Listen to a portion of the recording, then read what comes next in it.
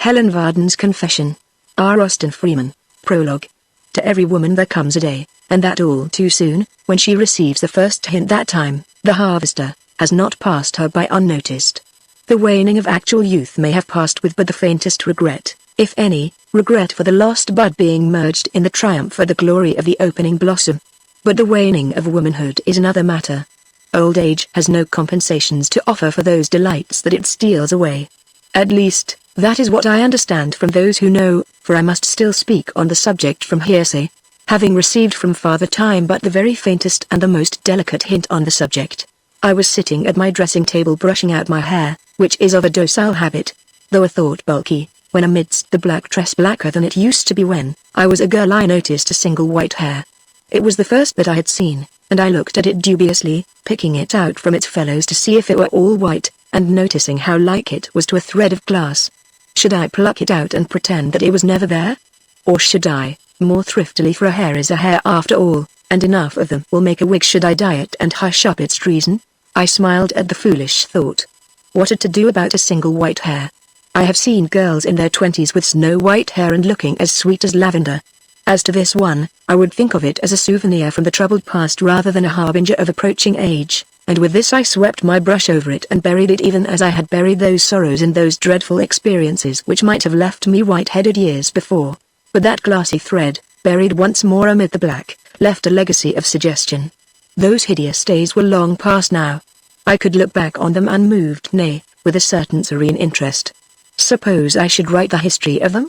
Why not? To write is not necessarily to publish. And if, perchance, no eye but mine shall see these lines until the little taper of my life has burned down into its socket, then what matters it to me whether praise or blame, sympathy or condemnation, be my portion? Posterity has no gifts to offer that I need court its suffrages. Chapter 1 The Crack of Doom. There is no difficulty whatever in deciding upon the exact moment at which to open this history. Into some lives the fateful and significant creep by degrees, unnoticed till by the development of their consequences the mind is aroused and memory is set, like a sleuth hound, to retrace the course of events and track the present to its origin in the past. Not so has it been with mine. Serene, eventless, its quiet years had slipped away unnumbered, from childhood to youth, from youth to womanhood, when, at the appointed moment, the voice of destiny rang out, trumpet-tongued, and behold, in the twinkling of an eye all was changed. Happy, it has been said, is the nation which has no history. And surely the same may be said with equal truth of individuals. So, at any rate, experience teaches me, for the very moment wherein I may be said to have begun to have a history saw a lifelong peace shattered into a chaos of misery and disaster. How well I remember the day, yea, and the very moment when the blow fell, like a thunderbolt crashing down out of a cloudless sky. I had been sitting in my little room upstairs, reading very studiously and pausing now and again to think over what I had read. The book was Lecky's History of England in the 18th century, and the period on which I was engaged was that of Queen Anne. And here, coming presently upon a footnote containing a short quotation from the Spectator, it occurred to me that I should like to look over the original letter. Accordingly, laying aside my book, I began to descend the stairs very softly, because I knew that my father had a visitor, possibly a client, with him in his study. And when I came to the turn of the stair and saw that the study door was ajar, I stepped more lightly still, though I stole down quickly lest I should overhear what was being said.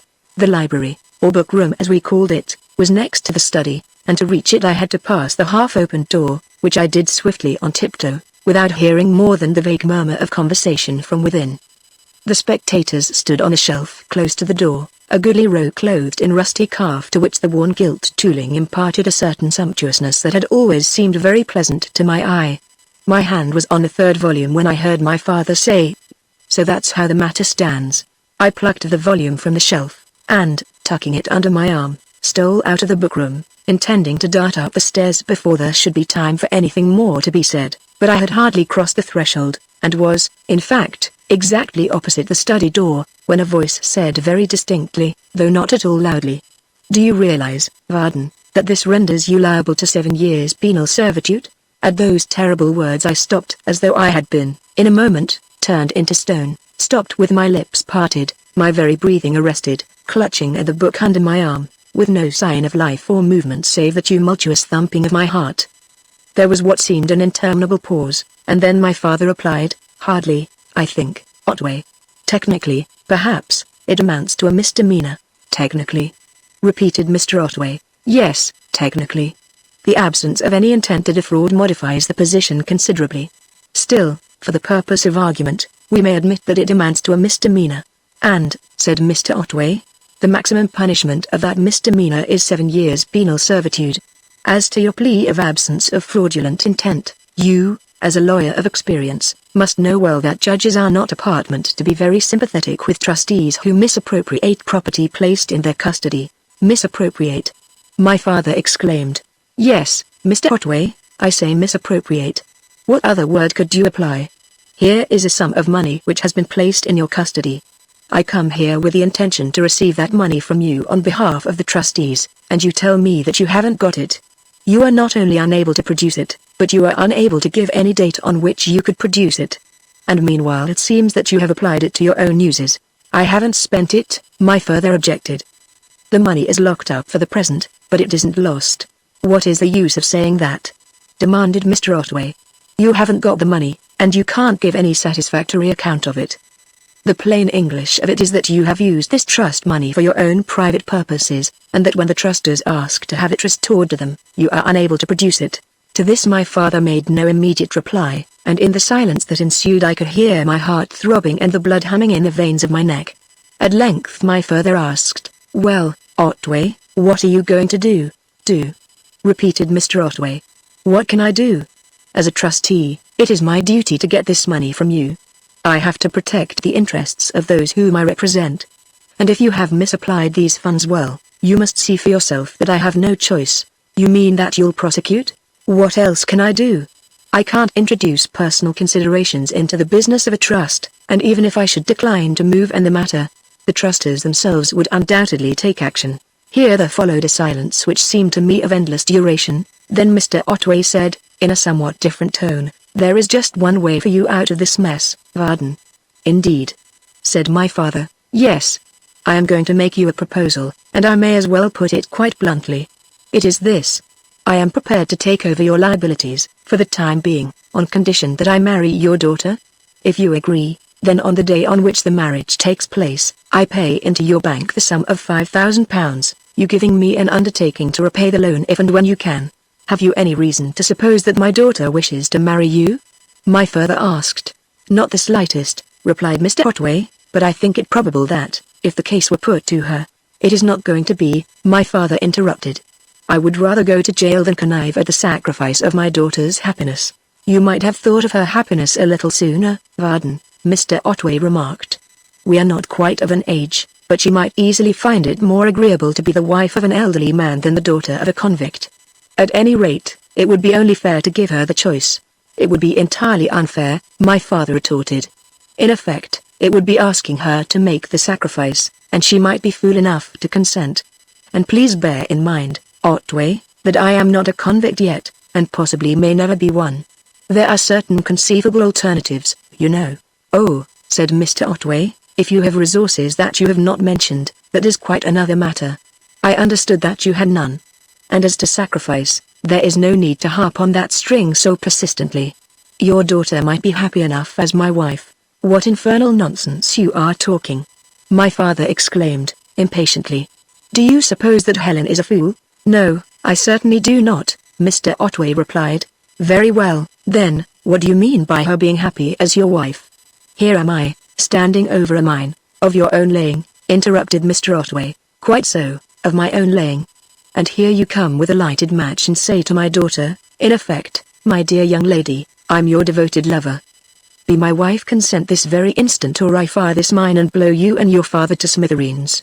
And then, you think, she would settle down with you and live happy ever after?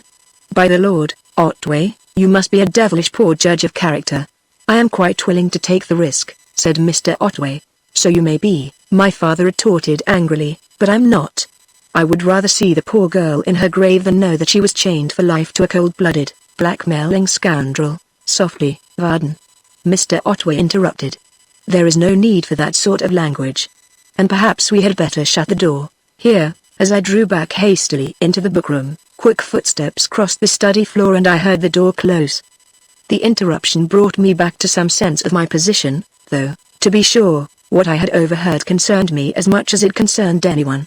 Quickly slipping the book back on the shelf, I ran on tiptoe past the study door and up the stairs, and even then I was none too soon, for, as I halted on the threshold of my room, the study door opened again and the two men strode across the hall. "You are taking a ridiculously wrong-headed view of the whole affair," I heard Mr. Otway declare. "Possibly," my father replied, stiffly. "And if I do, I am prepared to take the consequences." "Only the consequences won't fall on you alone," said Mr. Otway. "Good afternoon," was the dry and final response. Then the hall door slammed, and I heard my father walk slowly back to the study. Chapter 2 Itracura. As the study door closed, I sank into my easy chair with a sudden feeling of faintness and bodily exhaustion. The momentary shock of horror and amazement had passed, giving place to a numb and chilly dread that made me feel sick and weak. Scraps of the astounding conversation that I had heard came back to me, incoherently and yet with hideous distinctness, like the whisperings of some malignant spirit. Disjointed words and phrases repeated themselves again and again, almost meaninglessly, but still with a vague undertone of menace. And then, by degrees, as I sat gazing at the blurred pages of the book that still lay open on the reading stand, my thoughts grew less chaotic, the words of that dreadful dialogue arranged themselves anew, and I began with more distinctness to gather their meaning. 7 years penal servitude. That was the dreadful refrain of this song of doom that was being chanted in my ear by the spirit of misfortune. And ruin, black, hideous ruin for my father and me was the burden of that refrain, no mere loss, no paltry plunge into endurable poverty, but a descent into the bottomless pit of social degradation, from which there could be no hope of resurrection. Nor was this the worst. For, gradually, as my thoughts began to arrange themselves into a coherent sequence, I realized that it was not the implied poverty and social disgrace that gave to that sentence its dreadful import. Poverty might be overcome, and disgrace could be endured, but when I thought of my father dragged away from me to be cast into jail, when, in my mind's eye, I saw him clothed in the horrible livery of shame, wearing out his life within the prison walls and behind the fast-bolted prison doors, the thought and the imagined sight were unendurable. It was death for him at least, for he was not a strong man. And for me? Here, of a sudden, there came back to me the rather enigmatical speech of my father's, which I had heard without at the moment fully comprehending, but which I now recalled with a shock of alarm. "Please bear in mind, Otway, that I am not a convict yet, and possibly may never be one. There are certain conceivable alternatives, you know." The cryptic utterance had evidently puzzled Mr. Otway, who had clearly misunderstood it as referring to some unknown resources. To me, no such misunderstanding was possible. More than once my father had discussed with me the ethics of suicide, on which subject he held somewhat unorthodox opinions, and I now recalled with terrible distinction the very definite statement that he had made on the occasion of our last talks. For my part, he had said, if I should ever find myself in such a position that the continuance of life was less desirable than its termination, I should not hesitate to take the appropriate measures for exchanging the less desirable state for the more desirable. In the face of such a statement, made, as I felt sure, in all sincerity and with sober judgment, how could I entertain any doubt as to the interpretation of that reference to certain conceivable alternatives? To a man of culture and some position and none too robust in health, what would be the aspect of life with its immediate future occupied by a criminal prosecution ending in an inevitable conviction and a term of penal servitude? Could the continuance of such a life be conceived as desirable? Assuredly not. And then imagination began to torture me by filling in with hideous ingenuity the dreadful details. Now it was a pistol shot, heard in the night, and a group of terrified servants huddled together in the corridor. But no, that was not like my poor father. Such crude and bloody methods appertain rather to the terror-stricken fugitive than to one who is executing a considered and orderly retreat. Then I saw myself, in the grey of the morning, tapping at his bedroom door, tapping and at last opening the door, or perhaps bursting it open. I saw the dim room. Oh, how horribly plain and vivid it was! With the cold light of the dawn glimmering through the blind, the curtained bed, the half-seen figure, still and silent in the shadow. Horrible. Horrible. And then, in an instant, the scene changed. I saw a man in our hall, a man in uniform, a railway porter or inspector. I heard him tell, in a hushed, embarrassed voice, of a strange and dreadful accident down on the line. And yet again this awful phantasmagoria shifted the scene and showed me a new picture, a search party, prowling with a lantern around a chalk pit, and anon a group of 4 men, treading softly and carrying something on a hurdle. Dear God! I gasped, with my hands pressed to my forehead, must it be this awful thing? Is there no other way? and with it there fell on me a great calm. A chilly calm, bringing no comfort, and yet, in a manner, a relief. For, perhaps, after all, there was another way. It was true that my father had rejected Mr. Otway's proposal, and such was my habit of implicit obedience that, with his definite rejection of it, the alternative had, for me, ceased to exist. But now, with the horror of this dreadful menace upon me, I recalled the words that had been spoken, and asked myself if that avenue of escape were really closed.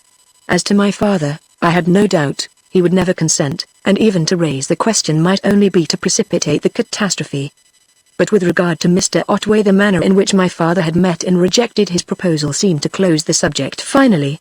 He had called him a blackmailing scoundrel and used other injurious expressions, which might make it difficult or, at least, uncomfortable to reopen the question. Still, that was a small matter. When one is walking to the gallows, one does not boggle at an uncomfortable shoe. As to my own inclinations, they were beside the mark. My father's life and good name must be saved if it were possible, and it seemed that it might be possible at a price. Whether it were possible or not depended on Mr. Otway. I recalled what I knew of this man who had thus in a moment become the arbiter of my father's fate and mine. My acquaintance with him was but slight, though I had met him pretty frequently and had sometimes wondered what his profession was, if he had any. I had assumed, from his evident acquaintance with legal matters, that he was a lawyer. But he was not in ordinary practice, and his business, whatever it was, seemed to involve a good deal of traveling. That was all I knew about him. As to his appearance, he was a huge, unwieldy man of a somewhat Jewish cast of face, some years older, I should think, than my father, pleasant-spoken and genial in a somewhat heavy fashion, but quite uninteresting. Hitherto I had neither liked nor disliked him. Now, it need hardly be said, I regarded him with decided aversion, for if he were not, as my father had said, a blackmailing scoundrel, he had, at any rate, taken the meanest, the most ungenerous advantage of my father's difficulties, to say nothing of the callous, cynical indifference that he had shown in regard to me and my wishes and interests. It may seem a little odd that I found myself attaching no blame to my father. Yet so it was. To me he appeared as merely the victim of circumstances. No doubt he had done something indiscreet, perhaps incorrect, but discretion and correctness are not qualities that appeal to a woman, whereas generosity, and my father was generous almost to a fault, makes the most powerful appeal to feminine sympathies. As to his honesty and good faith, I never doubted them for an instant. Besides, he had plainly said that no fraudulent intent could be ascribed to him. What he had done I had not the least idea. Nor did I particularly care. It was not the act, but its consequences with which I was concerned. My meditations were interrupted at length by an apologetic tap at the door, followed by the appearance of our housemaid. "If you please, Miss Helen, shall I take Mr. Vardon's tea to the study, or is he going to have it with you?" The question brought me back from the region of tragedy and disaster in which my thoughts had been straying, to the homely commonplaces of everyday life. "I'll just run down and ask him, Jessie," I answered, "and you needn't wait. I'll come and tell you what he says."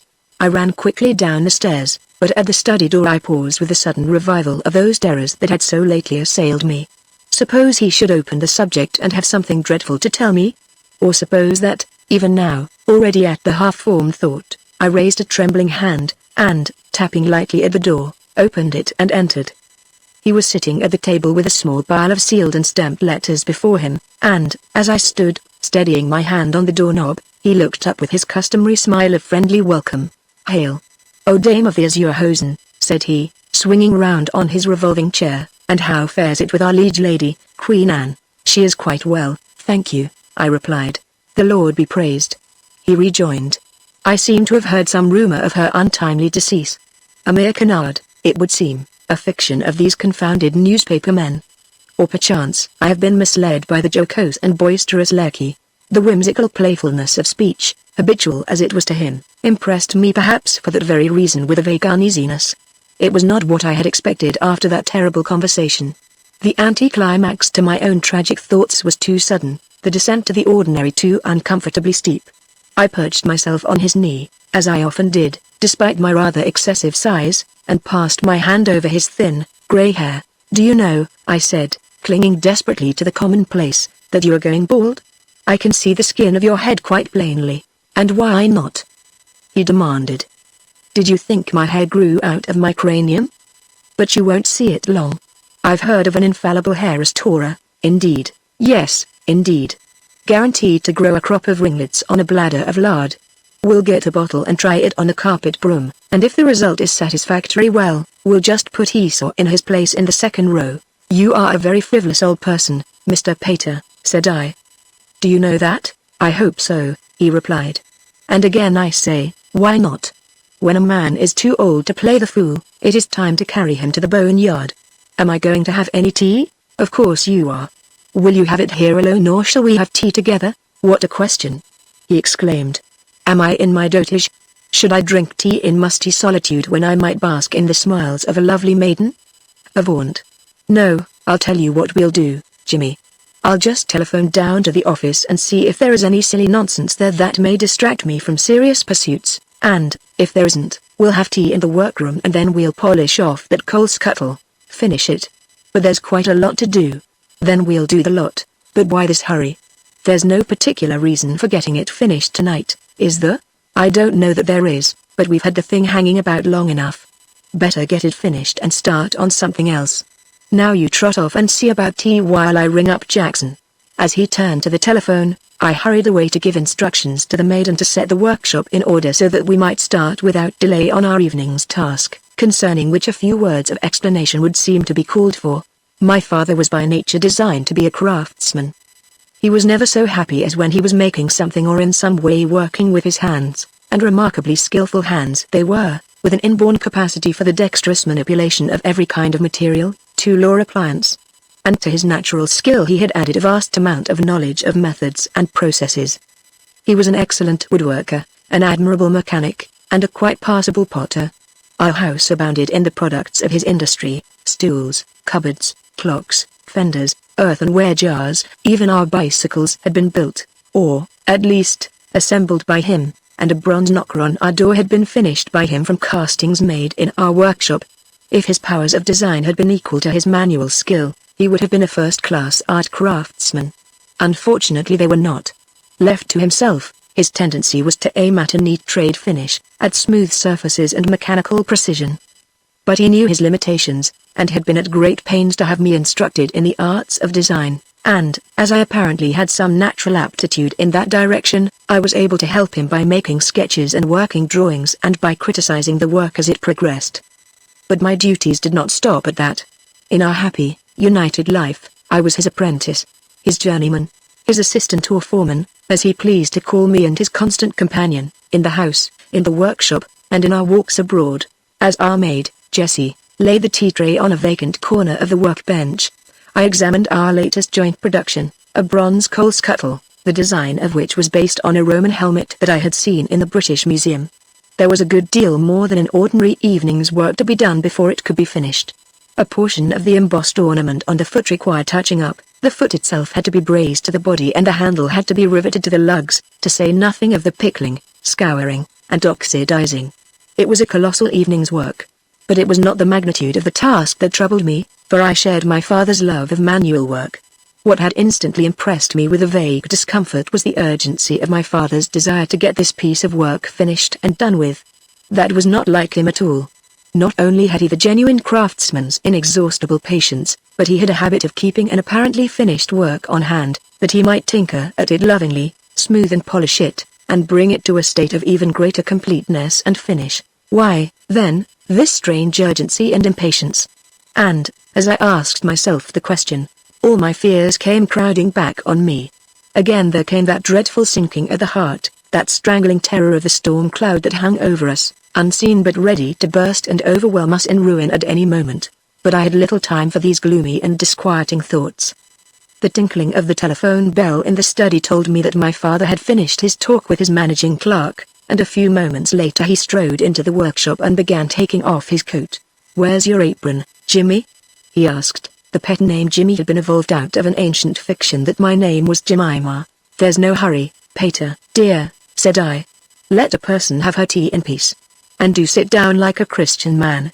He obediently perched himself on a stool as I handed him his tea, but in less than a minute he was on his feet again, prowling, cup in hand, around the end of the bench where the work lay.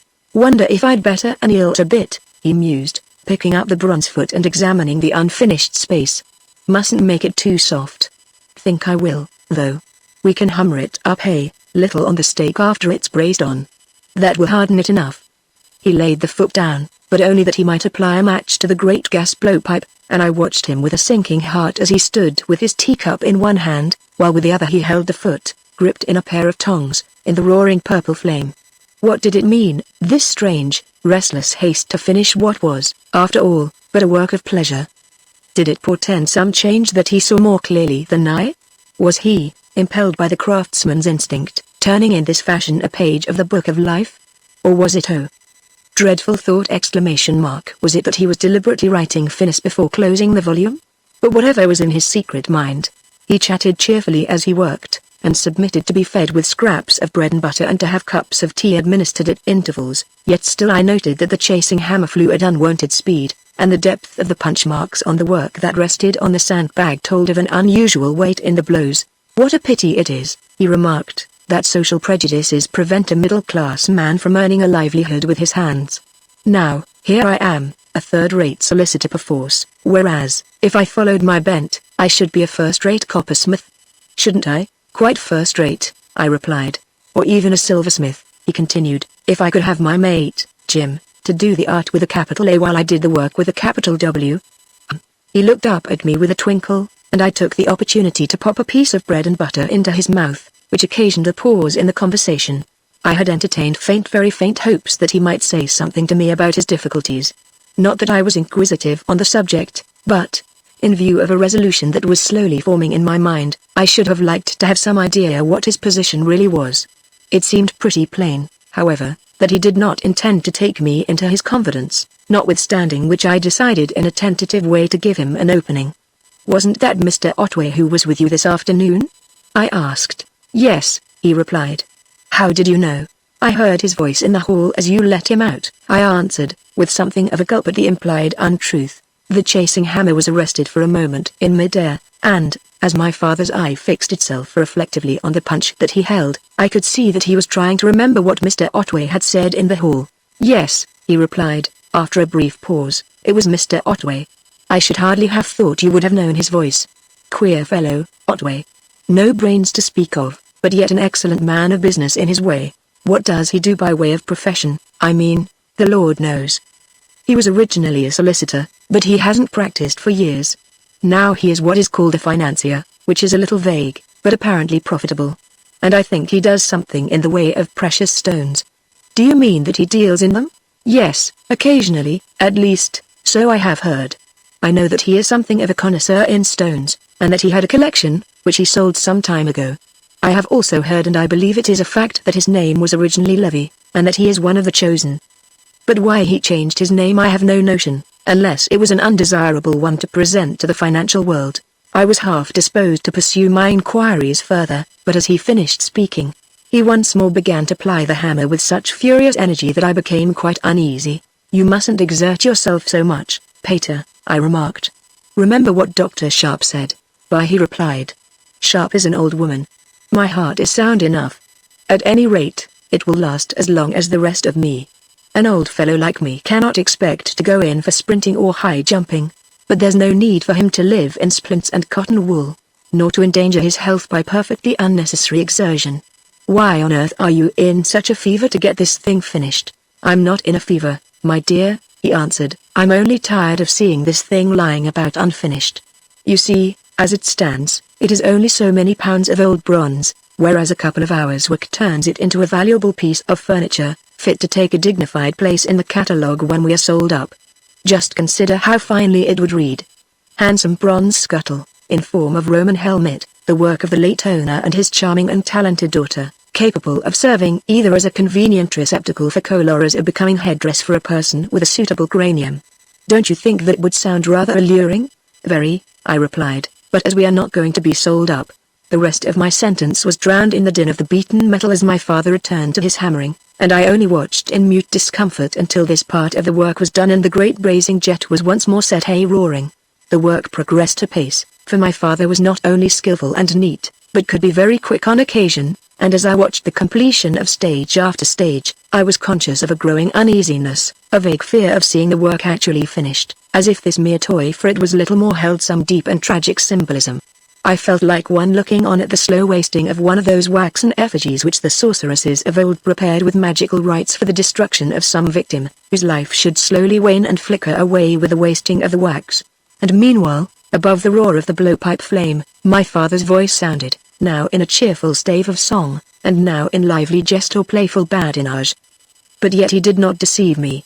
Behind all this show of high spirits was a somber background that was never quite hidden. For the eye of love is very keen and can see plainly, despite quip or joke or jovial carol, when black care rides behind the horseman. What a miserable affair it was, this pitiful acting of two poor, leaden-hearted mortals, each hiding from each the desperate resolve with smiles and jests that were more hitter than tears. For I, too, had now my secret, and must needs preserve it with such a show of gaiety as I could muster by sheer effort of will. The resolution of which I have spoken was growing, even as the toy that we were making was growing towards completion, and as I seemed to see, as if symbolized by it, the sands of destiny trickling out before my eyes. So I, too, had my part to play in this harrowing comedy. Works which have consumed much time in the doing have a way of coming to an end with disconcerting suddenness. When I mixed the acid for the pickle in the great earthenware pan, it seemed that a great deal still remained to be done, in spite of my father's feverish energy and swift dexterity. And then, but a few minutes later, as it appeared to me, behold the finished piece standing on the bench, its embossed ornament telling boldly against the sulphur-browned background, and my father stretching himself and wiping the blackened oil from his hands, and it was borne in on me that, with the final touch, his interest in the thing had fallen dead. Nunc dimittis, he murmured. It's finished at last. Now lettest thy servant depart in peace. And that reminds me, Jim, don't the shops keep open late tonight? Some of them do, I replied. Good, said he. Tell Jessie to bring up the supper while I'm washing. I've got to make a business call tonight, and I want to get some things, so we won't make it a ceremonious meal. Not that I want to put you on short allowance, for I expect you are hungry after your titanic labors. You mustn't take any notice of me. As he hurried away, I rang the bell, and, when I had given the necessary instructions, I went up to my bedroom to remove the traces of the evening's work and make myself presentable. At the supper table my father preserved the same quiet gaiety of manner, his usual manner, in fact, for he was always cheerful and companionable, though, on this occasion, the speed with which he disposed of his food gave little opportunity for conversation. After a very hurried meal, he rose, and, pushing back his chair, glanced at his watch. You mustn't mind my running away, said he. Time, tide and the shopkeeper wait for no man. He moved away toward the door, but before he reached it he paused and then came back and stood beside my chair. You needn't sit up for me, he said. I may possibly be rather late. So I'd better say good night now. He took my head in his hands, and, looking earnestly into my eyes, murmured, Dear little Jim, best and the most loyal of apprentices. Then he kissed me very tenderly and passed his hands over my hair. Good night, sweetheart, said he. Don't sit up reading, but go to bed early like a sensible girlie, if you will pardon my thopping into waggish poetry without notice. He turned away and walked quickly to the door, where he stood for a moment to wave his hand. I heard him go to the study, and sat stiffly in my chair listening. In a few moments he came out and stepped quietly across the hall. There was a brief pause, and then the outer door closed. He was gone. At the sound of the closing door, I sprang to my feet with all my terrors revived. Whither had he gone? It was unusual for him to leave his home at night. What was it that had taken him abroad on this night of all others? And what was it that he wanted to buy? And wanted so urgently that he could not wait until the morrow? And why had he wished me good night with such tender earnestness? A foolish question, this, for he was a loving father, and never sought to veil his affection. But tonight I was unstrung, haunted by nameless fears that gave a dreadful significance to every passing incident. And as the chill of mortal terror crept round my heart, the resolution that had been growing, came to its final completion. It had to be. Horrible, loathsome as, even then, I felt it to be, it was the only alternative to that other nameless and unthinkable. The sacrifice must be made by us both for both our sakes if it were not too late already. Too late? Even as the dreadful thought smote like a hammer on my heart, I ran from the room and sped up the stairs on the wings of terror. With trembling fingers I took my hat and cloak from the wardrobe and hurried downstairs, putting them on as I went. At the dining room door I called out a hasty message to the maid, and then, snatching up my gloves from the hall table, I opened the door and ran out into darkness. Chapter 3 The Covenant.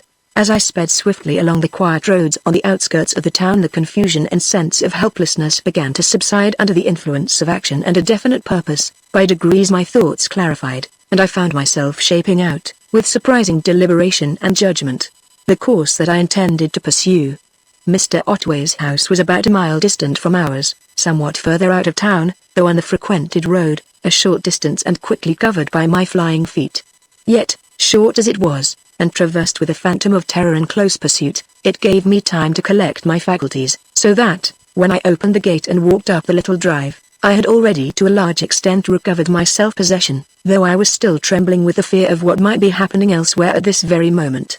The door was opened by a small frail-looking woman of about 50, who did not look quite like an ordinary servant, and whose appearance instantly impressed me disagreeably. She stood with her face slightly averted, looking at me out of the corners of her eyes, and holding the door open as she asked, with a slight Scotch accent, "Who would you be wanting?" "I wish to see Mr. Otway, if he is at home," I replied. "If he'll come in and give me your name, I'll tell him," said she, and with this she showed me into a small room that opened out of the hall, where, when I had told her my name, she left me. In less than a minute Mr. Otway entered, and having carefully closed the door, shook hands gravely and offered me a chair. "This is quite an unexpected pleasure, Miss Vardon," said he. "Oddly enough, I was just thinking about you. I called on your father only this afternoon." "I know," said I. "It was about that I came to see you." "Your father, then," said Mr. Otway, "has mentioned to you the subject of our not entirely pleasant interview?" "No, he has not," I replied. "Nothing has passed between us on the subject, and he is not aware that I have come here. The fact is, I overheard a part of your conversation and made it my business to hear as much of the rest as I could." "Ha! Indeed." He gave me a quick glance, half inquiring, half suspicious, and added, "Perhaps, Miss Vardon, you had better tell me what you heard." "There is no need for me to repeat it in detail," said I, "but, from what I heard, I gathered that my father had rendered himself liable to a prosecution. Is that correct?" "Yes," said Mr. Otway, "that is most unfortunately the case. And that the proceedings will be taken by you. And that you have the power to stay them if you choose?" "I wouldn't put it that way, Miss Vardon. That hardly states the position fairly. Do you know nothing of the circumstances at all? Has your father not told you anything about this unfortunate affair?" "He has not spoken a word to me on the subject, and he has no idea that I know anything about it." Mr. Otway grunted, reflectively. "Yes. Well, Miss Vardon, if you wish to talk the matter over with me, perhaps I had better just let you know how the land lies, although, really, your father is the proper person to tell you." "I think you had better tell me, if you don't mind," said I. "Very well, Miss Vardon," he agreed.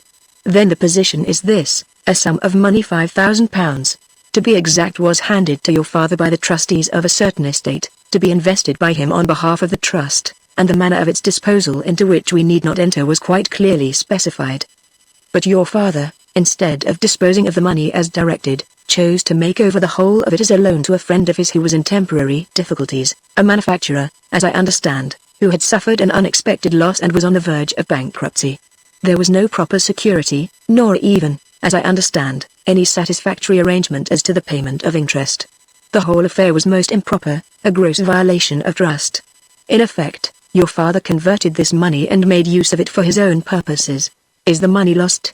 I inquired. Mr. Otway shrugged his shoulders. "Who can say? It may be recoverable some day, or it may not. But that is very little to the point. The position is that it is now demanded of your father and that he can't produce it. And so you are going to prosecute him?" "Oh, please don't put it that way, Miss Vardon. I am a quite involuntary agent. My position is that I am instructed to get this money from your father and dispose of it in a particular way. But I can't get it, and when I report that fact, I shall, of course, be urged, in fact, compelled to take criminal proceedings. I shall have no choice. It isn't my money, you know." "But why criminal proceedings?" I asked. "It seems to me that a civil action to recover the money would be the natural course." Again Mr. Otway shrugged his shoulders. "I don't see that it makes much difference," said he. "The money has been made away with. Even if the trustees took no criminal action, there is the public prosecutor and there is the Incorporated Law Society. A prosecution is inevitable. And supposing my father is convicted?" "It is hardly necessary to suppose," said Mr. Otway. "He will be. There is no defense. As to the sentence, I don't imagine that the maximum punishment of 7 years penal servitude is likely to be inflicted. Still, your father is a solicitor, and the law is, quite properly, very severe in the case of solicitors who misappropriate their clients' property. He is almost certain to get a term of imprisonment. To this I made no reply. There was nothing to say. It was only too clear that every avenue of escape was closed save one, and realizing more fully every moment where that one led, I could not bring myself to make the fateful move. So, for a while, we sat in a hideous silence through which the ticking of a clock penetrated noisily and seemed to keep pace with the thumping of my heart. As I sat, bracing myself for the effort that had to be made, my eyes traveled, half unconsciously, over the person of my companion. His appearance was not prepossessing. Huge, unwieldy and shapeless, although by no means grossly fat. His great size carried no dignity, nor did his very marked and prominent features impart to his face anything of distinction or nobility. He was of a distinctly oriental type, with black and rather curly hair, oiled and combed over a slightly bald head, a large aquiline nose, a wide mouth, rather full and fleshy, and very dark eyes, under which were baggy folds of skin creased by innumerable tiny wrinkles. As I looked at him with growing distaste, I found myself comparing him to a gigantic spider.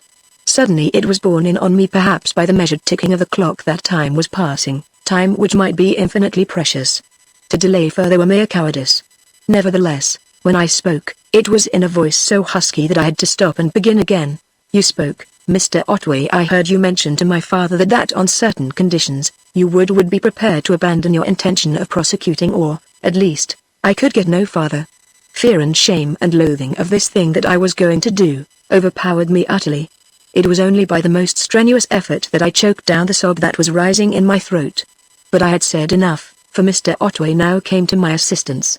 I told your father that I was prepared to take over his liabilities, for the time being, at least, on condition that you became my wife.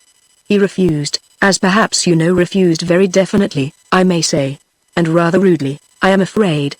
He was not at any great pains to wrap his refusal up delicately. But we may let that pass. Is it in respect of this proposal of mine that you have done me the very great honor of calling on me, Miss Vardon? I felt myself turn scarlet, but nevertheless I answered, resolutely, yes.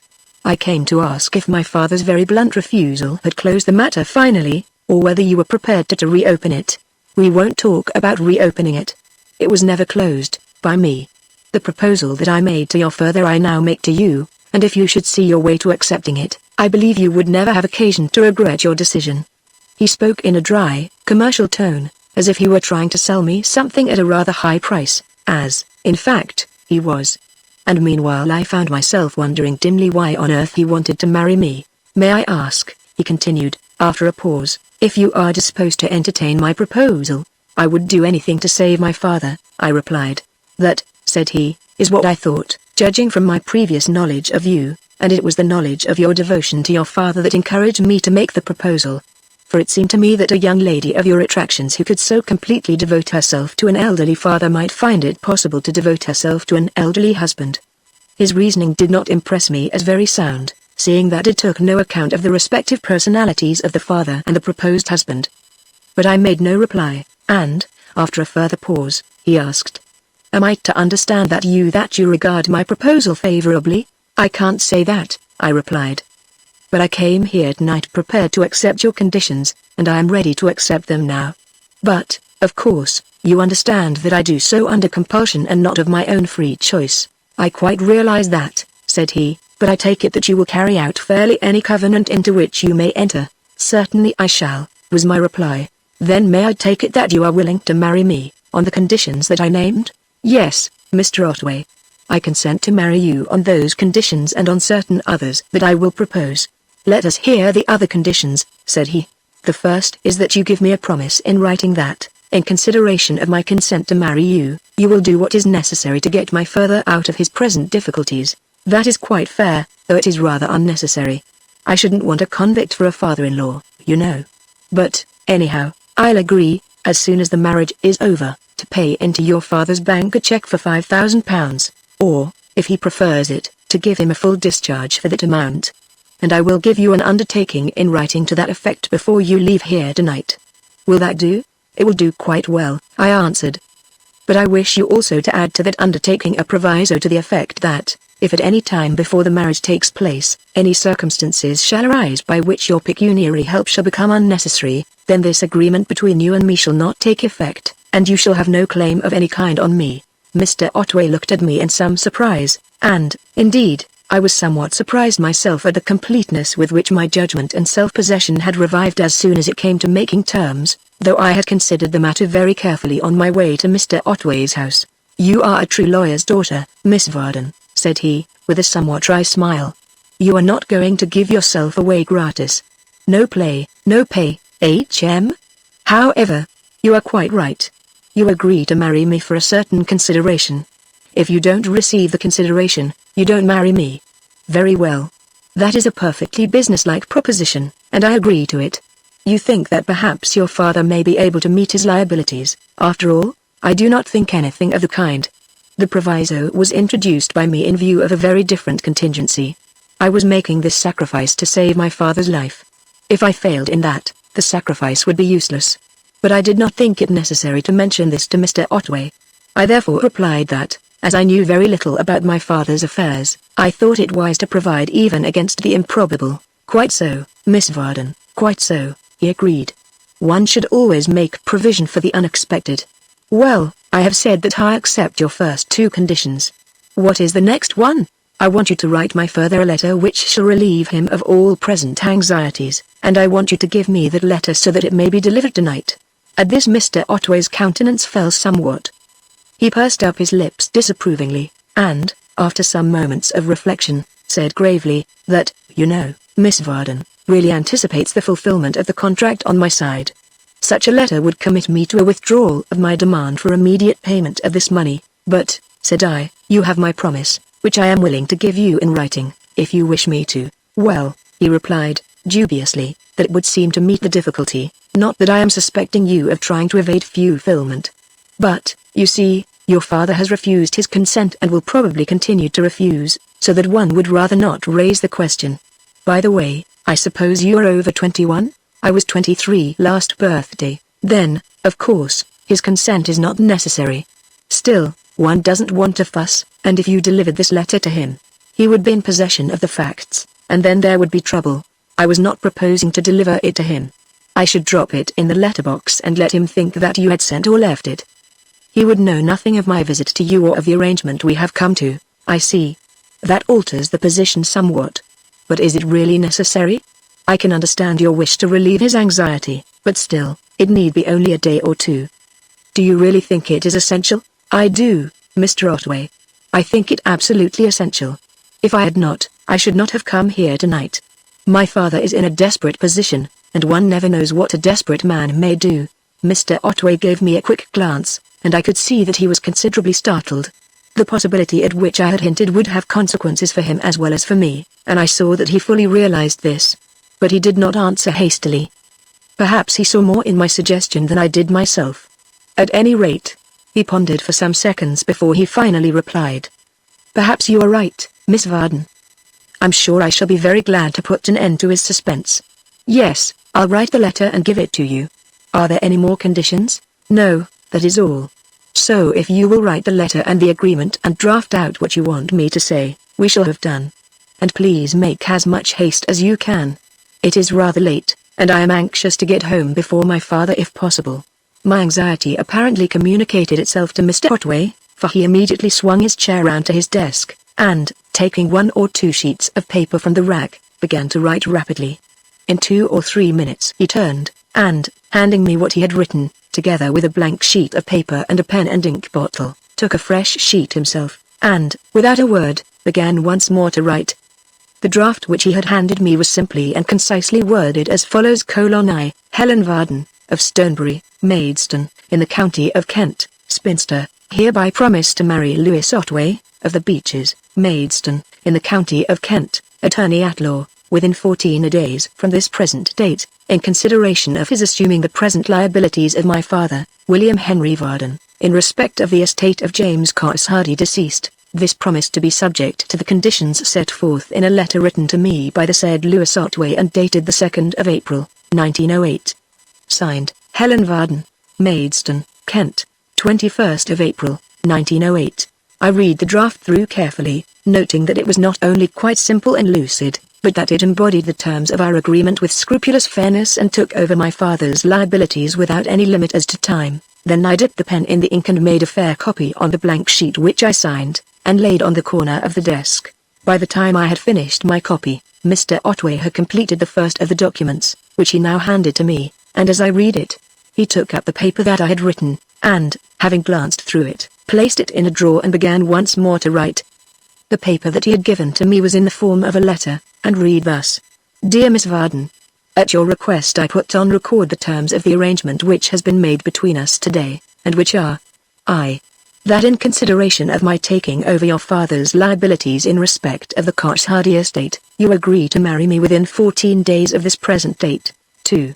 That on the completion of the marriage ceremony, or at such time thereafter as you may decide upon, I shall pay into your father's bank the sum of £5,000, or, if he prefers it, give him a full discharge of all liabilities in respect of the Hardy estate aforesaid. 3. Provided that if at any time prior to the said marriage your father shall discharge the said liabilities, or any circumstances shall arise by which the said payment or discharge by me shall become unnecessary, then the agreement between you and me which is herein recorded shall become void, and neither of us, the contracting parties, shall have any claim upon the other. I am, dear Miss Vardon, your obedient servant, Lewis Otway, Maidstone, Kent. 2nd of April, 1908. Mr. Otway glanced up from his desk as I folded the paper and bestowed it in my purse, and asked, Will that do? I think it covers the terms of our arrangement. Thank you, I answered, it will do quite well. He made no rejoinder, but went on with the letter that he was writing, and meanwhile I sat and watched him, with a strong distaste of his appearance, dimly wondering at this strange interview and at my own curious self-possession and mental alertness. But behind these hazy reflections was a background of haunting terror that had never quite faded even when I was putting the utmost strain upon my wits, terror lest all this bargaining should be useless after all, lest I should arrive home to find that my help had come too late.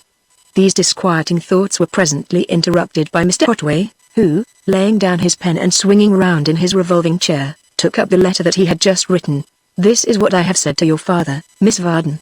I think it will make his mind quite easy for the present, which is all we want, dear Vardon. Since my talk with you this afternoon, I have been thinking over matters and considering whether it is not possible to give you more time. On looking into the affairs of the trust more closely, I think it can be done. In fact, I am sure it can, with some careful management on my part. So you may take it from me that the demand, which I felt compelled to make, is withdrawn for the time being. When you are in a position to surrender the money, you had better notify me, and in the meantime you have my assurance that no further demand will be made without reasonable notice. I hope this will relieve your natural anxiety, concerning which I have been a little uncomfortable since I left you. The Beeches, 2nd of April, 1908. Yours sincerely, Lewis Otway. He handed me the letter when he had finished reading, and I glanced through it quickly before returning it to him. I think that ought to relieve him of all anxiety, said he. Yes, I answered. It will do admirably. And if you will kindly seal it and let me have it, I will go at once and drop it in the letterbox. It is most important that it should be in his hands as soon as possible. Quite so, he agreed, and I won't detain you further excepting to point out that, by giving you this letter, I'm putting myself entirely in your hands. You will observe that this amounts to a surrender of my claim on your father for the time being. He will, of course, keep the letter, and could produce it in answer to any sudden demand for the restitution of the money. So I am really carrying out my part of the agreement in advance. Yes, I see that, I replied, and I thank you most sincerely, but, I added, rising and holding out my hand for the letter, you have my solemn promise to carry out my part. If you were better acquainted with me, you would consider that enough. But I do, Miss Vardon, he rejoined, hastily, I do. If I did not trust you implicitly, I should not have written this letter. However, I mustn't delay you. I will make all the necessary arrangements and let you know when everything is ready. Will next Thursday be too soon? At the mention of an actual date, and one so near, too, something like a complete realization of what I was doing flashed into my mind and set my heart thumping painfully. But it had to be, so why haggle for terms? Nor, indeed, since it must be, was there any use in trying to put off the evil day. The urgent need of the moment was to get this letter into my father's hands, if it were not already too late. I must leave the arrangement of the affair to you, Mr. Otway, I murmured, shakily. Do as you think best. And now I must really go." He shook my hand in a dryly courteous fashion and let me out, accompanying me down the drive to the outer gate, which he opened for me with a ceremonious bow. I wished him a hurried good night, and, as soon as I was outside the gate, ran off in the direction of home, holding the precious letter in the little pocket of my cloak. Chapter 4: The 11th Hour. As I drew near the neighborhood of our house, my fears grew so that I was compelled by sheer breathlessness and the trembling of my limbs to slacken my pace. I was sick with terror. In my mind, pictures, vague and nebulous but unspeakably dreadful, rose like the visions of a nightmare. I clutched the precious order of release in my pocket and set my teeth, trying not to think of what I might find at my journey's end. At last I came in sight of the house. It was all dark save two of the upper windows, those of the servants' bedrooms. The servants, then, were going to bed as usual, for ours was an early household. This seemed reassuring, but only to a slight degree, for even if I opened the gate softly, I do not know why, but somehow I instinctively avoided noise of any kind, and running up the garden path, let myself in quietly with my latch key. With one quick and fearful glance around the darkened hall, I stole up to the hat stand. Apparently my father had not yet come home, for his stick was not in the stand, and one of his hats was missing. I looked at the tall clock and noted that it was not yet 10:30. I peered out through the open doorway, down the dark road, and listened a while for the sound of footsteps. Then, slipping the letter into the letter box, which I could see contained no other missives, I lit one of the candles from the hall table, and, having peeped into the study, the book room and the workshop, stole silently up the stairs. First, I went to my father's bedroom, and, by the glimmer of gas that the maid had left burning, and the light of my candle, inspected it narrowly. I looked over the trifles on the mantelpiece and on the dressing table, and even opened the little medicine cupboard to run my eye over the collection of bottles and boxes, pausing from time to time that I might listen for footsteps, strange or familiar, as fate might decree. But pry as I would, there was nothing unusual, nothing on which the most eager suspicion might fasten. All the details of that room were familiar to me, for it had been my daily task since my girlhood to look them over and see that my father's orderly arrangements were not disturbed by the servants, and everything was in its place, and nothing new or strange or sinister had made its appearance. When I had finished my inspection, I stole softly along the corridor to my own bedroom, which was at the head of the stairs, and, turning out the gas, but leaving the door ajar, began slowly to undress, listening intently the while for any sounds that might confirm or dispel my fears. The house was very quiet and still, so quiet that the tinkle of the water, as I poured it out from the ewer, struck with disturbing harshness on my ear, and even the ticking of the little clock and my own slippered footfalls seemed an impertinent intrusion into that expectant silence. It was a few minutes past 11 when the sound of a latch key and the gentle closing of the hall door sent the blood tingling to my very fingertips. No footsteps had been audible on the garden path, but this, in itself, was characteristic, for my father and I were alike in that we both disliked noise and habitually moved about softly, avoiding the slamming of doors or the production in any way of jarring sounds. I crept on tiptoe to the door and listened. A stick was carefully put down in the hall stand, and then I thought but was not quite sure that I heard my father unlock the letterbox. A few seconds later I caught a faint creak, which I recognized as proceeding from the study door, and, after a short interval, the creak was repeated and the door closed. Then the hall gas was turned out and soft footfalls began to ascend the stairs. "Is that you, Pater, dear?" I asked. "Is it I, indeed? Oh, wicked and disobedient child, and likewise minx," was the welcome answer. "Didn't I tell you to go to bed?" "Yes, you did, and I am going. But I thought I would like to see you safely home from your roisterings, Mures Rati," he exclaimed, as he came into the light from my open door. "It is poor old Queen Anne who has been keeping you out of your little nest. I know you." Here he gave a gentle tug at one of the tails into which I had plaited my hair, and, having kissed me on the tip of my nose, continued, "And you look as tired as the proverbial dog, which is the only kind of dog that ever does get tired. Now go to bed and sleep like a young dormouse. Good night, Jimmy, dear."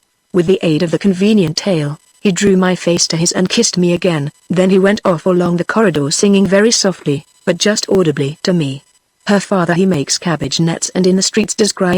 Her mother she sells laces long." Here a rapid diminuendo indicated the closing of the door, and the silence that had been so agreeably broken once again settled down upon the house. Still, I stood at the open door, looking out into the darkness.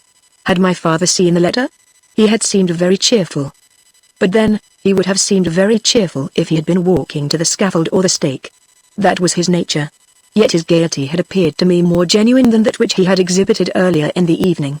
However, there was no need to speculate, the question could easily be set at rest. Taking the matchbox from my candlestick, I stole silently down the stairs, steadying myself by the handrail, and groped my way across the hall until I reached the door. Then I struck a match, and by its light, peered through the wire grating into the letterbox. It was empty. The letter had been taken out.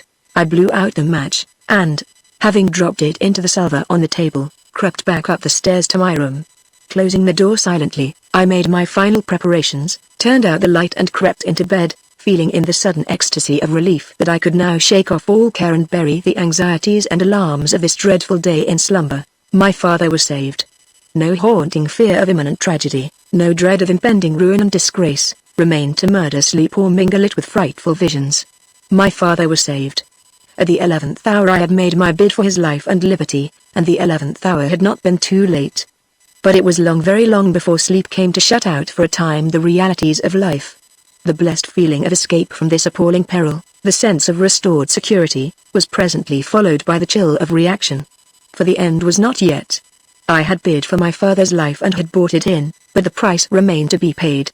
And only now, when I could consider it undisturbed by terror for my father's safety, did I begin to realize fully how bitter a price it was. Not that I would have gone back on my bargain, for I had made it with my eyes open, and would have made it over again if the need had been. It was a terrible price. I had sold my birthright, my precious woman's birthright, to choose my own mate for a mess of pottage. It was a price that I should have to pay, and go on paying as long as life lasted. Hour after hour did I lie, gazing wide-eyed into the darkness, letting my thoughts flit hither and thither, now into the quiet, untroubled past, now into the dim and desolate future, whence they would come hurrying back affrighted.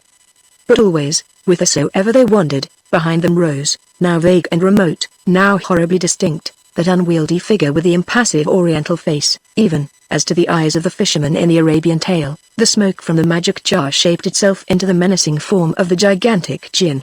I tried to consider dispassionately the character of Mr. Otway. It was very difficult. For had he not come into our life like some malignant spirit, to dispel with a word and in the twinkling of an eye, all the peace and happiness of our quiet home? To snap off short my serene companionship with my father? To turn into dust and ashes all the vaguely sweet dreams of maidenhood? To shut out the warm and hazy sunshine from my future and fill the firmament with unrelieved, leaden greyness? Still, I tried to consider him fairly. Callously, cynically, he had driven his juggernaut car over my father and me, his eyes fixed upon his own desires and seeing nothing else. He was an absolute egoist. That was undeniable. For some reason, he wished to marry me, and to achieve that wish he had been willing to put us both on the rack, and, with passionless composure, to turn the screw until we yielded. It was not a pleasant thing to think of. On the other hand, he seemed, in his way, to be a just man. By no hair's breadth had he sought to modify the terms that he had first proposed. Indeed, in his letter to me he had treated the loan to my father as an almost unconditional gift, and the other details of our agreement he had expressed in writing fully and fairly, with no attempt at evasion. Nor was he niggardly. £5,000 is a large sum to pay for the privilege of marrying an unwilling bride. Under other circumstances I might have appreciated the implied compliment. Now, I could only admit that, according to his lights, he seemed not ungenerous. But when I considered him as the companion with whom I must share the remainder of my life, or, at least, that part of it which mattered, the thought was almost unendurable. To live, day after day and year after year, under the same roof with this huge, dull, uncomely man, to sit at table with him, to walk abroad by his side, to spend interminable evenings alone with him, it was appalling. I could hardly bear to think of it. And yet the horrible reality would be upon me in the course of a few swiftly passing days. Nor was it a question of mere companionship, but from this aspect I hurriedly averted my thoughts in sheer cowardice. I dared not let myself think even for a moment of what marriage actually meant. Under Norman conditions it may be permitted to the modesty of an unwedded girl to cast an occasional glance, half shy and not wholly unpleasurable, at the more intimate relations of married life, but to me, if the thought would rise unbidden, it could call up naught but the quick flush of shame and loathing, whereat I would bury my face in the pillow with a moan of shuddering disgust. It was a relief to turn from the distressful present and the unthinkable future to the past, or even to the future that might have been. For, like most other girls, I had had my daydreams. The companionship with my father had been happy and full of interest, but it had never seemed final.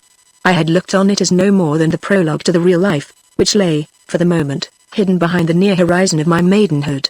And as to that reality, though it offered but a vague picture, yet it had a certain definiteness. To many modern girls, ambition seems to connect itself with the academy and the laboratory, with the platform and the forum. They appear to hanker after fame, or even mere notoriety, and would contend with men who have nothing better to do for the high places in politics, in science or in literature. I had read the impassioned demands of some of these women for political and economic equality with men, and had looked at them with a certain dim surprise to see them so eager to gather this Dead Sea fruit and turn their backs upon the tree of life, with its golden burden of love and blessed motherhood. Ambition of that kind had no message for me. So far my mind was perfectly clear. As to the terms in which I conceived the realities, the blossom and fructification of a woman's life, I am less clear.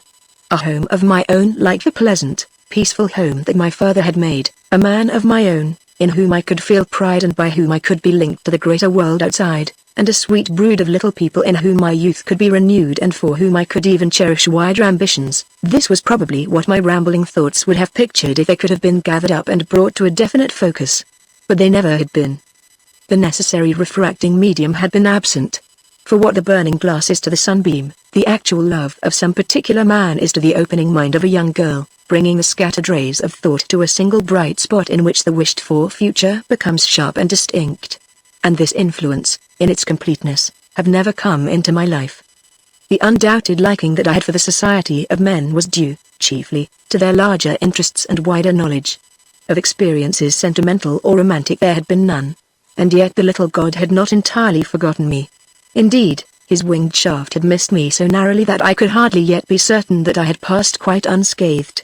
That little episode, tame enough in all conscience, had occurred 2 years ago, when a Mr. Davenant had come from Oxford with a small party of fellow undergraduates, to spend a more or less studious vacation in our neighborhood.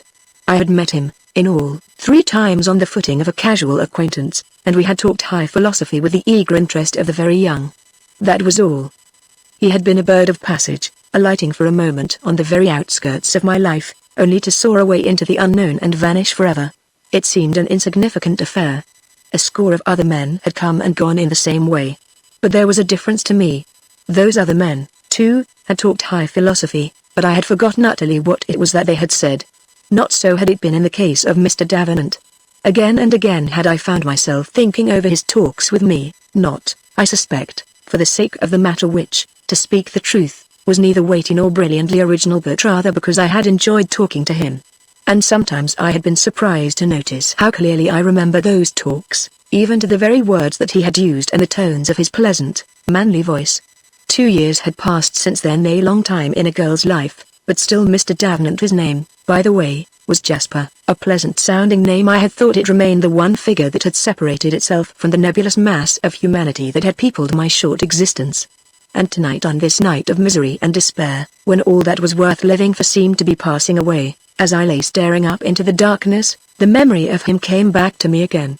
Once more I heard his voice, how strangely familiar it sounded! Exclamation mark framing those quaintly abstruse sentences. I recalled the look in his eyes, clear, hazel eyes, they were, that sparkled with vivacity and the fresh interest of youth, and his smile, as he uttered some mild joke, a queer, humorous smile that drew his mouth just a little to one side and seemed to give an added piquancy to the jest by its own trifling oddity. I remembered it all, clearly, vividly, with the freshness of yesterday, the words of wisdom, the humorous turn of speech, the earnest, almost eager tone, the easy manner, friendly yet deferential, all came back to me as it had done 100 times before, though it was 2 years ago. He had been but a stranger, a mere passing stranger who had come and gone, who had sailed across the rim of my horizon and vanished. But even in that swift passage some virtue had exhaled from him by which it had been given to me to look beyond the present into a world hitherto invisible to me. He was my one little romance, a very little one, but all that I had, and, to me, he stood for all those things that might have been and now could never be. And so it happened that, on this night, when I seemed to be bidding farewell to my youth and all its dimly cherished hopes, the memory of him lingered in my thoughts and was with me still when, at last, the sleep of utter weariness and exhaustion closed my eyelids and shut out for a time the realities of that life on which I would have been well content never to look again. Chapter 5. On the Brink.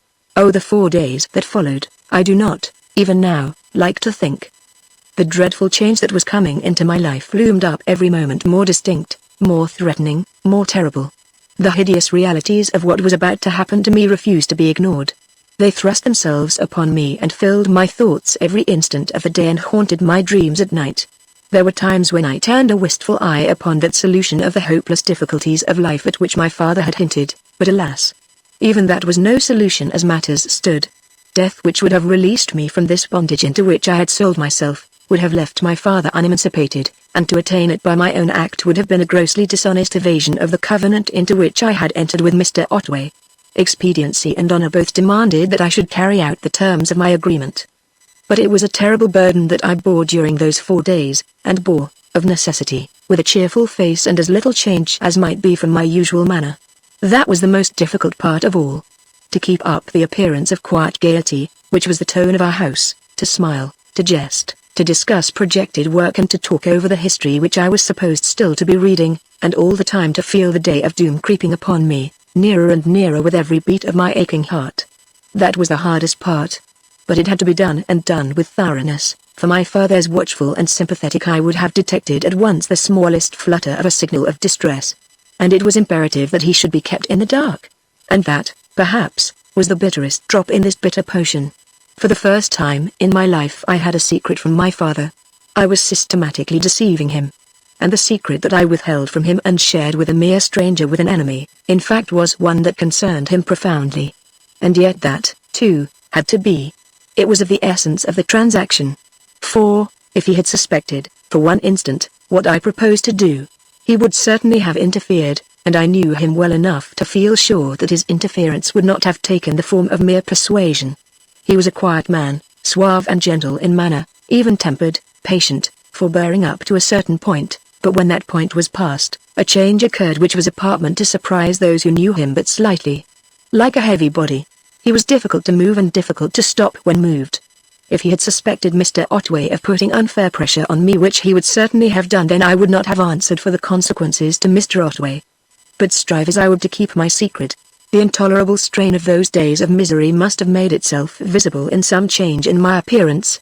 Once or twice I caught my father looking at me narrowly with something of anxiety in his expression, and hastened to put on a little extra spurt of gaiety and to divert his attention from myself. Still, he was not entirely deceived by my assumed cheerfulness, though he made no remark until the very last evening, when, I suppose, my efforts to conceal the grief and wretchedness that were gnawing at my heart were less successful than usual. Then it was that he took me quite seriously to task. "I wonder what is the matter with my little girl," he said, looking at me reflectively as we sat at the supper table. "She has been getting a little pale of late, and looks tired and worn. Is it too much Queen Anne and not enough sleep, think you?" "I am feeling quite well," I replied. "That is an evasion, my dear, and a taradiddle to boot, I suspect. You are looking quite well. What is it, Jimmy?" "I don't think it is anything, Pater, dear," I answered, not without a qualm of conscience at the direct untruth. "I haven't been sleeping so very well lately, but that is not due to my sitting up reading. Perhaps it's the weather, he grunted. "Perhaps it is and perhaps it isn't. Are you sure there is nothing troubling you?" "No, what shall we say? Well, to put it bluntly, no, young man. For instance, competing with the good Queen Anne for your attention?" I laughed a little, bitterly. If only there had been. But, alas, I was only too well secured against any troubles of that sort. So I was able to reply with a moderately clear conscience, "No, of course there isn't. You know that perfectly well. How could there be when you keep me so securely in my little hutch?" "That's true, Jimmy," he answered. "I certainly haven't noticed any buck rabbit sniffing around. But perhaps it is the hutch itself that is the trouble. It is a dull life for a girl, to be shut up with an old fellow like me. Coal scuttles and such like are all very well for an ancient fossil who has sucked all the juice out of life and must needs content himself with a modest nibble at the rind that's left. But it's not the sort of thing for a girl. Your orange is still unsucked, Jimmy, dear, and we mustn't leave it to get overripe. I've always been very happy with you, dear old Pater," I said, and a lump rose in my throat as I spoke. How happy I had been. And oh, how thankfully would I have gone on with that serene, peaceful life and never asked for anything different, if only it might have been so. "I know you have, my dear," he rejoined, always contented and cheerful and kind to your old father. But still, well, we mustn't get too groovy. We must have a little change now and again. I have been rather preoccupied these last few days, but I shall be more free now. What do you say to a few lays in London? It's quite a long time since we've been to town. Shall we take a week off and dissipate a little? Just spread a thin wash of calm and quite a thin and delicate one over the metropolis, and incidentally see for ourselves if the population of the great world doesn't still contain a few presentable human beings? What do you say? I don't know what I said, or how I controlled the almost irresistible impulse to fling myself on his neck and sob my secret into his ear. It was terrible to listen to him making these plans for one of those blissful little holidays that we had enjoyed together from time to time, and to know that the morrow would see my own life spoiled irrevocably and his home made desolate. Some vague answer I murmured, and then managed to lead the conversation into a less distressing channel. But once or twice during the evening he reverted to the subject, and when, at a rather early hour, I wished him good night, he said, as he held my hands and looked me over critically. Yes, the blossom is undoubtedly a little faded. We must see to it, Jimmy. Think over my proposal and consider whether there is any particular kind of jaunt that you would like, whether, for instance, you would rather go to the sea than to London. Very well, Pater, dear, I replied, I'll think about it, and with this only too easily fulfilled promise I turned away and went upstairs. It was my last night at home. The last night of my girlhood and of freedom. Virtually and to all intents, I had said farewell to my father forever, for though, hereafter, we should meet, I should be his daughter, in the old sense no more. I should be the chattel of another man, and that man no friend of his. For long after I went to my room I sat thinking these thoughts and gazing with scared, bewildered eyes into the dark future on whose threshold I already stood. What that future held for me, beyond the certainty of misery and degradation, who could tell? I dared not try to pierce that dread obscurity. From what might lie beyond the threshold my thoughts shrank back, appalled. The whole thing seemed like some hideous dream from which I should presently awaken, trembling, but with a sigh of relief. And yet it was not. Unbelievable as was this awful thing that had descended upon me in a moment, it was yet but too real for any hope of awakening. And what of my father? For him, too, the old pleasant life was at an end. The quiet gaiety, the serene happiness of his home was gone forever. Henceforth he would be a lonely man, mourning the loss of his companion and cherishing a bitter resentment against the man who had stolen her away. But what would he feel about this shipwreck of my life, for so he would certainly regard it? What portion of the wretchedness and degradation into which I had sold myself would have to be borne by him? It was a question which I had hardly asked myself before, but now, when I thought of his devotion to me, of his sympathy with me and his self-forgetfulness, a sudden misgiving crept into my mind. Was it worthwhile, after all? If my father and I were both to be made wretched for life, what good had I done by this sacrifice? I thought of him as he had been this evening and for the last day or two. All his light-heartedness had come back. He was quite himself again. Since I had delivered Mr. Otway's letter, all signs of care had vanished. That letter had apparently put him entirely at his ease, naturally enough, since it had put an end to his immediate difficulties, and since he knew nothing of the price at which it had been purchased. And though I knew better, yet his ease and confidence were not without their effect on me. Under the clear sky and in the sunshine, it was hard to believe that the thunderbolt was still ready to fall. And so it was that, more than once on that night, I found myself asking if it were possible that I had done the wrong thing. Had I been too precipitate? But it was of no use to think of that now. The bargain had been made, and payment accepted in advance. Nor if it had been possible for me to go back on a promise voluntarily given, which it obviously was not, could Mr. Otway have been held to his. The original situation would have been created afresh. Before undressing, I sat down at my little bureau and wrote a letter to my father in case there should be no time on the morrow. For the arrangements which Mr. Otway had communicated to me in a letter addressed in a feminine handwriting were necessarily of a somewhat clandestine character. Mr. Otway had obtained a special license and had given notice to the clergyman of a small church on the outskirts of the town, and on the byroad leading to the church I was to meet him on Thursday morning as near as possible to 11 o'clock.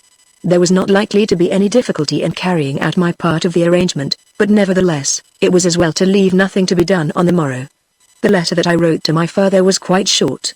There was no need for a long one, since the facts to be communicated were of the simplest, and I should probably see him in the course of the day. What I wrote was as follows. My dearest father, I am writing to tell you that I am about to do a thing of which I fear you will disapprove. I am going to marry Mr. Otway, and by the time you get this, the marriage will have taken place. You will understand why I have done this when I tell you that I accidentally became aware of your difficulties and of the claim which he had on you, and you will understand, too, why I have kept my intention secret from you. It was the only way out for us, and you are not to think that I have done it for you only. I was equally concerned, and have acted in my own interests as well as yours. Please, dearest, try to forgive me for taking this step without your sanction. You would never have consented, and yet it had to be. Your loving daughter, Helen. I sealed the letter, and, having addressed it, placed it in my bureau in readiness for the morning. Then I made various little arrangements of my possessions, tidying up my bureau and wardrobe, tearing up letters that had been answered, and packing a small trunk with necessary articles of dress, to be sent for on the morrow, and all this I did with a curious stony calm and the sense of setting my affairs in order, as if preparing to bid farewell to life.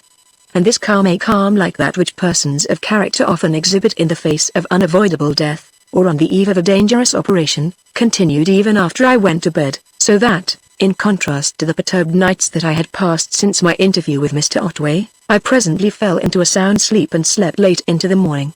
Chapter 6: A Meeting and a Parting. It turned out to be easier than I had expected to keep my appointment with Mr. Otway, for my father had business that took him abroad early, and, when I came down to breakfast, he had already left the house, which was a profound relief to me, since it saved me the added misery of a last farewell and the necessity of further deception. It was 10:30 when, after placing my letter in the salver on the hall table, I set forth from the house. The most direct way to the church was across the town, but the fear of meeting my father or any of my acquaintances led me to the roads that led out from the environs towards the country, and thus skirt the circumference of the town. I walked at a good pace, unconsciously threading my way through the rather complicated maze of byroads, and still pervaded by the curious, half-dreamy calm that had possessed me on the preceding evening. As I approached the vicinity of the little church, which was a kind of mission chapel, in charge of a supernumerary curate, I glanced at my watch and saw that it was 5 minutes to 11, and almost at the same moment, on turning a corner, I came in sight of a figure the very first glance at which so completely shattered my self-possession that I felt ready to sink down upon the pavement. There was no mistaking it, though the back was towards me, a huge, ponderous figure that walked away from me with the peculiar gait of a heavy and unathletic man, a silent, deliberate gait that recalls the action of the hind legs of an elephant. I followed him breathlessly up the rather sordid-looking street, noting that, from time to time, a thin cloud of blue smoke floated over his shoulder. At length, at the corner of an intersecting road, he turned and saw me, upon which he flung away a cigar, and, retracing his steps towards me, saluted me with a flourish of his hat and held out his hand. "This is good of you, Miss Vardon," he said, "to be so punctual. I hardly hoped that you would be able to be here so punctually." I took his hand limply, but made no reply. The shock of the sudden encounter was slowly passing off and giving place to a sort of benumbed indifference mingled with vague curiosity. I felt as if I had been drugged or were walking abroad in a hypnotic trance, half conscious and waiting with dull expectancy to see what would happen next. I walked at Mr. Otway's side up the mean little street with a feeling somewhat like that with which one would walk in a dream beside some historical or mythical personage, accepting the incongruous situation from mere mental inertia. Mr. Otway, too, seemed subdued by the strangeness of the position, or perhaps he was embarrassed by my silence. At any rate, although he occasionally cleared his throat as if about to make a remark, he did not actually speak again until we turned a corner, when there appeared, embedded in a row of mean houses, a small brick building which, in general shape and design, resembled a large dog kennel. "That," said he, "is the church, Miss Vardon, or perhaps I should say, Helen. It is a little difficult to get used to these intimacies, I may say, at so short a notice." "No doubt you find it so." "Yes," I answered, "I am sure you do." "Naturally. My own name, you may remember, is Louis. My Christian name, I mean," he added, shying slightly at the word Christian. "I remember," said I. "Quite so. I had no doubt you would." "Ahem." He cleared his throat once or twice in an embarrassed manner, and then, as we crossed over towards the church, he continued, "I think we shall find the doors open. The law, I believe, requires it. And we shall find my housekeeper, Mrs. Gregg, inside. She will be one of the witnesses, you know. The other will be the sexton." The outer door was on the latch, as he had said, and, when he had admitted me, he closed and relatched it. From the dark vestibule, I stepped into the bare, comfortless building, from the whitewashed wall of which a great, emblazoned text grinned at me, as if in derision, with the words, "I was glad when they said unto me, Let us go into the house of the Lord." Near the door, on one of the deal benches, the little, frail-looking woman whom I had seen at Mr. Otway's house was seated, conversing with a very bald and rather seedy elderly man, but, as we entered, the man hurried away towards the vestry and the woman rose and came forward a few paces to meet us. "This is Miss Vardon, Mrs. Gregg," said Mr. Otway, introducing me in a heavy, embarrassed manner. Mrs. Gregg stared at me with undisguised curiosity and something of hostility in her expression, as she replied, "I've seen her before." "Yes," said Mr. Otway, "I believe you have." "Yes. To be sure. Of course. And I hope in fact, I may say that I are." What he was going to say I have no idea, and I suspect that he was not very clear himself, but at this moment the man who was apparently the sexton emerged from the vestry in company with a young clergyman, vested already in his surplice and carrying a book in his hand. Apparently everything had been explained and arranged beforehand by Mr. Otway, for, as we advanced up the nave, the curate took his place before the communion table and opened his book. I noticed that he gave me one quick and intense look, full of surprise and curiosity, and thereafter seemed, as far as possible, to avoid even glancing in my direction. The ceremony began abruptly and without preamble. With dim surprise, I became aware that the clergyman was speaking, or rather reading aloud, in a rapid and indistinct undertone. I listened with but slight attention, and failed, for the most part, to distinguish the words which, I think, was what the curate intended, his half-apologetic mumble being, I believe, designed to mitigate the effect of those coarsely phrased impertinences with which the service is besprinkled, and which have survived so inappropriately into this age of decent and reticent speech. I tried to fix my thoughts on the ceremony in which I was taking part, but found them constantly wandering away to my father, busying themselves with his present whereabouts and occupation. Was he still at his office? Or had he perchance called in at our house, as he sometimes did, and already seen my letter? I was brought back to the happenings of the moment by a question addressed to me by name in more distinct tones, and followed by the murmured instruction, "Say I will." I obeyed the gently spoken command, and then, with my right hand enveloped in a large and flabby grasp, I heard Mr. Otway repeat after the curate the solemn form of words that should mean so much and that was, as now spoken, so empty a mockery, of which the phrase "to have and to hold" from this day forward seemed to separate itself as the only part truly applicable. Still passive, and conscious only of a certain, dull discomfort and surprise at the incongruity of the whole affair, I permitted our hands to be separated and rejoined, and obediently repeated the form of words as the curate dictated. "I, Helen Vardon, take thee, Louis Otway, to my wedded husband, to have and to hold from this day forward, for richer for poorer, in sickness and in health, to love, cherish, and to obey, till death us do part, according to God's holy ordinance, and thereto I give thee my troth." It was amazing. These burning words, so charged with love, with utter devotion and self-abandonment, I was actually addressing to a mere stranger, to a man who, even now, was but a name attached to an unfamiliar, ungracious personality, upon whose corpse, if he had fallen dead at my feet in the very moment of my speaking, I could have looked with no emotion but relief. It was an astounding situation. The wonder, the incredibility of it filled my mind to the exclusion of all else until, as Mr. Otway began once more to speak at the curate's dictation, and I became aware that a ring had been slipped on my finger, I realized dimly that the ceremony was complete and that the irrevocable change had occurred. But even then my thoughts quickly flitted away from this significant scene to others that seemed more deeply to concern me. As I knelt at Mr. Otway's side and the monotonous mumble recommenced, I began once more to wonder where my father was and what he was doing. Had he come in and seen my letter, or had the maid noticed it and taken it to the office? And would he be angry or only grieved? Would he think that I had acted rightly? Or would he condemn my action as ill-considered or even unnecessary? And lastly, was it just barely possible that I had done the wrong thing? Had I sacrificed myself and him without sufficient cause? Thus my thoughts wandered to and fro to the mumbled accompaniment of the interminable prayers and exhortations that rolled past me in an unheeded stream. At last the ceremony came to an end. Rising from our knees, we trooped after the curate to the vestry, where, as I signed the familiar name in the register, the first clear realization of my changed condition came upon me. But even then the vivid flash of perception was but transient. Hardly had I shaken hands with the clergymen and passed out into the street, when my thoughts sped away once more to my home, my real home, and my father, For some time after leaving the church, Mr. Otway and I walked in silence. He hemmed once or twice and seemed on the point of speaking, but either he could find nothing appropriate to say or he found some difficulty in opening the subject of his thoughts. And meanwhile I pursued my own reflections. At length, however, after one or two preliminary hums, he managed to make a beginning. "I am afraid, Helen, you may think that I have put rather unfair pressure on you to marry me." I roused myself to consider what he had said, and replied, after a slight pause. "Whatever I may think, I am not complaining.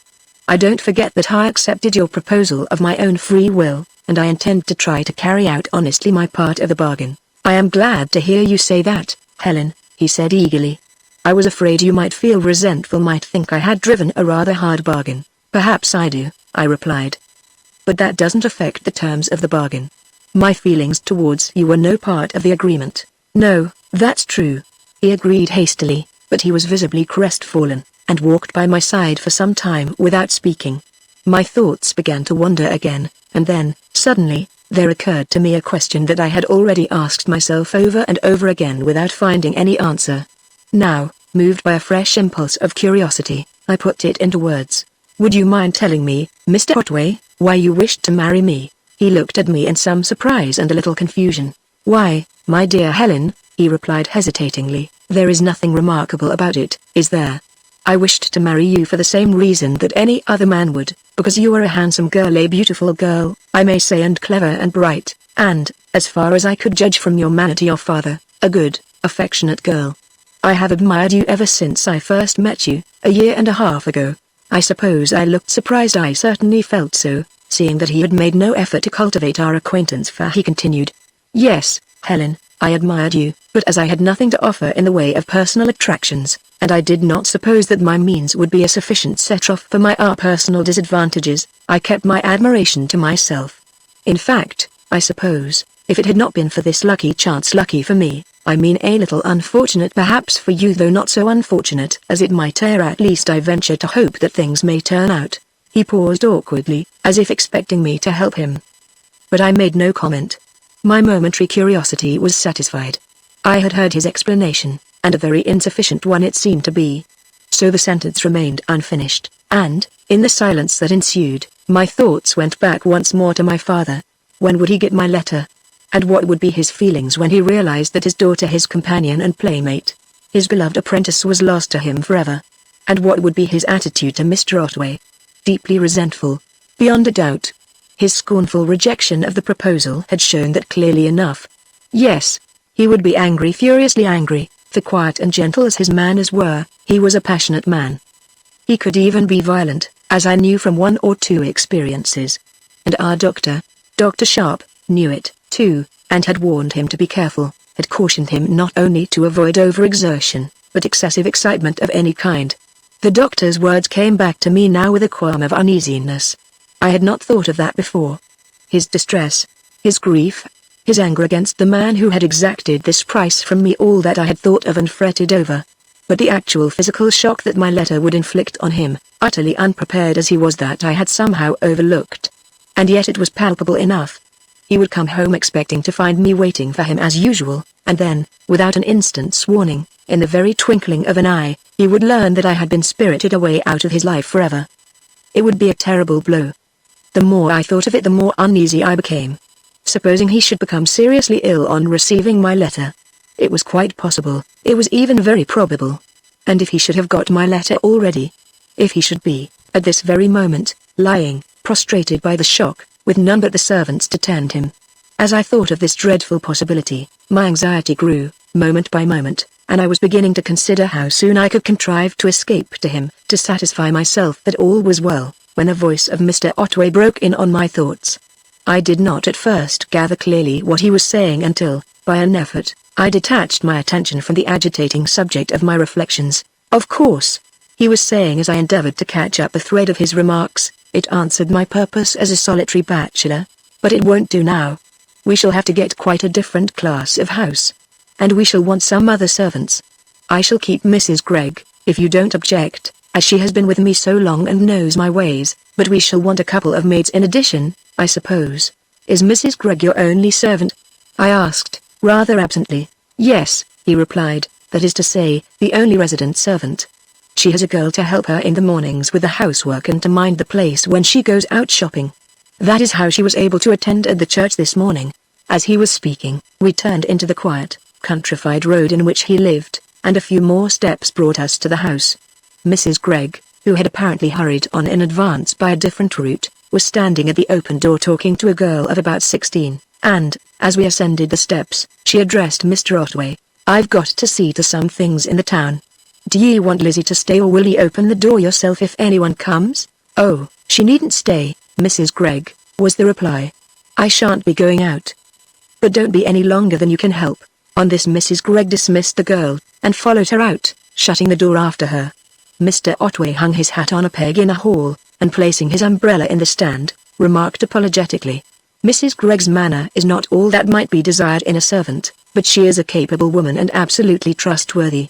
She comes from the north, you know, where manners run a little more blunt than with us. Shall I show you your room?" Without waiting for a reply, he preceded me up the stairs to the first floor, where he ushered me into a bedroom and stood by the door with an embarrassed and rather deprecating air, casting a glance of obvious disparagement over its somewhat meager appointments. "It's a poor place to bring you to, Helen," he remarked, "but that can be mended. It was good enough for a bachelor. You'll find the wardrobe and chest of drawers empty when you send for your things. Mine are in the dressing room, that little room to the right. And now I'll leave you in possession for the present." With this he went out, closing the door behind him, and I heard his soft, heavy tread descending the stairs. For some time after he had gone I stood looking about me in absolute dismay. The room was mean almost to sordidness, surprisingly mean for the habitation of an admittedly wealthy man. But it was not that which filled me with consternation. Delicately as I had been brought up, the mere surroundings of life were of no great consideration to me. What appalled me utterly was the fact, now brought home to me with overwhelming force, that I was no more my own, that I had surrendered myself to the possession of another person, a strange man, towards whom I felt a growing repugnance. This was not my room, it was our room. No longer had I any rights of privacy or of personal reticence. I was his, to have and to hold from this day forward, with no power of escape or protest against the most repulsive familiarities. I had voluntarily surrendered, not only my liberty, but even the appearance or security from the most outrageous intrusions. Of course, I had known all this before. But in the hurry and rush, the alarms and agitations of the events that had forced me to my hasty decision, perception had been partly obscured. I had known what I was doing, but had only dimly realized.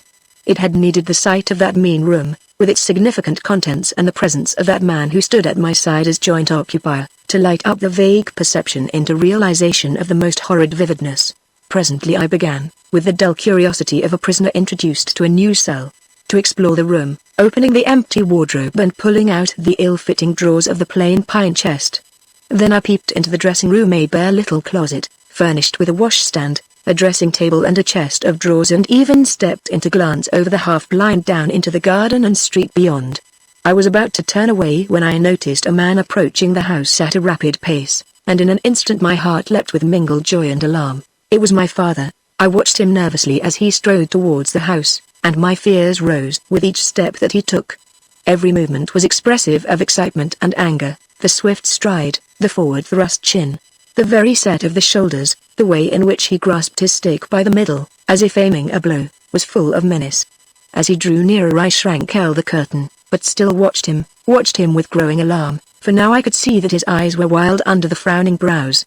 His mouth was set and his face was of a strange, blotchy, purple color. He looked as if he had been drinking, but I knew he had not. As he reached the gate, he wrenched it open violently, and, entering, slammed it behind him, a thing I had never before known him to do. He strode up the path, without a glance upwards, and disappeared from my sight, and a moment later there came a wild jangling of the bell, followed by a thundering knock at the door. I hesitated, undecided what I should do. Should I go down and meet him with appeasing words, or should I wait until the first explosion of his wrath had subsided? I crept out of the bedroom to the landing and stood with my hand on the baluster rail, listening. I heard Mr. Otway walk along the hall, softly and rather slowly. I heard him open the door, and then my father's voice rose, loud and fierce. "Where is my daughter, Otway? Is she here?" "Yes," Mr. Otway replied, "she is upstairs. We have just returned from the church." "Do you mean to say," my father demanded, "that the marriage has actually taken place?" Yes, Mr. Otway answered. We were married half an hour ago. What? Roared my father. After my letter. Did you tell her about that letter? You didn't, you damned scoundrel. You've tricked her.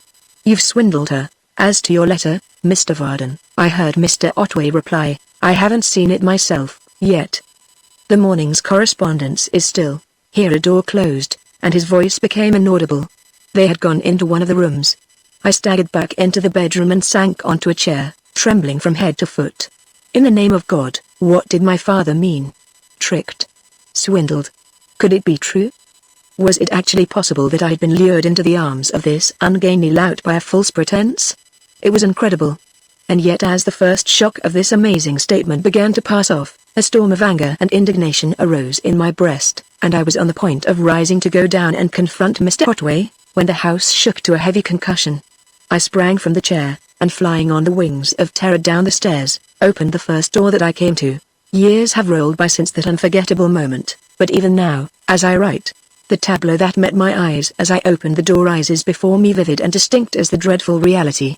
I saw it even then but for a single instant, as I darted into the room, but it has remained with me and will remain till my dying day. My father lay motionless on the floor near the fireplace, his face an awful, livid grey, his eyes staring fixedly at the ceiling, and from a small wound on the right side of his forehead a few drops of dark blood trickled down his temple.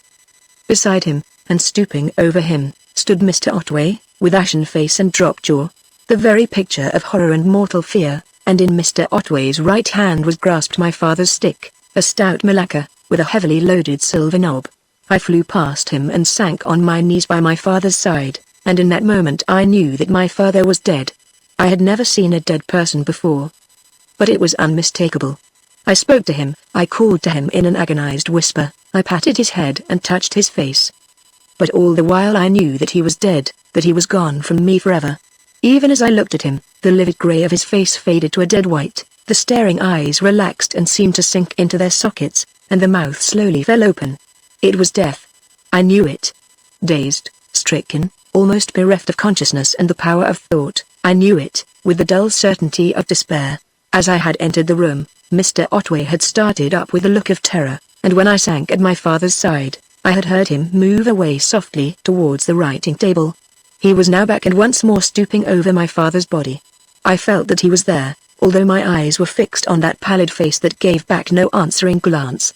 Presently he spoke, in a hushed, awe-stricken whisper. This is terrible, Helen. Can't we do anything? I looked up at him with a sudden flush of loathing and detestation, and as I looked, I noticed that he no longer held the stick. I rose slowly to my feet and faced him. No, I answered. He is dead. He is dead. Mr. Otway, you have killed my father. As I faced him, he shrank away from me, staring at me as if I had been some horrid apparition. His face, blanched to a horrible white and shiny with sweat, was dreadful to look upon, the face of abject, mortal terror. Helen. He gasped. Helen. For God's sake don't look at me like that. It was not I who killed him. I swear to God it was not. He fainted. I was trying to take the stick from him. I had to, or he would have killed me, and his head struck the mantelpiece. Then he fainted and fell. I am telling you the truth, Helen. I am, before God. To this I made no reply. Whether I believed him or not, I cannot say.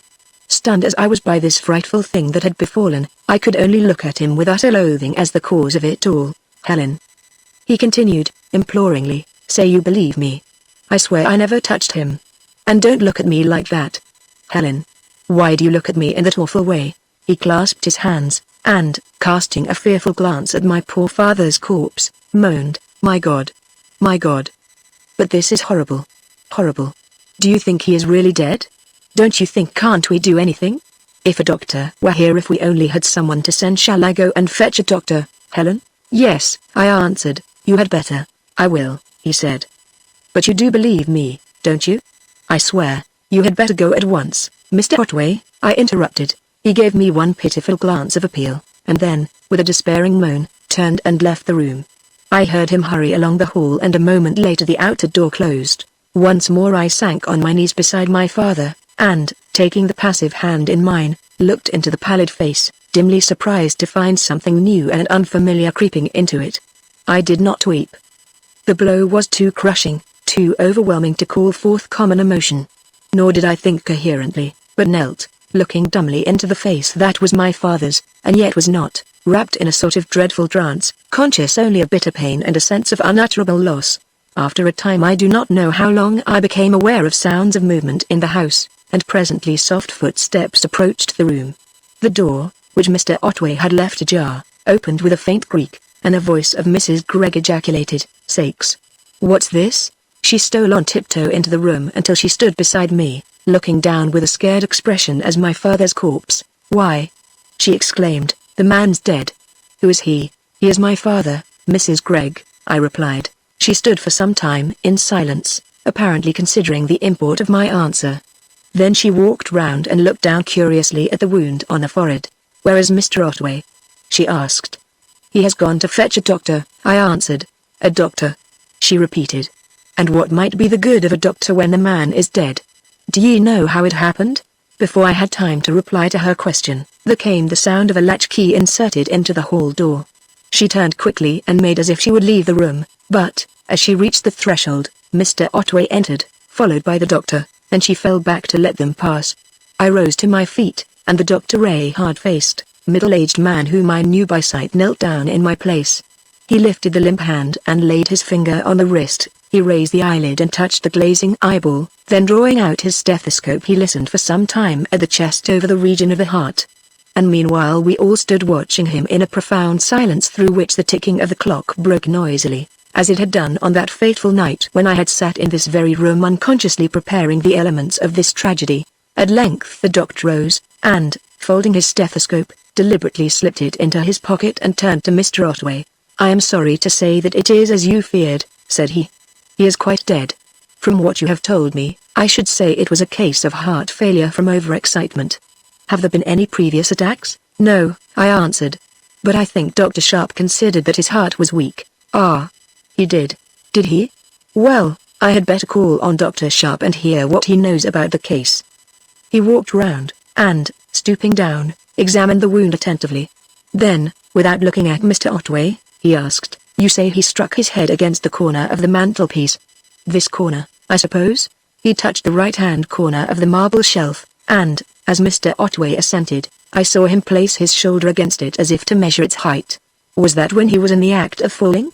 he asked, with his eyes fixed on the wound. "Yes," replied Mr. Otway. "At least, I think so. I should say yes, certainly that is, to the best of my belief. Of course, Dr. Berry, you will understand that I am a little confused in my recollection. The circumstances were very agitating and dark confusing. Is the point of any importance?" "Well, you see," the doctor replied a little dryly, "when a man dies suddenly and only one person is present, as I understand was the case in this instance, every point is of importance." "Yes, of course. It would be, naturally." Mr. Otway spoke these words in a low, husky voice, and, as I looked at him, I saw that he had turned as pale as death and that his face had again broken out into a greasy sweat. Nor was I the only observer. Mrs. Gregg, who had been standing in the corner by the door, quietly attentive to all that passed, was now watching her employer narrowly and with a very curious expression. There was a brief interval of silence, and then Mr. Otway, having cleared his throat once or twice, asked, in the same husky, unsteady voice, "I suppose, when you have talked the matter over with Dr. Sharp, you will be able to certify the death in the usual way?" "In the usual way?" Dr. Berry repeated. "Yes, in the way that is usual in cases of sudden death. Of course, I shan't be able to give an ordinary certificate. I shall write to the coroner, giving him the facts, and he will decide whether an inquest is necessary or whether he can issue a certificate on my statement." "I see," said Mr. Otway. "You will report the facts and, I suppose, you will state what your own views on the case are?" "I shall make any comments that seem to be called for, but, of course, the facts are what the coroner wants." "And would you consider that, in a case like this, an inquiry is necessary?" "I don't know that I should," was the reply, "but it doesn't rest with me. Would you like me to help you to move him? You can't leave him lying here, and you can hardly have him carried to his own house by daylight." "No," Mr. Otway agreed, "we could not. If you will kindly help me to carry him to the drawing room, we can lay him on the sofa." The two men raised my poor father, and, while I supported his head, they carried him to the drawing room and laid him on the sofa, when Dr. Berry, Having taken an embroidered cover from a table and spread it over him, drew down the blinds. "Perhaps," said he, "you had better leave him here until we know what the coroner intends to do. In case he should decide." Here he glanced a little uncomfortably at me, and I realized that he would rather speak of the grim details unembarrassed by my presence. Accordingly, I stole from the room and returned to the one from which we had just come. The door was open as we had left it, and, as I came opposite to it, treading softly, as was my habit, I saw Mrs. Gregg standing by the roll-top table with my father's stick in her hand, apparently testing the weight of a heavy lead loading that the silver knob concealed. She started as she suddenly became aware of my presence, but, quickly recovering her self-possession, asked, "Will this be your father's stick?" I answered that it was, whereupon she remarked, as she stood it in the corner behind the writing table, whence, I suppose, she had taken it. I thought 'twas a stranger to me. "A fine stick it is, too, and a trusty companion 'twould be on a dark night and a lonely road." To this I made no reply, and when she had glanced at the clock and peered curiously into my father's hat, which stood on the table, she turned abruptly and left the room. Chapter 7 The Terms of Release. When Mrs. Gregg had gone, I shut the door, and, sinking onto the chair by the writing table, tried to collect my thoughts. But though I was vaguely conscious that this dreadful disaster vitally affected my position, and must in some way affect my actions, overwhelming grief and a sense of irreparable loss rendered coherent thought impossible. My father was dead. That was all I could think of. My one perfect friend, who had absorbed all my affection and given me all of his, had gone out of my life. Henceforward I was alone in the world. Presently I heard Dr. Berry leave the house, and then the door opened, and Mr. Otway came into the room, looking like a man who had risen prematurely after a severe illness. He dropped limply on a chair, and sat, with his hands on his knees, looking at me with a pitiable expression of misery and consternation. "This is a terrible affair, Helen," he said in a broken voice. "Terrible. Terrible." I made no reply, but looked at him, half curiously and resentfully. In the extremity of my grief, I had no pity to spare for him who was the cause of this dreadful calamity. "Won't you speak to me, Helen?" he said, imploringly. "Won't you try to give me some comfort? Think of the awful position I am in." At his miserable egotism, my grief blazed up into sudden wrath. "You!" I exclaimed, scornfully. "And what of me? You have robbed me of my father, of all that matters to me in life, and now you ask me to comfort you." He stretched out his hands to me with a gesture of entreaty. "Don't say that, Helen," he implored. "Don't say I robbed you of him. It was an accident that no one could foresee. And after all, you know, Helen," he added, persuasively, "if you have lost a father, you have gained a devoted husband." At these words I gazed at him in utter amazement, and quite suddenly the confusion of my thoughts began to clear up. I began to realize that some action was called for, though what that action was I could not clearly see at the moment. But what I did see quite clearly was that the thing he was suggesting was utterly unthinkable. "Do you suppose, Mr. Otway," I demanded, "that I could possibly live with you as your wife after what has happened?" "But you are my wife, Helen," he protested. "I agreed to marry you, Mr. Otway, in order to save my father. My father has not been saved." "That was, no doubt, your motive, Helen," he answered. "I don't deny that. But, actually, you agreed to be my wife on certain specific conditions, which I carried out, or, at least, was prepared." He hesitated with sudden embarrassment, and the embarrassment, with the statement, in the midst of which he had broken off, gave me my cue. "Mr. Otway," I said, "you had a letter from my father. What was in that letter?" At this question his self-possession broke down completely.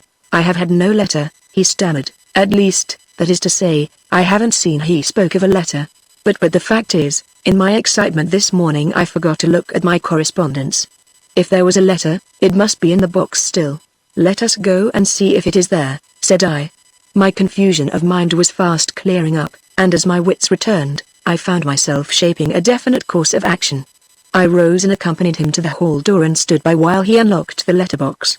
As he opened the trap, I perceived that the box contained a single letter, and even in that agitating moment, the significance of the fact struck me.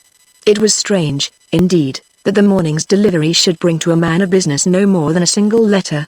He picked the missive out, and, having glanced at it, handed it to me.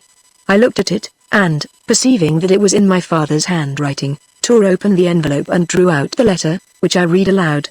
It ran thus: Stonebury, Maidstone, 25th of April, 1908. Dear Otway, you will, no doubt, Be glad to learn that our little difficulty is at an end. The unexpected has happened.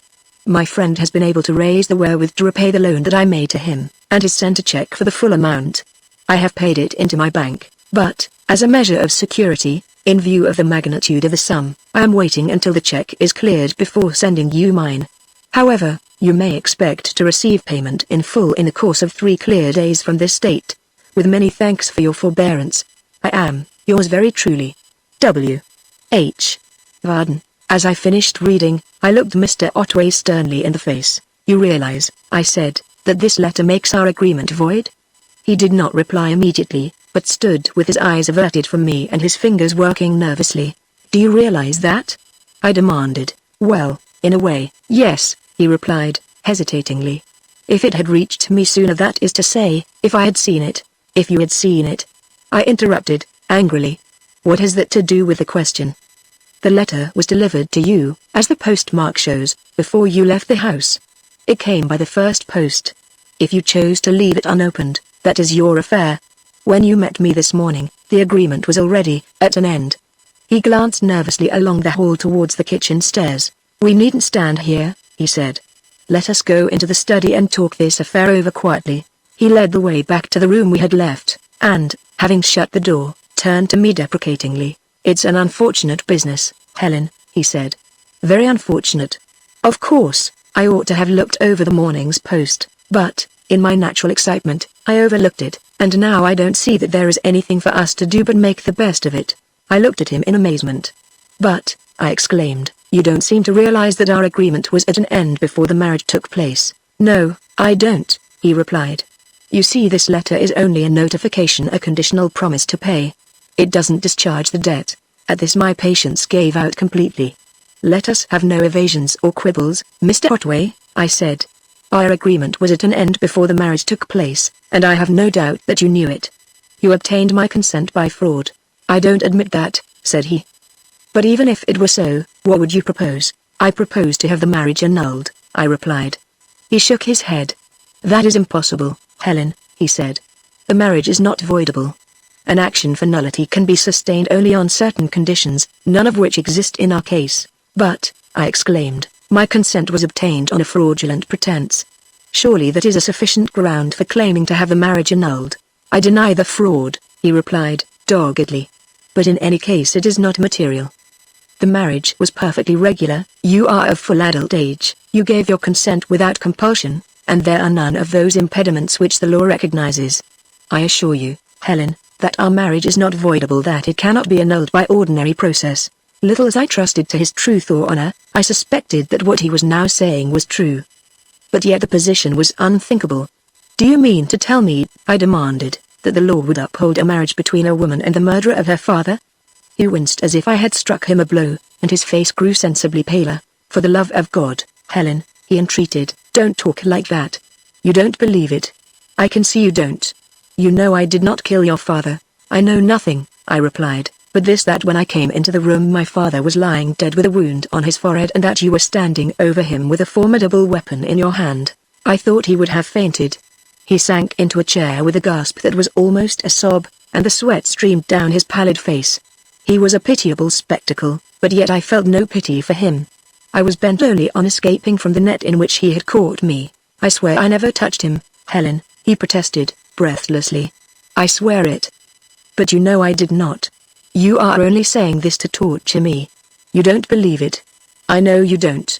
It is of little importance what I believe, Mr. Otway, I replied, coldly. The decision will not rest with me. You will be judged by others on the facts which I have stated. He made no immediate reply. He seemed absolutely paralyzed by terror, and sat, breathing quickly and staring at me, as if he expected me to kill him then and there. At length he spoke in a husky, indistinct voice. Helen, what is it you want of me? I want this marriage set aside, I answered. But, he protested, I have told you that is impossible. It cannot be annulled in the ordinary sense. Be reasonable, Helen. Let us talk the matter over and see if we can't come to terms. What do you mean? I asked. Well, he said, persuasively, I should like to meet your wishes if I can. I am not unreasonable. I can see that, as things are, you would not wish to live with me as my wife. We can't get the marriage annulled, But we can arrange a separation, a temporary separation, say, without prejudice to any future arrangements by mutual consent. What do you say to that? If the marriage cannot be set aside, I suppose a separation would be the next best thing.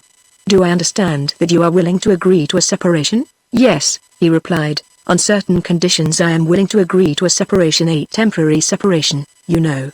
What are your conditions? I asked. He cleared his throat once or twice, as if in doubt how best to put the matter. Then, avoiding my eye, he began, hesitatingly, but with an obsequiously persuasive manner. The exact circumstances of your father's most lamentable death, Helen, are known to you and to me and to no one else. As I have told you, and I am convinced that you believe, the heart attack which killed him came as we were struggling for possession of his stick. It was due to the excitement and the violent exertion. Perhaps the blow on the head from the corner of the mantelpiece may have had something to do with it, for the fainting attack came on almost directly afterwards. He relaxed his hold on the stick and fell, leaving it in my hands. There was no violence on my part. I never struck him or did anything that could in any way make me responsible for his death. That is the truth, Helen, and I am convinced that you believe it, in spite of what you have said. I have only your word that it is the truth, said I. Exactly, he agreed. But you believe me. You know what your father's state of health was, and you knows that he was liable, on occasions, to be somewhat violent. So you believe me. But others, who have not the knowledge that you have might not believe me. I haven't said that I do, I interposed. However, we will let that pass. Go on, please. He paused to wipe his face with his handkerchief, and then proceeded. You said just now that when you entered the room you saw me standing over your father with a weapon in my hand. So I did. I know you did, Helen. You saw me holding your father's loaded stick. It is quite true. But it would greatly simplify matters if that circumstance were not communicated to anyone else. You mean to say, said I, that you want me to suppress the fact that I saw you standing over my father's dead body holding a loaded stick? I wouldn't use the word suppress, Helen, he replied, passing his handkerchief once more over his haggard face. I only ask you to refrain in the interests of justice and of common humanity from mentioning a circumstance that mentioned, might mislead the hearers, and might, conceivably, lead them to quite erroneous conclusions. It is a reasonable thing to ask. No doubt you blame me, you look upon me as the cause of this dreadful trouble which, in a certain sense, I admit I am. But you would not be vindictive, Helen, or unjust. You would not wish to see me placed in the dock, perhaps even convicted. Think of that, Helen. Convicted and sentenced when I am absolutely innocent. My God. It would be an awful thing. You wouldn't wish to have such a frightful miscarriage of justice as that on your conscience, I am sure. It wouldn't be on my conscience, I replied, coldly. The verdict would not be mine, and besides, I have only your word that you are innocent. You have made the statement to me, and you could make it to others, who would take it for what it is worth. He clasped his hands passionately and leaned forward towards me with an imploring gesture. Helen, he exclaimed. Don't be so hard, so cold. Have you no pity for me? Think of my awful position, an innocent man, but yet with appearances so horribly against me. And the whole issue is in your hands. You were not present when it happened. You have only to say so and to refrain from making any unnecessary additions to that statement, and no miscarriage of justice can occur. I am not asking you to say anything that is not true. I am only asking you to keep irrelevant and misleading matter out of the inquiry. Do this, Helen, and I promise to execute a deed surrendering all claims on you at least for a time. I made no immediate answer. Mr. Otway was perfectly right on one point. I did not believe that he had killed my father. I think I only half believed it, even, at the awful moment of the discovery, for the alarming appearance that my father had presented as he strode up the garden path, with his wild eyes and his strange, blotchy color, had made me fear a catastrophe, and when the catastrophe had almost immediately followed, it was natural that my mind should refer it to a cause already considered rather than to one totally unexpected. Moreover, Mr. Otway's account of the tragedy was intrinsically probable, it fitted the facts that were known to me, whereas the supposition that he had killed my father was wildly improbable. It is not to be supposed, however, that, in my present agitated state, I reasoned the matter out consciously in this methodical fashion. But unconsciously, and perhaps vaguely, my mind had worked along these lines to a conclusion, and that conclusion was that Mr. Otway's account of what had happened was substantially correct. Nevertheless, I was not prepared to admit this at the moment. Indeed, my whole desire was to be rid of the man's irksome presence, to be alone with my grief. "I can't give you an answer now, Mr. Otway," I said. "I am not in a condition to discuss anything.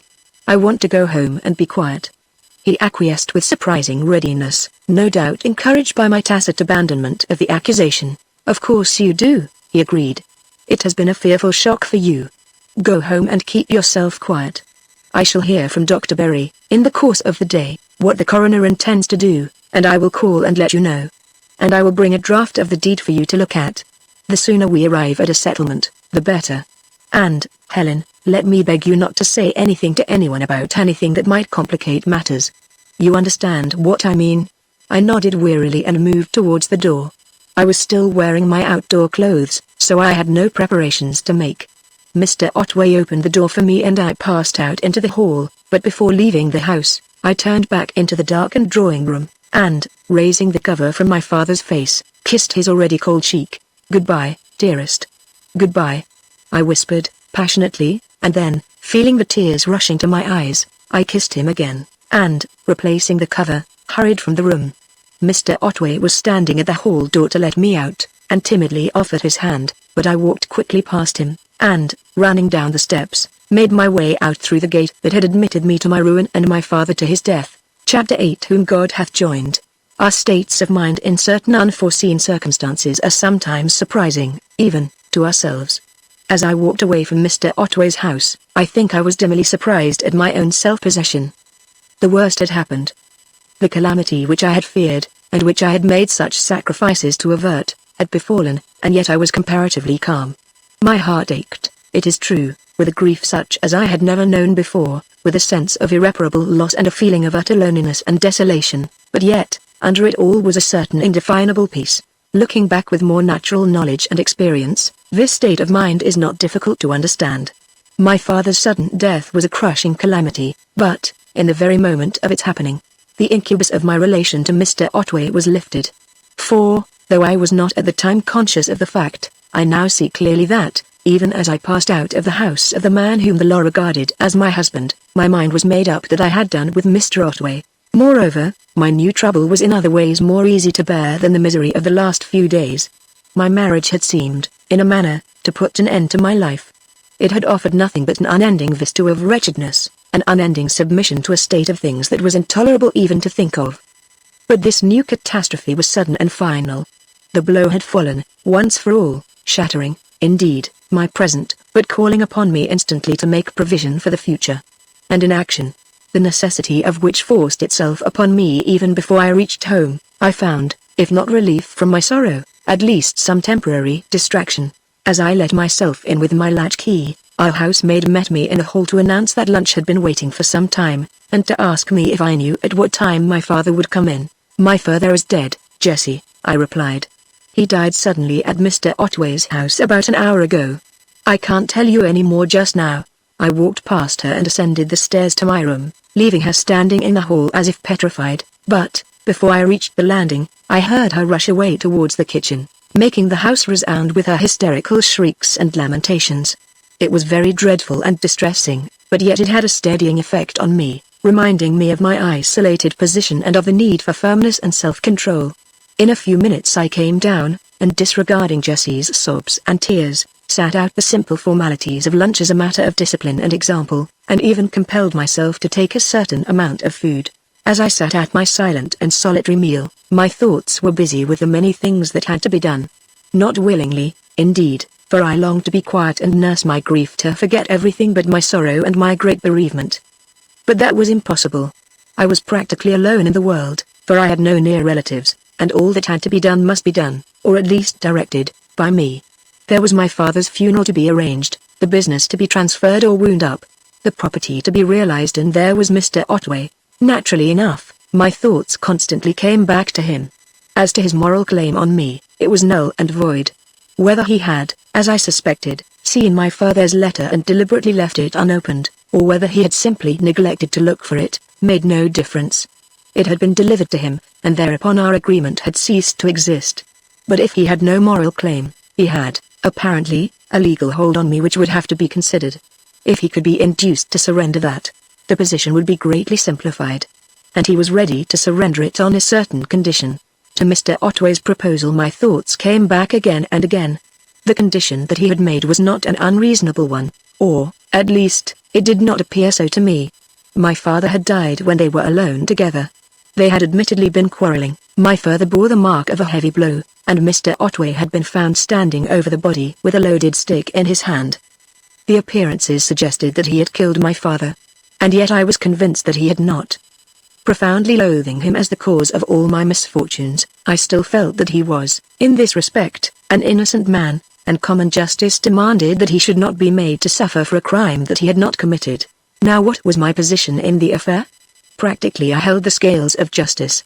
The one absolutely damning fact was in my sole possession, and I alone, in all probability, would appreciate the misleading appearances which that fact created. That was my dilemma. I could make known the fact itself to those who should judge him, but could I make them understand how little it was worth? It seemed very doubtful. I had trembled for my father's safety and had seen him come in at the gate, already in a dangerous condition. They had not. There might easily fail to weigh his state of health against that one, apparently, sinister fact of the loaded stick. In short, it came to this, that if I mentioned what I had seen, Mr. Otway ran a serious risk of being punished for a crime which he had not committed. Whereas if I refrained from mentioning it, justice would take its proper course. That, I think, is, in effect, how I argued. Neither the logician nor the jurist will commend me.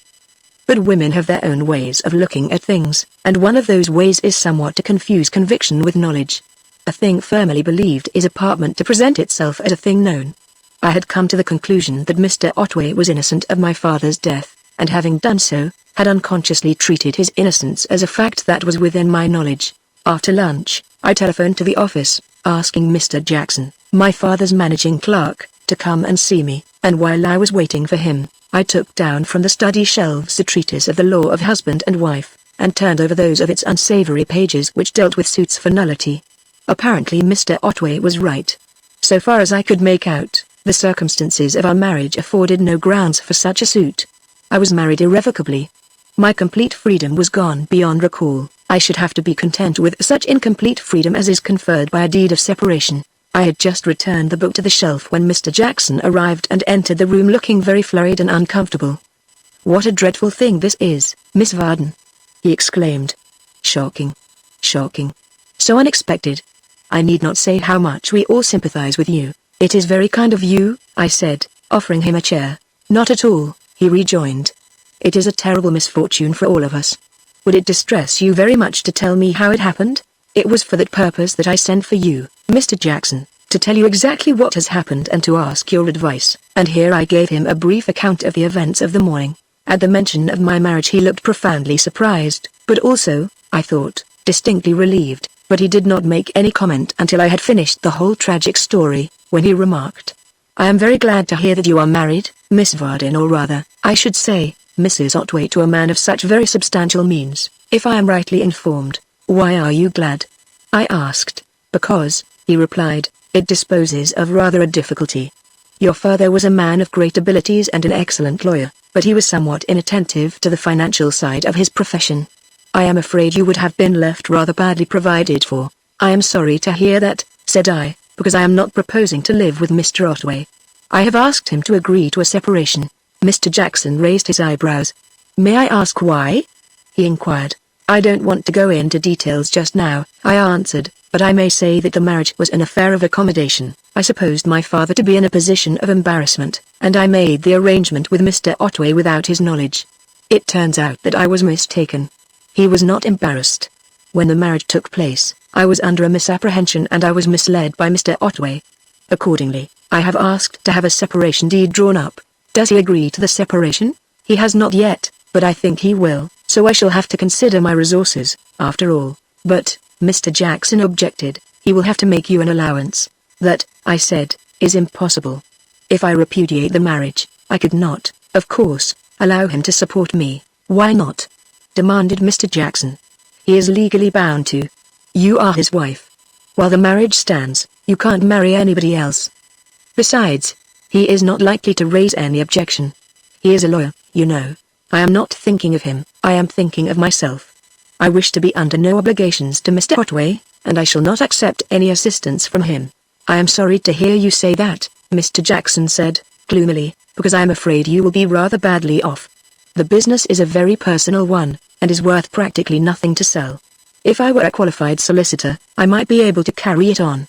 But I'm not, and I doubt if anyone would care to buy the goodwill at any price. Still, I'll see what can be done. As to your father's will, I happen to know that you are the residuary legatee, practically the sole legatee, but what that amounts to, I shouldn't like to say. Mighty little, I fear. However, it's of no use to worry you with these matters now. If you will authorize me to look into your father's affairs, I will let you know exactly how things stand, and if I could be of service to you in any way, I hope you'll let me know. There's the funeral, for instance." He paused suddenly, and ran an uncomfortable eye along the rows of law books on the shelves. "You are very kind, Mr. Jackson," I said, "and your help will be invaluable. As my father's friend, I should like you to take charge of the funeral arrangements, if you would be so good." The rest of our conversation was concerned with the various things which had to be done during the next day or two, and it left with a feeling of the warmest gratitude to this quiet and rather dry man of business, whose sympathy took such a practical and acceptable form. It was past 6 o'clock when the red-eyed Jessie came to the study to announce that Mr. Otway was waiting in the drawing room, and there I found him wandering restlessly round by the walls and making a show of examining the pictures. He was still very pale and looked haggard and weary, but yet he held out his hand to me with a certain confidence. "I think, Helen," said he, "that you will be a little relieved at my news. I have seen Dr. Berry, and he tells me that the coroner will be satisfied with his evidence and Dr. Sharp's." "Do you mean that there is to be no inquest?" I demanded, with sudden suspicion. "No, no," he replied. "Of course, there will be an inquest. But the coroner thinks that the circumstances do not call for a post-mortem. I thought you would be glad to know that. The body will remain where it is until the jury have viewed it, and then it can be brought here for the funeral." I nodded but made no comment on this statement, and he continued after a brief pause. "I suppose, Helen, you would like me to act for you in regard to the funeral arrangements." "Thank you, Mr. Otway," I replied, "but Mr. Jackson has very kindly undertaken that for me." He looked somewhat crestfallen at this, and said, deprecatingly, "I am sorry you did not leave the arrangements to me. It would have looked better." Which it undeniably would from his point of view. As I made no rejoinder, there followed a slightly uncomfortable pause, during which he was evidently bracing himself up for what was the real object of his visit. At length he began nervously. "Have you been able to give any more consideration to my proposal, Helen?" "Yes," I answered, "I have thought about it a good deal. Perhaps we had better go into the study, which is more out of the way of the servants than this." We crossed the hall, and, when we had entered the study and closed the door, I resumed. "I may as well say, Mr. Otway, that I am prepared to accept your statement. On reflection, I believe that your account of what happened is true." "Thank God for that," he ejaculated. "I felt sure you believed me, Helen, but it is an unspeakable relief to hear you say so. And I am sure you will agree with me that the apparently incriminating circumstance need not be mentioned." "I might even agree to that," I replied, "but there must be a clear understanding. I am not going to say anything that is not strictly true." "Oh, certainly not," he agreed. "All that I ask is that you refrain from volunteering a perfectly unnecessary and misleading statement. Will you promise to do that?" "I am not sure that I have any right to make such a promise, Mr. Otway, but still, on the conditions that you mentioned, I am prepared to do so." His relief was really pathetic. Its intensity made me understand what torments of terror he had been suffering. He flung out his hands as if he would have embraced me, but drew back, as I said, coldly, "You are prepared on your side, Mr. Otway, to carry out your part? You agree to execute a deed of separation, as I asked?" "If you insist," he replied. "It's a hard bargain, but if you hold me to it, I have no choice." "Would not a short, informal separation do?" "No, Mr. Otway," I replied firmly, "it would not. I am acting somewhat against my conscience in agreeing to suppress this fact, and I want full compensation for doing so. I must have a legally valid deed of separation." "Very well, Helen," said he, "if it must be, it must. I hope that, later, you will take a kinder view of our relations, but meanwhile I will do exactly as you wish. I have drafted out a deed, in a simple form, with as little legal verbiage as possible. If its terms satisfy you, I will copy it out and sign it." He handed me a sheet of paper on which the deed was drafted, and I read it through carefully. Like the other documents that he had drawn up, it was lucid, simple and concise, and set forth quite fairly the conditions to which he had agreed, with one exception. it determined automatically at the end of 3 months. I can't agree to that, I said. There must be no specified time, it is to be just a separation. But, he exclaimed, you don't propose that the separation should last forever, do you? That was precisely what I did propose, but I thought it politic not to express myself too definitely. It is impossible, I replied, to say what may happen in the future, but if you make the separation determinable by mutual consent, that will provide for all eventualities. He agreed, with a somewhat dry smile, that this was so, and then asked how soon I should like to have the deed executed. As it must be signed before I give my evidence, I replied, it had better be done now. If you will make 2 copies, I will go and fetch the maids to witness the signatures. Dear me, Helen, he exclaimed. What an extraordinarily businesslike young lady you are. But I suppose you are right, only I would suggest that you do not acquaint the witnesses with the nature of the document. We don't want to take the world into our confidence, especially just now. This was reasonable enough, though it would obviously be impossible to keep the world in the dark as to our position, particularly after what I had said to Mr. Jackson. However, I agreed to maintain a discreet reticence, and when he had made the 2 copies which I carefully read through, I went out and called Jessie and the cook. I want you, said I, to witness my signature and Mr. Otway's to a couple of documents. You have just to see us sign our names and then sign your own underneath. The 2 women came into the study with an air of mystery and awe, gazing furtively from me to Mr. Otway. The 2 documents lay on the table, each with a sheet of blotting paper spread over it, exposing only the blank spaces which were to receive the signatures, on each of which a red wafer seal had been stuck. Mr. Otway signed first, and then, indicating to the cook the place where she was to write her name, placed the pen in her hand. That's right, said he, when she had painfully and with protruded tongue, executed the signature of Ivy Stokes. Now you will do the same with the other paper as soon as Mrs. Otway has signed. The cook gazed curiously at me as I signed the second document, and then, in the same strained and laborious fashion, traced the scrawling characters over the name that I had lightly penciled in for her guidance. Raving watched with feverish interest while I marked the next space. She drew back and made way for Jessie, who, by watching her colleague, had learned what was required of her. When the formalities were completed and the 2 maids dismissed to discuss these strange proceedings, doubtless, in the kitchen Mr. Otway handed me the copy, bearing his signature, and, taking the other, rose to depart. Before I go, Helen, he said, there is one matter to settle. In the document I thought it best to say nothing about an allowance. You were quite right, I interrupted. Of course, I should not ask for, or accept, any allowance under the circumstances. You won't need one at present, said he. We know there are £5,000 lying to your father's credit at his bank. That money was not his, I said, and it is not mine. As soon as the will is proved it will be paid to you on behalf of your clients, but that is quite unnecessary, Helen, said he. The use, for an unspecified time, of that sum of money was the consideration in respect of which you agreed to marry me. As the marriage has taken place, it is only fair and reasonable that you should receive the consideration. In effect, that 5,000 is yours by the terms of our agreement.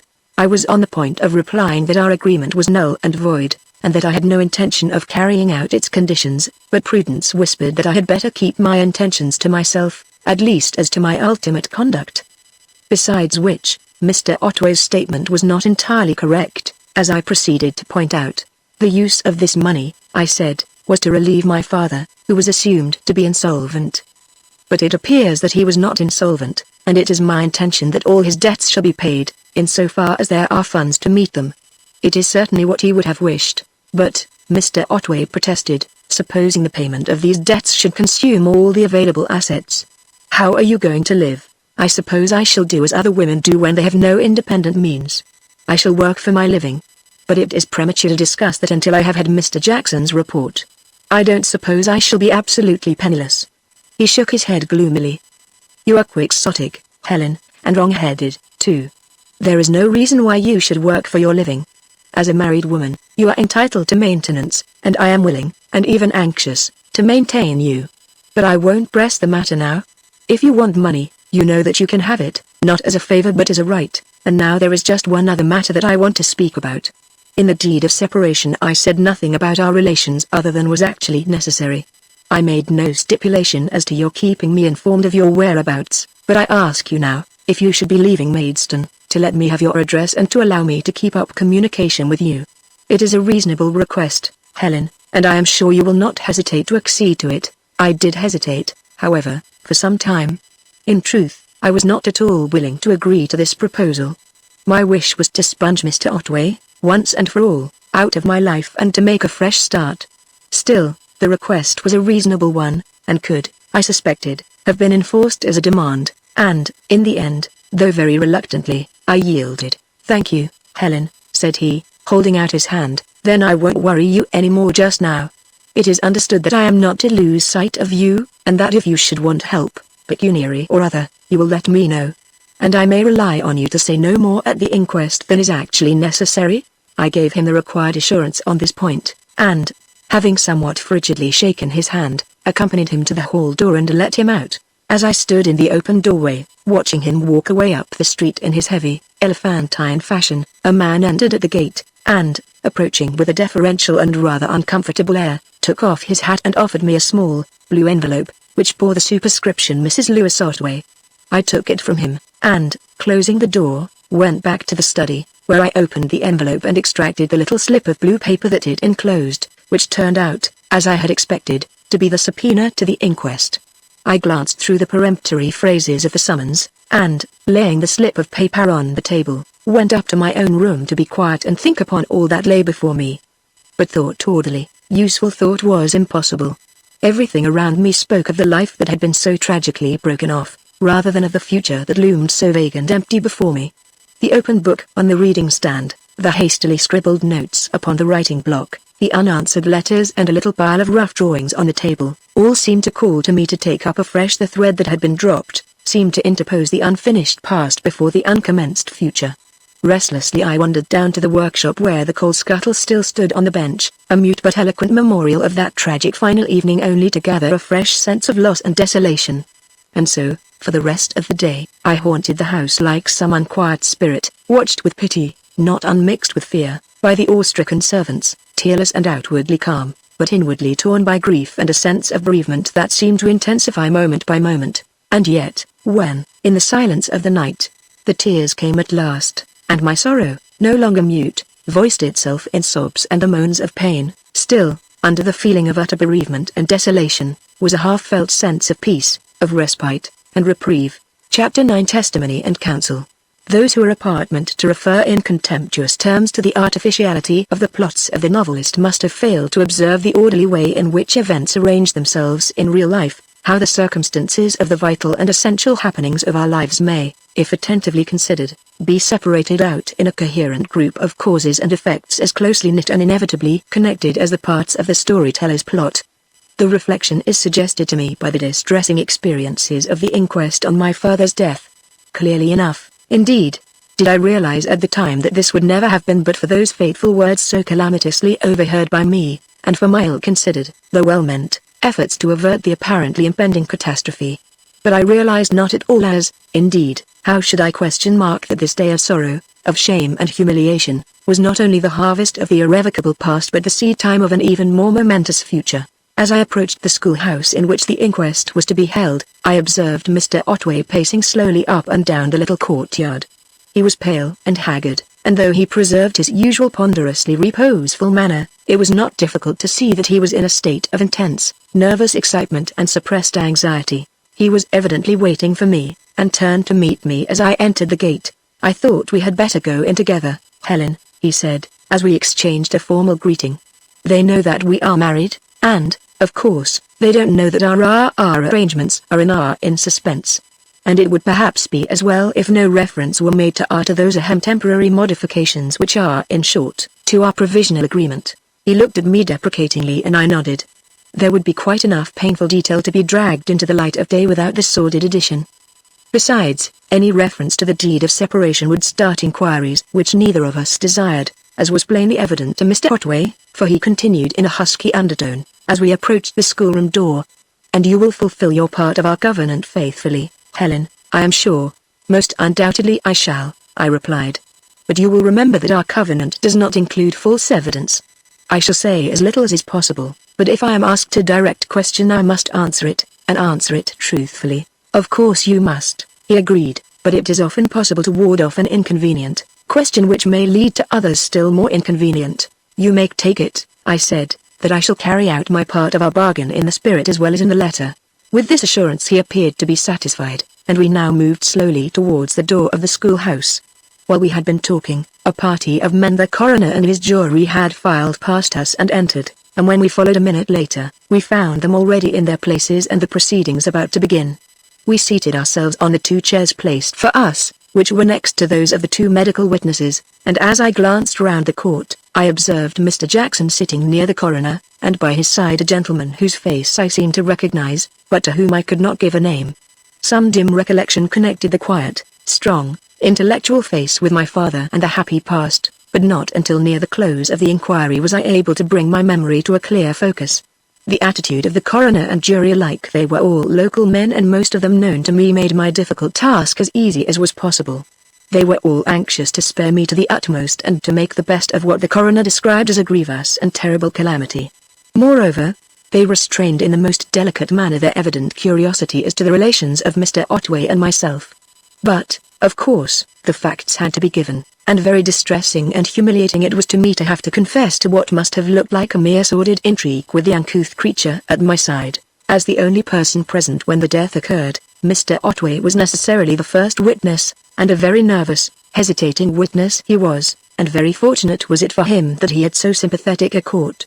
As he stammered out his evidence I noted, again and again, the searching, grey eye of the strange gentleman fixed upon him, not indeed with any obvious distrust, but with the most concentrated attention. "Do we understand," asked the coroner, "that Mr. Vardon was angry and excited when he arrived at your house?" "Yes, furiously angry." "Do you know why he was angry and excited?" "Yes," the witness did know. And as he proceeded to relate, in husky, uncertain tones, the circumstances of the secret marriage, more than one of the jurymen glanced from him to me with hardly concealed astonishment, and I felt my face burning and my eyes filling with humiliation. "Was there any reason for this secrecy?" the coroner asked. "Yes. The deceased had already refused his consent to the marriage, but that is hardly a reason for secrecy in the case of an adult. Could he have prevented the marriage from taking place? No. But it seemed better to art to avoid discussion and unpleasantness." The coroner looked dissatisfied. He considered a few moments, and then asked, "Do you know why the deceased objected to the marriage?" "I think he considered that the inequality of age was undesirable," Mr. Otway replied. Still the coroner looked dissatisfied, and as he paused to reflect, and the juryman looked at him expectantly, Mr. Otway furtively wiped his forehead with his handkerchief. Evidently, he was profoundly disturbed, as well he might be, for if this line of inquiry were pursued much farther, it must inevitably lay bare the real nature of the transaction. At length the coroner turned to the jury. "Well, gentlemen," said he, "I suppose the question is not very material. It is clear that the deceased was extremely excited and angry. The ultimate cause of his anger is, perhaps, not very relevant to the subject of our inquiry." To this the foreman of the jury readily agreed, and I could almost see the sigh of relief with which Mr. Otway hailed the passing of this perilous incident, a relief in which I participated to no small extent. The narrative was now resumed, and as it proceeded, Mr. Otway's voice became more and more husky and his speech more hesitating. He had a difficult course to steer, and his nerves were at their utmost tension. He had to tell a consistent story without telling the whole truth, and he had to bear in mind that my evidence was yet to be given. It was a position that might have shattered the nerve of a much bolder man than Mr. Otway. "You tell us that the deceased was violent and threatening in his manner. Do you mean that he was physically violent?" "Yes, at least he threatened to use physical violence. He did not actually assault you?" "Not actually. The blow that he aimed, at least that he was about to aim at, did not take effect." The coroner's brows puckered into a puzzled frown. "This is not quite clear," said he. "Did he or did he not aim a blow at you?" "He did, at least, that is to say, he appeared here." Mr. Otway mopped his streaming forehead. "Well, I think he actually raised his clenched fist." "Did you have to restrain him?" "No," replied Mr. Otway, with rather unnecessary emphasis. "No, I did not. I stepped back, and the incident passed. In fact, it was at this moment that the fatal attack occurred." "Tell us exactly what happened then." "He suddenly turned very pale," said Mr. Otway, speaking now with more fluency as he got back to the narration of the actual events, and seemed to stand unsteadily. Then he staggered backwards and fell, striking his head on the corner of the mantelpiece. "Did he appear to have fainted before he struck his head?" "I should say, yes, but I would not. I was very agitated and alarmed and naturally." But you would say that the fainting attack preceded the blow on the head? There was no blow, Mr. Otway exclaimed quickly, and then, perceiving his mistake, he added, hastily, that is to say, you are referring to his striking the corner of the mantelpiece. That is what you were telling us about. Yes. I should say that he struck, or rather that he fainted and staggered, and that he struck his head in falling. Once more the coroner paused and seemed to reflect, and in the intense silence and stillness that enveloped the court my eye travelled from the huge, ungainly figure of the witness to the face of the tall stranger by Mr. Jackson's side. And a very striking face it was, a handsome, symmetrical face, but strangely almost unhumanly reposeful and impassive. Yet, though it was as immobile as a mask of stone, it conveyed an impression of intense attention, almost of watchfulness, and the clear, grey eyes never moved from the face of the witness. To me there was something a little uncanny and disturbing in that immovable mask and that steady, unrelaxing gaze. I found myself hoping that those searching grey eyes would not be fixed on me in that relentless observation when my turn came to give my evidence. And even as this thought flitted through my mind, I remembered who this stranger was. He was a Dr. Thorndyke, an old, though not very intimate, friend of my father's, a famous criminal lawyer and a great authority on medical jurisprudence. I had met him only once, when he had dined, many years ago, at our house, but I had often heard my father speak of him in terms of the highest admiration. When the coroner resumed his interrogation, it seemed that the crisis was past, so far as Mr. Otway was concerned, for his first question was, "What did you do when the deceased fell down?" "For a moment or two," was the reply. "I was too bewildered to do anything. Then his daughter, my wife, came into the room, and, as he appeared to be dying or dead, I went off to fetch a doctor." This virtually concluded his evidence, and the next name called was my own, which, in its new form Helen Otway, I heard with a start of surprise and something like disgust. As I rose to approach the table, I caught an instantaneous glance, a terrified, imploring glance from Mr. Otway, and as my eye lighted immediately afterwards on Dr. Thorndyke's face, I felt that this momentary look, too, had been noted by that inexorably attentive grey eye. But I was relieved to observe that he did not look at me, but, as I gave my evidence, fixed a steady, introspective gaze upon a spot upon the opposite wall. My task turned out to be easier than I had hoped, though perhaps it might have been less easy if I had had more time to reflect on the significance of the questions. The coroner began by expressing the sympathy of the court with my bereavement and apologizing for imposing on me the painful duty of attending the inquiry. Then he asked, "You have heard the evidence of Mr. Otway with reference to your marriage and your father's attitude in regard to it. Do you confirm what he has said?" "I do," I replied. "You were not present at the interview of Mr. Otway with the deceased?" "No, I was not. When I entered the room my father was lying on the floor and appeared to be already dead." "Had you seen your father since the solemnization of the marriage?" "I saw him from the window as he entered Mr. Otway's garden." "Did you notice anything unusual in his appearance?" "Yes, his appearance alarmed me very much. He seemed excessively excited, and his face was deeply flushed and of a strange, purplish color." "Had you any special reason to be alarmed?" "Yes. I knew that his doctor had warned him to avoid all excitement and exertion on account of the weak state of his heart." "You did not hear what passed between your father and Mr. Otway?" "I heard my father ask where I was, and I heard Mr. Otway tell him that the marriage had taken place." "Did you hear anything more?" "My father then called Mr. Otway a scoundrel, and was still speaking loudly and angrily when the study door closed, and I heard no more." "What made you go to the study?" "I heard and felt the shock when my father fell." "Would you mind telling us again in what condition you found your father?" "He appeared to be dead. His face was at first a livid grey, but it faded to marble whiteness as I looked at him.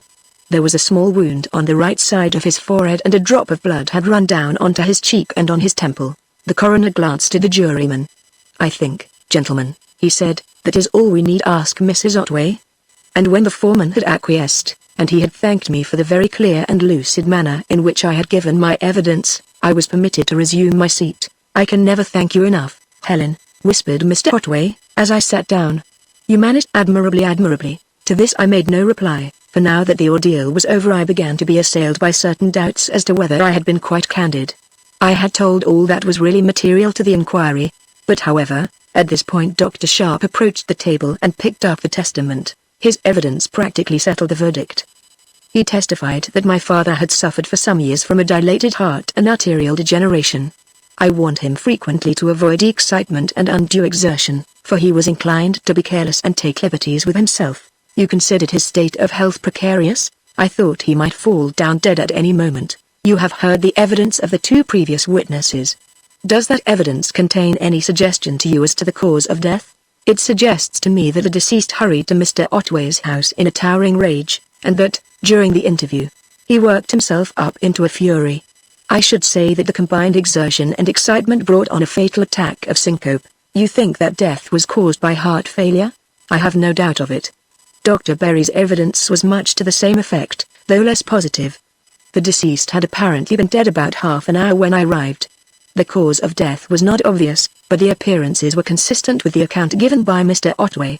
There was a small, contused wound at the junction of the forehead and right temple, apparently caused by the violent impact of some hard and blunt body.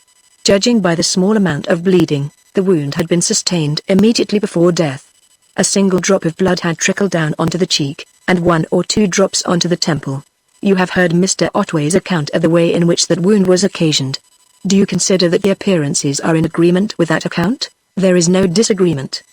The appearance of the wound was consistent with its production in the manner described. Would you say that it was probably so produced? That, replied Dr. Berry, is a question for the jury. It might have been. I can't go beyond the appearances. No, of course you can't. And is that all that you have to tell us? That is all, was the reply, and this virtually brought the inquiry to an end.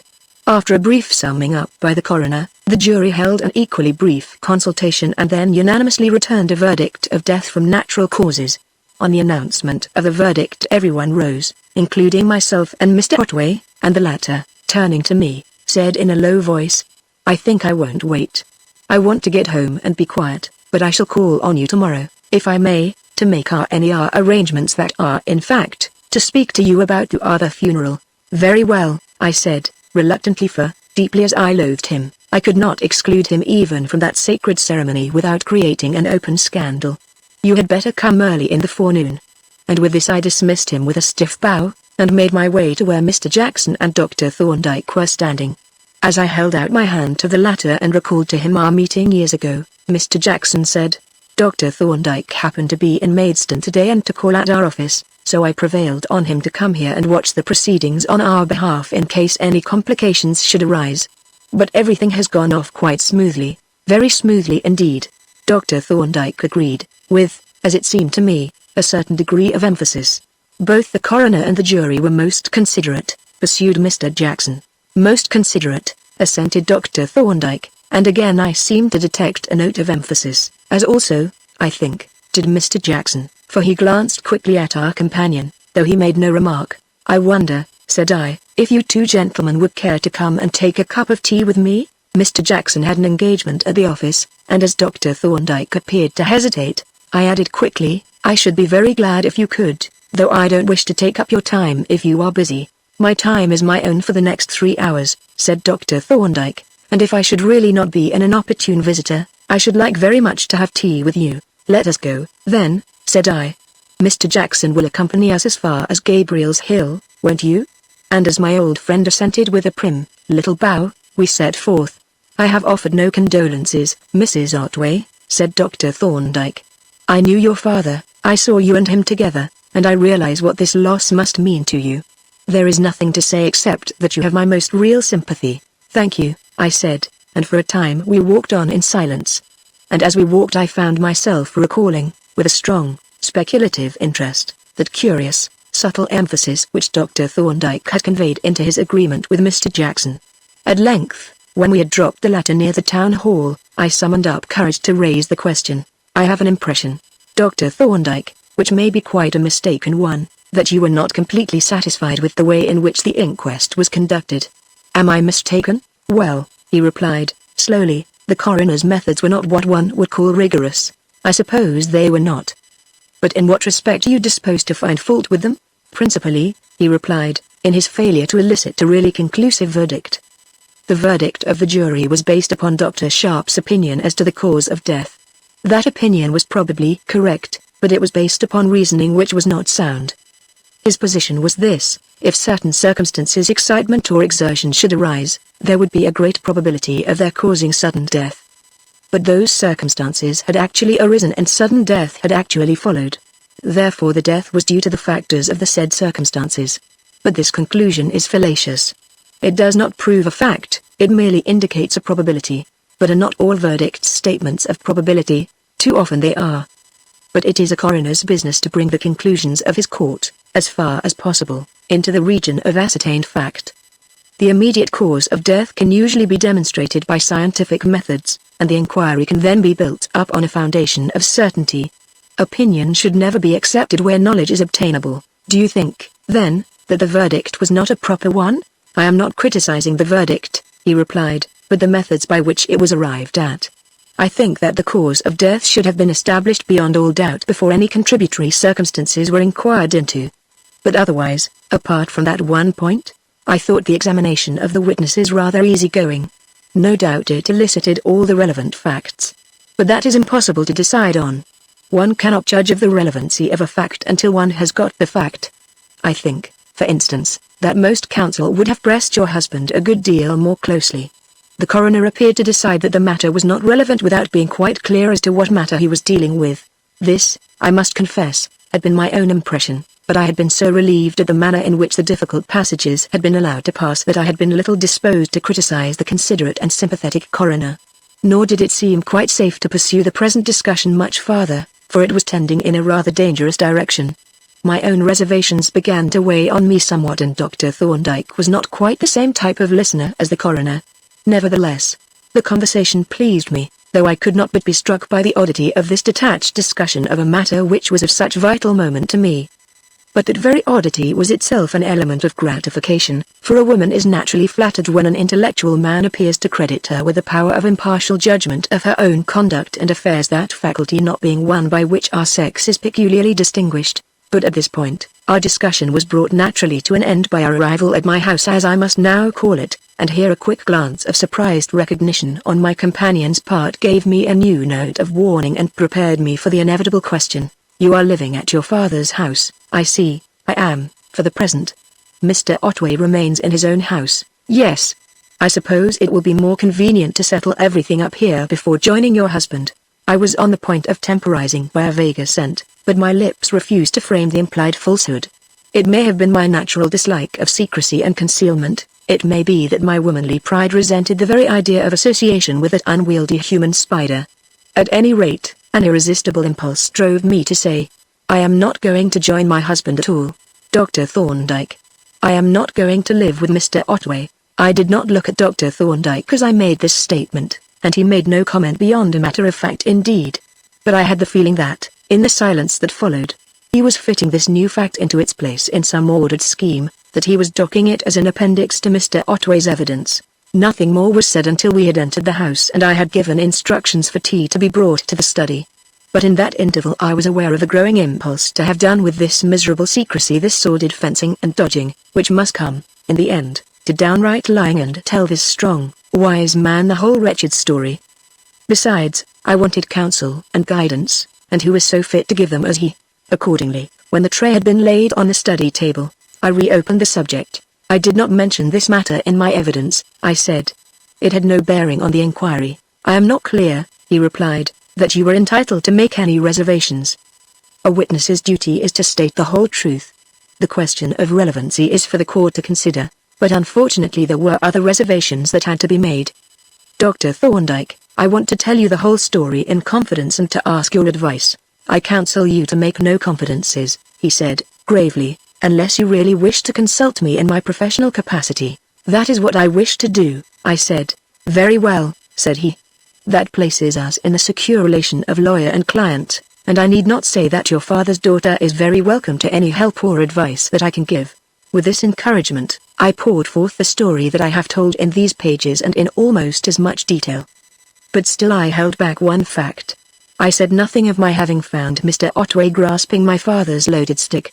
That single reservation had to be. Not only was I bound by a solemn promise, my silence on that point was the price of my release. The letter of the covenant, indeed, had reference only to my evidence at the inquest, but its spirit sealed my lips even in this my most intimate confidence. And so, once again, a secret guarded from a friendly eye remained, like a seed dropped in a summer's drought, to germinate and bring forth its fruit in its season. Chapter 10. The Turning of the Page. Dr. Thorndyke listened to my recital of the history of the tragedy, not only with patience, but with close attention and apparently keen interest, interrupting me only at rare intervals to ask a question or elucidate some point that was not quite clear. When I had come to an end, I was disposed to be apologetic, for I had told the story in the fullest detail, with only the single reservation that I have noted. "I am afraid," I said, "that I have been rather victimizing you and trespassing on your very great patience." "By no means," he replied. "Men and men's actions and motives are my merchandise. If I could listen to a story like yours without the deepest interest, I should not be in my present profession.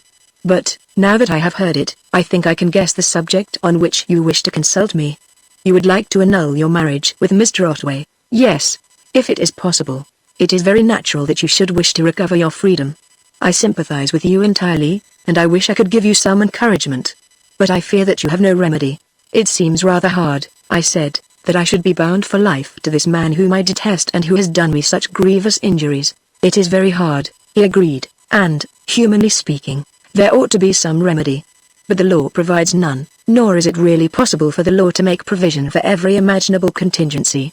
Yours is a very exceptional case." "Yes, I see that, but it seems unreasonable to compel two people to maintain a relationship which is not only unsuitable but quite unreal." "It does," he admitted. "But the law takes a very unsentimental view of these matters. It regards marriage as an institution concerned with the establishment of families and the orderly devolution of property, and its interference is, in the main, limited to circumstances connected with that assumed function. Of the human aspects of marriage it takes little account.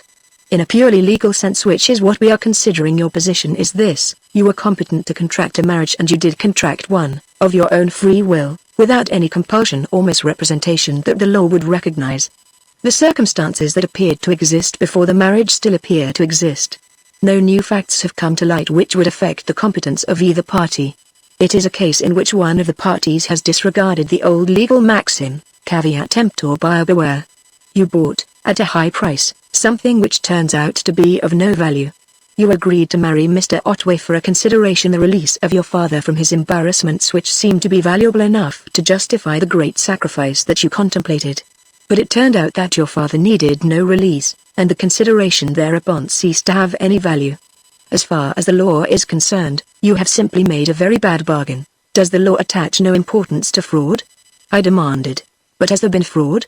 He objected. "No representations, true or false, were made to you by Mr. Otway. You acted on knowledge which you assumed that you possessed. You laid down the conditions, he accepted them.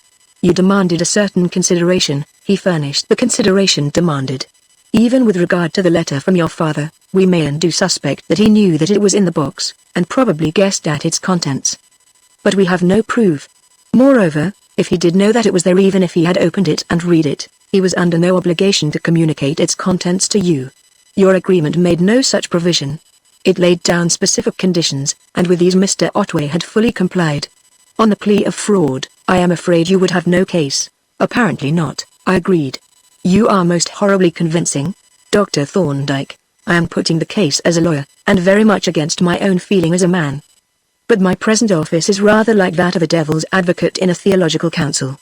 I think that this marriage ought to be annulled, but I am sure that, in point of law, it is not voidable. But there is yet another aspect of the case, and you must forgive me if I put it rather bluntly. There are not many women to whom I should have spoken in as downright a fashion as I have to you, and I shall continue to pay you this rather unpleasant compliment. Mrs. Otway, even if, legally speaking, you had a case, you could not take it into court. Why not?" I asked, more than a little startled.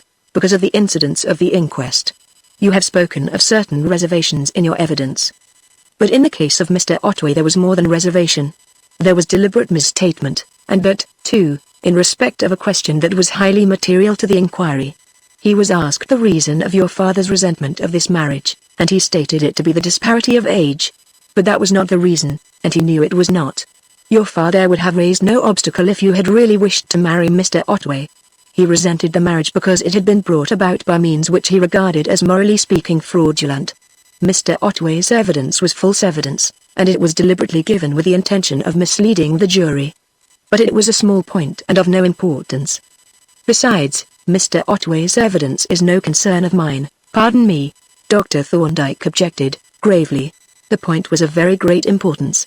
it would have started a train of entirely new issues. And Mr. Otway's evidence is very much your concern. You heard it given, you were asked if you confirmed it, and you did confirm it. Thereupon, Mr. Otway's evidence became your evidence. Now, if you were to embark on a suit for the annulment of your marriage, the plea of fraud, on which you would base your claim, would have to be supported by evidence which would conflict with that given by you at the inquest. Your position would be a very uncomfortable one, and it would be made more so by the fact that your evidence was in agreement with Mr. Otway's. When two witnesses agree in a departure from the actual facts known to them, a suspicion of collusion is apartment to be raised, and collusion again suggests purpose and motive. I am afraid, Mrs. Otway, that the devil's advocate is making out a diabolically complete case. But that, you know, is his business. The conclusion is that a malignant fate has woven around you a mesh of circumstances from which there is no escape, and that the less you struggle the less irksome will be your bonds.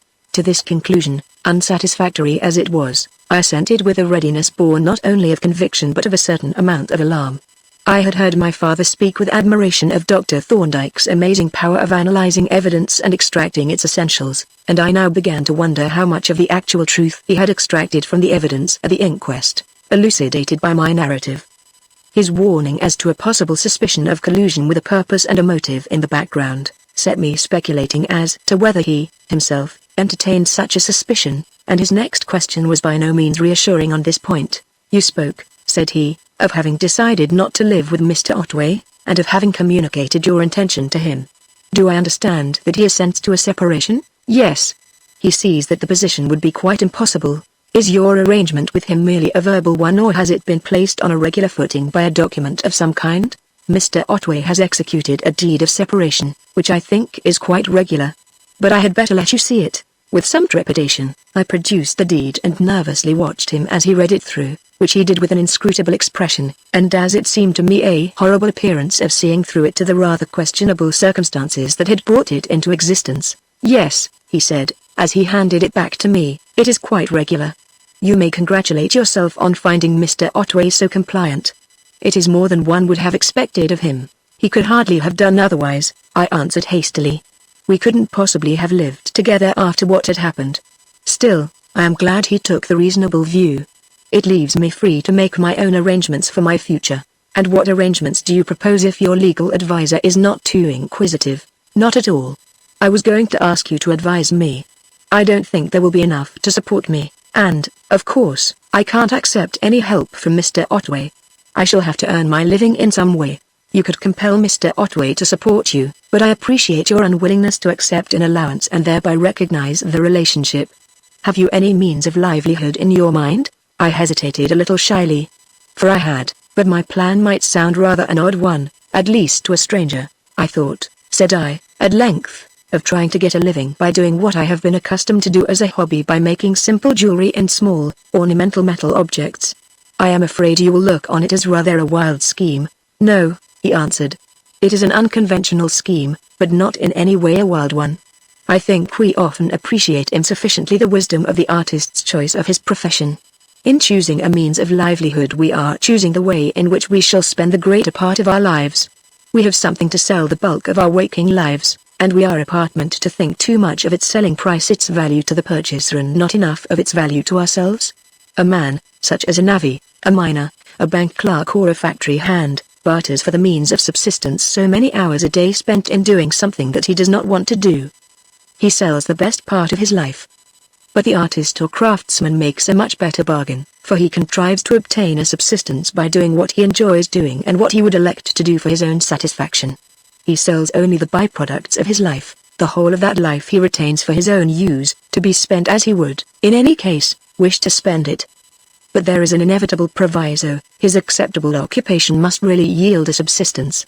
His wares must be of value to the purchaser, and he must be able to find a market. Do you think you could satisfy those conditions? I think I could make the things pretty well, but, as to selling them, that is a different matter. I have to find that out. May I show you some of my work? I should like very much to see some of it, he replied. I will fetch a few pieces. And meanwhile, that clock on the mantelpiece is partly my work. My father made the clock itself, but I made the dial, the hands, and the case. Dr. Thorndyke rose, and, stepping over to the mantelpiece, looked at the work with keen interest. It was a little bracket clock with a bronze dial, a silver circle for the figures, silver gilt hands and a simple wooden case decorated with gesso. Leaving my visitor to inspect it, I went away and collected a few samples of my work in metal, a bronze candlestick, an enameled silver belt buckle, a gold pendant set with opals, and 1 or 2 silver spoons, all of which Dr. Thorndyke examined with that friendly interest unmistakable to the artist or craftsman that evinces some knowledge of and liking for the thing examined. "Well," he said, as he laid down the last of the spoons, "these things answer the first question. They're quite workmanlike, and they are attractive and tastefully designed. The next question is the economic one. Could you sell them? And if so, would they realize a price that would furnish a reasonable livelihood? You would have to compete with commercial products made in large numbers by cheap processes. Your hammered, embossed and chased work would compete with work stamped from steel dies or with comparatively rough castings. Of course, your work is infinitely better value, but this is a commercial age, and buyers are bad judges. And then you would have to sell to dealers who would demand not less than 50% profit, which, I am afraid, would leave you a pitiable, small return for your labor and skill." "Yes," I agreed. "That is all quite true. But still, I think I will try. The work would be interesting and pleasant, and, as you implied just now, an artist cannot expect to be paid as much for doing what he likes doing as another man receives for doing what he dislikes. Pleasant work is, to some extent at least, its own reward, and if my work doesn't yield enough to live on, I shall have to try something else. But I don't suppose I shall be absolutely without means when my father's estate has been wound up. Do you think of continuing to live here?" Dr. Thorndyke asked. "No. As soon as everything is settled, I propose to go to London. It will be much easier or, at least, less difficult to dispose of my work there, undoubtedly.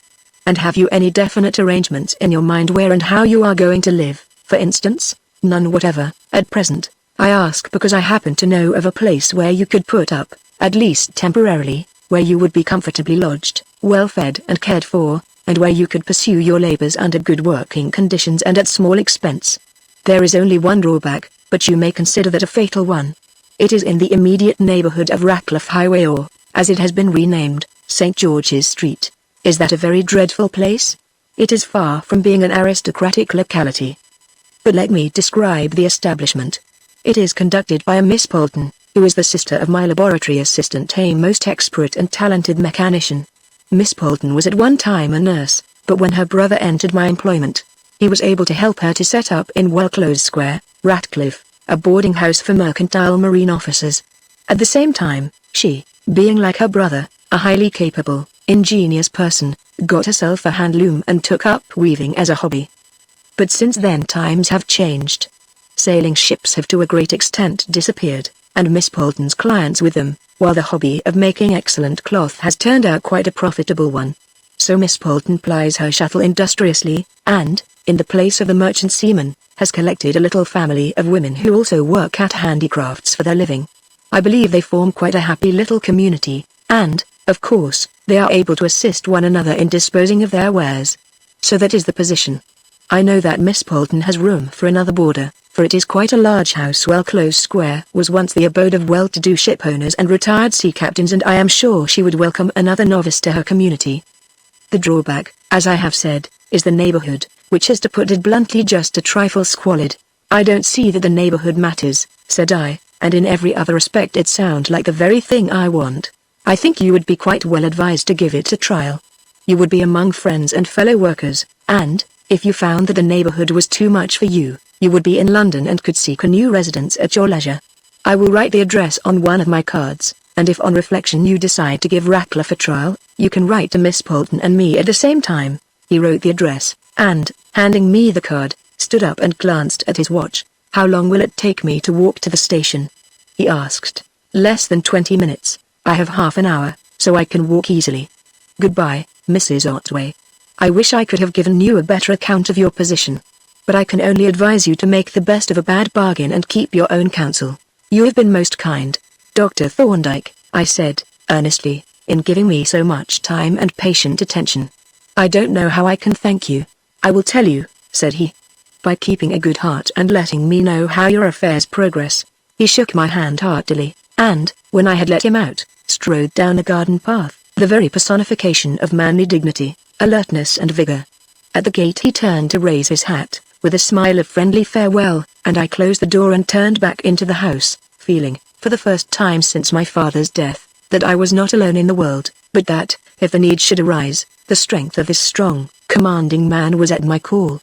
The short remainder of my life at Maidstone I shall pass over briefly. It comes back to me in scenes like those of a play, separate but related. I see the interior of the parish church, noble, spacious, cathedral-like. I hear the voice of the clergyman reciting reverently those flowers of ancient poetry rendered into perfect English speech that usher the departed into the realms of silence with so gracious a dignity. I see the flower-strewn coffin sink into the grave wherein sleeps my unremembered mother, while the russet-sailed barges glide past the churchyard on the placid river below towards the mills at Toville. And so farewell for ever to the best of fathers and the kindest, most lovable of friends. These closing weeks, in which I wound up my old life and made ready for the new, were full of bustle and unrest. I had written to Miss Polton and Dr. Thorndyke, and from the former had received a kindly letter assuring me of the warmest welcome, and now I was busily collecting my tools and workshop appliances and packing them into travelling boxes to be dispatched with my heavier luggage. There was the furniture to be stored or set aside for sale, the servants to be placed in new situations, and various business to be transacted with Mr. Jackson, who, indeed, relieved me of all that lay within his powers. Then there was Mr. Otway, from whom I received an abject letter and with whom I must needs have a rather distressing interview. He was really horrified at my proposed mode of life. I suspect he had never done a stroke of manual work in his life, and even more so at my proposed place of residence, and was, I believe, sincerely distressed at my firm refusal to permit him to make me an allowance. Indeed, the devotion which he professed for me, little as I wanted it, seemed to be as real as was possible in the case of a man so self-centered and so callously egoistic. But the very sight of him hardened my heart and lighted up afresh my indignation at the havoc that he had wrought in my life.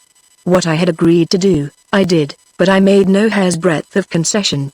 I gave him my future address, and agreed to his addressing letters there, but I refused resolutely to receive any visits from him, or even to enter into any correspondence other than that which circumstances might render necessary. And now the last day has come, the day of final parting. I see myself wandering through the empty house, stripped of all but the barest necessaries and filled with new and strange echoes, the van drawn up at the gate to take away the last of the furniture, and the tearful Jessie carrying my two little portmanteaus down the path to the porter's barrow. I see her return, wiping her eyes and gazing at me in dumb appeal, and, with a sudden impulse of tenderness, I kiss her and stroke her hair, whereupon she bursts into tears and throws herself sobbing onto my breast. It was hard to close the old life, which had been so sweet and peaceful, so full and satisfying, to bid farewell to the beautiful old town which was the only place I had known and which I had loved so well. As I took my way through the streets, attaché case in hand, all my old friends seemed to look on me reproachfully and call on me to stay. The quaint plaster-fronted house in Week Street, the venerable medieval pile at the corner of Gabriel's Hill, the grinning masks on the corbels of the old house fronts of Middle Row, all the old familiar landmarks, had suddenly grown dear and precious, and each exacted its twinge of regret as I looked my last on it. On the bridge I halted to survey the upper river, with the church and the old palace, both embowered in trees and brooding over the quiet water. Often as I had looked upon that view, it had never seemed to me so pleasant and desirable as now. And with this last impression to be recalled, how often in a troubled future! I turned away and headed resolutely for the station. Chapter 11: A Harbour of Refuge. It was the cabman who first made it clear to me that my town address was somewhat out of the common. He had stowed my two portmanteaus on the roof. It was a four-wheeled cab, and, descending to hold the door open for me to enter, shut it after me with a bang and waited while I stated my destination. "I beg your pardon, miss," he said, incredulously. "Did you say Wellclose Square?" "Yes. Number 69. Again he regarded me with wrinkled brows. "That won't be Wellclose Square down by the docks?" he suggested. "I don't know if it's near the docks," I replied, "but it isn't far from Ratcliffe Highway." "That's the place, sure enough," said he. "Number 69, well, I'm jiggered." With this he turned and slowly climbed to the box, looking in at me through the front window as he mounted, and even when he had taken his seat and gathered up the reins, he took yet another confirmatory glance over his shoulder before starting. These mysterious proceedings occasioned me some surprise, not entirely unmixed with anxiety. Dr. Thorndyke had admitted that the neighborhood was squalid, and the question arose, how squalid was it? The first part of the journey, through Eastcheap and Great Tower Street, was rather reassuring, and as we crossed Tower Hill and the great pile of ancient buildings loomed up above the trees, I was quite pleasantly impressed. But then came a change for the worse.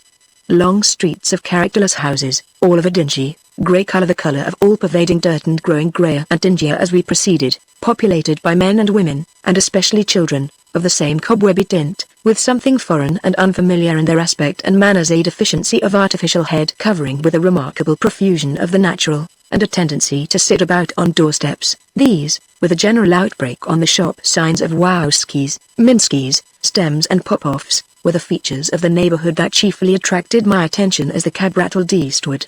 But there was not much time for extended observation, for I had barely noted these appearances when we turned into a short side street and emerged into a square, the dinginess of which was somewhat relieved by a group of faded trees in the central enclosure. Round the square the cab trundled slowly until it drew up opposite a tall house of the Georgian type, with white window frames and a green door.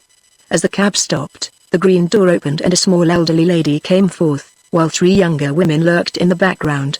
Escaping from the cab, I advanced to meet the elderly lady, who received me with a singularly pleasant smile and a few quietly spoken words of welcome, a proceeding that was observed with furtive interest by the cabman as he transferred my portmanteaus from the cab roof to the pavement and thence to the hall, nor did his curious observation of me cease until it was brought to an end by actual invisibility, for, as the cab moved out of the square, I saw his face still turned towards me over the roof, with the same eye expression of puzzled surprise. "You would like to see your room, I expect," said the elderly lady, whom I had correctly assumed to be Miss Bolton. "Then we will have tea and talk over your arrangements."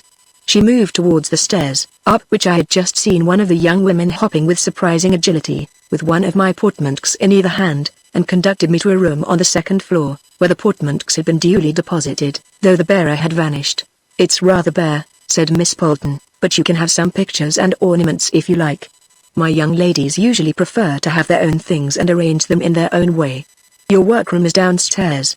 I consulted my brother about it, and he said he thought you would like a room with a stone floor if you were going to do hammered work and use a furnace. So, as I had one with quite a good light, I have kept it for you. That is, of course, if you like it." "I expect I shall," I replied. "A wooden floor is dreadfully noisy when one is hammering on a stake, and not very safe when there are red-hot crucibles about." "Yes," she agreed, "and you can have a mat for your feet when you are sitting at the bench. And now I will leave you and go and see about the tea." Left to myself, I looked around at my new home. The room, though spacious, was undeniably bare, but yet it gave me an impression of comfort. For its bareness was due merely to the absence of superfluities. The empty walls, distempered a pale cream color, were severe to baldness, but how much better than the usual boarding house walls, covered with staring flowered paper and disfigured with horrible prints or illuminated texts. They, like the empty bookshelves, were ready to receive the personal touches and to become friendly and sympathetic.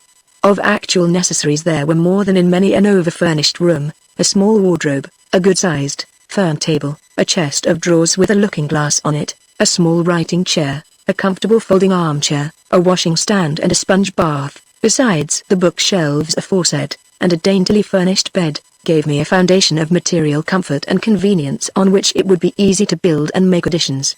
As I concluded my survey and refreshed myself with a wash, I decided that, whatever the surroundings of the house might be like, its interior seemed to have the makings of a home. Nor was I less favorably impressed when I went downstairs. The dining room, in which I found the ladies assembled, was pervaded by an air of spotless cleanliness with a severity approaching bareness.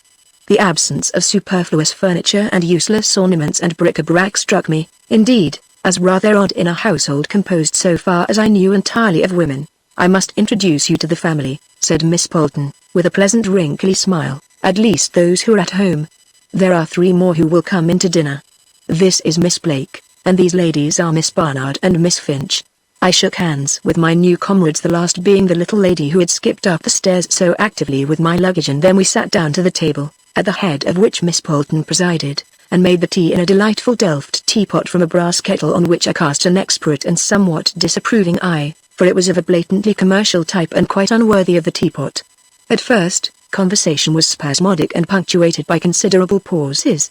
Miss Bolton was evidently a silent, self-contained woman, though genial in a quiet, restful way. Miss Finch, too, who sat by me, was quiet and a little shy, speaking rarely but silently plying me with food.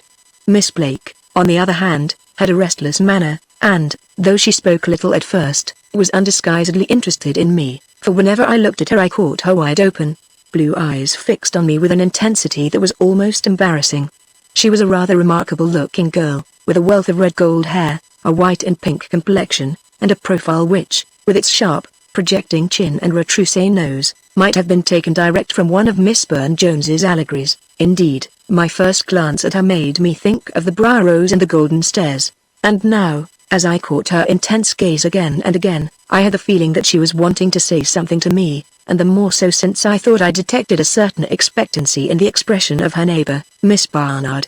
Nor was I mistaken, for, after one of the periodic pauses in the conversation, she leaned over the table towards me and said in low, portentous tones, "Mrs. Otway, I want to ask you a question, if you won't think me too inquisitive." Here she paused and Miss Barnard also paused in the conveyance to her mouth of a large piece of bread and marmalade. Miss Bolton explained that Miss Blake was somewhat of a mystic, like her famous namesake, said I. And ancestor, Miss Blake added, eagerly. "Really?" I exclaimed, clutching at this straw. "You are actually a descendant of William Blake? And I dare say you are a great admirer of his works?" "I should think she is," exclaimed Miss Barnard. "You should just see her fashion plates." Recalling Blake's usual rendering of the human figure and its unadaptability to the conditions of our climate, I secretly resolved to take an early opportunity of examining those fashion plates. "Meanwhile," I remarked, "I was thinking of his poems rather than the drawings." "Yes," said Miss Blake, "though the drawings are very spiritual, too. But to return to my question. You see, I had been looking at your face. It is a face, you know, in which the workings of the subconscious appear, as it were. It's an extraordinary psychic face, do you know, is it?" said I, noting that Miss Barnard had broken out into a slow smile, which she was trying to obliterate with the lump of bread and marmalade. "Oh, very intensely so. I don't suppose your question would be too inquisitive," I said, guardedly. "It isn't really," said she. "You know, I have been looking at your face, watching it with deep interest, and I have been hoping that, at last, I had met with a kindred spirit. I do hope I feel convinced that I have. I've been wondering if you are, as I am, a dweller in the larger world beyond that inhabited by the conscious self, beyond the mere material universe. Is it not so, Mrs. Otway?" Now this was a facer. As my dear father would have expressed it in his playful fashion, it knocked me sideways. I cast a bewildered glance round the table, and was aware of a very extensive outbreak of tact. Miss Bolton was blandly indulgent, her face transformed into a network of amiable wrinkles. Miss Finch was engaged in an intense scrutiny of the bowl of a jam spoon, while Miss Barnard's feats, with the bread and marmalade, were becoming positively dangerous. "I am not sure I understand your question, Miss Blake," I managed to respond at length. "Perhaps I did not put my question very clearly. It is difficult to be very definite when one is speaking of the psychic life, but I was wondering if you had ever had experiences that had made you aware of that larger world beyond the world of mere matter and sense perception, if you had sometimes felt the thoughts of other minds stealing into your own without the aid of speech or bodily presence, and even, perhaps, held converse with those dear to you who, while they have passed out of this little, material world, still share with you the greater world in which soul speaks to soul unhampered by the limitations." The humorous wrinkles had suddenly faded from Miss Bolton's face, leaving it grave and quiet, and now, in a quiet, grave voice, she interposed. "I think, Lilith, dear, that Mrs. Otway's griefs are too new and too real." "I know," Miss Blake exclaimed, impulsively. "I am an egotistical wretch. It was horrid of me to be so wrapped up in my own interests. I am so sorry, so very, very sorry. Please forgive me, dear Mrs. Otway. Let us talk of something else." "I don't think we must talk of anything much longer," said Miss Bolton. "We have finished tea and we ought to get on with our work. Besides, Mrs. Otway will want to unpack her things and set her room in order." On this there was a general uprising. Miss Finch immediately fell to work gathering up the debris and returning the cups and saucers to the tray, while Miss Blake renewed her apologies and expressions of sympathy. Then Miss Bolton took possession of me, and, having shown me my workshop, a smallish, well-lighted room, with a paved floor and a large window looking on an unexpectedly pleasant garden, took me upstairs to a box room in which my personal luggage had been deposited. "Supper is at 8 o'clock, said she. "We have made it rather late so that everyone may have a good, long day's work and all the wanderers may have come home. It is the social event of the day. And now I will leave you to your unpacking. She tripped away up a narrow flight of stairs that opened from the landing, towards what I took to be the attics, from whence presently came a rhythmical click-clack that I associated with the loom of which Dr. Thorndyke had spoken. Meanwhile, I fell to work on my trunks, with a view to transferring their contents to my room, but I had hardly got them open when Miss Finch appeared at the open door. "Can I help you?" she asked. "If I carry some of the things down you won't have so many journeys, but aren't you busy?" I asked in return. "Do I look like it?" "No, I'm lazy this afternoon, but I should like to help you, if you will let me." Of course I was only too glad, and forthwith loaded her with an armful of books, following her with a second consignment.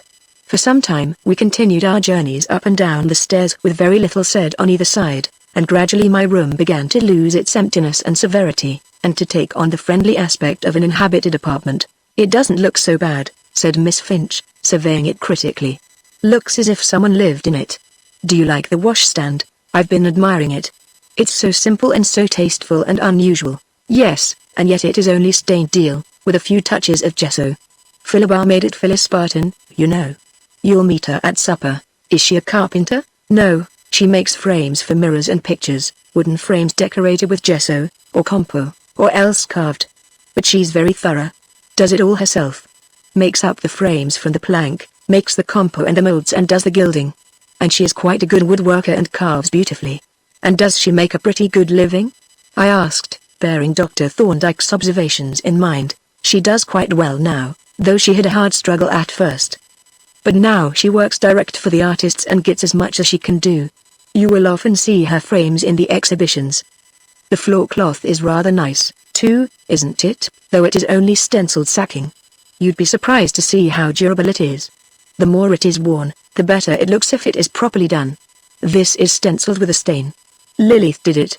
"Lilith? Is that Miss Blake?" "Yes. Her name is really Winifred, but we call her Lilith because she looks as if she had come out of a stained glass window. You might think that she was a little balmy. But she's awfully clever. She does fashion plates, doesn't she?" "Yes, poor Lilith. She hates them, but she does them ripplingly all the same. She would rather paint pictures or mural decorations or design tapestries, but you've got to do what you can sell, you know, if you want to make a living, and Lilith has a little brother whom she keeps at school, an awfully nice little kiddie. She's a really good sort, you know, though frightfully spooky, planchette, crystal ball and all that sort of tosh, and she thinks she has found a fellow spook, so you will have to look out." As Miss Finch paused to take another survey, her eye and mine fell upon the washstand, or rather on what it supported. "I think," I remarked, "that I shall have to treat myself to some new crockery. That jug and basin are hardly worthy of Miss Barton's masterpiece." "No, they're horrid, aren't they? Regular Whitechapel china shop stuff. But I believe I've got some. I'll just run up and see." She tripped away up the stairs and presently returned, bearing a basin and pitcher of simple, reddish buff earthenware glazed internally with a fine green glaze. "They are frightfully crude and coarse," she said apologetically, and with cheeks several shades redder than the ware, "but they aren't vulgar. Would you like to have them until you can get something better?" "I shall have them a long time, then," said I. "They are charming, delightful, and they suit the washstand perfectly. What a house this is for pottery." I noticed the teapot and the beautiful cups and plates, also interesting and uncommon. "And now you produce these wonderful things like some benevolent enchantress. How do you do it? Do you keep a crystal ball, too?" Miss Finch laughed and blushed very prettily. "We all do our little bit towards making the home presentable and saving expense. Miss Polton distempered these walls, and Joan Allen painted the woodwork. You'll like Joan, I think. She paints portraits when she can get them, and fills in her time by doing magazine covers and book wrappers. We shall expect a diploma work from you, too. You're a goldsmith, aren't you?"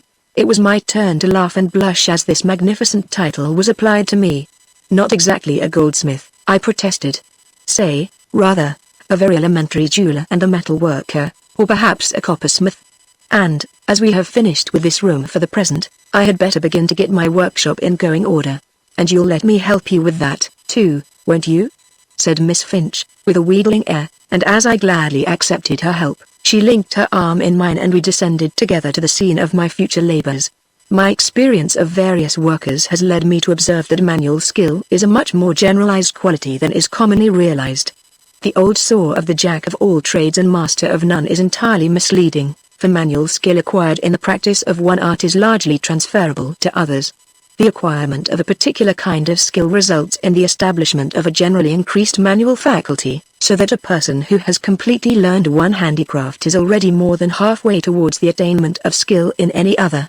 This fact was impressed upon me as I watched little Miss Finch and noted her extraordinary handiness with probably unfamiliar appliances and her instant comprehension of the uses of things that she had probably never seen before. My two benches, the jeweler's and the general bench, had fortunately been made in a portable form, and now had to be joined up with their screw bolts. But my little assistant took this in at a glance, and, before I had half finished unpacking the tool cases, she had the bench tops upended, had sorted out the legs, struts and the appropriate bolts, and was hard at work with the spanner. Yet, as she worked, she kept an alert and interested eye on the tools and appliances that came forth from the cases. "What a jolly little muffle!" she exclaimed, as I deposited the small enamel furnace on the floor, pending the erection of its stand. "But won't it eat up the gas? You'll have to have your own meter to watch it, too, to see that your earnings don't all go to the gas company. And what a little duck of an anvil! But what on earth are those things?" Pointing to a bundle of body tools and snarling irons, I explained the use of these mysterious appliances and of sundry others, and so, with a good deal of gossip, partly personal and partly technical, we worked on until the sound of the first supper bell sent us to our rooms to make ourselves presentable, by which time the fitting out of the workshop was so far advanced as to make it possible for me to begin work on the morrow. The great social function of supper introduced me to the rest of my comrades. Phyllis Vardon, who turned out, to my surprise, to be a tiny, frail-looking middle-aged woman of meek aspect. I had pictured her as a large, muscular, boisterous young woman. Joan Helen, who really corresponded somewhat to this description, and whom I detected more than once in the act of inspecting me with one eye closed, and a tall, rather shy girl, by name Edith Palgrave, a scrivener and calligrapher, who, I learned from Miss Finch, wrote, by choice, church service books and illuminated addresses, but, by necessity, gained her principal livelihood by writing shop tickets. It was a pleasant genial gathering, homely, informal, and yet quite regardful of the indispensable social amenities. What the social class of my companions might have been I could hardly guess. They were all educated women, of good intelligence and pleasant manners, all keenly interested in one another's doings, but each fully occupied with her own activities. The agreeable impression was conveyed that, in this little human hive, the companionship arising from the community of domestic life tended in no way to hinder a self-contained person like myself from living her own life and pursuing her own interests and satisfactions. And so, when, somewhat early, I retired to my room to spend an hour with my books before going to bed, my thoughts turned gratefully to Dr. Thorndyke, and I congratulated myself not a little on having found this quiet anchorage in which to rest after the stormy passages of my troubled life. Chapter 12: The Hidden Hand. I had been settled in my new home about a month when I received a letter from Mr. Jackson. It was principally devoted to a report on business matters concerned with the disposal of my father's practice and the sale of the surplus furniture and effects, but it contained one passage that gave me considerable food for thought. The passage in question had been added as a postscript, and ran thus: "You have probably heard that Mr. Otway has left Maidstone. I fancy things has become rather uncomfortable for him. From what transpired at the inquest, an impression got abroad that he was, to a great extent, responsible for your father's death, and there was consequently a rather strong feeling against him. I don't know where he has gone, but rumour has it that he has migrated to London." This was, in more than one respect, somewhat disquieting news. I turned it over again and again as I sat at my bench and tried to estimate its significance. The inquest had gone off quite smoothly, as Mr. Jackson had expressed it, but it was clear that some, at least, of the persons present had read a meaning into the evidence which the coroner and his jury seemed to have missed. Dr. Thorndyke was one of these, but, as no rumour could be traceable to him, there were evidently others. What did this portend? To Mr. Jackson it meant no more than a local prejudice. To me, conscious of a secret government which I had not dared to confide even to Dr. Thorndyke, it conveyed an uneasy feeling that suspicion was abroad, that it might become cumulative, and that, even yet, the covenant might be dragged into the light of day which it would bear so ill. Ever since my talk with Dr. Thorndyke, my conscience had been somewhat ill at ease. I felt that, as a witness giving testimony on oath, I had been at least uncandid, if not positively untruthful, and the word collusion had acquired an unpleasantly personal quality. And then, what of Mr. Otway? Had he slipped away out of my life to hide himself where suspicion would not reach him? Or had he really migrated to London, and would his sinister shadow presently fall upon my new life as it had done upon the old? My hopes pictured him driven by his fears, for he was a timorous man far afield, perhaps beyond the seas, but a presentiment whispered that I had not heard or seen the last of him. It was a few days later, in fact, that I returned from a walk to find a letter from Mr. Otway, requesting me to see him. I met him the following day at the Tower Wharf. He was more agitated even than usual, and rose to greet me with the audible explanation of relief. Miss Vardon, that is, Mrs. R. Helen. I have received a letter. Your correspondence is of no interest to me. I told him coldly. But the contents of this one are so extraordinary that I ventured to write to you about it. I hoped you would respond to my appeal.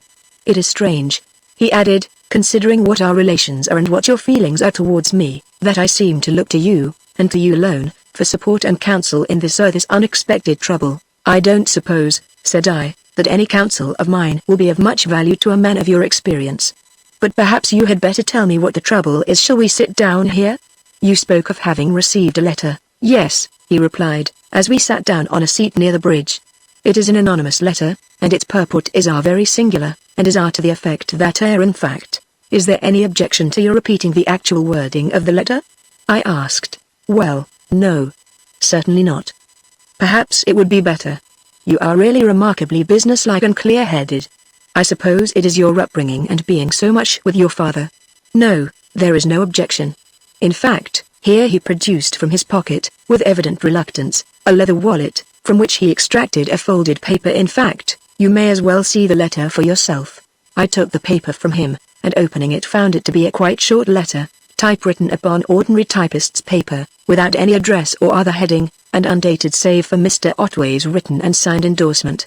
There was no signature, but in place of one was written in typed characters, a well-wisher, and this is what it said. Mr. Lewis Otway, the undersigned is writing to put you on your guard because somebody knows something about how Mr. Vardon came by his death, and that somebody is not friend, so you had better keep a sharp lookout for your enemy and see what they mean to do.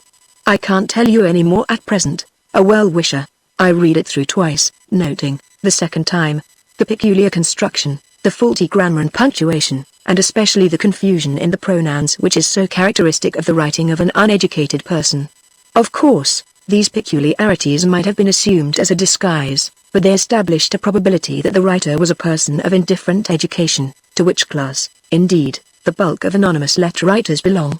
I handed the document back to Mr. Otway, and asked, "Does this letter convey anything to you?" "Nothing," he replied.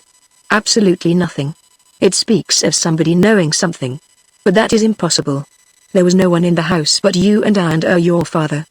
Besides, there is nothing to know excepting what you know.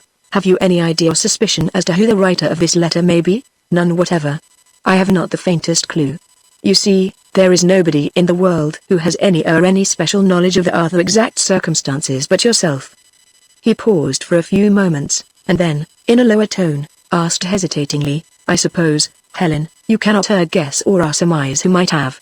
I looked up quickly and caught a furtive glance which was instantly averted, and in a moment it was borne in on me that he suspected me of either being the writer or concerned in writing of this letter. "Mr. Otway," said I, speaking slowly and quietly, the better to command my temper, "if you have any idea that I know anything of this wretched production, dismiss it. If you have any idea that there lurks in my mind any suspicion that your account of my father's death was untrue, dismiss that, too. If I had known, or even had the smallest grounds for suspecting, that my father met with foul play, you would not have had to wait till now to hear from me, nor would my communication have reached you in this form or through these channels." As I said this, looking at him, I do not doubt, sternly and forbiddingly enough, he turned horribly pale and seemed to shrink visibly. He was completely cowed, so much so that, cordially as I detested him, I felt really sorry for him. "You mistake me, Helen. You misjudge me," he protested, huskily. "You do, indeed. I had no intention. I never, for one moment, suspected. But why do I say this? Of course, you must know I did not. I merely thought it possible that you might be able to guess. You might know of some person." "I do not, Mr. Otway," said I.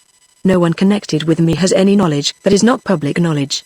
Nor do I believe that anyone else has. I should say that this person, apparently a person of the lower class, is just a common blackmailer, who was present at, or has read the report of, the inquest, and is trying to make you believe that some suspicion attaches to you. I could not but admire the adroitness with which Mr. Otway made me a participator in his own difficulties and secured me as an ally against his unseen enemy. And the blackmailer is a rather formidable enemy to a man who is concealing an incriminating fact. We were partners in an unlawful act. That, I had already recognized, and the different significance of that act in our respective cases did not so very much affect our position in the present circumstances. Probably you are right, Helen. But you notice that there is no threat, no direct threat, at least, and that there is no suggestion of any attempt to obtain money from me. Perhaps that will come later, said I. Again he drew a long breath and cast a furtive glance at me. Perhaps it will, he agreed. This may be the preliminary move, the laying of ground bait, so to speak. It's a harassing business, Helen. What do you think I had better do? You see, I rely on you for counsel, although I am so much older. But you have your father's gift of clear judgment and perfect coolness in emergencies. It was rather a tactless observation, for it recalled vividly my dear father's coolness in that last, fatal emergency, his composure and unruffled cheerfulness when the menace of ruin and disgrace set up by Mr. Otway had seemed poised over his head, ready to fall at any moment, and the recollection did not tend to increase my present sympathy. For my part, I said, coldly, I should do nothing at present. I should ignore this letter and wait for the writer to show his hand more clearly. If he should make any threats or demands for hush money, I should at once put the matter in the hands of the police. I could see that this advice, particularly the latter part of it, did not greatly commend itself to Mr. Otway. Nor did it to me. But circumstances offered no choice. Any risk is better than that of lifelong subjection to a blackmailer. It would be very unsafe, said Mr. Otway, to have any dealings with the police. They are pretty severe on blackmailers, but they are naturally ready to listen to anyone who professes to have information to give them. And a blackmailer may be very dangerous if he is brought to bay. We couldn't afford to have any inquiries made that might seem to establish what they would call collusion to suppress evidence. We knows that the facts that we withheld were not material. Other people would not. I had nothing further to say, but to repeat that I should ignore the letter, and for a time we sat silent, looking out on the river. Mr. Otway drew a deep breath and reflected gloomily. Perhaps my suggestion was not a very comforting one, for an uncomfortable aspect of the case was that he was right. Well, said Mr. Otway, at length, so be it. We will wait and see what happens. And now let us put this miserable affair away and talk about your future. I have seen some of your work, and I am sure that you could get good prices for it if it were placed in the proper quarter. But the ordinary shops would be of no use to you. The common retailer does not know or care anything about individual work. He just buys from the wholesaler or the manufacturer, and sells to the public. He would probably not look at your work, or if he were willing to buy it, he would pay no more than he pays to the manufacturer who rattles off his goods by the thousand, with the aid of cheap labor and machinery. But there are people who know the difference between artists' works and manufactured goods, and are willing to pay for the better things. And there are dealers who supply them. Mr. Campbell is one. I have known him for many years, and I can assure you that he is an excellent judge of works of art and very anxious to get the best for his customers, who are mostly good judges, too. He is well known in artistic circles, and, as he is able to dispose of things of real value, he can afford to pay the artist a fair price. I strongly advise you to give him a trial. Of course, I would infinitely rather that you accepted an allowance from me, but, if you really... It is very good of you, Mr. Otway, but I assure you that it is out of the question. Very well, then. If you are quite resolved, I can only advise you to make the most profitable use of your talents. Go to Mr. Campbell, and I am sure that you will be treated fairly. I thanked him for his advice and promised to act on it, and very shortly after this I brought the interview to an end. As I took my way slowly back to Well-Closed Square, I reflected on the new developments that my meeting with Mr. Otway had disclosed. That some mischief was brewing there could hardly be a doubt. The disguise of the well-wisher was too thin to create any illusion. As to the somebody who knew something, he was an obvious myth, for, as Mr. Otway had said, the circumstances did not admit of anyone knowing even what was known to me. My own explanation was that some person, who had been present at the inquest, had observed Mr. Otway's excessive nervousness and had marked him as a likely subject for blackmailing operations. It was a chance shot and nothing more, but Mr. Otway's evident alarm was not difficult to account for. He was a naturally timorous man, he had been subjected to a great and prolonged strain, and he had an incriminating secret. His position was, in fact, one of appreciable danger, as he fully realized. If the details of my father's death had been fully disclosed at the inquest, Mr. Otway's statement and explanation would probably have been accepted without demur.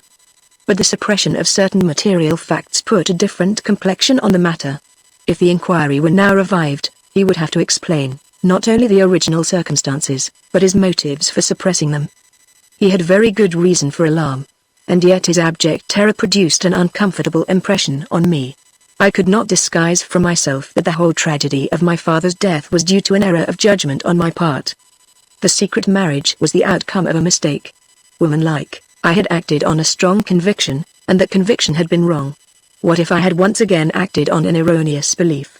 I had assumed that Mr. Otway's account of my dear father's death was correct.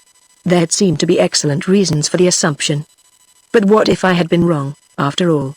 If I had actually misled a court of justice to shield the murderer of my dearly loved father? It was undeniably possible.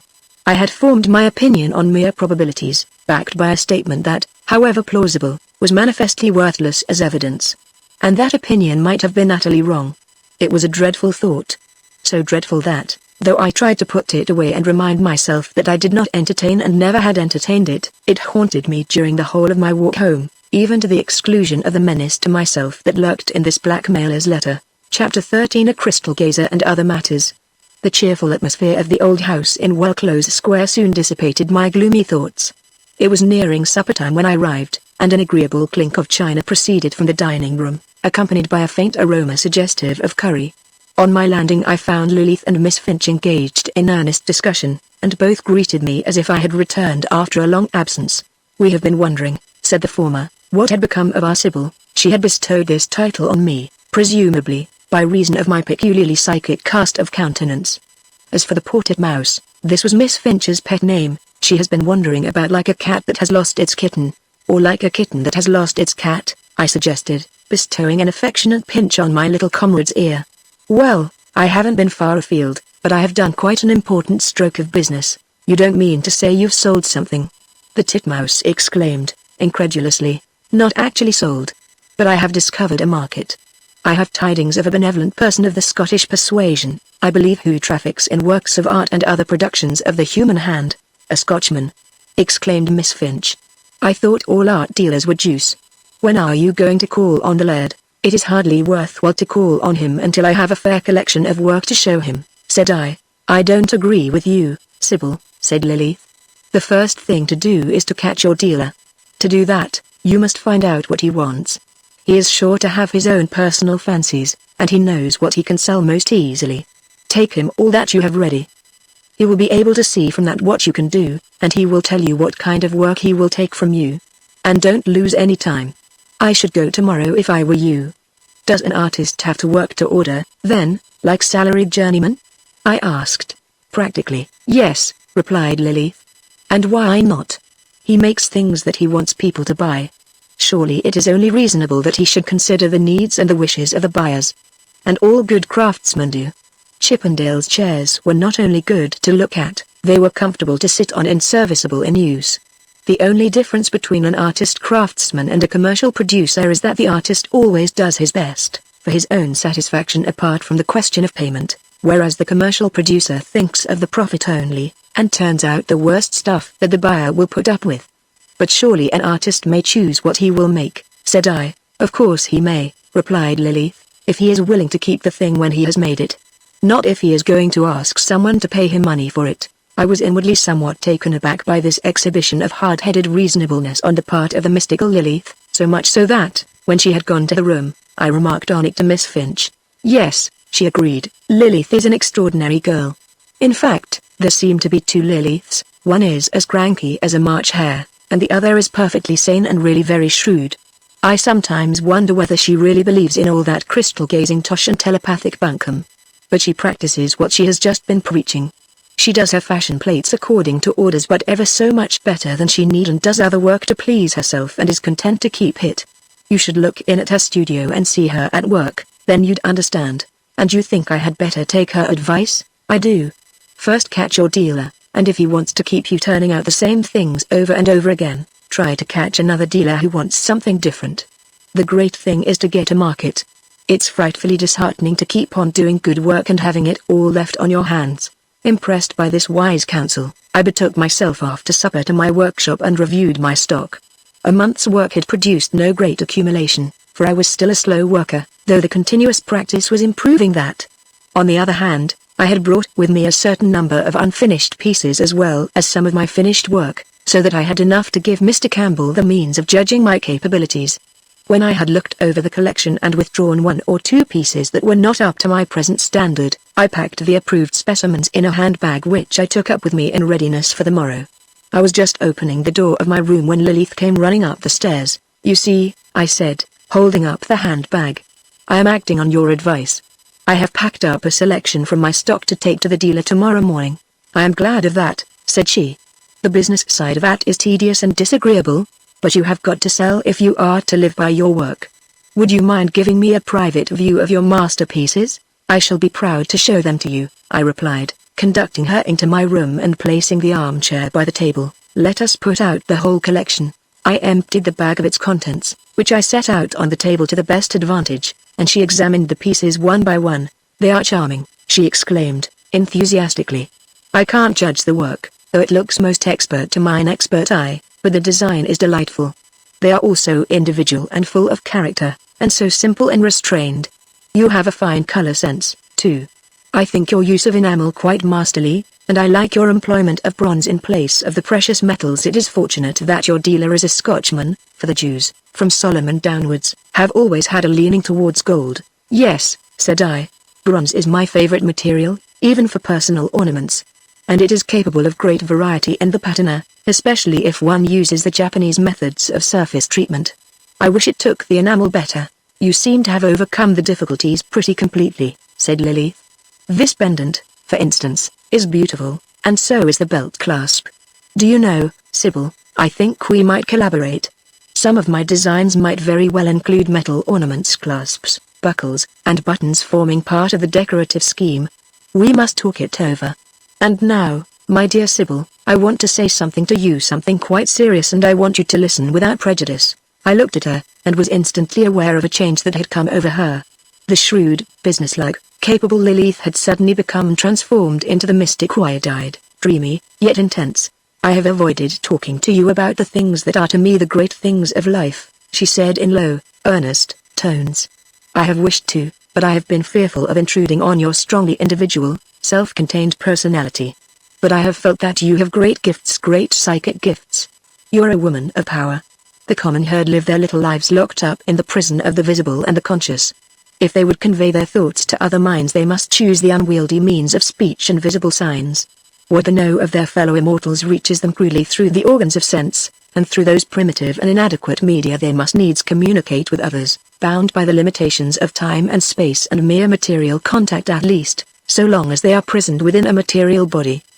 But there are others for whom no such limitations exist, specially gifted souls who can see without mere material eyes, who can hear without ears, who can speak their thoughts across the gulfs of time and space, who can look into the remote past, and even into the future, who can make their willpower operate at limitless distances and without the aid of gross bodily action. And you are one of these, Sybil. I am convinced that you are endowed with these powers.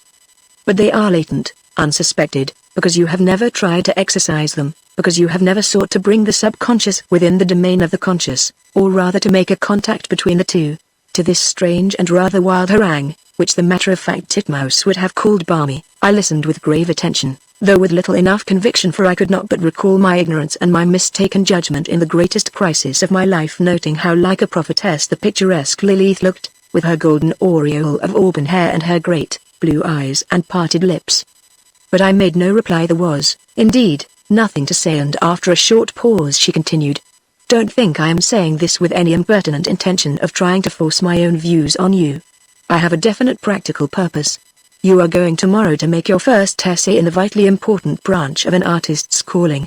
On your success depends the possibility of your following art as a profession, that is, if you have not enough to live without work." "I have not," said I. "Then artistic success is not sufficient. You must achieve industrial success. You must get a livelihood out of your work. As far as the creation of beautiful things is concerned, you are quite competent and will become more so with more practice. Now you have to learn how to dispose of those works profitably, how to make people buy them. But surely that will be decided by the suitability of the things themselves, partly, no doubt. But you mustn't leave it at that. You must learn to exercise the power of silent willing combined with suggestion. I don't think I quite understand, said I. We must talk about this more fully some other time, said Lilith, and go into the theory and the results of experiments. For the present you must try to take my word for the fact that silent willing and suggestion are real powers. I don't ask you to believe it without proof. I will give you the proof later, but I do beg you, dear Sybil, to give the method a trial. If it fails in your hands you will be none the worse. But it won't fail if you make up your mind to succeed. What do you want me to do, Lilith? I asked, not a little bit bewildered by her mysterious and rather vague expressions. I will tell you what I do myself, she replied. When I take a batch of drawings to a publisher, I stand outside the office for 5 minutes and silently will that he shall accept them. Sometimes I write on a piece of paper a command to the publisher to accept my work, and while I am waiting for the interview I keep my eyes fixed on the writing and mentally endorse the command. The writing, you see, helps me to concentrate my willpower. Then, at the interview, I use the method of suggestion. Whatever the editor or publisher may say, whatever objections he may make to my work, I continue steadily to impress on him that he is going to accept it, that, in fact, he has accepted it. If he refuses it, I ignore the refusal and go on talking as if he had accepted it, not rudely. Of course, one must do these things tactfully, and all the time that he is talking, I continue silently to concentrate my willpower on him. And what is the result? I asked. The result, my dear Sybil, is that I sell all the drawings that I offer for sale. This sounded convincing enough, and would have been more so if I had not happened to know that Lilith's drawings were of the very best of their kind, and that she submitted them to the most rigorous criticism before letting anyone see them. Still, the fact that she sold her work was undeniable, and it was impossible to say how many excellent drawings had failed to gain acceptance. Certainly every capable artist is not a successful one. And what is it exactly that you want me to do? I asked. I want you, she replied, to do just what I do myself. I want you to stand outside the shop for 5 minutes and silently will that this dealer shall buy your work. It would probably help you if you were to write down the command and keep your eyes fixed on the writing while you are willing, but if the dealer himself should happen to be visible, it would be well to fix your eyes on him so as to direct the will force with more precision. And when you go into the shop, keep on willing with the greatest concentration that you can command, and when you are talking to the dealer, talk as if he had bought your work, keep on impressing on him that he has bought it, and don't take any notice of contrary statements on his part. If he seems to think that he has refused it, you must correct his mistake and guide his thoughts into the proper channels. I suppose I must have looked somewhat dismayed at this rather startling program, for Lilith continued, eagerly, now, don't raise objections, Sybil, dear. It will be quite easy if you will only make up your mind.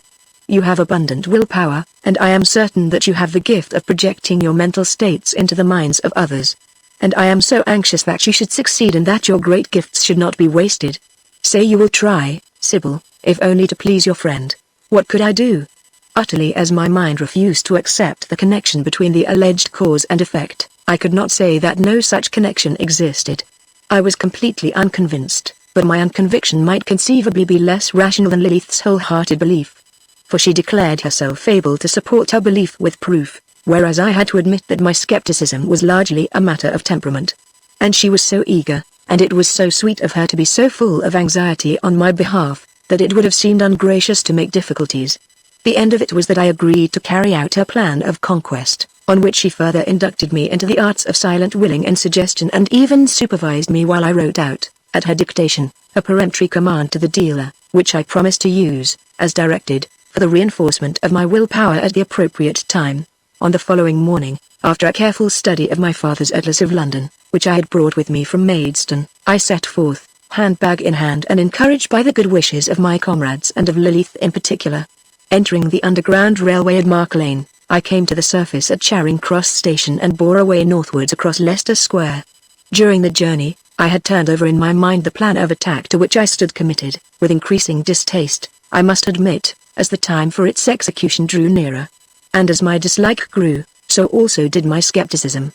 I found myself recalling the fact that Lilith, successful as she claimed to be, was yet a fashion plate artist very much against her own wishes, and reflecting that, if her silent willing were as efficacious as she believed it to be, she might surely compel the purchase of the kind of work that she enjoyed doing. instead of being herself compelled to follow a distasteful occupation. However, it was useless to think about it now. I had promised to give the method a trial and must carry out my promise. These reflections brought me to the bottom of Wardour Street, and my attention was now fully occupied by the search for Mr. Campbell's shop. Mr. Otway had omitted to give me the number of the house, but I remembered his saying that it was on the west side near the Oxford Street end, so I walked slowly up the east side and scanned the shop fronts across the road. Near the top of the street my eye lighted on a smallish shop, above the window of which was inscribed in faded gold lettering Donald Campbell, and I immediately crossed the road, becoming aware as I did so of a sudden access of nervousness. For this was a new experience to me.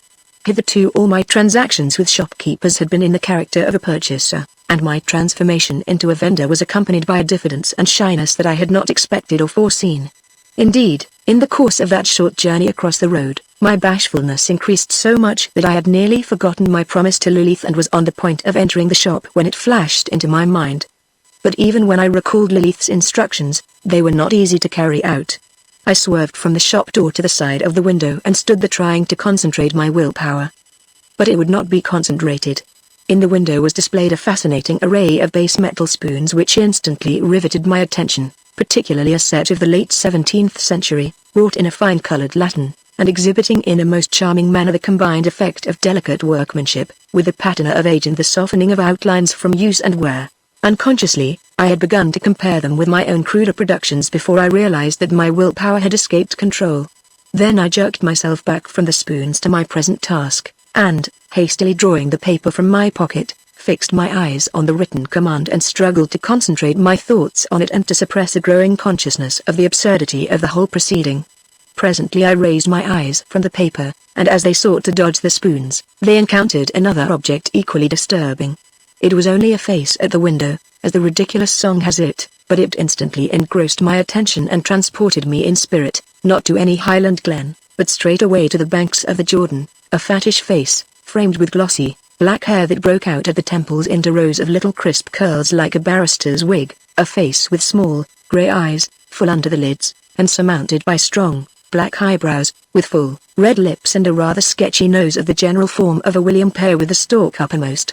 It was clearly not Mr. Campbell's face, but it appertained to the establishment, and, recalling Lilith's instructions to direct my willpower with more precision by fixing my eyes on the dealer, I directed a stony stare at the face and willed silently. But here I was countered again, for the owner of the face was also apparently possessed of psychic gifts, and fixed on me a gaze of such intensity that I was covered with confusion. On this I straightway forgot all about willpower, and, hastily pocketing the paper, walked nervously and guiltily into the shop.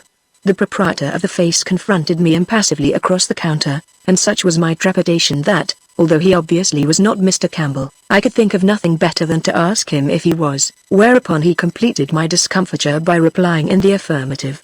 "I am Mrs. Otway," said I, at which he suddenly grew keenly attentive, and I continued, "I understand that Mr. Lewis Otway has written to you about me. I had a letter from him to that effect." "Yes," said Mr. Campbell, "he has, and, if I remember rightly, he suggested that I might be able to dispose of some of your work. I think he said you did some reproduce or something of the kind." Apparently Mr. Campbell was preparing to treat me as an amateur, and my work as the product of a hobby. This would not do at all. Before saying anything further, I opened my bag and handed out the pieces one by one, setting them on the counter before him. "Oh," said he. "Yes, this isn't exactly what I expected." He picked up a teaspoon, turned it over between his fingers, closely examined the joining of the shank and bowl and the little bust that formed the knob, and then held it at arm's length with his head on one side. There was something in the action and the facial expression that accompanied it which encouraged me even before he spoke. "Nice spoon that," was his comment as he laid it down. I observed that he tended to develop a lisp when preoccupied or off his guard. "Well made, well designed, quite original, too. Spoons are my fancy. You saw that set in the window. If I could afford it, I would specialize in them more than I do. Not but what I'm fond of all goldsmith's work if it's good or any other artwork, for that matter, but I do love a good spoon." This was pleasant hearing, for I had a weakness for spoons myself. They are useful objects, they admit of infinite variety in design, and their small size adapted them peculiarly to my rather limited resources. "But there is one thing that you must bear in mind," continued Mr. Campbell. Single spoons are not very saleable unless they are antique or collector's pieces.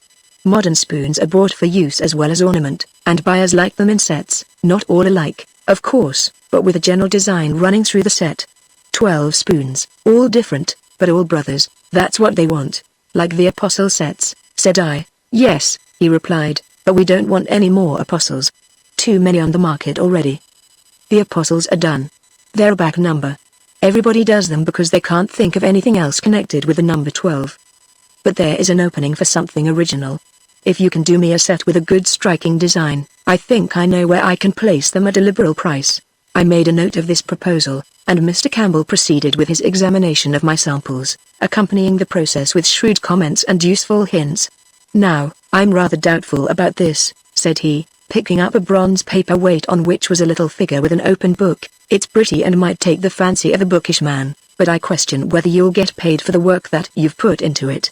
People don't always realize the value of a bronze casting. You must have done this by the Purdue process. I did. Well, I should save that for more important pieces. Simple modeling and sand casting is good enough for paperweights. And you are too lavish with your silver. Just feel this candlestick. You could have done it with half the silver and got paid just as much.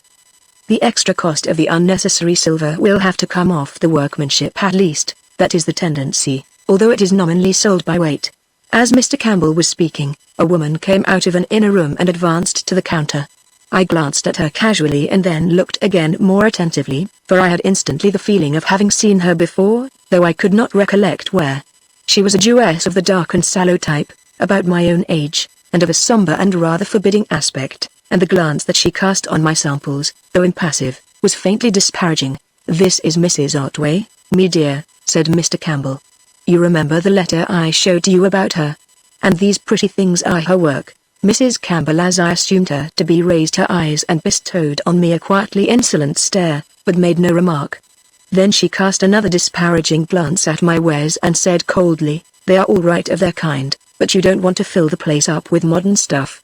Disagreeable as the remark was, its matter impressed me less than its manner. For again I was sensible of a certain vague familiarity in the voice, the intonation and the accent.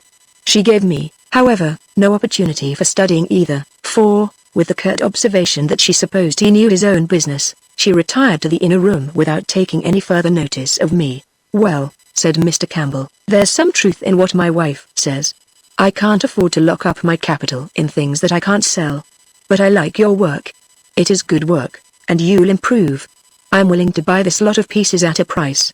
But it will have to be a low price, because I don't know how they will go. If you take my advice, you'll leave them with me and let me try the market with them.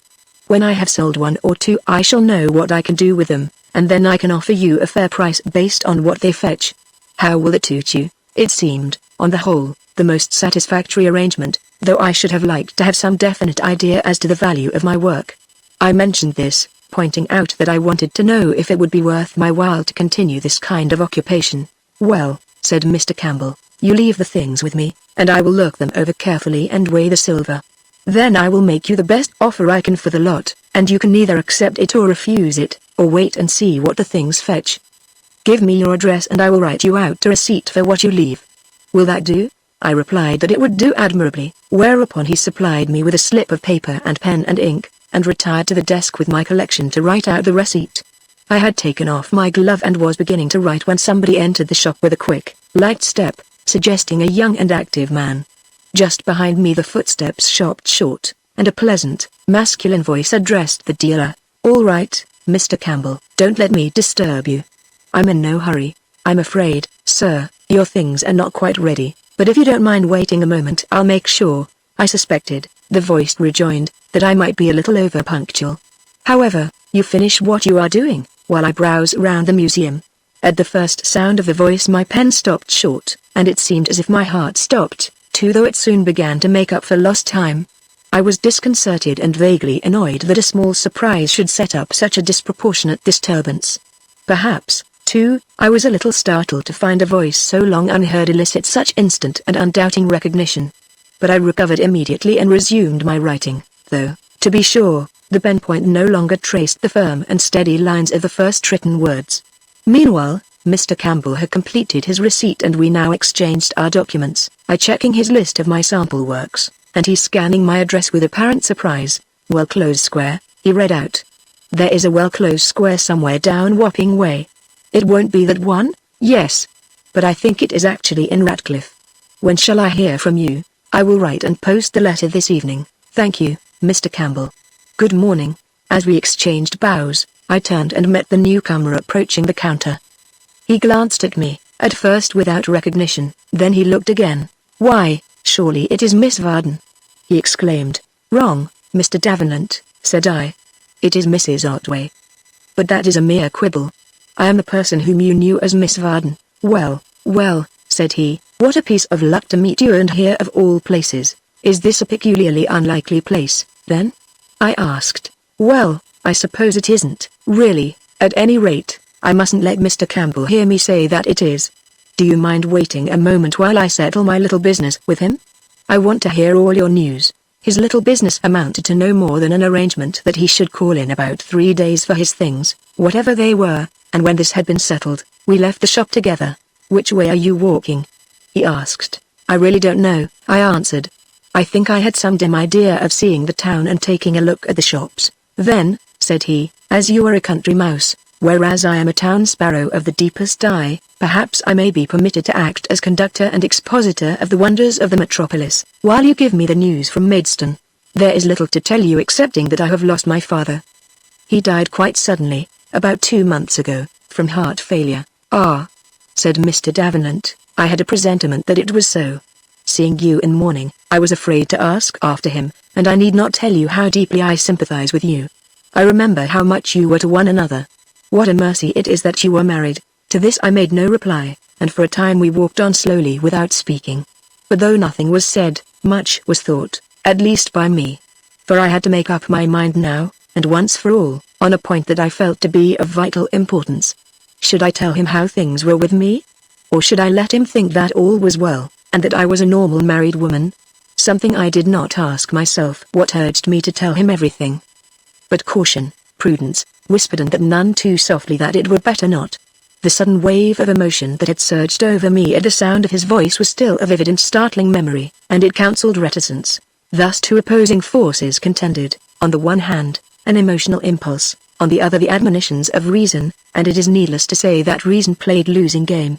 Swiftly I argued out the issues. Sooner or later, the inevitable question must come, and with it the choice of an evasion or a straightforward answer. If it was to be evasion, then I put Jasper Davenant out of my life at once and forever, for the evasion could never be maintained, must shut out this gleam of sunshine that came to me from the old, happy days as if to light up my somber, lonely life, and wend on my pilgrimage without a friend save the companions of my working days, and reason whispered again that it were better so. Chapter 14. Jasper Davenant. The silence that had fallen between me and my companion remained unbroken, with one exception, when he briefly drew my attention to the old stone name tablet, inscribed Wardour Street 1686, until we came opposite a church, standing back from the road, and distinguished by a sort of tumor containing a clock on its spire. Here Mr. Davenant halted, and looking up at the tower, remarked, "A quaint-looking church, this, odd and ugly, but yet not without a certain character and picturesqueness. Quite an aristocratic church, too, for it is the burial place of a king." "Indeed," said I. "Which of the kings is buried there?" "He was but a shabby little King Theodore of Corsica, and he has the shabbiest little moralizing monument. But he was a somewhat original monarch in his way, for, being in acute financial difficulties, he conceived the brilliant idea of making over his kingdom to his creditors. Would you care to see the monument?" I assented, without enthusiasm, and we mounted the steps to the grimy churchyard, where presently, against the wall of the church, we found the monument. And still, as we deciphered the weathered inscription, I debated the question whether I should or should not tell him, and still I reached no conclusion. "By the way," my companion said, suddenly, "I am acting the showman on the assumption that you are the complete and perfect country bumpkin. But perhaps you are, by now, a fully acclimatized Londoner. How long have you been living in town?" "About a month." "Then the hayseed is still in your hair, so to speak." "I still address a country cousin, and have not presumed unduly, though, no doubt, you are beginning to learn the rudiments. I heard Mr. Campbell speak of Well Close Square, for instance, as a region known to you." "Yes. That is where I live." As I caught his look of astonishment, my heart began to race, for I knew that the inevitable question was coming. I suppose your husband is connected with the docks? No, I replied. And he doesn't live at Well-Closed Square? I am not living with my husband, Mr. Davenant. I never have lived with him, and it is not my intention ever to live with him. The deed was done. The murder was out. And though I knew that I had taken the wrong course, I drew a deep breath of relief. As to Mr. Davenant, he was, for a few moments, too much taken aback to make any comment.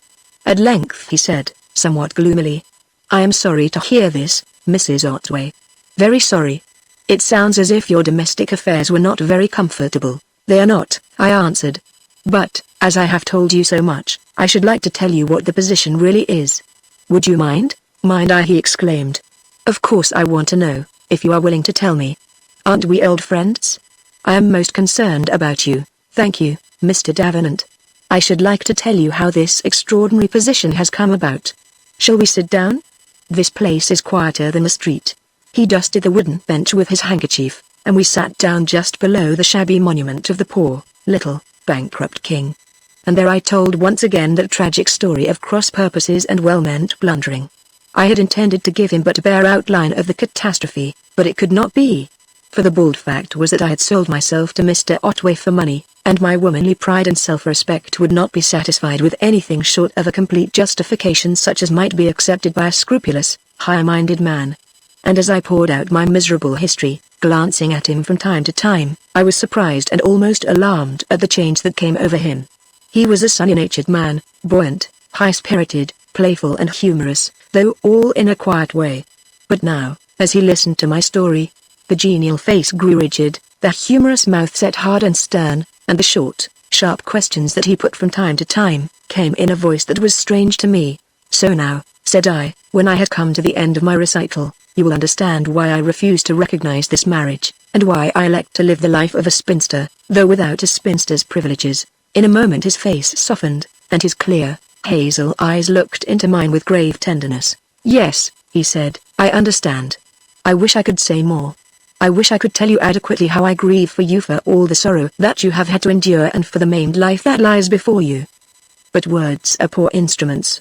He laid his hand on mine for an instant, and added, yet I hope you will feel what I want to express in these threadbare phrases. I thanked him for the sympathy, which he had indeed made very clearly evident, and for a time neither of us spoke.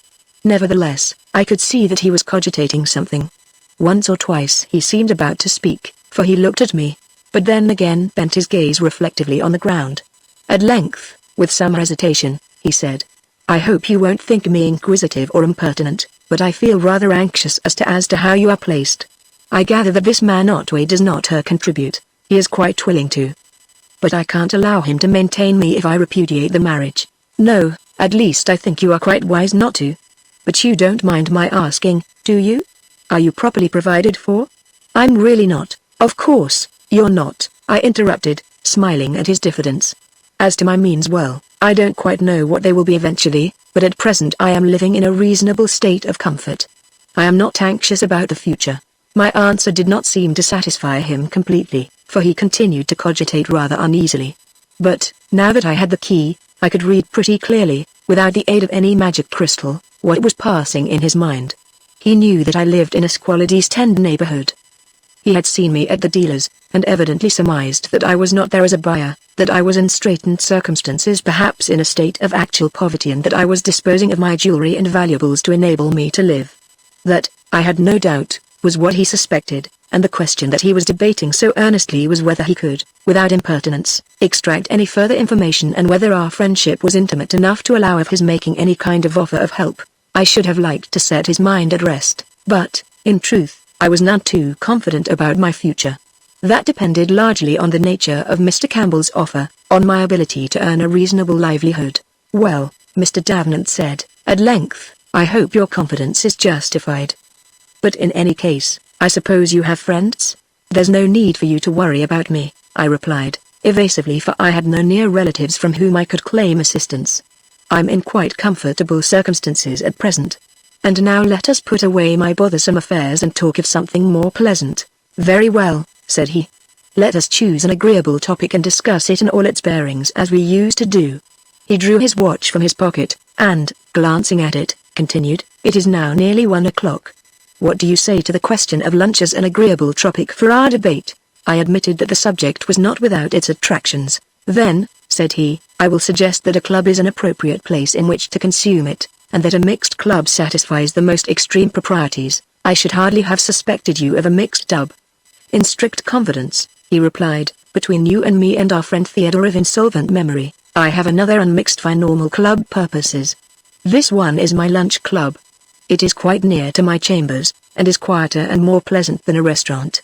And it has a special character of its own, as is indicated by its name. It is called the Magpies Club. That sounds rather ominous, doesn't it? But it isn't a burglars' club. Its members are collectors and connoisseurs, furniture and china maniacs and so forth, and the main function of the club is to enable them to show their specimens to one another and to exchange or sell duplicate pieces. May I take it that you consent and honor the Magpies? I accepted the invitation gladly, for a month's residence in the East End had made me decidedly appreciative of the amenities of the more civilized regions. We decided to walk to Essex Street, in which the club had its premises, and to go by way of the side streets for greater quiet and ease of conversation. You spoke just now of your chambers, said I. Does that mean that you are in practice now? Yes. But not in the law. I finished my legal studies and got called, but then I decided to give up the bench and the woolsack, though they shouted for me never so loudly, and return to an old love. I am now an architect. Is a barrister allowed to practice as an architect? On that I am not quite clear, but it really doesn't matter to me. It is a question for the benchers or other authorities. Have you been in practice long? Exactly 3 weeks today. And when I tell you that I have already received a commission to design and erect a greenhouse no less than 12 feet by 8 in plan, you will realize that I am mounting the ladder of professional success, with the speed of an eagle with a balloon attachment. My client, by the way, is a member of the club. Thus gossiping, we made our way by devious routes through the less frequented streets, by Garrick Street, Covent Garden and Drury Lane, until, by the Law Courts, we emerged into the Strand, crossed to Essex Street, and presently arrived at the roomy, old-fashioned house in which the Magpies had their meeting place.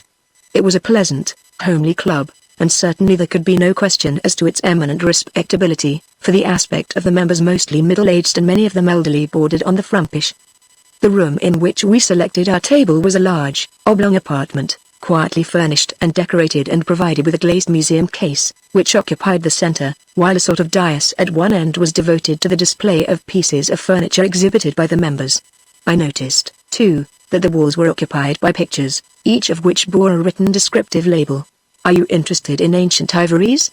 Mr. Davenant asked, as we looked into the glass case, in which a collection of very brown and cracked specimens were exhibited by a Mr. Udimore Jones. For my part, I find it difficult to develop great enthusiasm over the dental arrangements of superannuated elephants, carved into funny shapes by piously facetious Middle Ages. Look out. Here comes my client. Let us sneak off to our table. Aha. Too late. She's seen us. Which is your client? I asked, looking round furtively. The elderly damsel with the smile, Miss Talboy Smith. There. She has caught my eye now. Did you ever see such a set of teeth? She had better be careful or Udimore Jones will have her. We were edging away towards our table, with a feeble hope of escape, when she caught us. Now, I don't believe you've seen my cup, she exclaimed, with an engaging smile. You must see it. It is not only genuine Nanga, but the roses on it are unquestionable Billingsley's. Observe, said Mr. Davenant, the pride of the inveterate collector.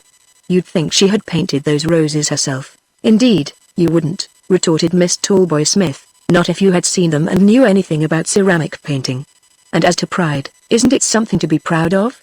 Nanga porcelain is rare, and roses painted by Billingsley are rare, and when you have them both in a single piece, why then, you see, then, said Mr. Davenant, you multiply the rarity of the one by the rarity of the other, and the product of the multiplication is the rarity of the piece as a whole. Isn't he absurd?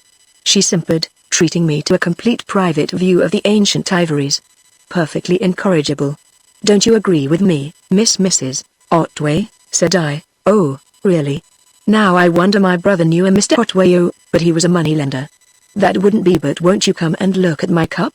We returned to the glass case, of which Miss Talboy Smith opened a door and lifted from its shelf a dainty porcelain teacup. Just feel how thin and light it is, she said, holding it out to me. I wouldn't if I were you, said Mr. Davenant. This Nanga stuff crumbles like a baked eggshell. and it's hideously valuable. Don't take any notice of him, said Miss Tallboy Smith. Just feel it. It's positively delicious to touch, and look at the lovely roses. No one but William Billingsley could have painted those roses. And, if there could be any doubt, you have only to turn the piece up and look at the bottom. There is Billingsley's personal mark, the number 7. That's infallible. I took from her hand the delicate, translucent cup, and was admiring the freedom and softness of the flower painting when she drew nearer and said in a warning whisper, "Here comes Major Durham Brown. If he tries to sell you anything, don't buy it. He only brings his bad bargains here." She had barely uttered her warning when a brassy voice behind me exclaimed, "How do you do, Miss Tallboy Smith? And how are you, Davenant?" And a tall, smart, rather stupid-looking man with a large nose which seemed to have been produced at the expense of his eyes and chin sailed into my field of vision. "Ha!" said he. "Pretty cup, that. Worth a pot of money, too, I expect, though I don't know much about 'em. And that reminds me that I've got rather an interesting thing that I picked up the other day, bit of old church plate, 17th century, if not earlier. Like to see it?" Without waiting for a reply, he fished out of a poacher's pocket a flat object wrapped in a silk handkerchief. Curious piece, this, interested me very much. The repousse work on it is remarkably fine. He unfolded the handkerchief as he spoke, and at length extracted, with a sort of conjurer's flourish, a small, circular, silver platter, apparently a paten, to judge by its size. This he handed to Miss Tallboy Smith, who grinned at it indulgently and passed it to Mr. Davenant, who, having looked it over without enthusiasm, handed it to me. A very brief inspection, with the piece in my hand, was enough to make Miss Tallboy Smith warning unnecessary, for, apart from the unsuitability of the ornament, if it was really meant for a paten, it was an obvious electrotype, which had, however, been pickled, polished and sulfured with intent to deceive. Having noted this fact, I returned the piece to its owner with a few words of polite and colourless commendation of the design, and the Major, chilled by the lack of enthusiasm, invested his treasure once more in its silken wrapping and went off in search of a more appreciative audience. Under cover of his parting courtesies to Miss Tallboy Smith, Mr. Davenant and I retreated to our table. "That antique of the Major's looked to me rather like fake," said my companion, when we had ordered our lunch. "It was so very venerable." "It is an electrotype, sulfured to give an appearance of age," said I. "Is it, by Jove? Now, how did you spot it as an electrotype?" "It was the disagreement between the back and the face that first attracted my attention. The face was repousse pretty coarse too, but there was not a vestige of a tool mark on the back, where, of course, most of the punch marks would be, nothing but the smooth surface of the deposited metal." Mr. Davenant chuckled. "I seem to have imported an expert magpie. Oh. But I remember now that you and your father used to do all sorts of wonderful works in metal. Ha, ha. Poor old Durham Brown." He little suspected that he was dealing with a practical artificer. Here the advent of food put a temporary stop to conversation, for we were both pretty sharp set, but during the progress of the meal I looked about me and was vastly entertained by the proceedings of the magpies. The glass case was the center of interest, around which a small crowd of enthusiasts gathered, eagerly discussing the exhibits, which the proud owners expounded, with their noses flattened against the glass, or tenderly lifted out for closer inspection. And now and again a new exhibitor would arrive with a bag or attaché case, from which fresh treasures were disgorged into the glazed sanctuary. "I suppose," said I, "your members will have nothing to do with any but antique works?" "Not as a rule," Mr. Davenant replied. "The collector is usually a lover of old things. But there are exceptions. A good many of the pictures shown here are modern, some, I suspect, are shown by the artists themselves. Then we have one member who collects modern pottery exclusively, not commercial stuff, of course, but the work of modern artist potters, like De Morgan, the Martin brothers and other individual workers. Fine stuff it is, too. I have a few pieces myself. And, talk of the old gentleman, there he is. I'll fetch him over and make him show us what he has got in that bag." He rose from the table, and crossed the room, and I saw him accost a very tall, pleasant-looking young man who was bearing down on the glass case with a good-sized handbag, but readily allowed himself to be led over our table. "Now, Hawksley," said Mr. Davenant, "my guest wants to see what really high-class modern pottery is like. What have you got?" "I have only 3 pieces with me," replied Mr. Hawksley, "and they are all of the same type, what I call mystery ware." "What is the mystery about it?" Mr. Davenant asked. "The mystery is, who makes it. As far as I know, there is only one dealer who is it, and he absolutely refuses to say where he gets it. I have never seen any of it exhibited excepting here, and nobody can tell me the name of the potter or anything about it beyond the fact that it seems to be the exclusive monopoly of this one dealer, and that he has very little of it, and charges accordingly. But it is wonderful stuff. He lifted out of his bag a couple of jars and a bowl, handling them with that curious delicacy that one often notices in persons with large, strong, supple hands, and placed them carefully on the table.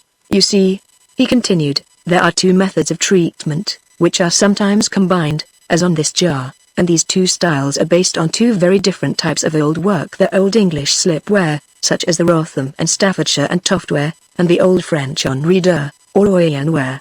In the one, the ornament is produced by laying on pipes or threads of colored slip, that is, clay in the semi-liquid state; in the other by inlaying colored paste or enamel in cavities in the body, which seems to be made with tools like those used by bookbinders.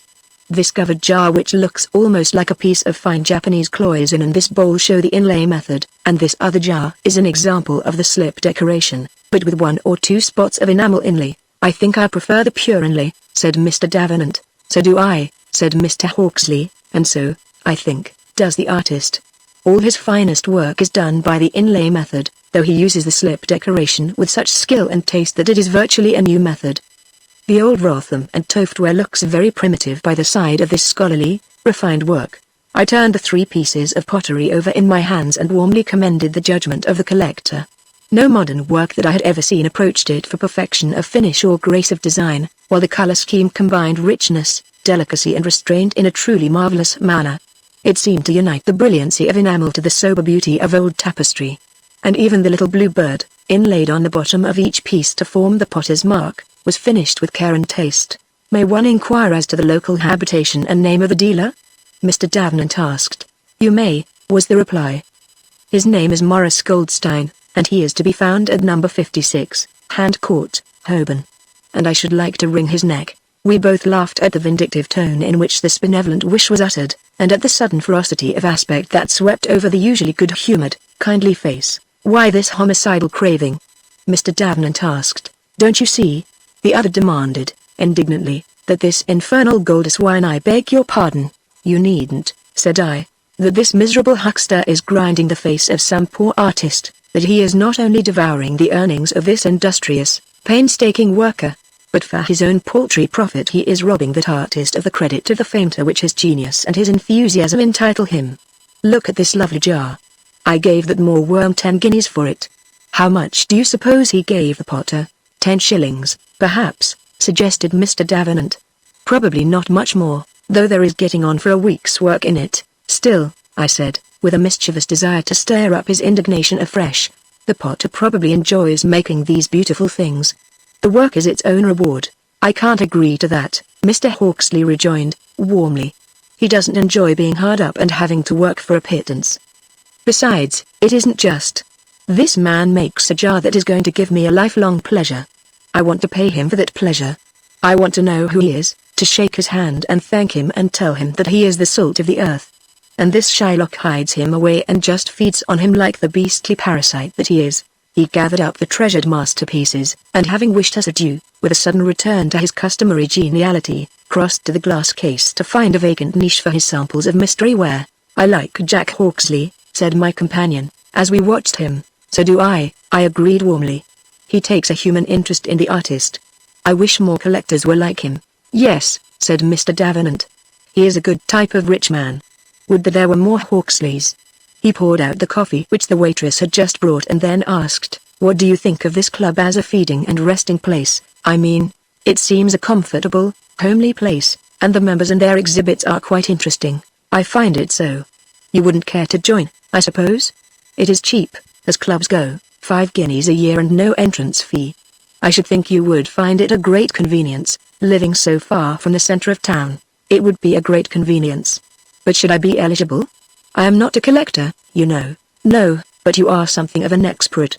At any rate, Hawksley and I would manage the formalities. Think it over, and if you decide to honour us, drop me a line.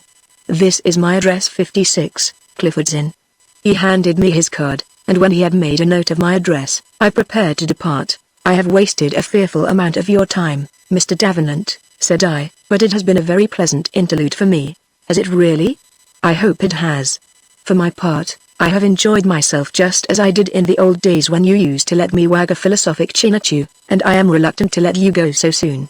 Mayn't I see you to the station, or wherever you are going? I thought of walking back to get myself acquainted with London. Then let me put you on the right road and show you some of the shortcuts. But what about your work?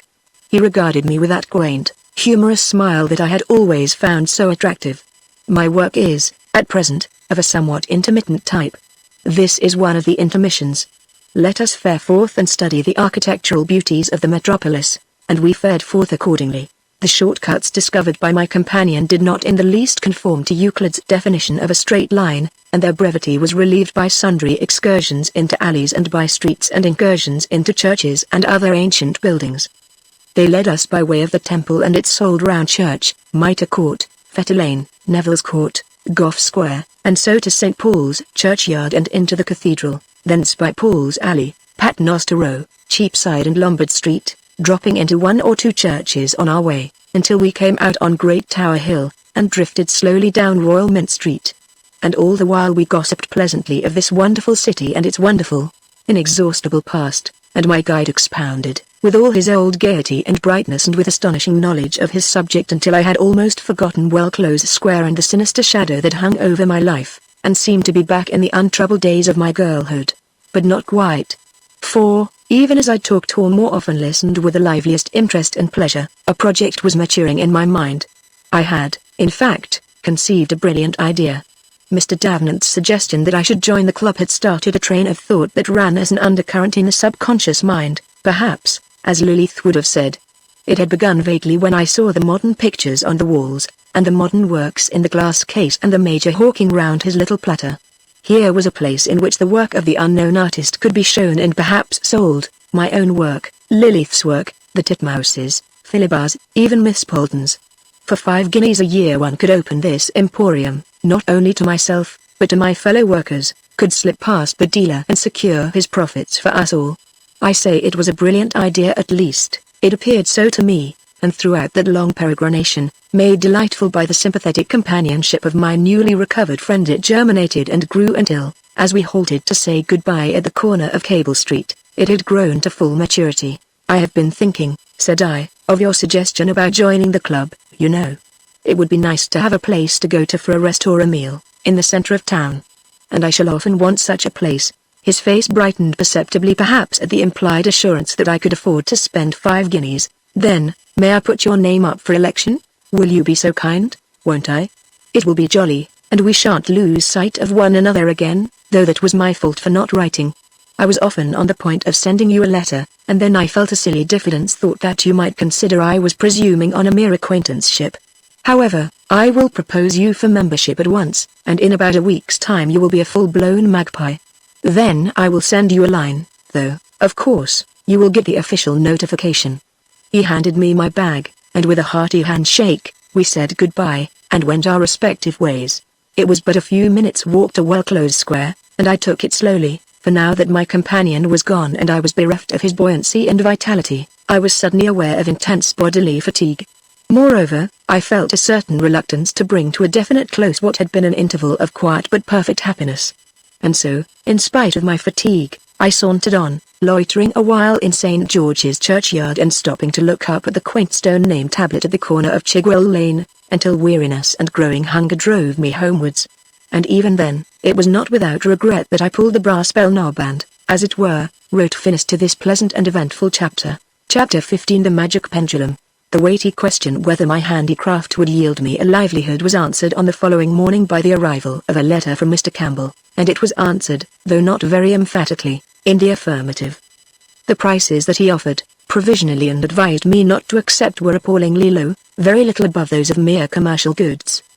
But even so, it would be possible, by hard work and spare living, to eke out a bare subsistence. And it was fair to assume that Mr. Campbell's offer was, as indeed he explicitly stated, a minimum, on which an advance might be expected. Accordingly, I declined the offer and decided to await the results of actual sales to his customers. I was turning these matters over at the breakfast table, when Lilith came and took a vacant chair by my side. "Well, Sybil," she said, in a low voice, "how did you fare yesterday? Did you have any success?" "Yes. I came back with an empty bag, and a full purse. Ah, that is another matter. The tide of handicraft doesn't seem exactly to lead on to fortune. I want to hear all about it, said Lilith. But we can't discuss it here. Let us have a quiet talk up in my room after breakfast. If you will run up when you've finished, I will join you in a few minutes. I assented gladly, for Lilith, apart from what the irreverent titmouse characterized as her crystal-gazing tosh, was a sound advisor on business affairs, and a few minutes later I betook myself upstairs to her studio. I had scarcely seen this room before, for there was an unwritten law, sternly enforced by Miss Polden, forbidding the boarders to enter one another's workrooms except by invitation and on specific business, and I now looked about me with a good deal of curiosity. It was a queer room. The two sides of Lilith's personality, like two separate persons, seemed to have parceled it out into two distinct territories. There was the working territory, neat, precise, businesslike, strangely free from the usual muddle and disorder of a woman artist's studio, the big watercolor easel, the orderly painting cabinet, the papier-mâché figure, quaintly arrayed in a walking costume such as might have been seen in a Regent Street shop window, miraculously built up, as I observed, of draperies, pinned, tied or lightly stitched together. The charcoal studies from the figure, pinned up on the wall for reference, with careful pencil drawings of heads, hands and feet, and one or two casts of faces and hands. The working department was a model of matter-of-fact efficiency. In curious contrast to this was the domain of Lilith, the mystic. In a well-lighted corner stood a small table supporting a black velvet cushion on which reposed a crystal globe of the size of a cricket ball.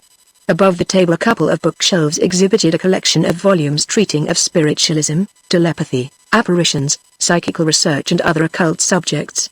On the upper shelf stood a box filled with the letters of a dissected alphabet, while, hanging on the wall, was a small heart-shaped object with tiny casters, which I assumed to be planchette, and by its side a single Egyptian bead suspended at the end of a silken thread. Yet these two aspects of this strange girl's character were not without a connecting link.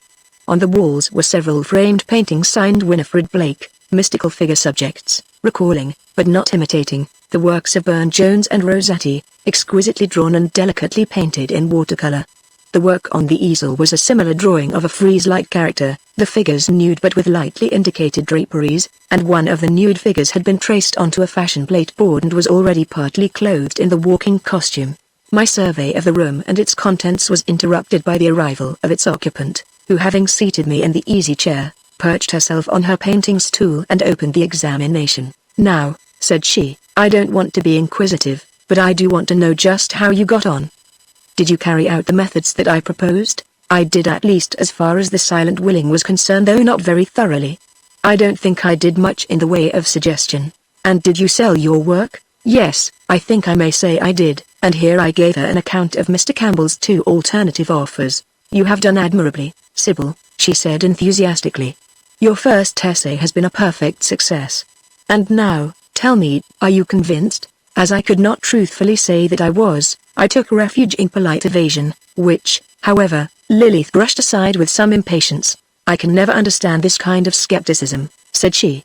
"You have the cause and effect before your eyes, but yet you refuse to recognize the connection. You take your work to this man. Outside the shop you will that he shall buy it. You go in and he does buy it. What more could you want? But he might have bought the things if I hadn't willed, you know." "Yes," she agreed, "he might.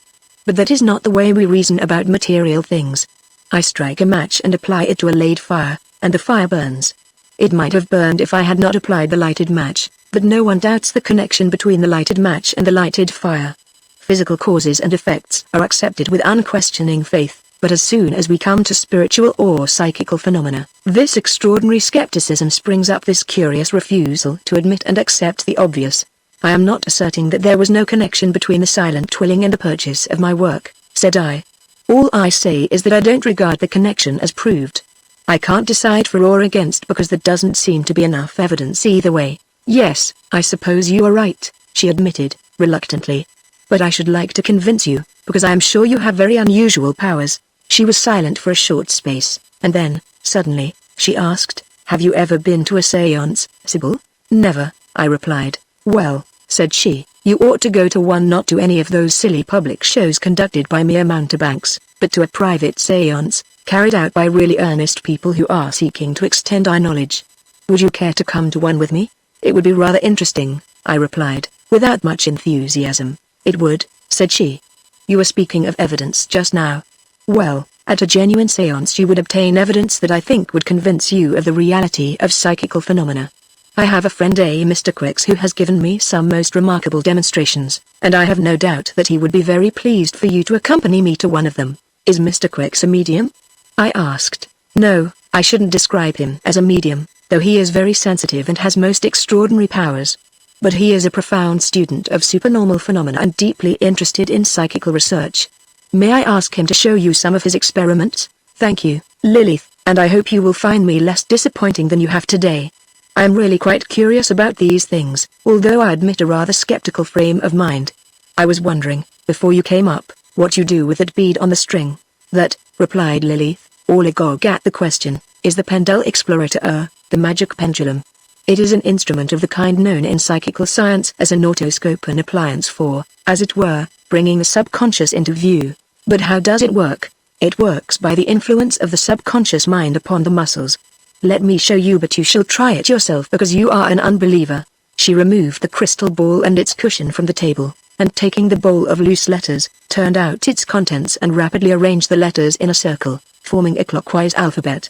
Then she took the pendulum down from its hook. Now, said she, what you have to do is this: you rest your elbow on the table to steady your hand, and you hold the string with the thumb and finger, letting the bead hang just clear of the table in the center of the circle, and you must keep your hand perfectly still and steady. But if I do, the bead will remain still, too. No, it won't, excepting just at first. Presently it will begin to swing, apparently of its own accord, but really in accordance with your mental state. For instance, if you let it hang inside a glass and you will that it shall strike the hour, it will strike the hour. If you will, or I hold your other hand and will that it shall swing round in a circle to the right or left, it will swing round in the direction willed. But that is an exercise of the conscious will. In the experiment that we are making now, we tap the subconscious. If there is anything or person occupying your subconscious mind, the pendulum will spell out the name of that thing or person by swinging towards the letters. Let me put the chair comfortably for you, so that you can keep quite still. As I listened to Lilith's explanation, I began to wish heartily that I had never embarked on this experiment. Of course, I did not believe for a moment that this absurd pendulum would develop the occult powers that Lilith claimed for it, but yet her confidence shook mine. And I had a very strong feeling that, on this day of all days, I should prefer to keep my subconscious mind to myself. However, there was no escape, so I seated myself and proceeded to carry out Lilith's directions. For nearly half a minute the bead hung quite motionless from my steady hand. Then it began almost imperceptibly to oscillate. My eye had already taken in the positions of the letters which might be incriminating, and now I observed with uneasy surprise that the faint oscillations of the pendulum were taking a direction towards the letter J. I could detect no movement in my hand, but, nevertheless, the oscillations grew wider and wider until the bead, as if possessed by a private demon, swung briskly halfway across the circle. That is pretty definite, said Lilith. It is swinging towards you, or is it J? The circle ought to have been bigger, so that the letters need not have been opposite to one another. But I'll write down both, U or J. The swing of the pendulum now began to shorten, and then, almost abruptly, it changed its direction to one at right angles, and I observed with astonishment that it was pointing direct to A. It's either A or P, said Lilith. I'll put them both down. Once again the pendulum changed the direction of its swing, and Lilith noted down E or S, and so, to my growing consternation, it continued to take up quite distinct changes of direction until 6 variations had occurred, when the pendulum became stationary and then began to swing round in a circle. It was finished, said Lilith, whereupon I instantly dropped the pendulum. It is a word of 6 letters, U or J, A or P, E or S, A or P, E or S, F or R. Let us see if we can make out what the word is. It is a pity the letters were opposite, it muddles it up so. They ought to be in a half circle, but then they would be too close. But let us try a few combinations. UPEASF, it can't be that. UPSASF, it can't be that. We'll try it with JJAEPEF, that isn't it. JASPSF, that can't be the word. Do the letters suggest anything to you, Sybil? Is there any name that might be lurking in your subconscious mind, beginning with U or J? Try to think. What did you do in town yesterday? Oh, various things. I went to the dealer, of course, and then I went to a private show of pottery and antiques. Pottery, mused Lilith, scanning the letters that she had written down. Let me see, Upchurch? No, that won't do. She looked the letters through again and then asked eagerly, there wasn't any Wedgwood there, I suppose? Now it happened that while Mr. Hawksley was talking to us, I had noticed an old gentleman tenderly placing a very fine green Wedgwood cup and saucer in the showcase. So I could, and did, answer truthfully. Yes, there was a beautiful green jasperware cup and saucer there. Lilith exclaimed triumphantly. Jasper. That is the word. And yet I don't suppose you have given that cup and saucer a thought since you saw it. I had forgotten its existence until you spoke of Wedgwood. Exactly, said Lilith. And that is the mysterious peculiarity of the subconscious. You see a thing or a person perhaps only for a moment, and straightway forget it. It seems to be gone forever. But it is not. It is sunk into the subconscious, to remain there unnoticed possibly for years until some chance association, or perhaps a dream, brings it to the surface. But all the time it has been there. And at any moment it can be brought into view by the use of some kind of autoscope such as the pendulum or the crystal. The crystal is an autoscope, too, is it? I asked. Yes, but of quite a different kind. The pendulum acts by the effects of the subconscious mind upon the muscles, the crystal by the effects of the subconscious mind on the centers of visual perception. That sounds very learned, but tell me exactly what you do with the crystal. As to me, personally, replied Lilith, I do very little with it. Crystal vision or scrying, to use the technical term, is a rather rare faculty. I am a very poor skyer. But in the case of a really gifted observer, the most astonishing results are obtained. The method of using the instrument is this: the skyer sits in a restful position with a crystal before her, all the best skyers, I think, are women, and gazes steadily at the bright lights in it, keeping the conscious mind in a passive state thinking of nothing. In fact, after a time the lights in the crystal grow dim, a kind of cloud or mist seems to float before it, and in this cloud, and gradually taking its place, the picture or vision appears, sometimes dim and vague, but often quite clear and bright, like the little pictures that you see in a convex mirror or a silver ball. And what is this picture? I mean, what is its subject? That varies. It may be a scene from the past that had been forgotten by the conscious memory, or something that never happened at all, just a jumble of bits of memory like a dream. Or it may be the picture of some event that is going to take place in the near future. But, I objected, how can an event which has not yet occurred be in your subconscious mind? I know, said Lilith. The whole subject of pre-recognition is a very difficult one. But there seems to be no doubt that prophetic visions do really occur. And then there is clairvoyance, seeing across space and through obstacles. A really gifted skyer, by concentrating her thought on a particular person or place as she looks into the crystal, can see that person or place, no matter how great the distance may be, can see exactly what the person is doing or what is happening at the place. Really? I exclaimed. That sounds like rather an undesirable faculty. Doesn't it strike you, Lilith, as a very great intrusion on the privacy and liberty of the subject to scry a person without his or her consent? Supposing the skyer should happen to discover the scried one in the act of taking her or his morning tub. Wouldn't it be rather a liberty? Lilith laughed, but I could see that the idea was new to her. You are dreadfully matter-of-fact, Sybil. But, of course, you are quite right. We shouldn't misuse our powers. As for me, I have very little power of the kind to misuse, for I have never seen anything more than a sort of vague picture of unrecognizable figures in undistinguishable surroundings. But I think you might do better, for I am still convinced that you have special gifts.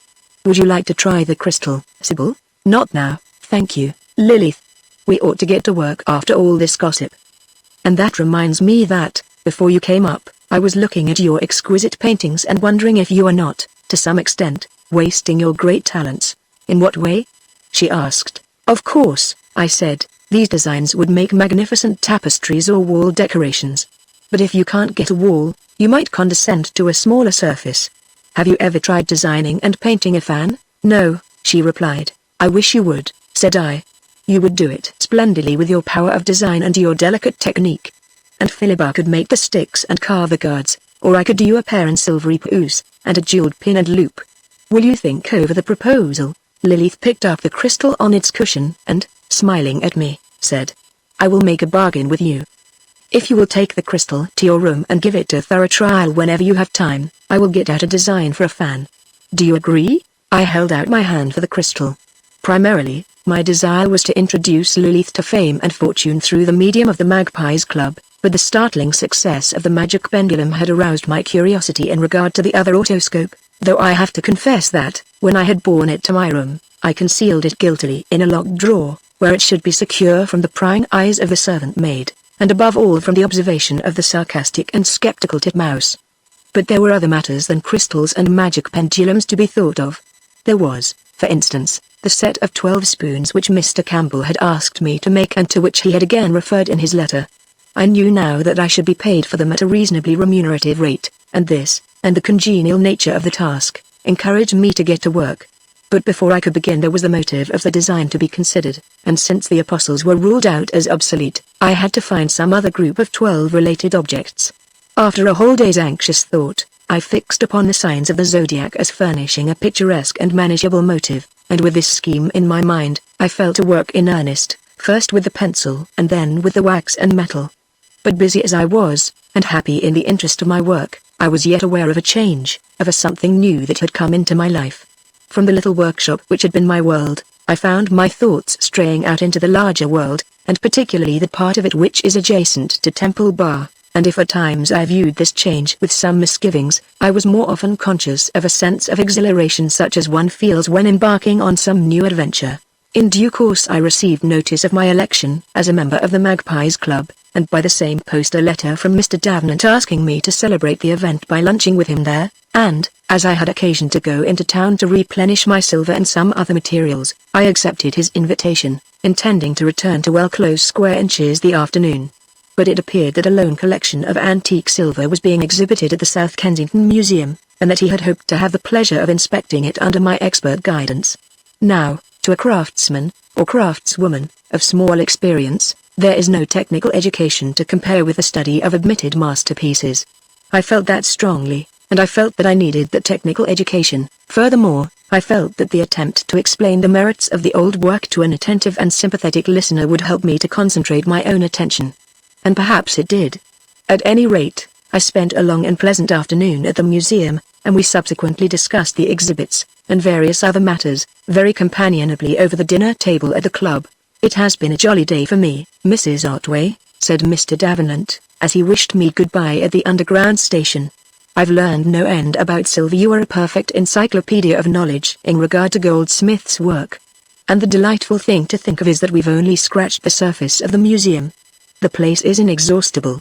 Do you think I may hope for the pleasure of another visit there with you before long?"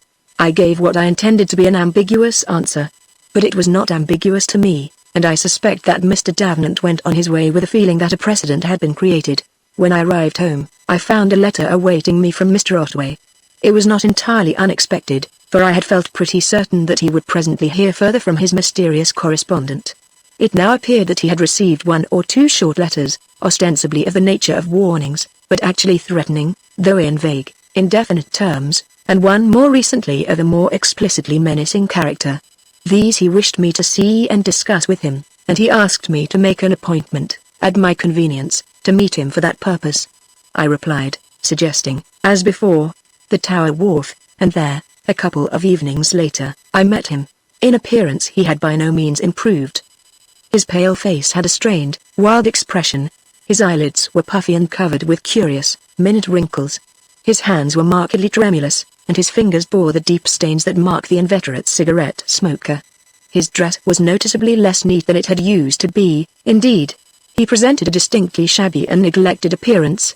Oddly enough, too, he seemed to have grown somewhat stouter. I should have been less than human if these plain indications of sustained misery had awakened in me no feeling of pity. That his sufferings were the indirect result of his indifference to the happiness or misery of others, could not entirely stifle compassion, and I found myself speaking to him in a tone almost sympathetic. "I am afraid, Mr. Otway," said I, "you are letting these nonsensical letters worry you quite unnecessarily. You are not looking at all well." "I am not at all well, Helen," he replied, dejectedly, "and I think you are smoking too much." "I am. And I am drinking too much. You have been a temperate man all my life. And I have to take drugs to get a decent night's rest. This worry is breaking me up." "Oh, come, Mr. Otway," I protested, "you mustn't give way in this manner. What is it all about, after all? Just a wretched blackmailer whom you know to be an impostor, whose threats you know to be mere empty vaporings. That is not quite true, Helen. The man is an imposter, no doubt. He doesn't really know anything. There is nothing for him to know. But he could create a great deal of trouble. He could, in fact, cause the inquiry to be reopened and exactly. And if it were reopened? There would be unpleasant comment on the fact that a detail of the evidence had been withheld at the inquest. But that is the worst that could happen. Mr. Otway looked at me with a sort of dumb gratitude that was quite pathetic, but his gloom was in no wise dispelled by my optimism. "It is very good of you, Helen," said he, "to speak in this cheerful, confident tone. But I assure you, you minimize the danger. There is no saying what construction might be put upon the suppression of that detail, what considerations of motive might be read into it, especially as there was what they would call collusion between us to suppress it. But let me show you the last letter. The others are of no consequence." He produced his wallet, and, after some awkward fumbling, drew out the letter, which he held out to me with a hand that shook so that the paper rattled. Like the last, it was typewritten unskillfully, and characterized by the same semi-illiterate confusion in the wording, which ran thus: "Mr. Lewis Otway, the writer of this warns you once more to look out for trouble. The person that I spoke of knows that something was held back at the inquest. At least they say so, and that they know why your wife won't live with you, and that she knows all about it too, and that someone knows more than you think anybody knows. This is a friendly warning, from a well-wisher." I returned the letter to Mr. Otway after reading it through twice, and I must confess that my confidence was somewhat shaken. If the writer was merely guessing, he seemed to have an uncanny aptitude for guessing right. As to his claim to possess some further knowledge, I did not see how that could be possible.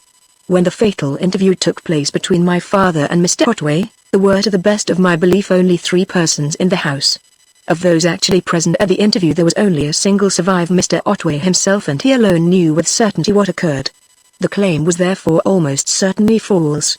And yet, even as I dismissed it, there crept into my mind once again a vague discomfort, a doubt whether there might not be something that I was unaware of, and that Mr. Otway knew, some dreadful secret that I, of all persons in the world, had been instrumental in guarding from discovery.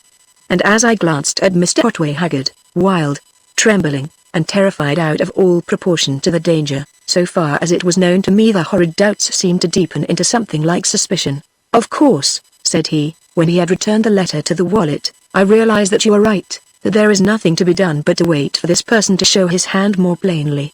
It would be madness to apply to the police. They would immediately ask if there had been any evidence withheld and why you were not living with me. And if they succeeded in getting hold of the writer of this letter, we should have more to fear from them than from the writer himself. He may be, as you believe, a mere blackmailer who is preparing to extort money, but if he were brought to bay he would try to justify his threats." With this I could not but agree. The implied allegations in this letter were, in point of fact, true, and any attempt to obtain help from the police would probably result in their truth being made manifest. "Have you no idea whatever," I asked, "who might be the writer of this letter? He can hardly be a complete stranger. Have you no suspicion? Can you think of no one who might have written it?" He looked at me furtively and cleared his throat once or twice before replying, and when he did answer, his manner was hesitating and even evasive. "Suspicions," he said, are not very helpful. I have no facts. The mere conjecture that this person or that might possibly be concerned if a motive could be supplied, and if one can think of no motive." He left the sentence uncompleted, giving me the vague impression that he was reserving something that he did not wish to discuss. We were silent for some time, and I was beginning to consider bringing the interview to an end when he suddenly turned to me with a gesture of appeal. "Helen," he said earnestly, "is it not possible for me to prevail on you to reconsider your decision and to terminate this unhappy separation? Consider my loneliness, Helen, my broken health, and this trouble which is our joint trouble, and Mr. Otway," I answered, "it is not possible. I assure you it is not. I am deeply distressed to think of your unhappiness and to see you looking so ill, but I could not entertain what you suggest. You must remember that we are strangers. We have never been otherwise than separated. As we are, so we must continue. You don't mean that we must always remain apart?" he exclaimed. "It was only meant to be a temporary separation. At any rate," I rejoined, "the time has not come to consider a change.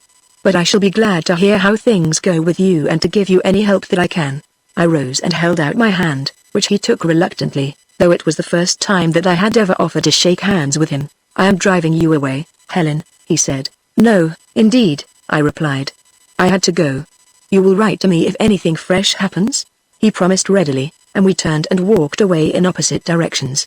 When I had gone a little way, I paused to look back at him, and as I noted his dejected droop and his air of something approaching physical decrepitude, I felt a pang not of remorse, but of regret that I could not in some way lighten the burden of his evident misery. It is true that his unhappiness was of his own making, and that in wrecking his own life he had wrecked mine and my father's. But vindictiveness is a character alien to the civilized and developed mind. For what he had done I still loathed him. But it pained me to think of the haunting dread, the abiding fear that was his companion night and day. Chapter 16 The Sweated Artist. I had told Mr. Otway that I had to go, but I did not tell him why. If I had, he would probably have been considerably startled. For the fact is that while we were talking I had formed a resolution which had rapidly matured, the resolution to go to Dr. Thorndyke and make a clean breast of the whole affair. He had invited me to call on him and report from time to time, especially if I should be in need of advice or help, and I had been intending to write and propose a visit. Now, however, I decided to call on the chance of his being disengaged, and if he should be unable to see me, to make an appointment. From the Tower Wharf I made my way quickly to Mark Lane, noting as I entered the station that it was 6:15, and as the train rumbled westward I turned over the situation and decided on what I should say. That some trouble was brewing I had little doubt, and though I did not share Mr. Otway's alarm, I was more than a little uneasy. For, at the best, the reopening of the inquiry into my father's death must entail a scandal and exhibit my conduct in a decidedly questionable light, and such a scandal would be a disaster. As a discredited witness, how could I face my comrades at Close Square? And how should I stand with Jasper Davenant? These were unpleasant questions to reflect on. And underneath these reflections was the uneasy feeling that perhaps there was something more in Mr. Otway's fear than was known to me, something of which I had hardly dared to think. From the Temple station I found my way without difficulty to Dr. Thorndyke's chambers at number 5A, King's Bench Walk, and was relieved to find the outer oak door open and a small brass knocker on the inner one tacitly accepting the possibility of visitors.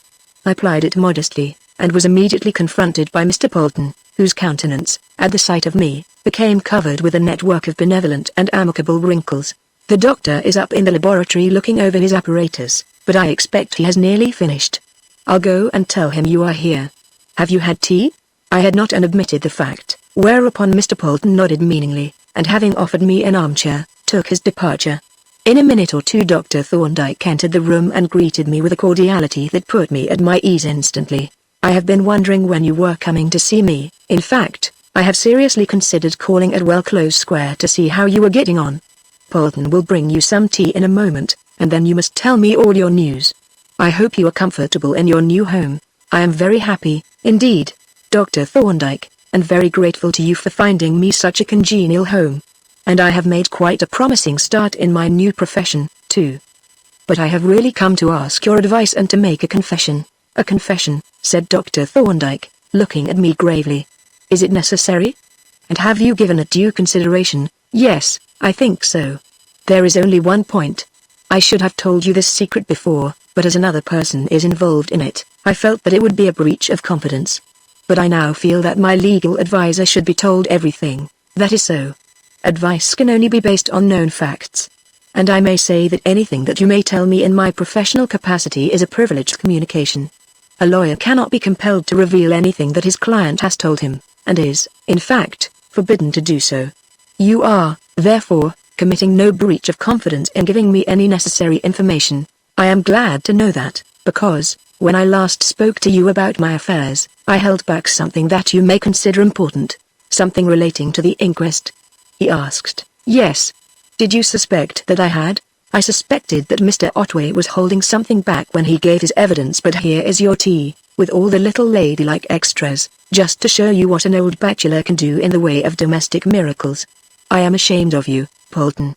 I call that embroidered tea cloth sheer ostentation." Mr. Polton laid out the dainty service, beaming with satisfaction at the doctor's recognition of his efforts to maintain the credit of the establishment, and as he went out I heard him close the outer door. "Polton evidently smells a conference," commented Dr. Thorndyke. "The infallible way in which he always does the right thing without a word of instruction almost makes me believe in telepathy, which might be awkward if he were not as secret as an oyster. Now don't hurry, but tell me quietly what you want me to know." Thus encouraged, I gave him the suppressed facts relating to the loaded stick that I had seen in Mr. Otway's hand, and then told him about the mysterious letters. He listened very attentively, and seemed deeply interested, for he questioned me at some length about Mr. Otway's establishment at Maidstone, his mode of life and such of his antecedents as were known to me. "Is the stick in your possession, or has Mr. Otway got it?" he asked. "I suppose he has it. At any rate, I have never seen it since that day. And you know nothing of any of his associates, other than the housekeeper?" "Nothing whatever. Is Mrs. Gregg still with him?" "I believe so, but I am not sure." "And you know nothing of his present mode of life excepting that he lives in Lions Inn Chambers?" "No. I really know nothing about him." "It is very satisfactory for you," Dr. Thorndyke observed. "You are quite in the dark. These letters suggest an intention to extort money, but they may come from a personal enemy or from someone who has some design other than direct blackmail. And the question is, what cards does that person hold? Is he acting on a mere guess, or has he any actual knowledge? The problem involves two questions. Was there anyone in the house that morning, besides you, your father and Mr. Otway? And did anything occur on that occasion beyond what Mr. Otway told you? The answer seems to be in the negative in both cases, but we cannot be certain on either point. Meanwhile, your position is very unpleasant, and Mr. Otway's still more so, for his apprehensions, though perhaps exaggerated, are not entirely groundless. He has behaved with consummate folly.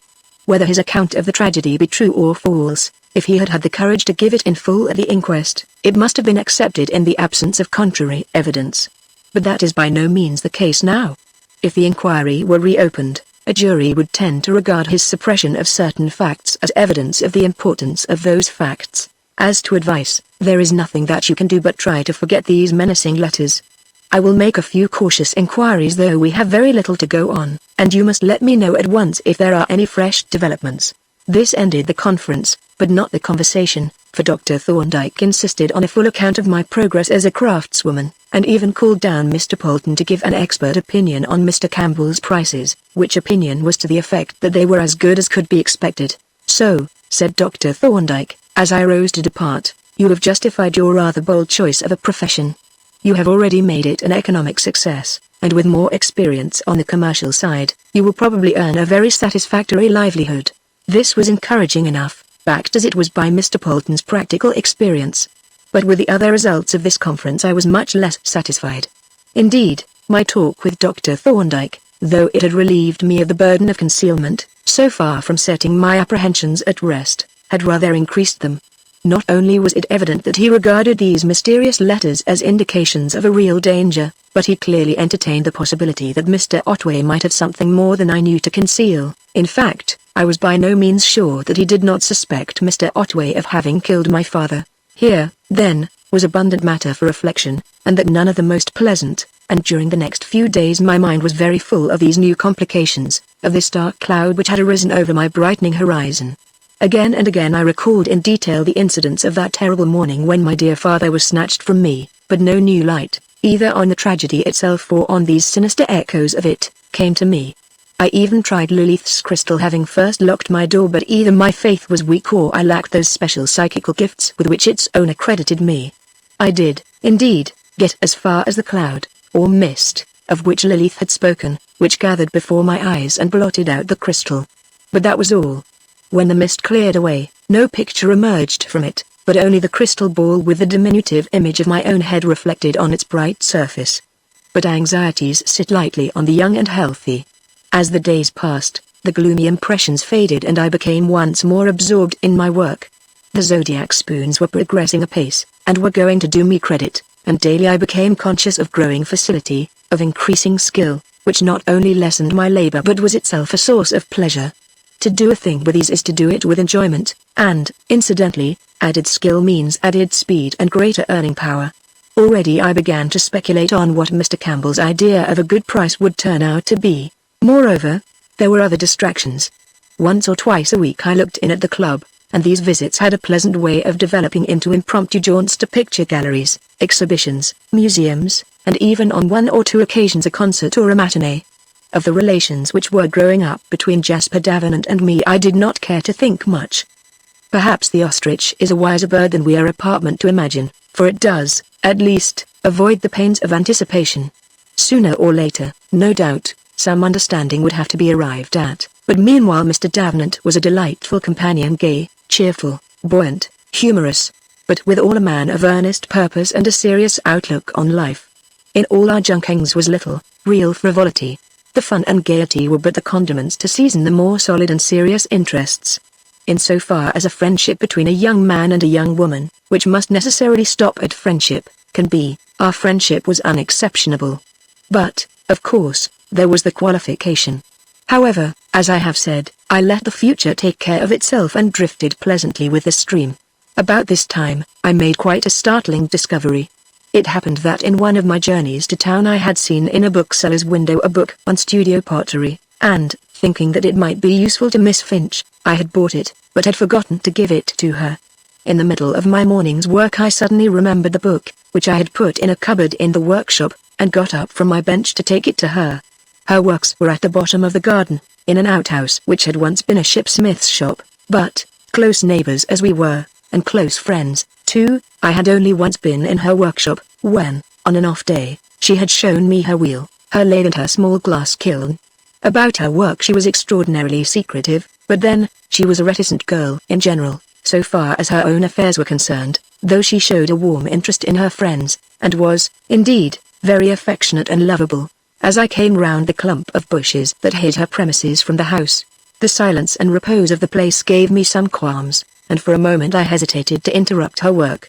However, I pocketed my scruples and rapped boldly on the door, whereupon the familiar voice at its highest pitch several ledger lines above the stave demanded who was there. "It is I, Peggy, Helen Otway," I replied apologetically.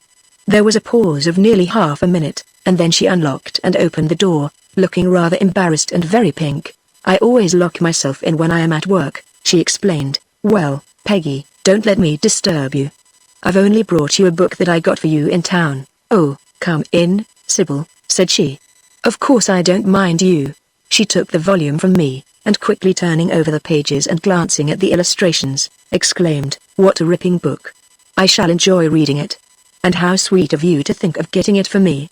She linked her arm affectionately in mine and conducted me into her domain, passing through the outer room, which was devoted to plaster work, the making of molds and bats, to the clay room, where the little gas engine and the mysterious wheel stood idle and a general tidying up appeared to have taken place. Here we stood chatting rather disjointedly, she still turning over the pages of the book with approving comments, and I looking about me with a craftsman's curiosity respecting the materials and appliances of an unfamiliar craft. And here I got my first surprise, for, on a side bench I noticed a collection of what were evidently bookbinder's tools. Was it possible that the secretive titmouse was a bookbinder as well as a potter? I determined to inquire into this, but meanwhile my attention was attracted by the bench at which she had evidently been working, as suggested by the displaced stool. On this bench stood an object of some size about 12 inches high, enveloped in a damp cloth. By its side were a spray diffuser, a number of little spatulas and tiny modeling tools, and several little covered pots of a creamy, white earthenware delicately ornamented with floral decoration in a warm blue. Venturing to lift the cover of one, I found it to be filled with little rolls of brightly tinted clay that looked like colored crayons. "You are mighty fastidious about your apparatus," I remarked, picking up the dainty little pot and wiping some smears of clay from its surface. "And why not?" demanded Peggy. "Why shouldn't one have pretty things to work with? The old craftsman did. I've seen some old planes and chisel handles beautifully carved, and I am sure they did better work for having beautiful tools to work with. I would have pretty tools myself if I could make them." "You shall, Peggy," said I. "You shall show me what you want and I will make them for you." As I was speaking I absently turned the little pot upside down and glanced at the bottom. And then I really did get a shock. There was only a single spot of ornament on the base, but that spot was a revelation, for it was a little blue bird. I smothered the exclamation that rose to my lips and put the pot down on the bench. What could be the meaning of this? Had Peggy, like Mr. Hawksley, been attracted by Mr. Goldstein's wares? Or was it possible? "Won't you show me what you were doing, Peggy?" I asked. She turned scarlet at the question, and looked so distressed that I felt it a cruelty to press her. But cruel or not, I meant to get to the bottom of the mystery. "I'd rather not, Sybil, if you don't mind," she said, shyly. "But why? What an extraordinary little person you are." "Well," she said, doggedly, "if you must know, I am not allowed to show my work to anyone." "Not allowed by whom?" "By the dealer who takes all my work." For some reason, best known to himself, he makes a secret of it, won't allow anyone to know who makes it. But apart from the dealer, Peggy, you wouldn't mind my seeing your work? Of course I shouldn't. I should like you to see it. But a promise is a promise, you know. Of course, I agreed, and then I stepped quickly up to the bench and very carefully picking up the damp cloth, lifted it clear of the object which it covered, which turned out to be a jar standing on a small turntable. Peggy sprang forward with a gasp of consternation, but she was too late. The deed was done. Moreover, the murder was out, for in the moment when my first glance fell on the jar, Mr. Hawksley's mystery ware had ceased to be a mystery so far as I was concerned. The appearance of the jar was rather curious, but perfectly unmistakable. The clay, in its green state unbaked and still somewhat plastic, was of a cool, grey color, and the surface of the squat, octagonal body and the short neck and rim was covered with rich and intricate floral ornament, very minute, sharp and delicate. In the completed part this ornament was of dull blue and finished flush with the surface. In the unfinished part it was simply indented and had the appearance of what bookbinders call blind tooling, but was somewhat deeper. From the work, my eyes turned with a sort of respectful wonder to the creator, who stood by my side with an air partly embarrassed, partly defiant. To me there was something very impressive in the thought that this unassuming little lady was actually a master craftsman. I am compelled to use the masculine form, there being no feminine equivalent, the creator of masterpieces which would live in the great collections of the future for the admiration of generations yet unborn. And in the first shock of surprised admiration and pride in my friend's achievement I had nearly blurted out all that I knew. But reflection suggested a better plan. "My dear Peggy," I exclaimed, "I never dreamed that you did work of this quality." "There's nothing very wonderful about it," she replied, regarding the jar with a kind of affectionate disparagement. "It is only a poor imitation of the beautiful ironware. That pottery has always interested me, partly because it is so lovely, and partly because, according to tradition, it was made by a woman, Helen de Hangus Geralis. But my work isn't a patch of hers, and it isn't even as good as I could do." "How is that?" "Well, you see, it ought to have more modelled ornament than I put on. It ought to be more important." Her pieces were most elaborately modelled, many of them had figures in the full round. "But I can't afford to carry my work as far as that. It would take too long. Besides, I have to work to order, to some extent, and my orders are to keep to moderately simple pieces." "Your orders? From the dealer, I suppose? Tell me about him, Peggy, and how it is that you are such a slave." "I'm not a slave," she retorted doggedly. "But I have a contract with a dealer. He takes the whole of my work, and he makes it a condition that I shan't sell anything to anyone else or let anybody know what kind of work I do. I oughtn't to have let you in, but I know that I can trust you not to breathe a word to anyone of what you have seen here." Mr. Hawksley was right, then, and I recalled with sympathetic vindictiveness his desire to wring the dealer's neck. "Concerning this contract, Peggy," said I, "you say the dealer has the right to the whole of your work. Did he pay you anything for this privilege?" "Yes. He paid £5 when the agreement was signed, but he deducted it from the payment for the first lot of pieces. Then it was only payment on account, not payment for the exclusive right to all your work." "And with regard to the prices, how are they fixed?" "Oh, the dealer fixes the prices, of course. He knows more about it than I do, evidently." "But what sort of prices does he fix?" "Oh, ordinary prices, I suppose. He will probably give me 15 shillings for this jar." "And how long will it take you to make it?" "Let me see," she said, reflectively. "There is the throwing and turning, that doesn't take very long. Then this one had to be shaped after it was turned. Then there comes the decorating, of course that is what takes the time. Including the cover, I should say there is nearly a week's work in that jar. And then it has to be fired and glazed, but the firing and glazing are done in batches. And all this for 15 shillings a week." I exclaimed. "Say £1," said she. "That is about what I earn." "It isn't much, is it? But I have a little money of my own, though I spent most of it on fitting up the workshop." "And what period does this precious contract cover? When does it expire?" "Expire?" she repeated, a little sheepishly. "I don't know that it expires at all. No period is mentioned in it." "Peggy," I said, solemnly, "you should alter your potter's mark. Take out the little blue finch and put in a little green goose. But, seriously, we must see into this. I am a lawyer's daughter, not that I profess to have inherited a knowledge of law. But I am certain that this agreement is not binding. Will you let me show it to a friend of mine who is a lawyer?" "In strict confidence, of course." "Yes, if you like, Sybil." but I don't see that it matters. I like doing the work and I do make a living by it. What more would you have? I thought you said you would like to do something more ambitious, the very best work of which you are capable. Wouldn't you?" She was silent for a while, and a faraway, wistful look stole into her face. Suddenly she said, "Sybil, I'm going to show you something, but you mustn't tell anyone." She led me to a large cupboard, the door of which she unlocked and threw open. On a single shelf was a model in red wax of a tall candlestick or lamp holder of the most elaborate design, the shaft and capital-like socket enriched though sparingly with fine relief decoration, and the base occupied by a spirited and graceful group of figures, beautifully modeled and full of life and expression. "That," she said, "is to be my chef d'art, though it doesn't look much in the wax. You must think of it in ivory white, with a rich colored inlay and perhaps some underglaze painting. It has taken me months, doing a bit whenever I have had time, or when I couldn't resist the temptation to go on with it. Now it is finished, as far as the modeling goes, and the next thing will be to mold it. But I shan't actually make the piece at present, because I don't mean him to have it, the dealer, you know. If I finished it now, it would be his, of course. Yes, by the contract it would. And it mustn't.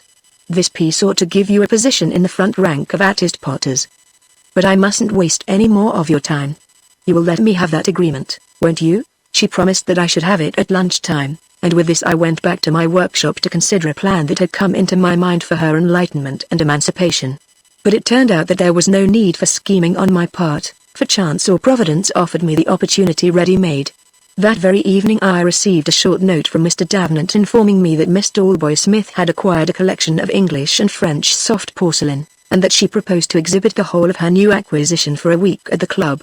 She rather wants, he said, to make the opening day something of a function, and has asked Hawksley and me to be there to lunch. Can you come, too? It would please her if you could, and you know how delighted Hawksley and I would be. Besides, I think it will really be a very interesting show. Here was the very chance that I wanted. Forthwith, I swooped down on the unsuspecting titmouse and secured her agreement to bear me company to a pottery show, without giving too many particulars. Then I wrote to Mr. Davenant telling him that I was bringing a guest who was deeply interested in pottery and porcelain, and suggesting that we might form a party of 4 at a small table. By the same post I sent off Peggy's agreement to Dr. Thorndyke, with the request that he would tell me whether it was or was not legally binding. And, having thus laid the train, as I hoped, for the discomfiture of Mr. Goldstein, I felt at liberty to return to my own affairs. Chapter 17 The Apotheosis of the Titmouse. The respective merits of hard and soft porcelain have been, from time to time, warmly debated by collectors and experts, but never, perhaps, have they been more earnestly discussed than on the occasion of the opening of Miss Talboys-Smith's exhibition. During the half-hour which preceded lunch, the central glass case and the additional showcases which had been set up for the occasion were surrounded by groups of eager connoisseurs, and the contrasting virtues of the pate tenderer and the more durable, if less beautiful, true porcelain were once more considered and expounded. The attendance of the members and their friends must have been highly gratifying to Miss Talboys-Smith, though it was no greater than was warranted by the importance of the exhibition, for the collection included representative pieces, not only of Chelsea, Bow, Nanga, Pinkston, and other English ware, but also of the old, French soft paste porcelain, including several early examples of Sèvres. The preliminary glance at the collection had furnished material for conversation, as I could see by observing the occupants of the long central table, at the head of which sat the beaming hostess, supported by Major Dewham Brown, who talked little, but consumed his food with intense concentration of purpose, and even our own small table, tucked away inconspicuously in a corner, was not immune from the influence of soft porcelain, for Mr. Hawksley and my guest discussed the topic with a wealth of knowledge that reduced Mr. Davenant and me to respectful and attentive silence. Our two friends were evidently very pleased with one another, and not without reason. For Mr. Hawksley was much more than a mere collector. He was an enthusiastic and learned student of all kinds of ceramic work, while, as to my friend Peggy, her conversation revealed a familiarity with all kinds of materials and processes that made me feel quite shy as I thought of the artless handbook with which I had presented her. But, indeed, Miss Peggy was quite transfigured. She had met with a kindred spirit, and under the influence of contagious enthusiasm, the usually silent and secretive titmouse blossomed out in a manner that surprised me. As I listened to the animated duet of her chirping treble with Mr. Hawksley's robust baritone, I found it difficult to identify her with the quiet little potter who was wont to work behind locked doors in the old shipsmith's shop at Well Close Square. After lunch the siege of the showcases began again on a more portentous scale. Glass cases were opened for more complete inspection of their contents, and pieces were even handed out to be handled, stroked and smelled at by the more infatuated devotees. As neither Mr. Davenant nor I could be included among the latter, we were satisfied by a comparatively brief inspection of the treasures, after which we retired to a sheltered seat to look on and talk. "Just look at those two China maniacs!" exclaimed Mr. Davenant. "They are as thick as thieves already. And what is Miss Finch going to do with that Bidoroa vase? Is she going to kiss it? No, she has given it back to the tall boy Smith. Well, enthusiasm is a fine thing. By the way, she is a nice little lady, this friend of yours, pretty and picturesque, too, and uncommonly well turned out. I'm beginning to have a new respect for well-clothed square." I looked at the titmouse with a sort of motherly pride, though she was about my own age. The word picturesque described her admirably, with her warm color, her graceful hair, and the trim, petite figure that was so well set off by the simple, artistic dress in which I seemed to trace the hand of Lily. She was my importation to the Magpies, and I felt that she was doing me credit. "I have often wondered," Mr. Davenant said, after a reflective pause, "what made you choose such an unlikely locality as Well-Closed Square for a residence, and, indeed, how you came to know of its existence. Very few middle-class people do. I hope Miss Vardon will not consider me unduly inquisitive." "Mrs. Otway will not," said I. "Mrs. Otway is a myth, a legal fiction. I refuse to recognize her existence. She is a mere creature of documents, of church registers. The real person is Miss Helen Vardon." "That sounds rather like nonsense," said I, "but, of course, it can't be, because the speaker is Mr. Davenant." "Perhaps there is some hidden meaning in these cryptic observations." "There isn't," he rejoined, "or, at any rate, it shan't remain hidden.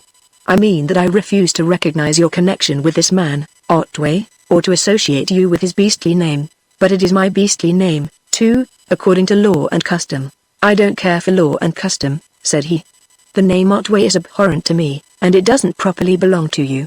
I shall call you Miss Vardon, unless you let me call you Helen, and I don't see why you shouldn't, considering that we are old and intimate friends. It would undoubtedly have the support of a well-established precedent. There was a certain bishop who was called Peter because that was his name. That precedent would apply to Helen, but it certainly would not to Miss Vardon." "Then," he rejoined, "let us follow this excellent precedent. Let it be Helen. Is that agreed?" "I don't seem to have much choice, for if Mrs. Otway is a legal fiction, Miss Vardon is an illegal one. Well, don't let us have any fictions at all. Let us adhere to the actual baptismal facts." "Very well, Mr. Davenant. But why Mr. Davenant?" "My baptismal designation is Jasper. And a very pretty name, too," said I. "But the precedent does not apply in your case. You have not married Mr. Otway." "No, thank heaven. If I had, there would be a case of petty treason. But neither have you, for that matter. You have only gone through a ridiculous ceremony which means nothing and signed a document which sets forth what is not true." "It seems to me," I said, "that we are not adhering to our agreement to avoid fictions. My marriage, unfortunately, is perfectly real and valid in the eyes of the law." "The law?" he exclaimed, contemptuously. "Who cares from the law? Have we not the pronouncement of that illustrious legal luminary, Bumble C.J., that the law is ass and idiot? And, mark you, he was specially referring to matrimonial law. Now, who would base his actions and beliefs on the opinions of an ass and an idiot? And to think," said I, "that you have abandoned the law for mere architecture. With your gift for casuistry, you ought to have been a chancery lawyer or else a Jesuit. But here is Miss Tallboy Smith. She thinks we are neglecting her treasures, but our hostess had not come to utter reproaches. On the contrary, she was brimming over with pleasure and gratitude. "My dear Mrs. Otway," she exclaimed, beaming on me and grasping my hands affectionately, "I can't thank you enough for bringing that dear young lady, Miss Finch, to see my porcelain. She is a sweet girl, and she simply knows everything about China. It is perfectly wonderful. She might be a potter herself. And her love of the beautiful things and her enjoyment in looking at them has given me, I can't tell you how much, pleasure. You must really bring her to see my whole collection." "Will you? I shall love showing it to her," I agreed joyfully, for this would mean another nail in the coffin of Mr. Goldstein, and as Peggy and Mr. Hawksley joined us at this moment, I was able to complete the arrangement and fix a date. As Miss Tallboy Smith bustled away, Mr. Hawksley put in his claim. "I don't see," said he, "why I should be left out in the cold. I've got a collection, too, and I think it would really interest Miss Finch, for she tells me she has seen very little modern pottery. Won't you bring her to see it, Mrs. Otway? Again I accepted gladly, with Peggy's consent. My scheme was working rapidly towards a successful conclusion, and I felt that I could push it forward energetically, for the very morning I had received a letter from Dr. Thorndyke returning the agreement and denouncing it as legally worthless and utterly opposed to public policy. As to fixing a date, said Mr. Hawksley, I suggest that we all adjourn to my rooms now. Come and have a cup of tea with me and then we can look over the crockery. How will it do? It suited Peggy and me quite well, and we said so. And you, Davenant? Asked Mr. Hawksley. Well, I had 1 or 2 cathedrals to finish, was the reply, but they must wait. Art is long deuced long, in my case. Yes, let us adjourn and combine crockery and tea which, as Pepys reminds us is a China drink, and therefore appropriate to the occasion. On this, we sallied forth and made our way to the Strand, where we chartered a couple of hansoms to convey us to Dover Street, Piccadilly, where Mr. Hawksley had his abode in one of those fine, spacious, dignified houses that one finds in the hinterland of the West End of London. His rooms were on the first floor, and when we arrived there by way of a staircase which would have allowed us to walk up 4 abreast, we were received by a sedate and impassive gentleman, whose appearance and manner suggested a Foreign Office official of superior rank. Would you let us have some tea, please, Taplow? Said Mr. Hawksley, addressing the official deferentially. Mr. Taplow opened a door for us, and having signified a disposition to accede to the request, departed stealthily. As we entered the large, lofty room, well lighted by its range of tall windows, I looked about me curiously, for I was instantly struck by the absence of pottery among its ornaments. The available wall spaces were occupied by important pictures all modern, the mantelpiece and other suitable surfaces supported statuettes of marble or bronze again all modern. But of ceramic ware there was not a trace, with the single exception of a small framed cameo relief. Rather did the apartment suggest the abode of a furniture collector, for one side of the room, opposite the windows, was occupied by a range of armoires, or standing cupboards, mostly old French or Flemish. You don't favour the glass case, I notice, Hawksley, said Mr. Davenant. No, was the reply. They are well enough for public museums, but they are unlovely things. And one doesn't want to look at one's whole collection at once. I like to take the pieces out singly and enjoy them one at a time. You see, each piece is an individual work. It was the product of a separate creative effort, and ought to be enjoyed by a separate act of appreciation. You seem, Mr. Hawksley, said I, to have a preference for modern work. Do you think it is as good as the old? I think, he replied, that the best modern work is as good as any that was ever done. Of course, I am not speaking of commercial stuff. That is negligible in an artistic sense. I mean individual work, done under the same conditions and by the same class of men as the old craft work. That is quite good. The pity is that there is so little of it. But I am afraid the supply is equal to the demand. Don't you think, said Mr. Davenant, that is partly the fault of the modern craftsman? Of his tendency to confine himself to fine and elaborate, and therefore costly, productions? Of course, the old work was not cheap in the modern factory sense of cheapness. The pottery and china that was made at the Etruria works or those at Bow or Chelsea was by no means given away. But the prices were practicable for everyday purposes, whereas modern studio pottery is impossible for domestic use. And the same is true of other craft work, such as book binding, fine printing, textiles, metal work, and so on.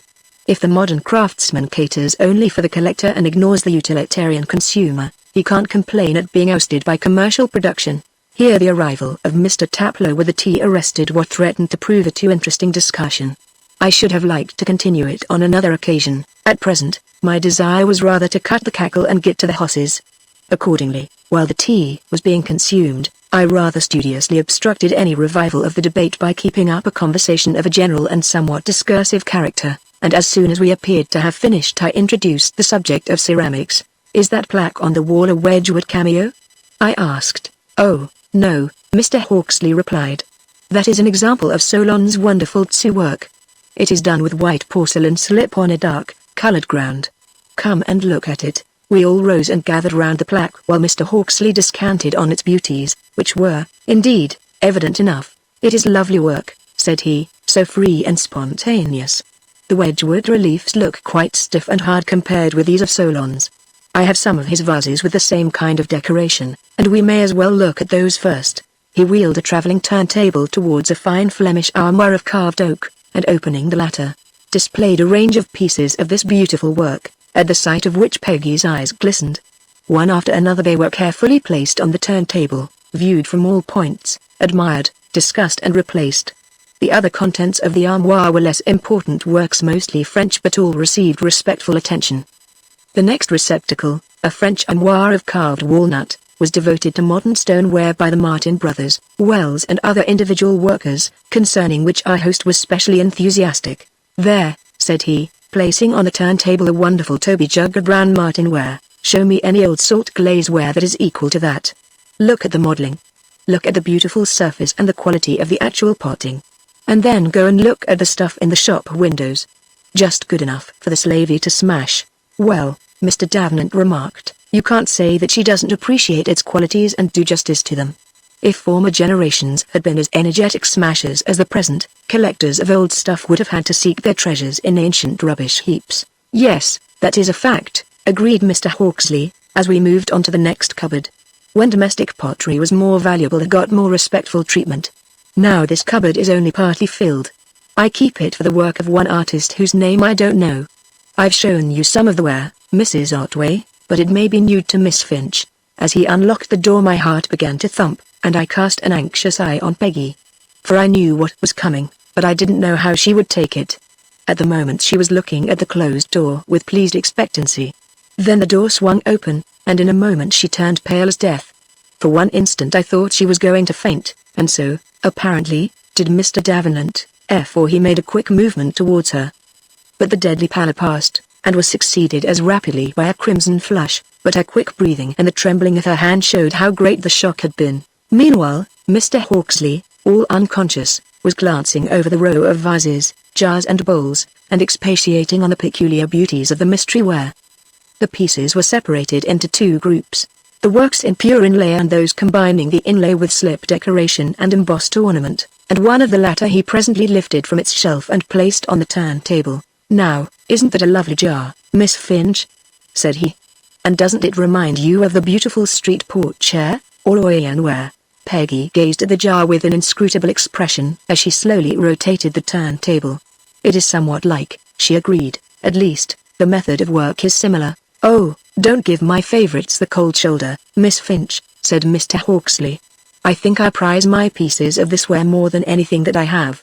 It is so very charming and so interesting. For, you see, it is real pottery. I mean that, beautiful and precious as it is quite serviceable for domestic purposes, whereas much of the studio pottery is made for the gallery or the cabinet. You haven't discovered yet where it is made, I suppose?" I asked. "No," he replied. "Its origin is still a mystery and something of a romance, which may be one reason why I am so devoted to it. I often speculate about the potter, and invent all sorts of queer theories about him. As for instance, well, sometimes I fancy that he may be in debt to this dealer, that he may have had advances or loans and be unable to pay them off and get free. It is quite possible, you know. Then, sometimes I have thought that he may be one of those poor creatures who drink or take drugs, and that a dealer may keep him slaving in some cellar for his bare maintenance and his miserable luxuries. But I've given that idea up. This work is too sane and reasonable and painstaking for a drunkard or drug taker.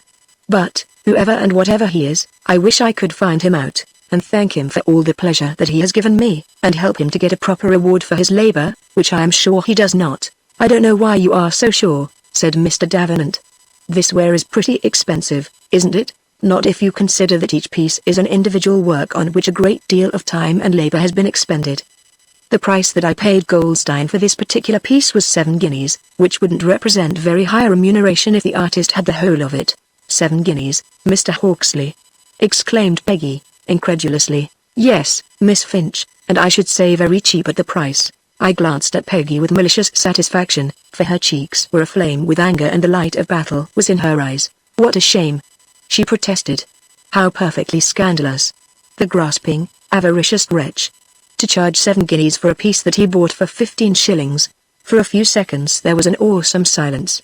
Peggy's exclamation had fallen like a thunderbolt, and the two men gazed at her in speechless astonishment, while she, poor titmouse, stood, covered with blushes and confusion, looking as if she had been convicted of pocketing the spoons. You actually know, Mr. Hawksley said, at length, that Goldstein gave only 15 shillings for the jar? Yes, she stammered faintly. I happened to have to be aware that was the amount paid. She broke off with an appealing glance at me, and I proceeded to put in my oar. It's no use, Peggy.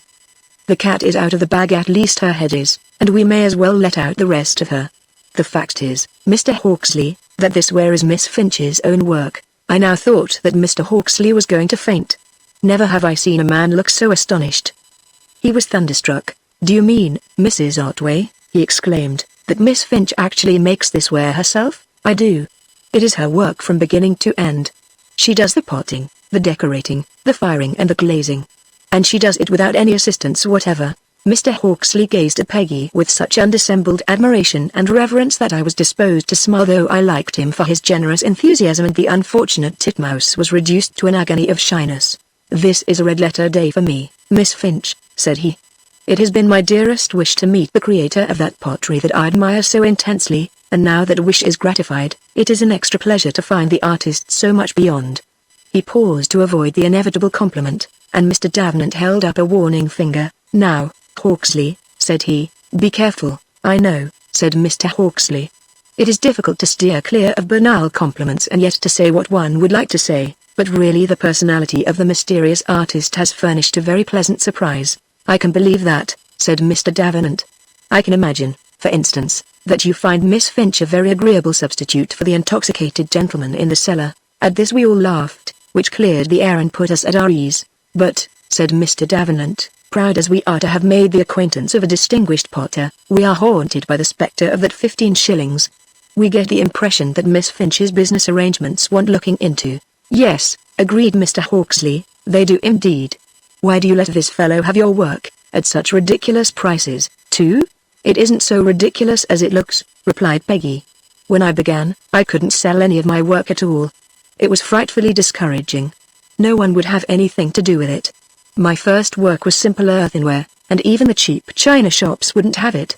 Then I chanced upon Mr. Goldstein, and he bought 1 or 2 simple, red earthenware jars and bowls for a few pence each. It didn't pay me, but still it was a start. Then I experimented on this pipe clay body with slip decoration and colored inlay and showed the pieces to Mr. Goldstein, and he advised me to go on and offered to take the whole of my work, if I signed an agreement. So I signed the agreement, and he has had all my work ever since. At his own prices? Yes. I didn't know what the things were worth. Well, said Mr. Davenant, my law is a trifle rusty, but I should say that agreement would not hold water. It won't, said I. We have just her counsel's opinion on it, and our adviser assures us that it is worthless, and that we can disregard it. Then, said Mr. Davenant, you had better formally denounce it at once. Why trouble to denounce it? Demanded Mr. Hawksley. Much better let me call on Goldstein and then make him tear up the duplicate. He has got a fine, handy warming pan hanging up in his shop. I saw it only this morning. The connection is not very clear to me, said I. It would be clear enough to him, was the grim reply. Mr. Davenant chuckled. Your methods, Hawksley, appeal to me strongly, I must admit, but they are not politic. Legal process is better than a warming pan, even if it were filled with hot coals. Let us hand the agreement to a reputable solicitor, and let him write to Goldstein stating the position. Miss Finch won't hear any more of her benefactor after that. After some discussion, in which I supported Mr. Hawksley's proposal, the less picturesque method of procedure was adopted, and Mr. Davenant was commissioned to carry it out. And we will have a one-woman show of bluebird ware at the club, said Mr. Hawksley. I will take my whole collection there and exhibit it with a big label giving the artist's name in block capitals. The pottery collectors will just tumble over one another to get specimens of the work when the artist is known. The rest of Mr. Hawksley's collection received but a perfunctory consideration. Even the gorgeous De Morgan earthenware, glowing with the hues of the rainbow, came as something of an anticlimax, and we closed the last of the cabinets with almost an air of relief. And now, said Mr. Hawksley, as he pocketed his keys, I suggest that we mark this joyful occasion by a modest festival, say, a homely little dinner at the club and an evening at the play. Who seconds my proposal?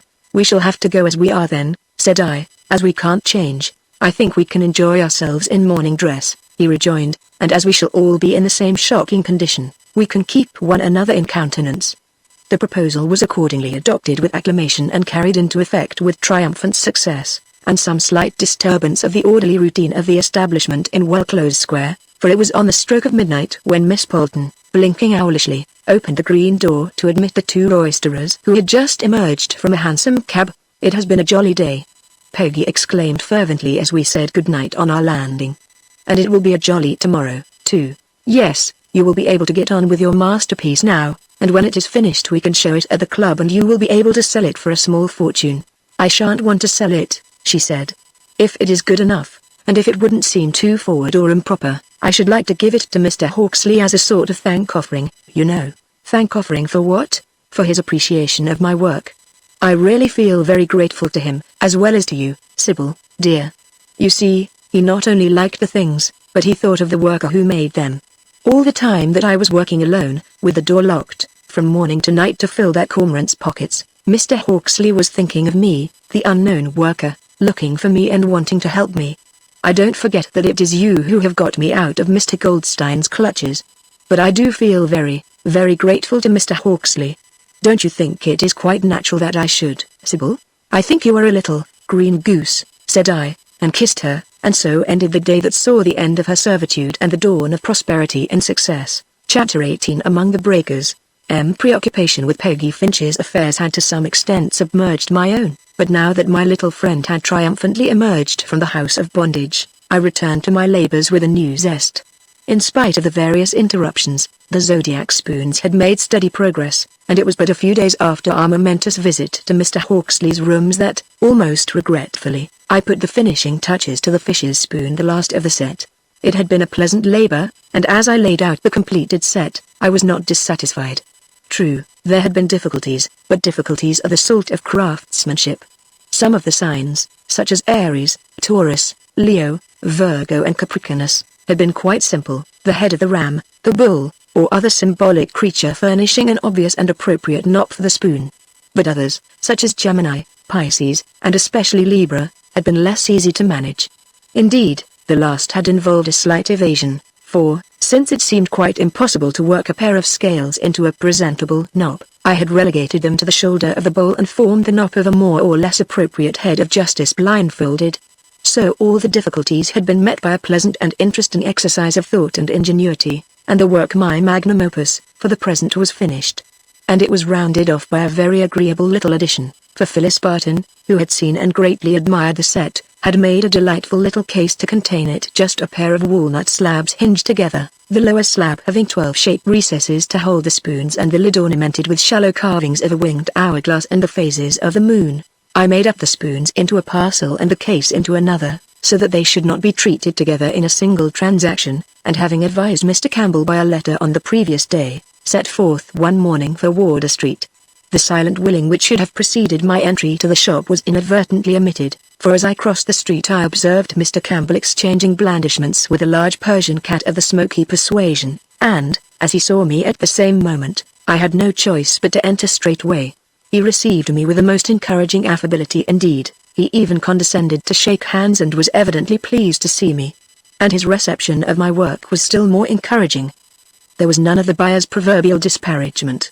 He was frankly enthusiastic. He held up each spoon separately at arm's length, wagging his head from side to side. He inspected it through a watchmaker's lens, he stroked it with a peculiarly flexible thumb, and finally laid it down with a grunt of satisfaction. Then came the question of terms, and when he offered 24 guineas for the set, I was quite glad that the silent willing had been omitted, for I should probably have willed 18. Having settled the price of my own work, I produced the wooden case. Phyllis had priced it at half a guinea, which was ridiculous. I boldly demanded a guinea for it. "That's a long price," said Mr. Campbell, pulling a face of proportionate length. But I watched his thumb travelling over the clean-cut carving. I saw him delicately fitting the spoons, one by one, into their little niches, and I knew that that guinea was as good as in Philibber's pocket. "It is a long price, Mrs. Otway," he repeated, cocking his head on one side at the case. "But it's a pretty bit of work, and it's the right thing. That's what I like about it, though suitable. It would be a sin to put those spoons onto a velvet-lined case, as if they were common, stamped, trade goods." "Very well, Mrs. Otway, I'll spring a guinea for the case, and I should like to see some more work from the same hand." This was highly satisfactory, though it was not without a pang of bereavement that I saw the little case closed and hidden from my sight forever in a locked drawer, and when I had received the 2 checks I asked for a separate one for Phyllis. I tripped away down Wardour Street as buoyantly as if I had not a care in the world. The association of ideas is a phenomenon that has received a good deal of attention. It was brought to my notice on this occasion when I found myself opposite St. Anne's Church, for no sooner had my eye lighted on its quaint warty spire than my thoughts turned to Mr. Davenant, or rather, I should say, to Jasper. Perhaps he was in my mind already, possibly in the subconscious, as Lilith would have said, and the church spire may have acted as an autoscope. It would not have had to be an exceptionally powerful one. At any rate, my thoughts turned to him and to the Magpies Club, and it was not unnatural that my steps should take a similar direction. As I followed the well-remembered route, I reflected on the changes that a few short months had brought. In that brief space a new life had opened. The solitary, friendless orphan who had sought sanctuary in Miss Bolton's house, how changed was her condition. Happy in her work, in her home, in her friends, for had she not her Lilith, her Phyllis, her Peggy and Jasper? And here a still, small voice asked softly but insistently a question that had of late intruded itself from time to time. Whither was I drifting? My friendship with Jasper was ripening apace. But ripening to what? There could be but one answer, and that answer only raised a further question. In normal circumstances the love of a man and a woman finds a permanent satisfaction in marriage. But where marriage is impossible, love is a mere disaster, a voyage with nothing but rocks and breakers at the end. So whispered the still, small voice into ears but half attentive, and as I neared the bottom of Essex Street it became inaudible, for approaching the clubhouse from the opposite direction was Jasper himself. "Well," he exclaimed, "this is a piece of luck. And yet I had hoped that you might be coming into town today. Is it business or pleasure?" "It has been business, and now I hope it is going to be pleasure. I am taking the rest of the day off." Now, what a very singular coincidence. I am actually taking the rest of the day off myself. Your coincidences, I remarked, somehow remind me of the misadventures of the bread and butter fly. They always happen. Quite so, he agreed. But then, you see, if they didn't happen they wouldn't be coincidences. Do we begin by fortifying ourselves with nourishment? I don't know what you mean by begin, but I came here to get some lunch. So did I. Another coincidence, by the way. Shall we take our usual little table in the corner? We seated ourselves at the table, and as we waited for our lunch to be brought, I ventured on a few inquiries into Jasper's professional affairs. "You seem to take a good many days off," I remarked. "I do. There is, so to speak, a distinctly marked off side to my practice. And when you are away, what happens?" "Do you keep a clerk?" Jasper grinned. "You overestimate the magnitude of my practice." "No, I have a simpler and more economical arrangement. I let my little front office to a law writer, at a peppercorn rent, subject to the condition that he shall interview my clients in my absence, furnish evasive answers to their questions, and supply ambiguous and confusing information." "But don't the clients get rather dissatisfied?" Again Jasper smiled. "That question," said he, "involves an important philosophic principle. A famous philosopher has proved his own existence by the formula cogito, ergo sum. I think, therefore I am implying that if he didn't exist he couldn't think. Now, that principle applies to my clients. Before they can be dissatisfied, they must exist. But they don't exist. Therefore they are not dissatisfied. QED, I don't believe you care whether they exist or not, but that is the worst of having an independent income. It is a misfortune, isn't it? But I bear up under it surprisingly. Will you have some of this stuff? It is called a pelion. I heard the waitress describing it as a pea-lion, apparently misled by the analogy of the peacock and the peahen. Evidently she is no zoologist. At this moment Miss Talboys-Smith entered the room and halted at our table to exchange greetings and remind me of my engagement. "Tell Miss Finch not to forget," said she. "It's next Wednesday. I shall have my things back from here by then, and I understand that Mr. Hawksley has secured the cases for a special exhibition of studio pottery. You must bring Miss Finch to that, too."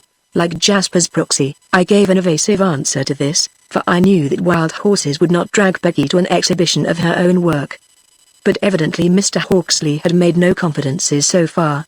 "Have you ever seen the diploma gallery at the RA?" Jasper asked when Miss Talboys-Smith had flitted away.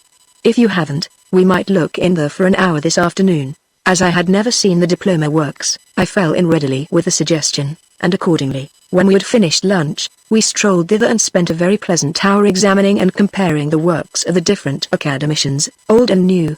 From Burlington House we drifted into the Green Park, and presently took possession of a couple of isolated and lonely-looking chairs. For some time we gossiped about the pictures at which we had been looking in the gallery, then our talk turned on to the affairs of my friend Peggy. "Hawksley seems to have appointed himself Miss Finch's advertising agent," Jasper remarked. "And he'll do the job well. He is an energetic man, and he knows all the pottery connoisseurs. I met him yesterday, and had to listen to Bluebird Ware by the yard. I like him for his enthusiasm," said I. "So do I," agreed Jasper. "And it is quite a little romance. His admiration of the pottery is perfectly genuine, as we know, but there is something in what he calls the personality of the artist. I think he is distinctly taken with your pretty little friend. How does she like him? I think she is decidedly prepossessed. At any rate, she is profoundly grateful to him for discovering her work, and especially for the interest that he took in the unknown worker." "There you are, then," said Jasper. "There are the ingredients of a life-size romance. Fervid admiration on the one side, gratitude on the other, and good looks and good nature on both. We shall see what we shall see, Helen, and I, for one, shall look on with the green eyes of envy. Why will you? Do you want Peggy Finch for yourself? I want Hawksley's good fortune. If he loves this little maid and thinks she cares for him, he can ask her to marry him.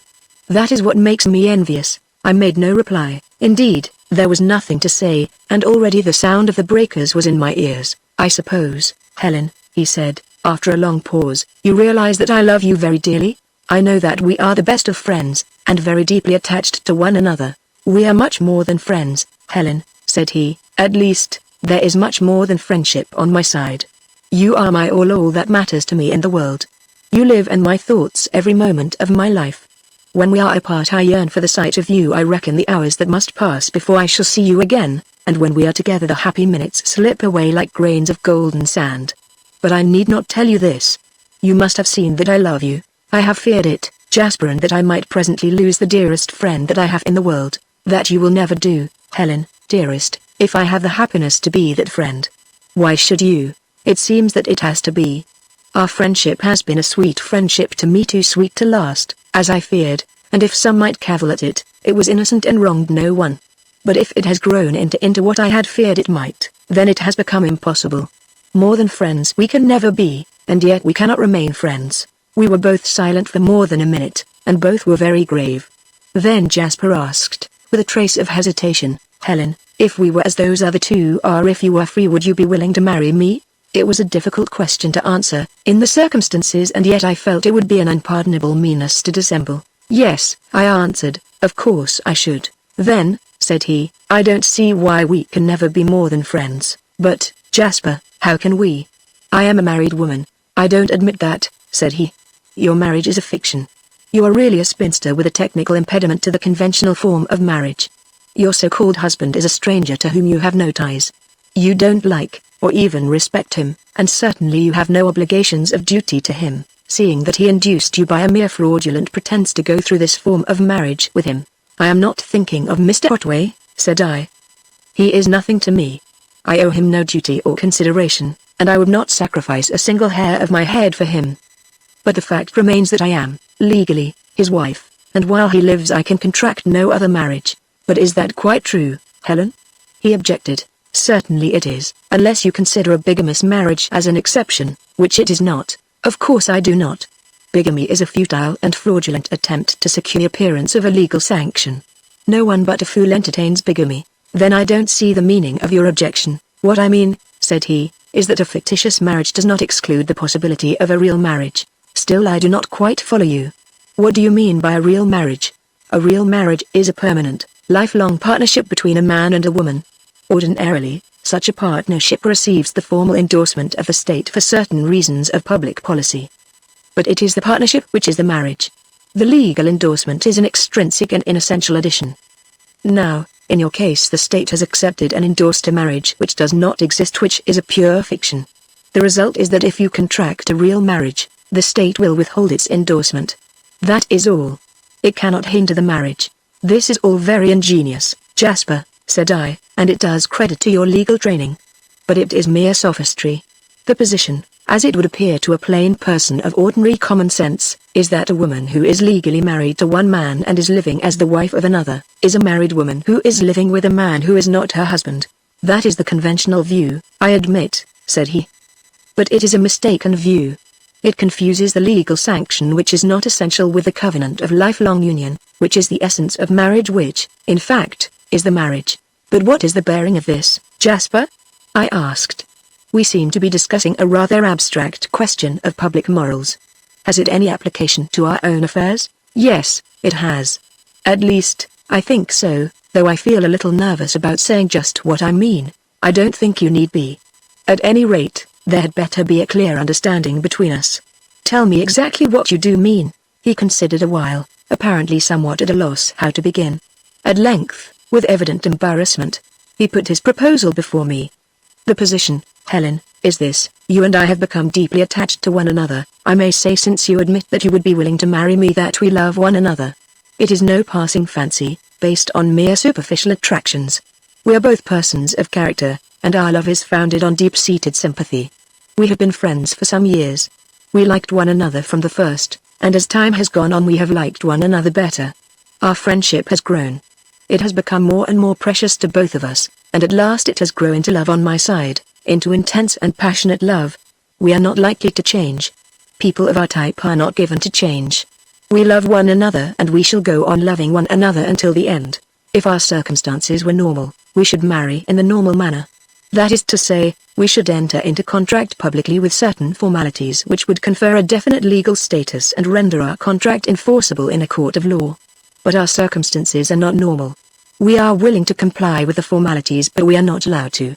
We are not in the position of persons who, for their own purposes, lightly disregard the immemorial usages of society, who dispense with the formalities because they would avoid the responsibilities of formal marriage.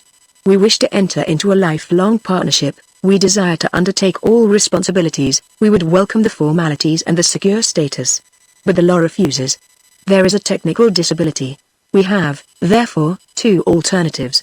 We may give up the marriage which we both desire, or we may marry and dispense with the formalities and the legal status. Supposing we give up the marriage. Just consider, Helen, what it is that we give up. It is the happiness of a whole lifetime. The abiding joy of the sweetest, the most sympathetic, companionship that is possible to a man and a woman. For though we are lovers, we are still friends, and friends we shall remain until death parts us. Our tastes, our interests, our sympathies make us prefer one another as companions to all other human beings. Of how many married couples can this be said? To us has been given that perfect comradeship that makes married life an enduring delight, a state of happiness without a cloud or a blemish. And this is what we give up if we let this disability, this technical impediment, hinder us from marrying. On the other hand, supposing we marry and dispense with the formalities, what do we give up? Virtually nothing. The legal security is of no value to us, for each of us is secure in the constancy of the other. If we enter into a covenant, we shall abide by it, not by compulsion, but because we shall never wish to break it. As to the legal status and the social recognition, is it conceivable that two sane persons should give up a life's happiness for such trumpery? Surely it is not. No, Helen, let us boldly take our destiny into our own hands. Let us publicly denounce this sham marriage and cancel it forever. I ask you, dearest, to give me the woman of my heart for my mate, my friend, my wife, forever, to take me, unworthy as I am, for your husband, who'll try, as long as he draws the breath of life, to make up to you by love and worship for what you have sacrificed to make him happy. As I listened to Jasper's appeal delivered with quiet but impressive earnest, I think I was half disposed to yield. It was not only that I admired the skill with which he put his case and the virile, masterful way in which he trampled down the obstructing conventions, but deep down in my heart I felt that he was right, that his separation of the things that really mattered from those that were trivial and inessential was true and just. But there was this vital difference between us, that he was a man and I was a woman. Our estimates of the value of the conventions were not the same. Without the legal sanction I might be his wife in all that was real, but the world would call me his mistress. Jasper, dear, I said, it is impossible. I admit the truth of all that you have said, and I wish, oh, Jasper, how I wish, that I could accept the happiness that you offer me. You need not tell me that our companionship would be a delight forever. I know it. But it cannot be. Even if I could accept it for myself, I could not accept it for you. I could not bear to think that, through me, you had been put outside the pale of decent society. For that is what it would mean. You, a gentleman of honor and reputation, would become a social outcast, a man who was living with another man's wife, who, if he were admitted at all to the society of his own class, would have to be introduced with explanations and excuses. I think you exaggerate the social consequences, Helen, said he. I propose that we should write to Otway and formally repudiate the marriage. Then, if we were boldly and openly to state our position and the exceptional circumstances that had driven us to it, I believe that we should receive sympathy rather than condemnation. I don't believe we should lose a friend, certainly not one whose loss would afflict us. And Otway could take his remedy, if he cared to. You mean he could divorce me, I said, with something like a shudder. Yes. But I am afraid he wouldn't. I don't think he would. But if he did, it would be an undefended suit, and the stigma of the divorce court would be on us forever. It would be unpleasant, I admit, he replied. But think of the compensations. Think of the joy of being together always, of having our own home, of going abroad and seeing the world together. Don't, Jasper, I entreated. It is too tantalizing. And even all this would not compensate me for the knowledge that I had dragged you from your honorable estate to a condition of social infamy. You need not consider me, he rejoined. I have thought the matter out and am satisfied that I should gain infinitely more than I should lose, for I should have you, who are much more to me than all the rest of the world. You haven't thought of everything, Jasper, said I. You know of the folly I committed at the time of my father's death in withholding facts at the inquest, I mean, and you have excused it and treated it lightly. But others would view it differently. And now there is this blackmailer of whom I have told you. At any moment, a serious scandal may arise, and in that scandal you would be implicated. It wouldn't matter to me, said he. Nothing would matter to me if only I had you, so you think now. But, Jasper, think of the years to come. Think how it might be in those years when the social ostracism, the loss of position and reputation, had grown more and more irksome, if we should regret what we had done, if we should blame ourselves even, perhaps, secretly blame one another. We should never do that, Helen. We should always be loyal. And there wouldn't be any social ostracism. At any rate, I am quite clear as to my own position. I want you for my wife. To get you I would make any sacrifices and count them as nothing. But that is only my position. It isn't necessarily yours, or rather, I should say your sacrifices would be greater than mine. A woman's point of view is different from a man's. It is, Jasper. I realize fully how essentially reasonable your proposal is, and I am proud of, and grateful for, the love that has impelled you to make it. But to me the thing is impossible. That is the only answer I can give.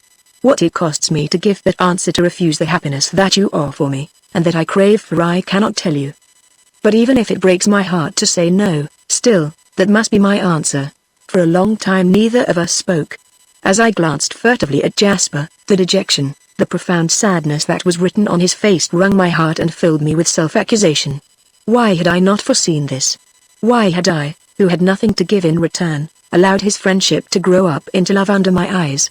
Had I not acted towards this my dearest friend with the basest selfishness? Presently he turned to me, and, speaking in quiet, even tones, said, "It would not be fair for me to make an appeal on my own behalf. I may not urge you to accept a relation which your feeling and judgment reject. But one thing I will ask. I have told you what I want, and you are to remember that I shall always want you.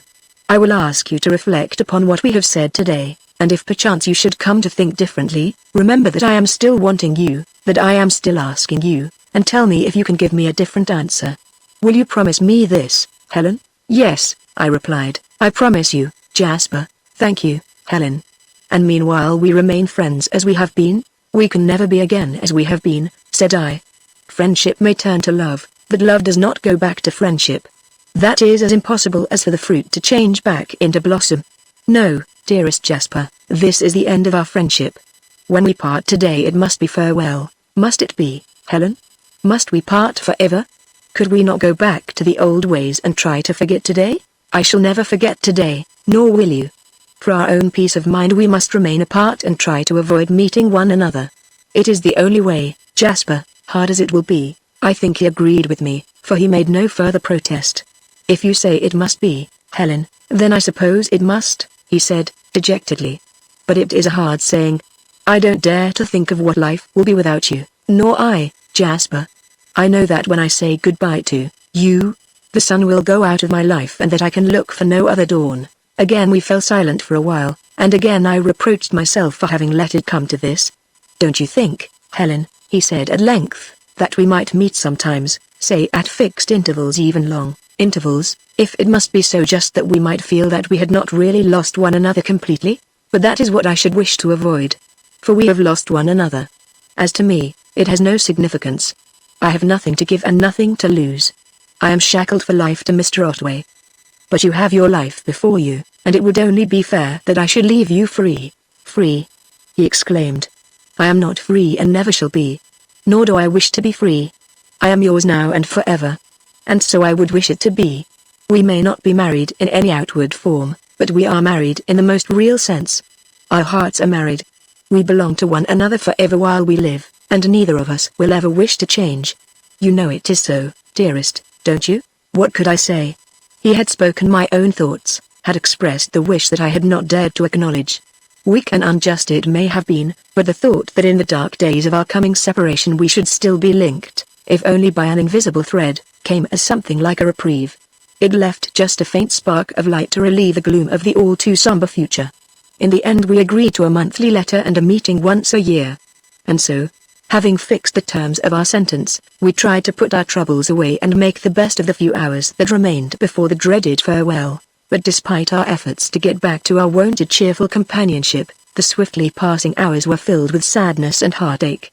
Instinctively we went and looked at things and places that recalled the pleasant jaunts that were to be no more, but ever black care rode behind.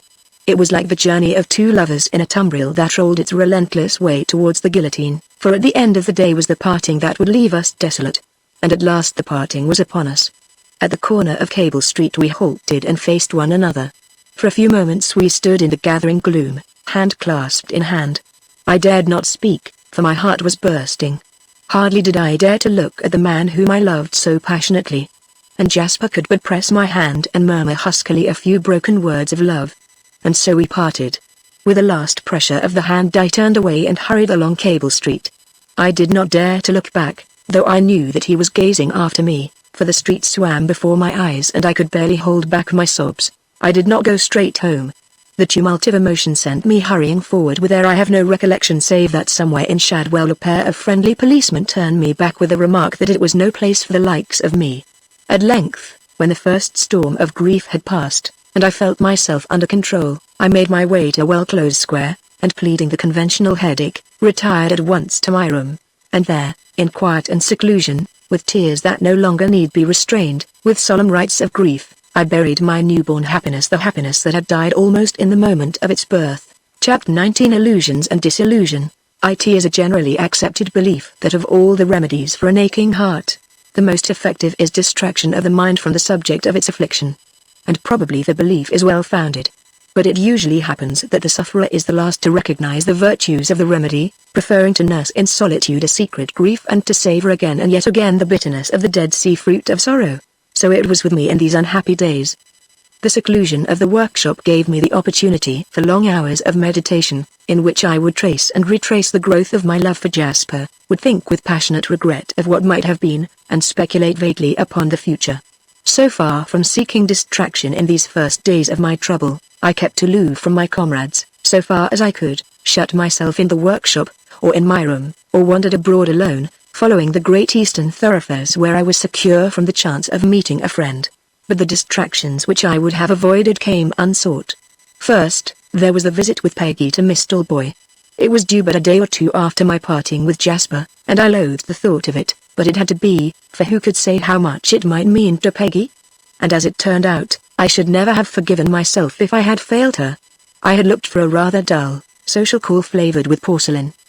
But it was quite otherwise.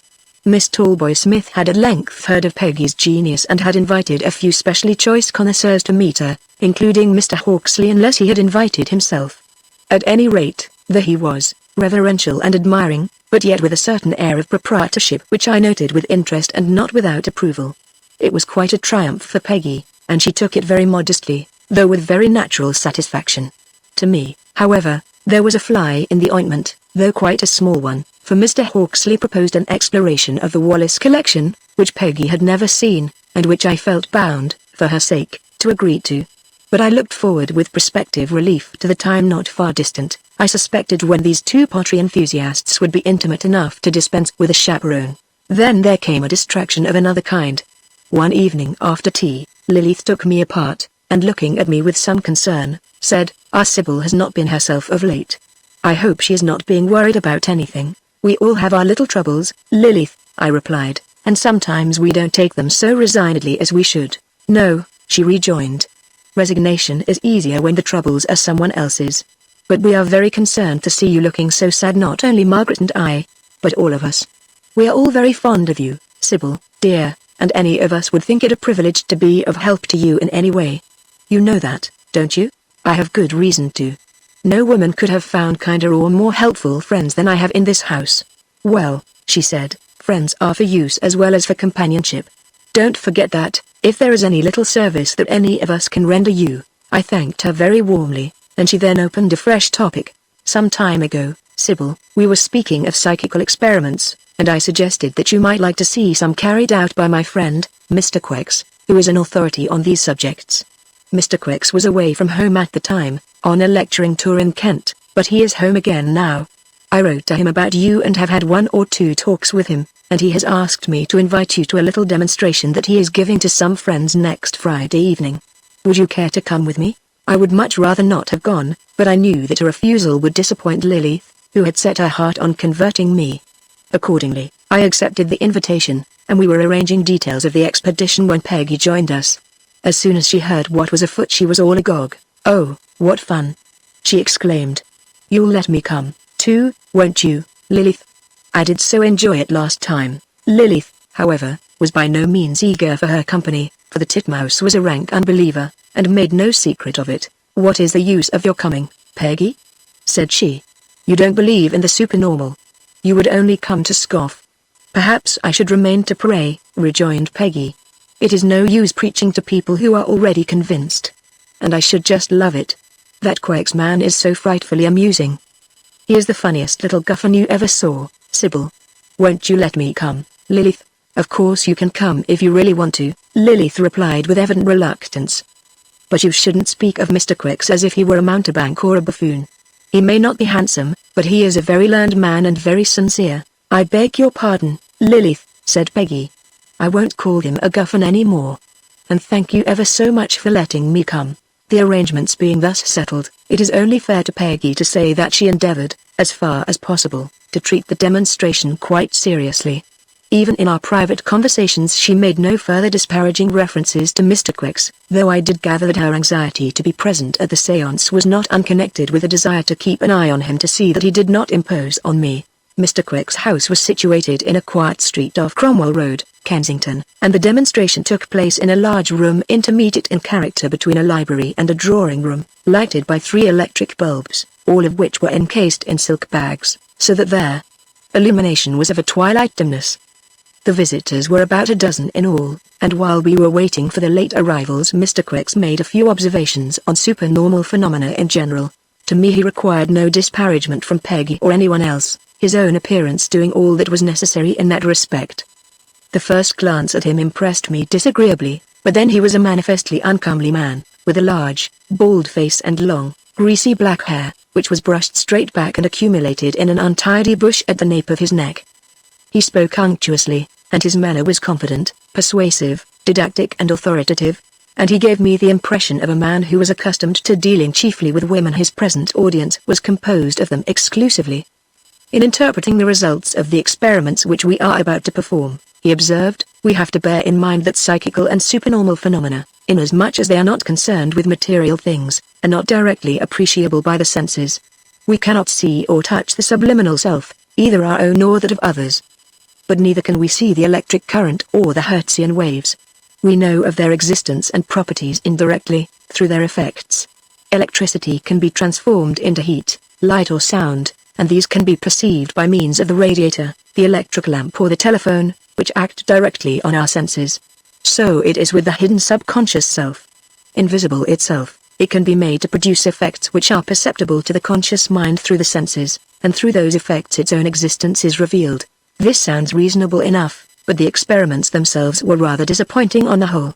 Perhaps I expected too much, or perhaps the preoccupied state of my mind did not allow me to bring to them sufficient interest or attention. Moreover, Mr. Quex had an assistant, I had almost said confederate, whose appearance pleased me no more than his own, a wall-eyed, taciturn woman of about 35, of the name of Morgan, who acted as the percipient. The word medium, I noticed, was not used and helped to prejudice me against the experiments. We began with a demonstration of thought transference, which I found dull, tiresome and unconvincing. Probably I was unreasonable, but the apparent triviality of the proceedings, which resembled a solemn and unspeakably dull drawing-room game, influenced my judgment. The percipient, Miss Morgan, being seated, blindfolded, in the middle of the room, a pack of playing cards and another pack of cards, each of which bore a single capital letter, were produced. A card was drawn out at random and held up behind the percipient and in view of everyone else, including Mr. Quex, who held the percipient's hand. Miss Morgan then guessed the card or the letter. Sometimes she guessed correctly, sometimes nearly correctly, sometimes quite incorrectly. The proportion of correct guesses, Mr. Quex informed us, was vastly greater than could be accounted for on the law of probabilities. And I dare say it was. But the exhibition left me cold, as did those of table tilting and planchette writing which followed. Even the Pendel Explorator, which had so impressed me on a previous occasion, fell flat on this. For, since that rather startling experience, I had given some thought to the magic pendulum, and believed that I had found at least a partial explanation of its powers. Accordingly, when my turn came to try the otoscope, I took the string in my fingers and shut my eyes, and when Mr. Quex subjected to this, I gazed fixedly at the opposite wall, seeing neither the pendulum nor the clockwise alphabet. Under these conditions the pendulum was a complete failure, it would spell nothing. But when I looked steadily at the pendulum and the letters, the swinging ball spelled out clearly the word that I chose, Lily. I was thus in a decidedly skeptical frame of mind when the next set of experiments began, and even these produced, at first, no effect on me other than a slight tendency to yawn. Their object was to demonstrate the existence of a psychometric power or faculty, that is to say, a power to detect in certain material objects a permanent impression left by contact with some particular person. Such a faculty, Mr. Quex explained to us, was possessed by certain exceptionally sensitive persons.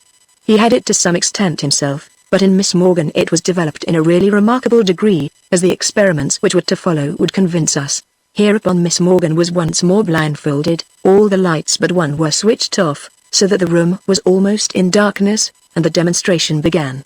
One of the visitors, at Mr. Quex's whispered request, slipped a ring from her finger and passed it to him. By him it was handed to Miss Morgan, who solemnly applied it to her forehead. Then followed an interval of expectant silence, in which I thought I heard a faint giggle from Peggy Finch, who sat in the row in front of me. At length Miss Morgan opened her mouth and spake. It seemed that she was seeing visions, and these she described in detail. Naturally I was unable to check them, nor could I judge whether they had any relation to the ring. The owner of that article stated, at the close of the experiment, that the visions, as described, corresponded closely to certain places and events which were known to her and to no one else. Which seemed conclusive enough, but yet it left me only with a feeling that the whole proceeding was ridiculous and trivial. The next experiment was performed with a glove from the hand of another visitor, and when this was concluded, Mr. Quex whispered to a lady in the front row, who whispered to Peggy, who turned to me. "He wants your handkerchief, Sybil," she said in a low whisper.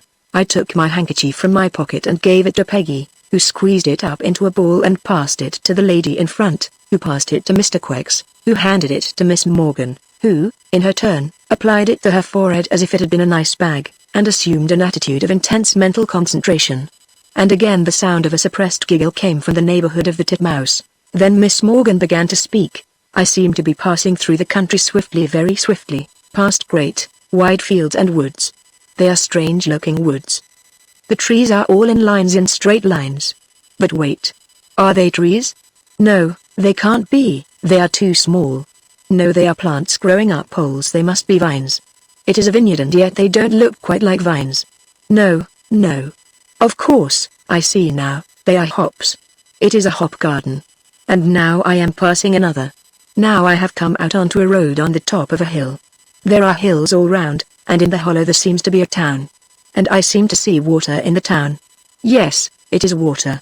It is a river. But I don't see any ships. Only some red things. Oh, yes. I see, the red things are sails, red sails. I thought sails were always white. She paused, and in the intense silence I leaned forward, listening eagerly. All my indifference and boredom had vanished. This was quite a different affair from the card guessing and planchette reading. She had described Maidstone vividly, accurately, or at least so it seemed to me, Maidstone as it would appear to one approaching the bridge from the west.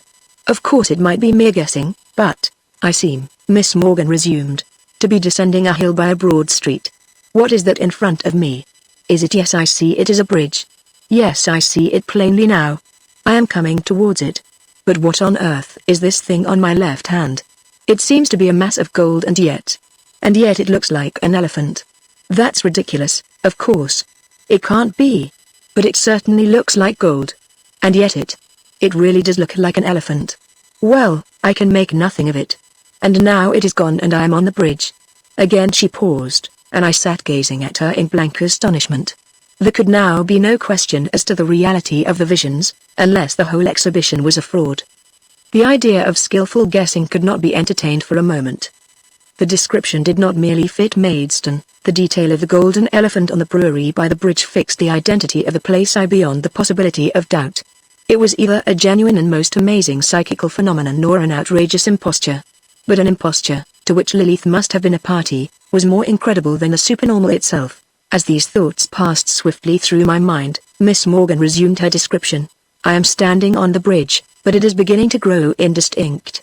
By the riverside I can just see a great house, an old house, which seems to stand by the water's edge, and beyond it trees and a church tower. Now it is gone and I can see nothing. Is this all? No, I see, very, very faintly, a small crowd of people. They seem to be in a field. And I make out a number of white objects in the field.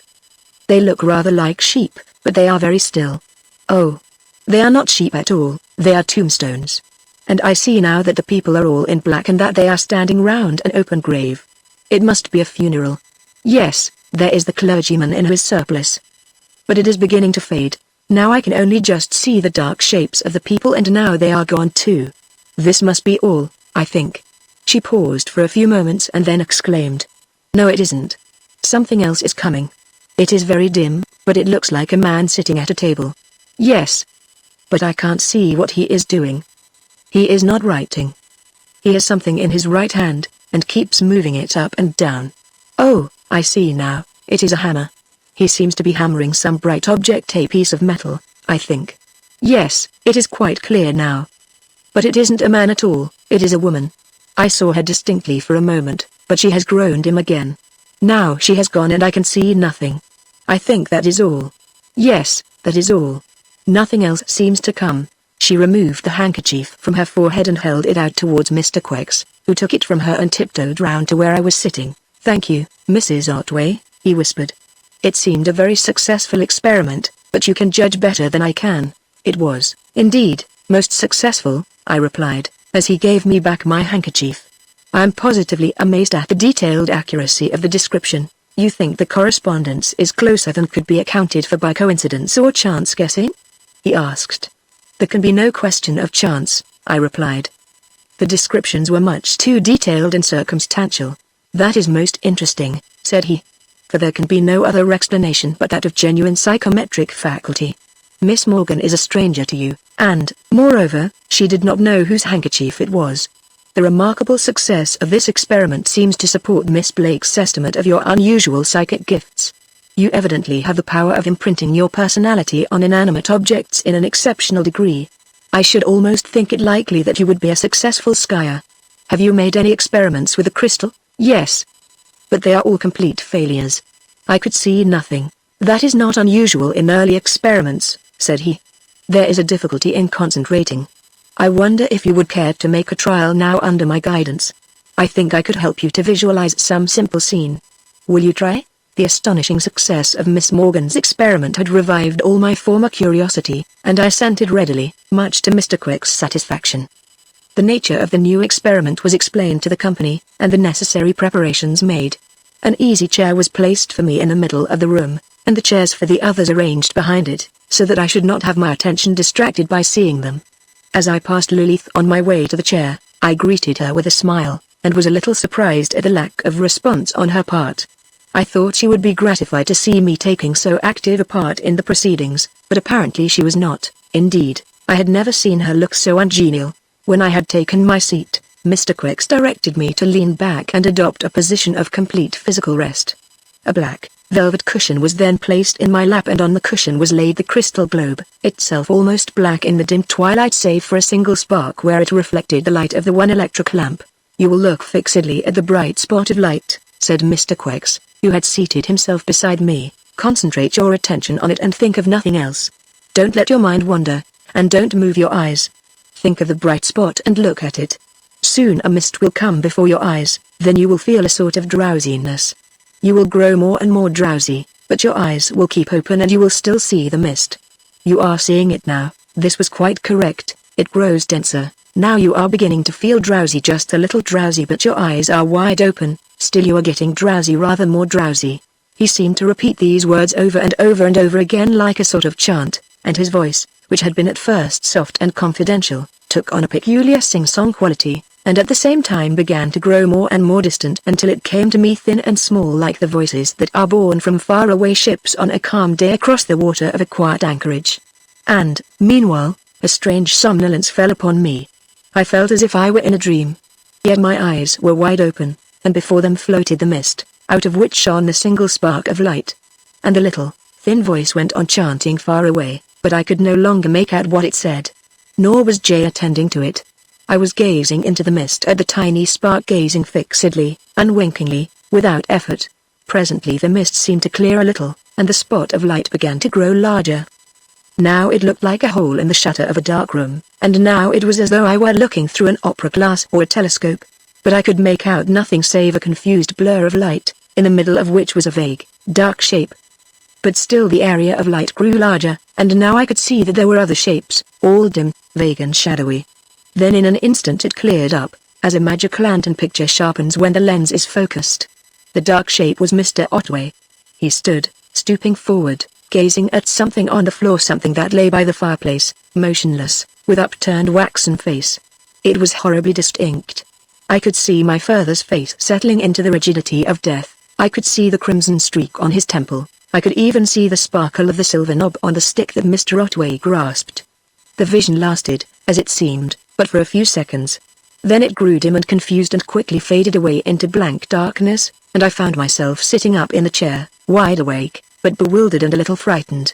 The lights were full on, and the visitors were all gathered around my chair gazing at me with a very odd intentness. "Did you see anything in the crystal?" Mr. Quicks asked, suavely. "Yes," I answered, not quite so suavely. "How long have I been asleep?" Mr. Quicks looked at his watch. "Just 25 minutes," he replied. I got up from the chair, and, addressing Peggy, who was looking at me a little anxiously, asked, "What has been happening, Peggy? Have I been talking nonsense?" "No," she answered. "You've been asleep, and you've been guessing cards and doing most extraordinary sums, multiplying and dividing fractions and all sorts of things. That's all. But," she added in a lower tone, "he'd no business to hypnotize you without your permission. You didn't give him permission, did you?" "No, I didn't," I replied. At this moment Lilith came up to us and put the same question. "No," I answered. "I didn't understand that I was to be hypnotized." "I thought not," said she in a tone of evident vexation. "It doesn't happen to matter as things have turned out, but it was quite improper. I shall speak to Mr. Quicks about it when you are gone. Aren't you coming with us, then?" asked Peggy. "No," replied Lilith. "I have some matters to talk over with him, so I must stay a little while, but I shall follow you in about half an hour." Shortly after this the meeting broke up, and Peggy and I took our departure. As we sat in the train, I tried to extract from my companion some details of what had happened, but I found her curiously unwilling to pursue the topic. I gathered, however, that, as soon as the hypnotic trance was completely established, Mr. Quicks suggested to me that I should have a distinct vision of some scene that I had witnessed in the old town that Miss Morgan had seen, and shortly before the funeral that she had described. Then, after an interval, he had put a number of problems in multiplication and division of large numbers and fractions, which I had solved with extraordinary ease and rapidity. As to the nature of my vision, Peggy displayed no interest, but turned the conversation on to subjects quite unconnected with Mr. Quicks or psychical science. When we arrived home she followed me to my room and suggested that we should wait there for Lilith, which was what I had intended to do. And here again she showed a marked tendency to avoid the subject of Mr. Quicks and his experiments. But, as she sat in my chair gossiping, I caught her eye, from time to time, traveling almost furtively towards the clock on the mantelpiece, and I wondered if she was feeling anxious about Lily, who had to make her way alone through the rather unsavory neighborhood of Ratcliffe. Whatever she was feeling, however, she kept up a flow of conversation which was, itself, a rather unusual phenomenon, and presently grew quite confidential about herself, which was more unusual still. It was clear that her friendship with Mr. Hawksley was now quite firmly established, and they evidently saw a good deal of one another, but this I knew already. And it was clear that their sympathy in tastes was running parallel to a very strong liking of a more personal kind. After a pause in this confidential gossip, Peggy suddenly looked down a little shyly, and, turning very pink, asked hesitatingly, "Sybil, dear, you haven't quarrelled with Mr. Davenant, have you?" "Quarrelled, Peggy?" I exclaimed. "Of course I haven't. Have we ever struck you as quarrelsome people?" "No, indeed," she replied. "But you don't seem to have seen much of one another lately." "No, I haven't seen Mr. Davenant for quite a long time," I said. She was silent for a while, and I noticed that her cheeks were growing more and more pink. "What is my little chameleon turning that color for?"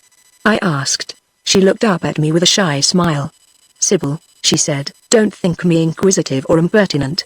I am your friend, you know, and we are fond of one another, aren't we? We are the very best of friends, Peggy, dear, so you needn't mind asking me anything that you want to know." "Well, then, Sybil, why don't you and Mr. Davenant marry? Anyone can see how fond he is of you, and I'm sure you care for him an awful lot, don't you, now?" "My titmouse is becoming an expert authority on these matters," said I, thereby converting poor Peggy to the semblance of a corn poppy. "Perhaps I am," she admitted, defiantly. "But why don't you marry him, Sybil?" "My dear Peggy," said I, "there is a very substantial reason." "Its name is Mr. Otway, Sybil," gasped Peggy. "I thought you were a widow." I shook my head. "No, Peggy. I am a widow in effect, but a married woman by law. I have a husband who is no husband, whom I married in error, whom I have never lived with and could never think of living with, but whom I can never get rid of. That is the position." She flung her arms around my neck, and laid her cheek to mine. "My poor, dear Sybil," she exclaimed. "How dreadful for you. I am so frightfully sorry, dear." "And is there no end to this?" "There is death," said I. "That is all. And that is why I am not seeing much of Mr. Davenant nowadays." "It is an awful thing, Sybil," said she. "You and Mr. Davenant could make one another so perfectly happy. And I don't see why you shouldn't, for that matter. Why, how could we, Peggy?" Again she blushed scarlet, and with a defiant glance at me, replied, "I wouldn't have my whole life wrecked. I should just go off with him, husband or no husband, you dreadful little reprobate. And what do you suppose the world would say about you? It could say what it liked so long as I'd got the man I wanted. But it wouldn't really say anything. No one with any sense would think a penny the worse of me. Nor would they of you. Everyone would say that you had done the right thing, seeing that you had no choice. You couldn't be expected to be bound for life to a dummy husband." At this moment I rose from my chair, and going over to the dressing table, lit a candle. Then I put my hand in my pocket and drew out an unaddressed envelope and a piece of pencil. With the latter I wrote on the envelope my signature and the words 10 minutes to 11. The whole proceeding seemed quite automatic. I did not know why I was doing it. I had not known that either the envelope or the pencil was in my pocket, for I had not put them there. But I carried out the train of action almost unconsciously and quite without surprise. When I had written on the envelope, I opened it and drew out a piece of paper. On the paper was some writing in an unfamiliar hand. I held the paper near the candle and read as follows. "At 10 minutes to 11 you will light a candle, take this envelope and a pencil from your pocket, you will write on the envelope your signature and the time. Then you will open the envelope and read this message." I stood for some seconds gazing at the paper in utter amazement. Then I looked round quickly at the clock. It was 10 minutes to 11. From the clock my glance turned to Peggy, who was sitting watching me with a very uncomfortable expression. "Do you know anything about this, Peggy?" I asked. "Yes," she replied. "That Quake's man told you to do it. He wrote the message and put the envelope and pencil in your pocket when you were in a deep sleep. He spoke the message into your ear, and, after about a minute, told you to wake up, and you woke up immediately. It was like his impudence to perform his beastly experiments without getting your permission first. It was. But the thing is rather uncanny. I don't like it at all." "There's nothing in it," said Peggy, though she, too, was evidently not pleasantly impressed. "It's what they call post-hypnotic suggestion. It isn't in any way supernatural. The doctors know all about it, Still, said I, it is a very strange affair. There is something extremely eerie in finding oneself turned into an unthinking automaton worked by somebody else's will. And some of the other experiments were rather startling, Miss Morgan's visions for instance. Mightn't they have been just clever guesses? No, Peggy. That is quite impossible. Her descriptions applied to my case in detail and were correct every time. You heard her describe the view from Maidstone Bridge? Yes. And I recognized it from that watercolor over your mantelpiece. Well, don't you think it very wonderful and incomprehensible? No, I don't, said Peggy. How do you suppose she did it? I can only imagine that some influence that I don't understand passed to her from my handkerchief. Then you imagine wrong, said the titmouse. Your handkerchief was in my pocket all the time. It was my handkerchief that she was smelling at. And her descriptions didn't fit me the least little bit. I don't hammer my pottery, you know, but I don't understand. You passed her my handkerchief, didn't you? No, I passed her mine. You see, I'd seen this handkerchief trick before and I had mine ready, rolled up into a ball in my hand. So it was quite easy to make the exchange. But we may as well change back now. She took a handkerchief from her pocket and handed it to me. And when I had identified it as my own, I produced hers and restored it to her. You're a wicked little baggage, Peggy, said I, though I must admit that the ruse was quite a fair one. But still, I don't quite see how it was done. It was evidently an imposture. But how was it worked? How did she get the information? Why, she got it from Mr. Quex, and he got it from Lilith. You surely don't suggest that Lilith was a party to this fraud? Of course I don't, she replied, indignantly. Lilith is a lady to the tips of her fingers. That's just where it is. She would never suspect.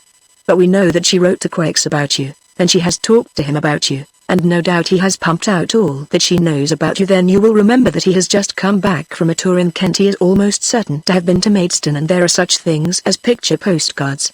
There is no mystery as to how it was done, but I do wonder that he was such a fool as to do it before Lilith. I suspect she stayed behind to tell him what she thought of him. As we were speaking, Lilith came up the stairs, and I ran out to intercept her and bring her in. You needn't have waited up for me, said she, though I am glad you have, for I want to apologize for Mr. Quex's very improper behavior. Don't think any more about it, Lilith, said I. It didn't do any harm, and it has enabled Peggy and me to have a little private seance to ourselves. Did the post-hypnotic experiment work correctly? Perfectly and most uncannily. Then, said Lilith, you have gained by that amount of experience. As to the rest of Mr. Quex's experiments, well, Sybil, I am afraid we must consider them on the plane of public entertainment rather than on that of genuine research. But it is getting late. We had better go to bed now and talk things over tomorrow. This advice was forthwith acted on, as to its first half, and if I owed Mr. Quex a grudge for trying to impose on me, I should have been grateful to him for giving me something to think about other than my own griefs and entanglements. Chapter 20 Cloud and Sunshine. Reviewing on the morrow my experiences at Mr. Quex's house, I was conscious of a rather definite change of outlook. Those experiences had made a very deep impression. The vision that I had seen was something outside ordinary, normal experience, and it still haunted me. And then, even more uncanny, there was that strange automatic action which I had carried out with such perfect unconsciousness and yet so exactly and punctually. It was all very well for Peggy to put it aside with the easy explanation that it was merely post-hypnotic suggestion, and that the doctors knew all about it. That explanation explained nothing. The fact remained that I had suddenly become aware that things which I had been accustomed to dismiss as delusions, as the mere superstitions of credulous people, were actual realities. And this discovery created for me a new standard of possibility and truth. Even Miss Morgan's visions, though I knew them to be a rank imposture, had left an impression that was not to be completely effaced. The shock of amazement that they had produced at the time left a vague after-effect, due, no doubt, to the more real and equally mysterious experiences. Concerning these latter I was somewhat puzzled. It was not quite clear to me how I had come to be hypnotized at all, and I took an early opportunity of questioning Lilith on the subject. There is no mystery about that, she replied. The orthodox method of producing the hypnotic trance is to cause the subject to gaze steadily at some bright object, a metal button, a crystal, or even a small piece of white paper. He is told to gaze fixedly at this object, to concentrate his attention on it, and to think of nothing else. The purpose of this is to get rid, as far as possible, of the conscious self and to allow the subconscious self to act without disturbance. When this state of mental abstraction has been established, the subject is ready to receive suggestions. If the operator suggests to him that he is drowsy, he becomes somnolent, and at the same time he becomes much more susceptible to suggestion. Now, if the operator suggests to him that he feels certain sensations, he feels those sensations. If it is suggested that he performs certain actions, he performs them. This is what happened to you. Mr. Quicks induced you to gaze steadily at the crystal, and when you were in the proper state of mental abstraction, he suggested the hypnotic trance. Then he suggested that you would see a vision of some scene that you had looked on shortly before the funeral, and I understand that you did see such a vision. Yes, I did, and most astonishingly vivid it was. But, Lilith, when I lit the candle in my room I was not in the hypnotic trance. No, that was a post-hypnotic phenomenon, and really a most interesting one. To understand it you must think of the two personalities, the conscious self and the subconscious, or subliminal self. Now the suggestions are made to the subconscious self, while the conscious is dormant or in abeyance. But when the conscious self returns or awakens, the subconscious mind continues to work, although unperceived by the conscious mind.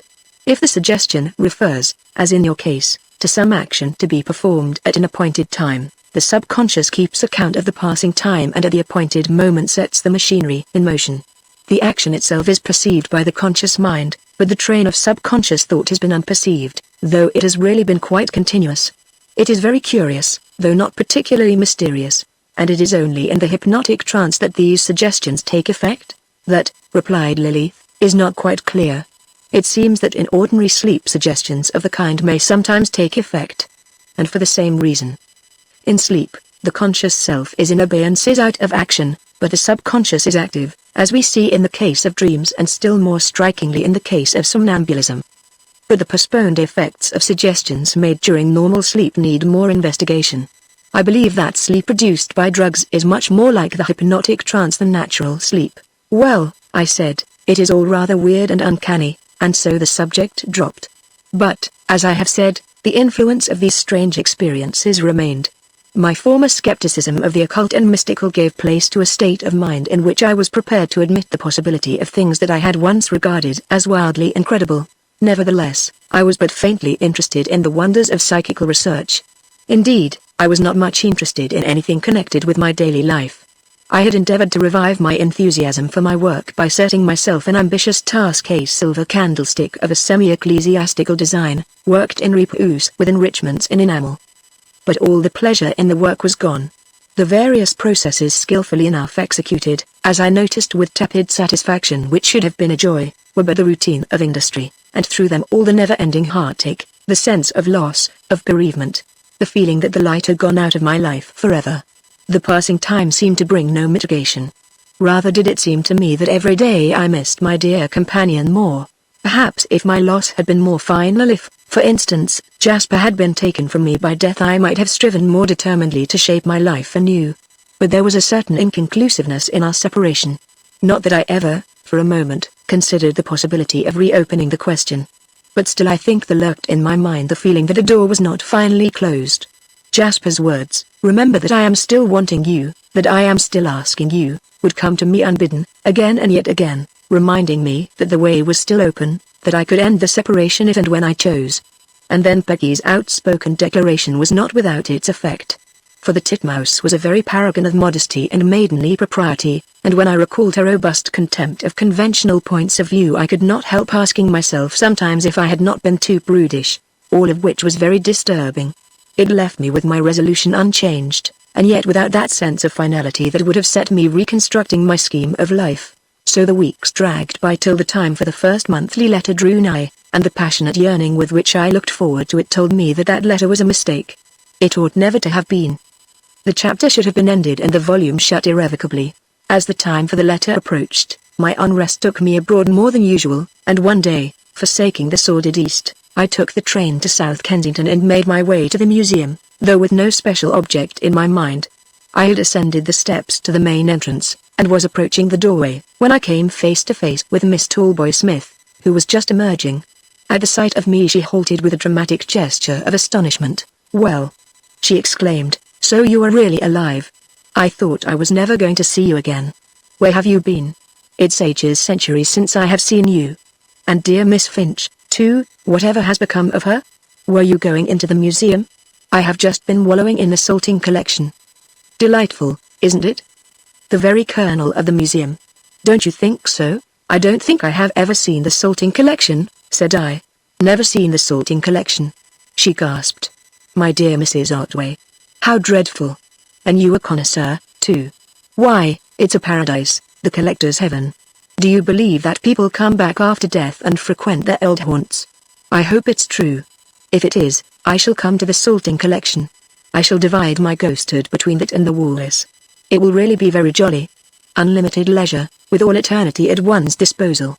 And no stuffy restrictions, no closing hours or student days. So convenient, too.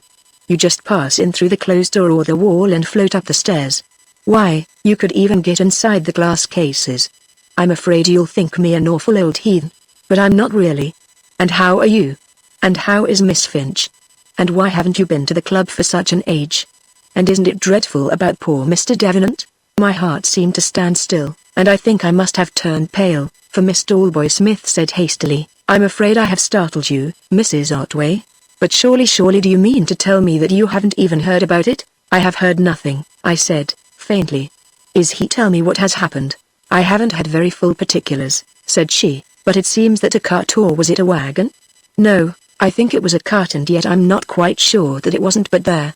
I'm not very dear as to the difference between a cart and a wagon. What is the difference? It doesn't matter, I said impatiently. Tell me what happened. No, she agreed, I suppose it doesn't matter. Well, it seems that this wagon but I think it was really a cart yes, I'm sure it was at least, I think so but at any rate it appears that the wagon had run away that is, of course, it was the horse that had run away, but as he was tied to the cart, it comes to the same thing. And he got onto the pavement it was in the Strand, somewhere near that shop where they sell those absurd now what do they call those things?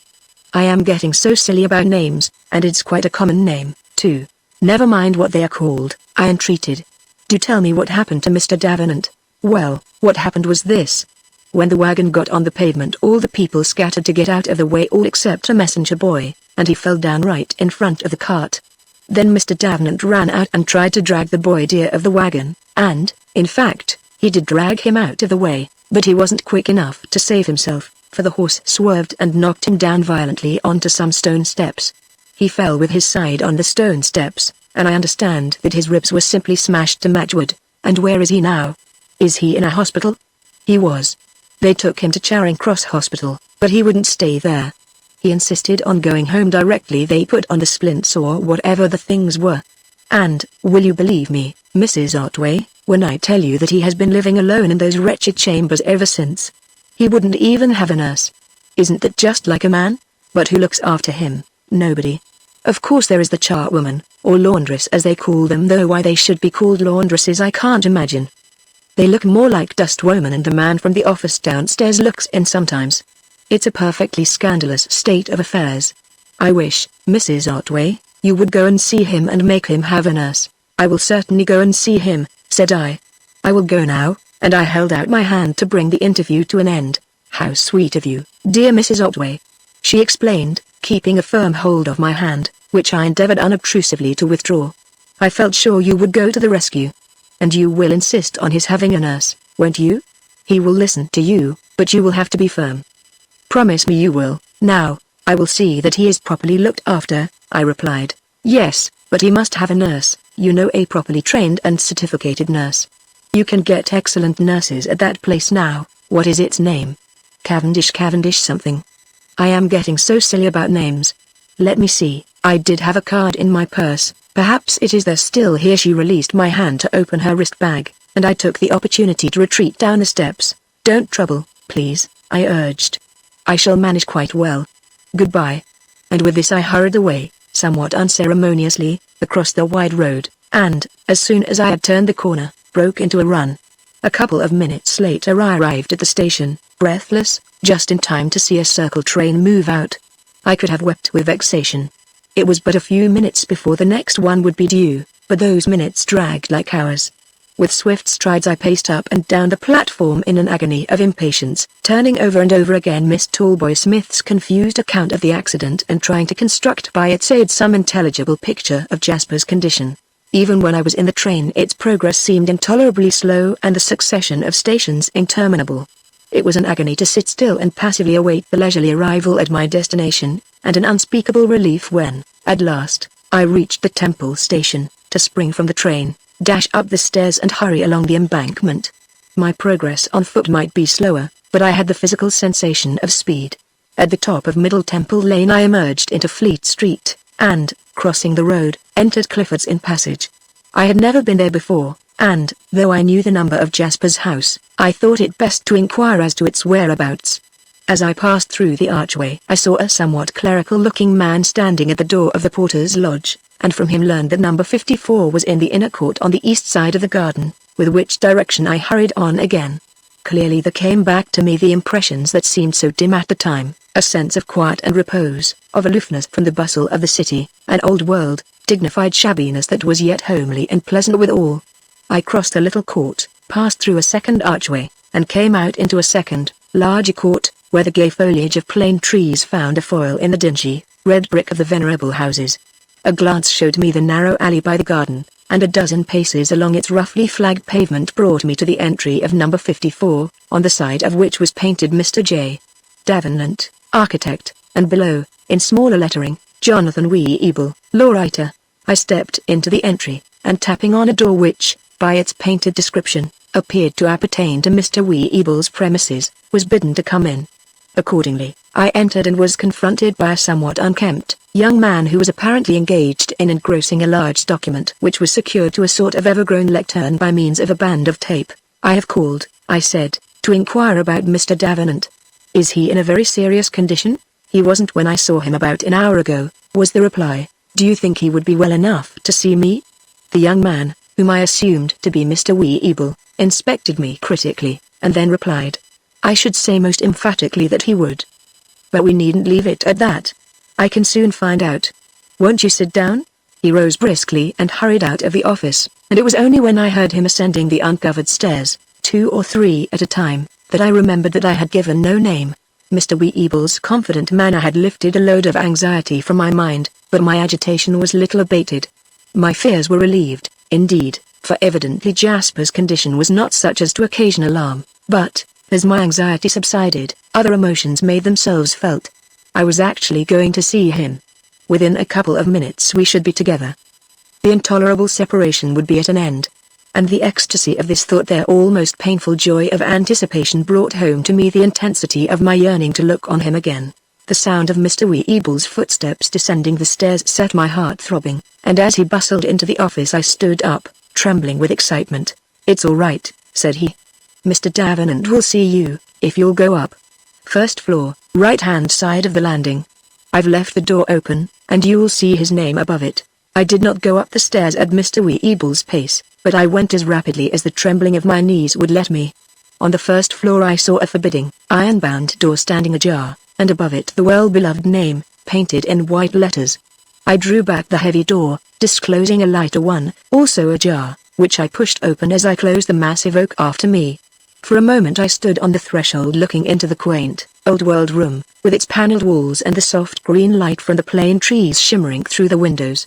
He was reclining by the fire on a low, wooden settle, and held a book in his hand, and even in that instantaneous glance I could see how changed he was, how pale and thin and weary-looking.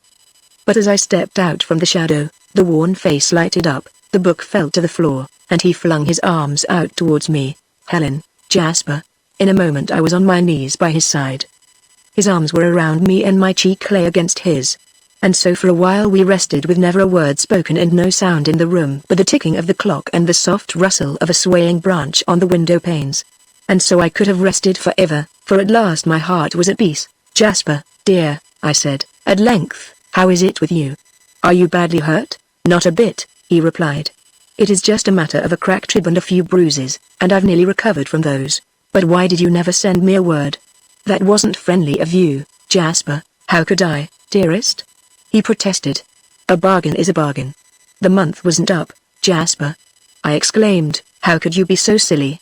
Of course you ought to have sent me a message, and I would have come to you instantly." "I am sure you would, Helen," said he, which was an additional reason for my keeping to our covenant. "It would have seemed a shabby thing to do, for, badly as I wanted you, I was never really in any danger. By the way, how did you hear of my little mishap?" I told him of my meeting with Miss Tallboy Smith, and he chuckled softly. She was an old goose to frighten you with those lurid stories, but I'm very grateful to her, all the same. I have wanted you, Helen. He drew me closer to him and stroked my hair fondly, and again we were silent for a while. The clock ticked on impassively, the plane tree rustled gently on the window, and I was filled with a quiet, restful happiness that I was unwilling to interrupt even by speaking. Presently Jasper bent down to my ear and whispered, "Helen, darling, you haven't anything to tell me, have you?" I knew what he meant, of course, and the strange thing is that, though the question came unexpectedly, and though I had not consciously given the subject a moment's thought, I found my mind completely and finally made up. "Yes," I replied, "I have.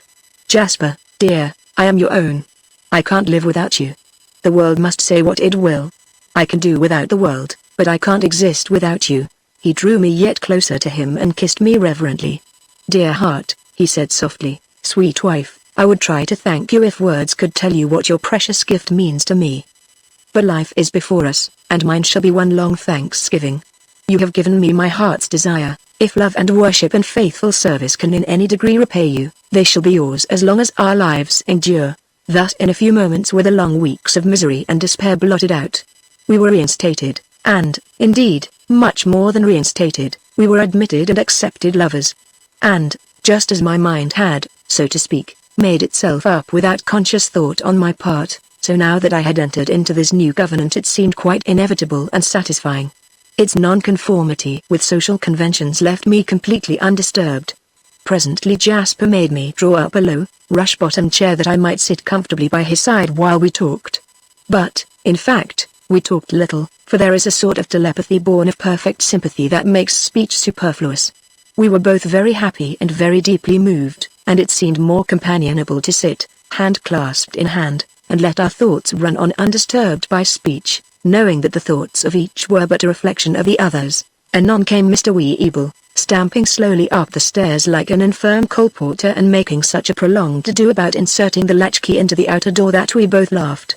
A very discreet man was Mr. Weeble. "I've just come to see if I can do anything," said he, when Jasper had introduced me. "I generally make his tea and straighten out his bandages. Shall I make the tea now or are you taking charge, Mrs. Otway?" "I will make the tea," said I, "but while you are tidying up the bandages I will run out and get some fresh cakes." "Yes," said Mr. Weeble, "that would be a good idea. Our stock is rather low and a trifle old and fruity. And talking of cakes, that reminds me that an old rooster called a day or two ago and left one. I put it in a spare deed box and forgot all about it. I'll go and fetch it up." "A rooster, you say, Weeble," said Jasper. "May we assume that you are speaking figuratively?" "Yes," replied Mr. Weeble. "Elderly party with an automatic smile and the rummiest name I ever heard. Now what was her name?" "Something double-barreled Big Boy Jones, was it?" "Tallboy Smith, I expect," said Jasper. "That was it. I sent her a letter of thanks the same day in your handwriting and signed it with your name. Are you starting now, Mrs. Otway? You'll find a very good cake shop in Fetter Lane near the top on the left-hand side." I took a brief bag of Jasper's and his latchkey and sallied forth into Fetter Lane by the postern gate, and as I walked up the quaint, old street I found myself looking into the homely shops and inspecting the ancient timber houses with a queer sort of proprietary air, as if I belonged to the neighborhood. I found the cake shop. It was really an old-fashioned baker's shop, such as one might find in a country town, and as I made a selection of the wares, based on experience of Jasper's tastes, I found myself almost unconsciously considering the merits of the establishment as a source of supply for a family of two. If the change in my mental state was sudden, it was certainly complete, as I sauntered back down Fetter Lane with my bag of provisions, carefree and filled with a delightful sense of emancipation, loitering to look into shop windows or to peer up strange courts and alleys that I might not return prematurely. I could not but contrast my condition with that in which I had set forth in the morning, hopeless, heart-weary, despondent. When I arrived at Jasper's chambers, Mr. Weeble had already gone, but he had filled the kettle and set it to boil on the gas stove in the kitchen, where I found it murmuring placidly and breathing out little clouds of steam. The kitchen was a delightful absurdity. About the magnitude of a good-sized china cupboard, it suggested, with its range of shelves and little chemical sink, a doctor's dispensary or a chemist's laboratory. Yet it was very orderly and quite convenient, and it had the advantage that, while I was engaged in the preparations for the meal, my heart singing in unison with the kettle's song, I could look out of a tiny window on the moss-grown garden, or through the open door see Jasper watching me with a smile of ecstasy, and receive his instructions as to where the various articles were to be found. It was all very pleasant and intimate, and every little, homely detail helped to bring home to me the reality of my happiness. During the very leisurely tea we gradually approached the subject of our future arrangements, which had evidently been very carefully thought out by Jasper. "I'm not quite such a graven image as I look," said he. "I don't believe it's necessary for me to keep so immovable. But that is the doctor's business. I just do as I'm told. However, my bandages are coming off in a few days, and I understand that I shall be practically well in a fortnight. Until I am well, we had better let things remain as they are, and I think it would be better for you not to come and see me again in the interval." "Do you mean that I am to leave you, a helpless invalid, all alone and no one to look after you?" "Yes," he replied. "Of course, I shall want you dreadfully, but as to my being alone and helpless, that is merely a sentimental view of the case. You can see for yourself that I am quite comfortable and well cared for. Weeble never forgets me for an instant. And I think it most necessary that, until we are definitely married, we should have the most scrupulous regard for the conventions. We can't get the sanction either of the law or the church to our marriage, therefore, it is the more necessary for us to treat it ourselves with the utmost respect and seriousness. We are not going to enter into a casual and irresponsible relationship. We are going to contract a marriage, and I propose that we do so publicly and with proper formalities suited to the dignity and importance of the transaction." "But," I asked, "what formalities are possible?" "My proposal," he replied, "is this: we shall appoint a day and a time to meet here, and have 2 witnesses in attendance. Weeble could be one and the importer, Mr. Duskin, the other. In the presence of those witnesses we shall formally agree to take one another as husband and wife. Each of us shall make a written declaration to the same effect, reciting the circumstances which render the unusual procedure necessary, and, in your case, denouncing and repudiating your marriage with Otway. These declarations we shall respectively read to the witnesses, who will also read them, and we shall each sign our declaration in the presence of the witnesses. I am not quite clear whether it would be legal for them to countersign as witnesses. If not, we shall add a note stating that the signatures were made in their presence. Then we shall exchange declarations, and we shall notify Mr. Otway and whosoever else may be concerned, or whom we wish to inform, of what has taken place. Does that meet with your approval, Helen?" "Entirely," I replied, accepting the sentence of banishment. "Don't you think I might just look in on you now and again to see if you want anything?" "It is only a fortnight, dearest," said he, "and we can write as often as we please. Until we are married we can't be too careful to avoid provoking criticism." I made no further objections, for I felt that he was right, and, moreover, I could not but perceive that this rather excessive primness, like the formalities which he had proposed, was simply an unconscious expression of chivalrous respect, a protest in advance against any unfavorable criticisms of me.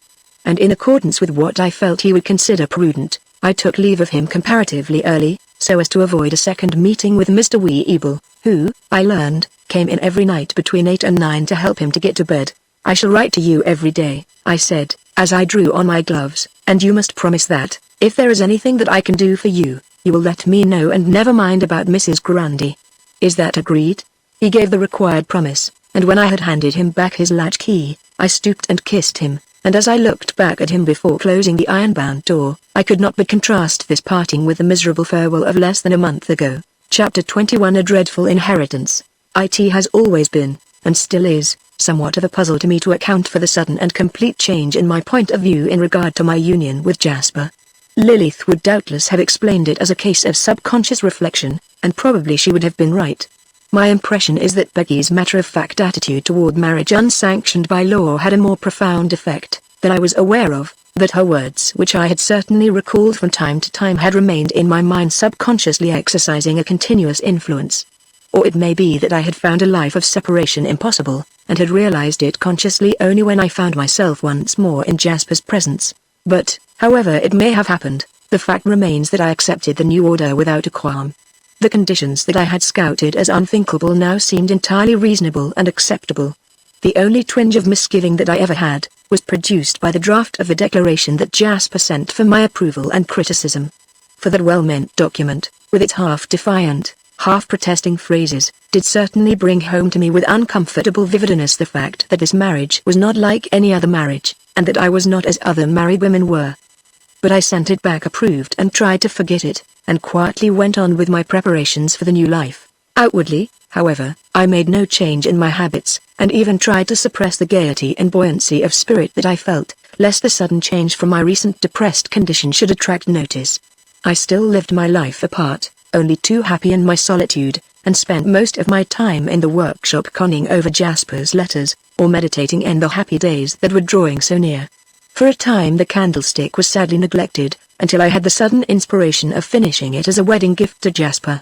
And then all the joy of work revived and blossomed into unsuspected skill.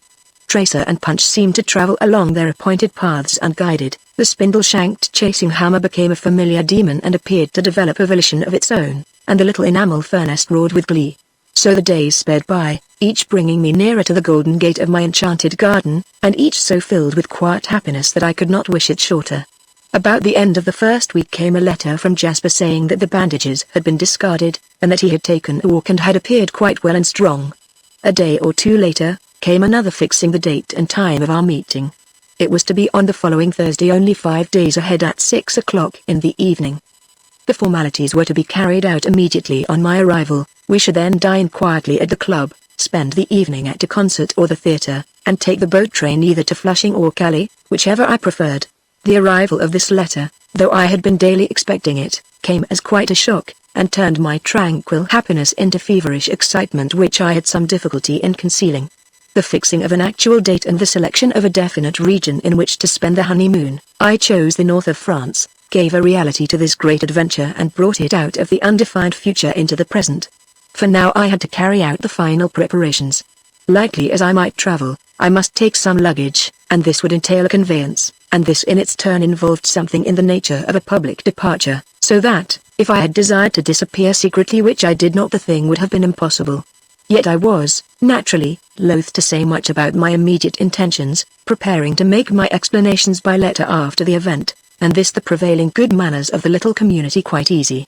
I notified Miss Polton and my more intimate friends that I was going away on a visit of uncertain duration, and, whatever curiosity they may have felt, no further particulars were asked for. I went about my immediate preparations, the packing of those few things that I must needs take away with me unnoticed, or at least uncommented on, and then began unobtrusively to arrange the rest of my possessions for the final removal. On Wednesday, the day before that of my departure, a letter arrived from Mr. Otway. It reached me just after lunch, and I glanced at it before rising from the table. The subject was the same as that of previous ones, but it was evident that something in the nature of a crisis was approaching. The extreme agitation of the writer was shown not only in the matter and the impassioned, rather incoherent manner, but even in the handwriting, which was ill-formed and slovenly, in great contrast to Mr. Otway's usual businesslike neatness. My dear Helen, it began. I have not troubled you for quite a long time with my miserable affairs, which are, to some extent, your affairs too. But they are going from bad to worse, and now I feel that I am coming to the limits of endurance.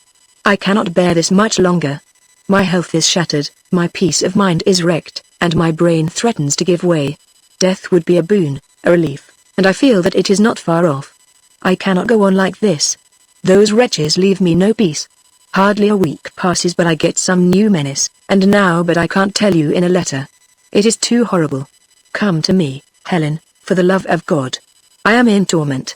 Have pity on me, even though you have never forgiven me. I cannot come to you, for I am now unable to leave my bed. I am a wreck, a ruin. Come to me just this once, and if you cannot help me, at least give me the comfort of your sympathy. You will not be troubled by me much longer. Your distracted husband, Louis Otway. The emotions that this letter aroused were mixed and rather conflicting. Never had I felt a deeper loathing of Mr. Otway than now that I was being forced to accept what I knew in my heart to be but a counterfeit of marriage. I had been robbed of my birthright, and he had robbed me. Never was I less in a mood to offer him sympathy in the troubles that he had created for himself and me by his callous selfishness. And yet I decided to go to him. Whether the decision was due to some sort of compunction for the blow that I was going to strike on the morrow, or whether to curiosity, or to a desire to verify his foreboding of approaching death, I cannot say. Certainly the last consideration entered into the mixture of motives, and probably was the determining factor. At any rate, I decided to go. Dimly, I perceived that I ought to have consulted Jasper, though I was unaware of the possible legal significance that my visit might acquire. I formed my decision at once, and early in the afternoon set forth westward with a letter in my pocket. I did not go direct to Mr. Otway's chambers. Promptly as I had made up my mind, I felt the necessity of thinking over the circumstances and forecasting the possibilities. On my way westward I made a halt at a tea shop, and while I awaited the leisurely service I drew out the letter and read it through again. Clearly the blackmailers were becoming more urgent and possibly more definite. It seemed as though they had adopted some new tactics. But it was not the blackmailers who interested me. I found my eye traveling again and again to those two sentences that hinted at the possibility of Mr. Otway's death. I feel that it is not far off. And again, you will not be troubled by me much longer. Had he any solid grounds for these forebodings? Or were they merely the offspring of abiding terror, or perchance simply rhetorical flourishes designed to arouse my sympathy? These were questions of no small moment to me, for Mr. Otway's death would set me free and in an instant unravel the tangled skein of my relations with Jasper. As I drank my tea with reflective deliberation I turned these questions over in my mind, not disguising from myself the cool, impassive egoism of my attitude. My feeling in respect of Mr. Otway was devoid of any trace of sentimentalism. I viewed him as the insurance director views the generalized proposer. But inversely, for I was interested in his decease, not in his survival. I loathed him, but I did not hate him. I did not wish him ill. If I could have saved him from suffering I would have done so, even at the cost of some considerable effort. But if he had stood in the face of instant death, and I could have averted that peril by moving a finger, I would not have moved a finger. That was my position. As I rose from the table and returned the letter to my pocket, what was in my mind was that Mr. Otway seemed to think that he was going to die, and I hoped that he was right. When I reached Lyons Inn Chambers the sun was already low and the gloom of the evening was beginning to settle on the closed-in block of buildings. I ascended the ill-lit stone stairs to the second floor, where the light on the landing was so dim that I had difficulty in deciphering Mr. Otway's name above the door of his set, and as I did so I noted with surprise that the inscription was faded and obscure, and had the appearance of having been in existence for many years, whereas Mr. Otway had, as I believed, but recently entered on his tenancy. The door was opened by Mrs. Gregg, who stood in the gloom of the entry confronting me without a word. "Good evening, Mrs. Gregg," I said. "Mr. Otway has asked me to call on him." "Ye need make no excuses," she interrupted, "for coming to see your lawful husband." "Thank you, Mrs. Gregg," I replied. "Is Mr. Otway disengaged?" "No," she answered. "He is expecting a visitor." "How very unfortunate," said I. "He wanted particularly to see me, I know." "Perhaps you could look in some time tomorrow?" she suggested. "No, I am afraid I can't. If Mr. Otway is unable to see me this evening I must write to him. I shall not have another opportunity to call for some considerable time." She reflected for a few moments, and I gathered that she was unwilling to take the responsibility of cancelling the interview. "Could you call again a little later?" she asked, at length. "He will have finished with his visitor by about 7:30, or say 7:45. Could you look in again at 8? I had not wanted to be out as late as this would make me, but if I was to see Mr. Otway at all, it would have to be tonight." Eventually I accepted the arrangement, somewhat, I think, to Mrs. Gregg's relief. As I descended the stairs I heard the footsteps of two persons, apparently a man and a woman, ascending. On the first floor landing I met the man, who turned out to be the lamplighter. Just as I had passed him he lit the landing lamp, and its light, which came from behind me, fell full on the woman who was coming up. It was only a momentary glimpse that I caught as she passed me on the stairs, but I recognized her instantly. She was Mrs. Campbell, the wife of the Ward Street dealer. It was an odd meeting, and it gave me the material for a good deal of thought and speculation. Mr. Otway's chambers were the only ones on the second floor, from which it seemed probable that Mrs. Campbell was the visitor whom he was expecting. This was a rather queer coincidence, but it was not the only one. That sudden recognition of the face, thrown into strong relief against the dark background by the bright lamplight, had set my memory working. I remembered how, when I had seen Mrs. Campbell in the shop and had heard her speak, her face had seemed to suggest something familiar, and her accent and the intonation of her voice had called up some accent and tone that I had heard before. It had been but a vague impression at the time, but now, in the new setting and aided by association, the impression became quite definite. The face that hers had suggested was Mr. Otway's face, but the really odd thing was that her voice and accent suggested not Mr. Otway's but Mrs. Gregg's. And this very queer resemblance was made yet more queer by a singular discrepancy. Mrs. Gregg spoke with a distinct Scottish accent. It was a peculiar one, different from that of any other Scots person whom I had ever heard speak, but it was quite pronounced. Mrs. Campbell, on the other hand, had no trace whatever of a Scottish accent, of that I was quite sure. But I was equally sure of the resemblance between the two, subtle and elusive as it was. Here, then, was a problem the consideration of which gave me quite a considerable amount of occupation, and helped me to while away the hour and a half that I had to wait. The almost fantastic oddity of the coincidence might have made me reject my impressions as mere delusions, but, on the one hand, there was Mrs. Campbell evidently making for Mr. Otway's chambers, and, on the other, was the fact that it was Mr. Otway who had introduced me to the shop in Wardour Street. However, I could get no farther than speculation, and, as speculation tends rapidly to exhaust its limited material, I presently dismissed the problem and returned to the consideration of Mr. Otway's health and its bearing on my own future. The hour and a half I spent in a leisurely survey of Lincoln's Inn and the Temple. My perambulations with Jasper had brought home to me that London is an entertainment in itself, that no observant person need be dull who has access to its historic streets and picturesque backwaters.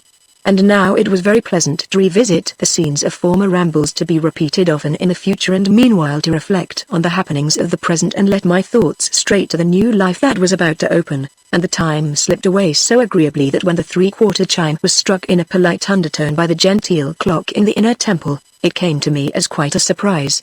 On the stroke of 8 I rang the bell of Mr. Otway's chambers, and was forthwith admitted by the taciturn Mrs. Gregg. In silence she conducted me along a narrow corridor that led from the entrance lobby, across a largish room furnished partly as a library, partly as a dining room, and by a communicating door into the bedroom, when still without uttering a word departed, shutting the door after her. Mr. Otway half rose in bed as I entered, and made a vague gesture of welcome, finally extending his hand, which I shook formally. "This is really good of you, Helen," said he, "to come and see me, and to come so promptly. I am sorry Mrs. Gregg sent you away." "There was no need. My other visitor could have been put off." "It is of no consequence," said I. "My time was my own tonight. What is the new trouble, for I infer from your letter that there is some new development. Is there any definite threat?"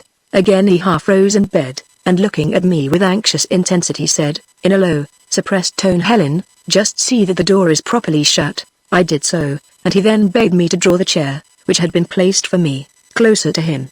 This I also did, and, having seated myself, looked at him expectantly. Still half raised in bed, he bent his head as near to me as he could, and in a whisper said, "Helen, I want to ask you a question. What became of your father's stick?"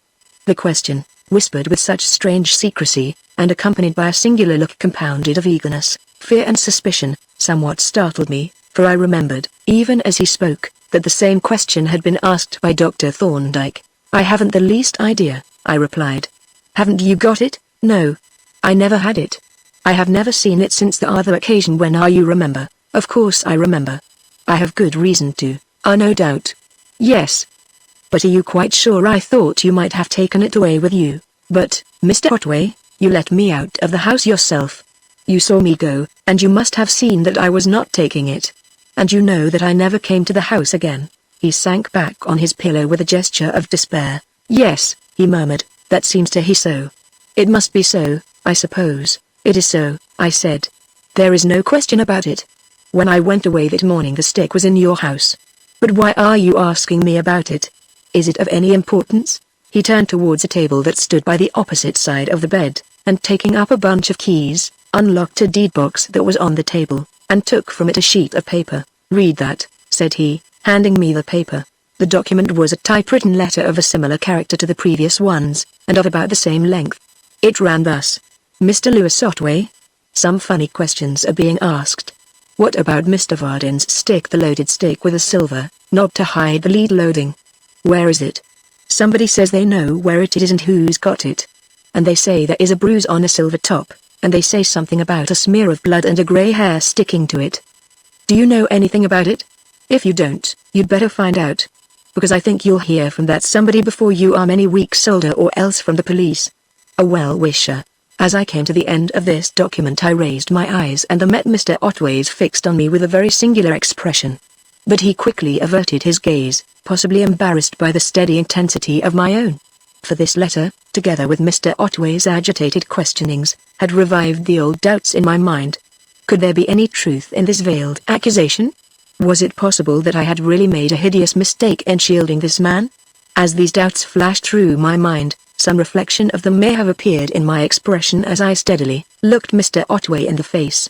At any rate, he looked away as I have said, and when I handed him back the letter, he took it in a hand that shook like a dipsomaniac's, and replaced it in the deed box without a word. For a space we were both silent, and I sat looking at him and his surroundings with profound distaste. The close, stuffy air of the room aroused a faint disgust. The objects on the bedside table, the cigarette box, the large spirit decanter and siphon and a bottle of veronal tablets conveyed a disagreeable impression of drinking and drug-taking. And the man himself, with his pasty face, his baggy eyelids, creased with multitudinous wrinkles, his drooping, tremulous underlip, was distinctly repellent. The whole atmosphere of the place and its occupant was unwholesome, sordid and abnormal. Yet, unwholesome and unhealthy as he looked, there was no striking change in Mr. Otway's appearance. Nothing new to justify, so far as I could judge, his alarming account of himself. His aspect supported the suggestions of the spirit bottle, the cigarettes and the veronal. He looked distracted, terrified, nerve-shaken, but he did not, to my eye, look like a dying man. I inspected him critically during that interval of silence, and arrived, almost regretfully, I fear, at the conclusion that his forebodings were merely the result of a chronic state of fear if they were real and not deliberately assumed to excite my sympathy. I think he must have had a feeling that I was regarding him with disfavor, for presently he turned towards me with a deprecating air and sighed wearily. "I am afraid, Helen," said he, "that you are very tired of me and my troubles. But you must try to be patient. It may not be for long." "Why do you say that?" I asked. "Is your health really bad, apart from the worry of these letters?" "My health gets worse from week to week," he replied. "Not that I am suffering from any definite disease, but the constant alarm and anxiety, the shocks which keep coming one on top of another, are breaking me up. I get no interval of peace in which to recover. I am in a constant state of worry and depression by day, which leads to that," and he pointed to the spirit decanter, "and it is even worse at night unless I secure a little rest by those things," pointing to the veronal bottle, "and cigarettes. Whiskey and veronal don't make for a long life or robust health." "Still," I said, "you mustn't exaggerate or alarm yourself unnecessarily. You are not in very good condition, I can see, but there is no reason to suppose that you are in a dangerous state. Couldn't you cut off these drugs and the whiskey and go away for a change?" He shook his head. "I couldn't go away," he said. "They would find me out and follow me. And as to cutting off the stimulants and the sedatives, that is impossible. Bad as they are the last bulwark against something worse." "What do you mean?" I asked. He did not answer immediately, but seemed to be considering my question and debating whether he should make any further confidences. At length he turned to me somewhat abruptly with an expression which I had never seen on his face before, a wild expression strangely unlike his usual, heavy stolidity, suggesting excitement and terror, with yet a curious dash of exultation. "Helen," he said with a singular intensity of voice and manner, "there are men who are born into this world under sentence of death. The black cap hangs over their cradles. Throughout their lives they have continually to watch to evade the execution of the sentence if they can. But the time comes when they can escape no longer. They are tired of evasion, of the struggle to escape, and then they give themselves up, and that is the end. I am one of those men, Helen. My mother put an end to her own life. My only brother put an end to his life. My mother's father made away with himself. It is in the blood. My mother was found hanging from a tree in an orchard. My brother disappeared and was found a month later hanging from a peg in a disused wardrobe. My grandfather hanged himself from a beam in the loft. Perhaps there were others. At any rate, there it is. The fathers have eaten sour grapes and the children's teeth are set on edge." He paused, and I sat looking with uneasy surprise at the unwonted animation in his face, the faint flush, the awakening light in his eyes, the suppressed eagerness of his manner. There was something weirdly unpleasant about this new phase. "You mustn't allow these fancies to disturb you," I said feebly. "They are not fancies," he retorted. "They are weighty realities. I thought for a long time that the inheritance had passed me by. But when the first of those letters came, I knew that the legacy had fallen in. And every new menace sets the impulse working. Whenever one of those letters comes I feel it. I find myself thinking of my mother and my brother, and wondering if they felt the same. Then I take a stiff whiskey, and the feeling goes off. But I don't care. Nowadays, to go to bed until I have taken a dose of Vardon. Why not? I asked. He drew himself to the edge of the bed, and, thrusting his head out, peered into a shadowy corner of the room with a sort of half-terrified, half-exultant leer that seemed to stir the very marrow of my bones. "What is it, Mr. Otway?" I asked, staring into the corner but seeing nothing. "Do you see it, Helen?" he said, rolling his eyes at me and then looking back into the corner, which was in a line with the bed head, the great hook, or bent peg. I can't imagine what it was put there for, but there it is, like a great metal finger, beckoning. I looked at the object that he indicated, a massive curved peg or hook fixed to the wall about 7 feet from the floor, and shivered slightly. Its appearance was horribly suggestive. "When I used to lie awake," Mr. Otway continued, still gazing into the corner, "after the first letters came, I could lie on my left side, because then it was behind me and I seemed to feel it drawing me. I had to turn so that I could see it, and whenever I looked at it, it seemed to beckon. And so it does now. I should have it unscrewed and taken away," said I. "Yes," he replied, reflectively, "perhaps it might be, and yet I don't know. Perhaps I might be more restless if it were not there. It is, in a way, a satisfaction to know that I hold a trump card that I can play if all the other cards are against me." As he spoke, he looked at me with that same curious half-frightened, half-exultant expression that made me wonder whether perhaps his inheritance included a dash of insanity. Then he rolled back to the middle of the bed and lay staring at the ceiling, and by degrees the excitement faded out of his face and he recovered his usual stolid gravity of expression. Presently he glanced at the little carriage clock that stood on the table, and, turning to me, said, "I usually take my Vardon about this time. Would you mind giving me a glass of water and the tablets?" I rose from my chair, and as I did so my little wrist bag, which had been reposing, forgotten, on my lap, slipped to the floor. I picked it up and hung it on the knob of the chair back, and then fetched the water bottle and tumbler from the washstand. Having filled the tumbler and handed it to Mr. Otway, I picked up the Vardon bottle, and seeing that it was a new one, broke the seal, withdrew the cork and pulled out the cotton wool packing. "3 tablets, please," said Mr. Otway. I handed him the bottle, and as he took it and shook out the 3 tablets he smiled grimly. "You are the most cautious woman I have ever met," he remarked. "But you are quite right to make me responsible for my own poison." He took the tablets one at a time, crunching each between his teeth very thoroughly before washing it down with water. Then he mixed what looked to me a very stiff allowance of whiskey, with a very little soda water, and swallowed it at a draught. "I find that the stimulant makes the Vardon act more rapidly," he explained. "I shall be asleep in about half an hour. Do you mind staying with me until I drop off?" I agreed to this, although it was getting late, but, conscious that it was probably the last service I should ever render him, I did not feel that I could refuse. So I sat down again in the chair and watched him, noting that already, probably as a result of the stimulant, he was quieter in manner and more peaceful in appearance. Even when he reverted to the subject that had occasioned my visit, his manner was quite calm. "There is something very mysterious about that stick," he remarked. Recalling the circumstances, I remember putting it down in the corner by the writing table. I never saw it again, and never gave its whereabouts a thought. I assumed that you had taken it, but I now realize that I was mistaken. Apparently it has got into undesirable hands and we haven't heard the last of it, I fear. You had better not think any more about it, Mr. Otway, I said.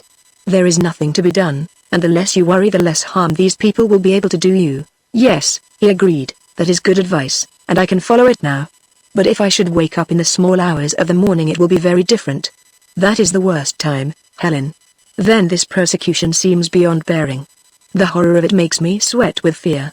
I seem to hear the police on the stairs. I find myself listening for the sound of the bell. It is horrible, horrible.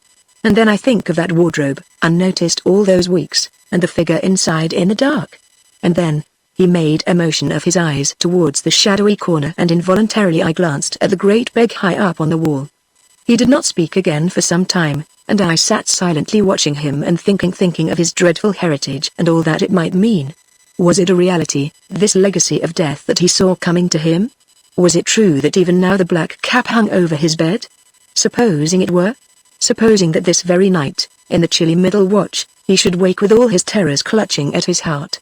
Should creep out of his bed and here my glance stole into the shadowy corner, and, as I looked, my mind seemed to picture a dim shape filling the wall space below the big, massive peg.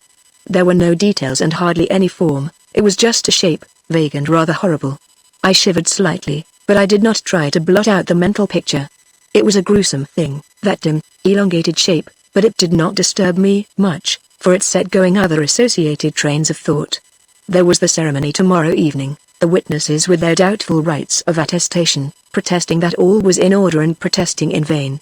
There were 2 Ishmaelites going forth hand in hand into the wilderness, ready to meet scorn with defiance but still Ishmaelites.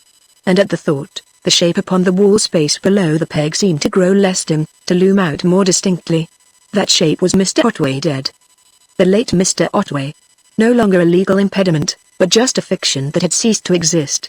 From the dark corner I turned my eyes onto the living man as he lay motionless, breathing softly with an occasional faint snore, and now and again puffing out his cheeks. He was not asleep, for I could see his eyes open and close at intervals, but he was evidently growing somnolent. I watched him with deep interest, almost with fascination, as one might look on a condemned man making his last journey in the hangman's cart. This was a condemned man, too, a potential suicide.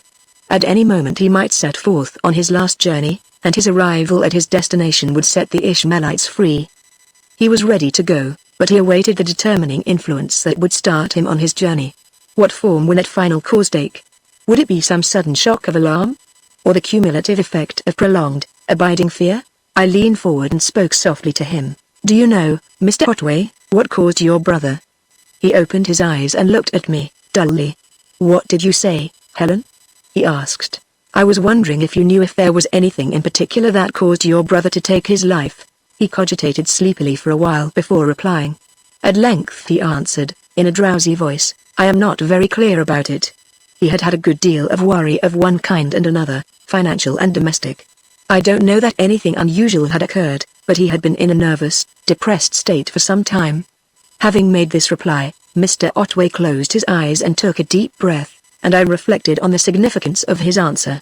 There had apparently been no specific cause of his brother's suicide, but just the accumulating effects of nervousness and depression, which exploded when they reached a certain degree of intensity. His condition, in fact, seemed to have been almost identical with Mr. Otway's present condition.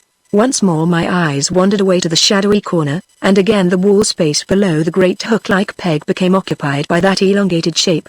Now I seemed to visualize it more completely. It was no longer a mere shape. It had parts recognizable members. There were the limp dangling arms, the downward-pointing toes, the shadowy head lolling sideways. It was very horrible, yet I found myself viewing it without horror, but rather with a certain detached interest. I was getting used to it, and was disposed to consider it in terms of its significance.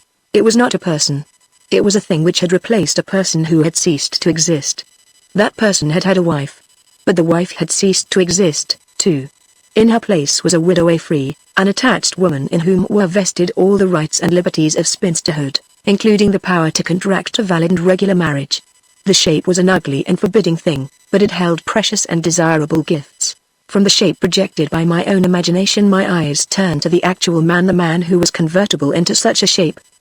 He was fast asleep now, lying on his back, breathing a little stertorously and blowing out his cheeks at each breath. He was an unpleasant spectacle, and the sound of his breathing was disagreeable. He ought not to be lying on his back, for sleepers who lie on their backs are apartment to dream, and dreams are not good for men with a tendency to suicide. And sleepers who breathe stertorously are apartment to dream ugly dreams. This consideration set my thoughts working afresh. Supposing this man should have a dream presenting his waking terrors with all the added intensity and vividness of a nightmare, the heavy footfalls of the police upon the stairs, the hands groping in the darkness of the landing for the belt pull. Or if his dream should show him that wardrobe with its dreadful occupant, what would happen? And even as I put the question to myself my imagination supplied with startling vividness the answering picture. I saw the affrighted sleeper suddenly awaken in uncontrollable panic, scramble from his bed and shuffle hurriedly towards the corner under the peg. The mental construction of the scene was singularly complete and orderly. I even found myself filling in the details of the means. There, indeed, was the peg. But a man cannot hang himself without some means of suspension. And these must be immediately available or the impulse might die away before they were found. I glanced around the room to see what means were to hand, and at once my eye lighted on an old-fashioned bell rope that hung beside the head of the bed. Its perfect suitability was evident at a glance provided that it could be detached without ringing the bell.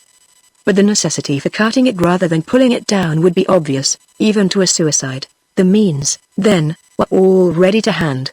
And there was the man, charged with this self-destructive tendency, sleeping in the very posture calculated to start it into action. I sat still, watching him with absorbing interest, and as these thoughts shaped themselves with more and more distinctness, an impulse of which I was barely conscious formed itself and steadily grew in intensity. At length I leaned forward and spoke in a low voice. "Mr. Otway, you should not lie in that position." There was no answer, and he made no sign. The heavy breathing went on with uninterrupted regularity, the eyes remained closed. Again I spoke, this time more loudly, clearly and distinctly. "Mr. Otway, can you hear me? If you lie as you are lying, you will probably dream. You may have bad, dangerous dreams. You may dream of your mother and your brother. You may dream that the peg on the wall is beckoning to you. And then you may wake in a panic and think that the peg is still beckoning. And then, I stopped suddenly. What was this that I was doing? Was it a warning to avert disaster? So the words were framed. But I knew it was nothing of the kind. It was suggestion, pure and almost undisguised. The dreadful truth struck me like a blow and seemed to turn me into stone.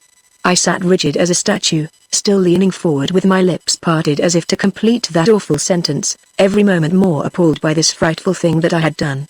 There came to me in a flash a vision of my own automatism after the séance. I heard Lilith telling me how the sleep of the drugged resembles the hypnotic trance, and again it came to me how I had been sitting looking at that terrible peg on the wall and without conscious intention creating by my will the awful shape beneath it. How long I should have sat, bent forward as if frozen into rigid immobility by the horror of this hideous thing, it is impossible to say. The realization of what I had done, that had fallen on me like a thunderbolt, had petrified me in a posture of arrested action. It seemed to have deprived me of the power of movement. The place was intensely silent. The monotonous breathing of the sleeping man, the snoring intake alternating with a soft, blowing expiration made no impression on the profound quiet, and the rapid ticking of the little carriage clock on the table seemed only to make it more intense. Suddenly something stirred in the outer room. I sprang to my feet with a gasp that had almost been a shriek. Probably it was only Mrs. Gregg, but in my overwrought state the sound was vaguely alarming. I stood for a few moments, my heart thumping and my breath coming short and fast, then I stole on tiptoe across the room and softly opening the door, peered into the outer room. It was in darkness except that a bright beam of moonlight poured in at the window, but this gave enough light to show that there was nobody in the room. Still fearful of I knew not what, I stepped softly through the doorway and looked about me suspiciously. The moonlight struck on a large cupboard or wardrobe, which instantly suggested the lurking place of some eavesdropper and at the same time aroused horrible associations connected with Mr. Otway's brother, so that, in spite of my alarm, I was impelled to pluck at the handle to satisfy myself that no figure was hidden within. But the cupboard was locked, or, at any rate, would not open. Then I looked under the table and peered into the darker corners of the room, growing naturally more and more nervous every moment, and pausing from time to time to listen, or to look back through the doorway into the bedroom, where I could see Mr. Otway lying motionless like a sepulchral effigy. Suddenly something stirred softly quite near to me. The sound seemed to come from the cupboard. I could have screamed with terror. The last vestige of my self-possession was gone, and in sheer panic I fled across the room and down the corridor to the entrance lobby. This place was in utter darkness, and as I frantically groped for the latch, I felt my skin creep and break out into a chilly sweat. At last I found the latch, dragged the door open and darted out, and as the clang of the closing door filled the building with hollow echoes, I ran swiftly down the stairs. Once out in the inhabited streets, my alarm subsided somewhat. But still the image of that motionless figure in the bedroom, the sinister-looking peg on the wall and the recollection of those dreadful words that I had spoken into the sleeper's ears pursued me with an abiding horror. I walked quickly out into the Strand, and I was in the act of hailing a cab when I remembered that I had left my wrist bag hanging on the chair back by Mr. Otway's bedside. My purse was in that bag. But if it had contained my entire worldly possessions I could not have summoned up courage enough to go back for it. The cab drew up by the curb. I hesitated a moment, but reflecting that it was yet hardly 10 o'clock, and that someone would be waiting up from whom I could borrow the fare, I gave the cabman the address, with the necessary explanations, entered the cab and shut the door. But as the crazy vehicle, it was an ancient four-wheeler, rattled over the uneven roadways of the side streets, the scene in that warm and stuffy bedroom was reenacted again and again. And yet again I looked on that illumined cupboard in the ghostly moonlight, speculated on the mysterious sounds in the living room, wondered uncomfortably if there had been a watcher or a listener, and if so, whether that eavesdropper knew the meaning of silent willing and suggestion. Chapter 22 The Catastrophe. viewed by the cheerful light of the morning sun as it streamed in through my bedroom window. The phantoms of the previous night dwindled to mere scarecrows. On the panic-stricken state in which I had fled from Mr. Otway's chambers, I was now disposed to look back with faint amusement. Even the words which I had spoken into Mr. Otway's ears as he slept had no longer any terrifying significance, though I had to admit that they were not susceptible of any satisfactory interpretation. They had been spoken under the influence of an impulse which I could not account for, and did not care to examine too closely, but which I vaguely connected with my excursions into psychical research, a subject which I decided to avoid as far as possible in the future. As to Mr. Otway, if his account of his family was correct, it seemed quite probable that, sooner or later, he would make away with himself, though, seeing that he was now well past middle life, the propensity could hardly be as strong as he had represented it.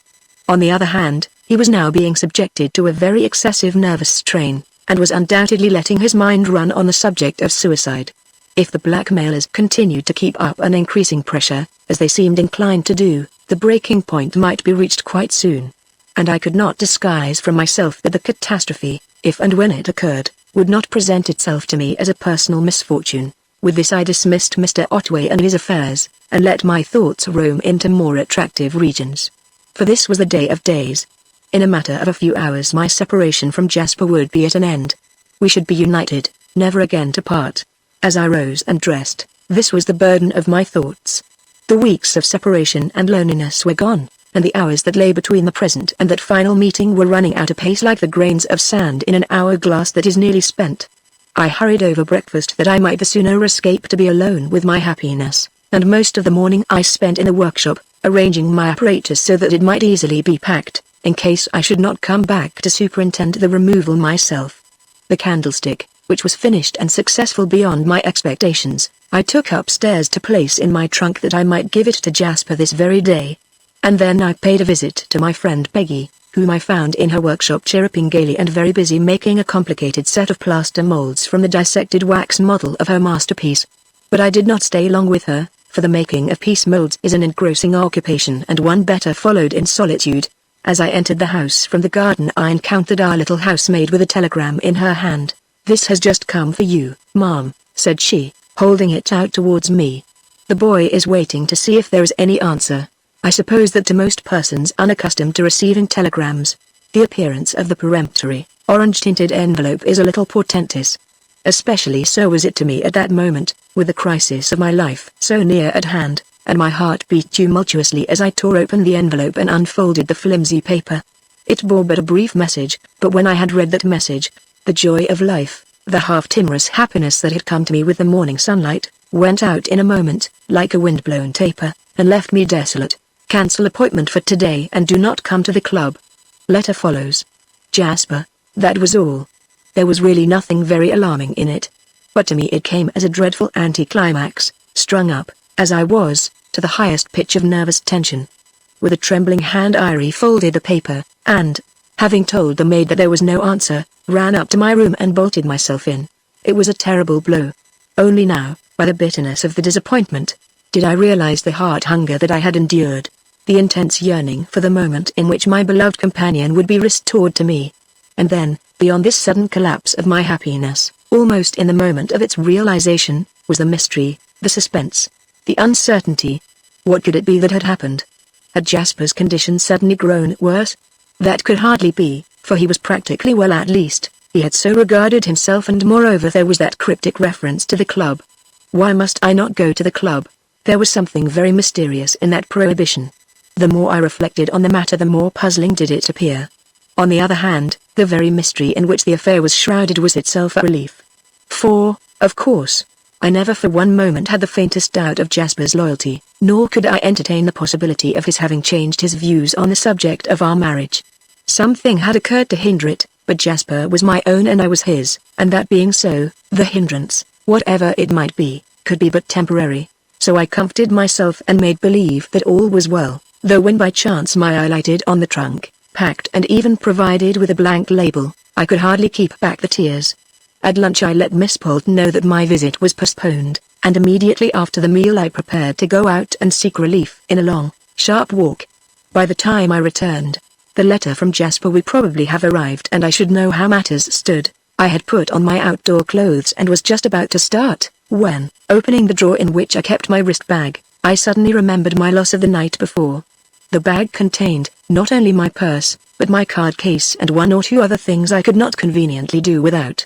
The prohibition to go to the club could hardly, I reflected, extend to Lions in Chambers, though they were in the same neighborhood. At any rate, I wanted the bag, and in my restless state a journey with a defined purpose offered more relief than an aimless walk through the streets. During the short journey from Mark Lane to the temple I turned over and over again the words of the telegram without obtaining any glimmer of enlightenment. If I had been less sure of Jasper, I should have been intensely wretched, but now, as the shock subsided, my optimism revived and I found myself looking forward to Jasper's letter with a confident expectation of reassuring news.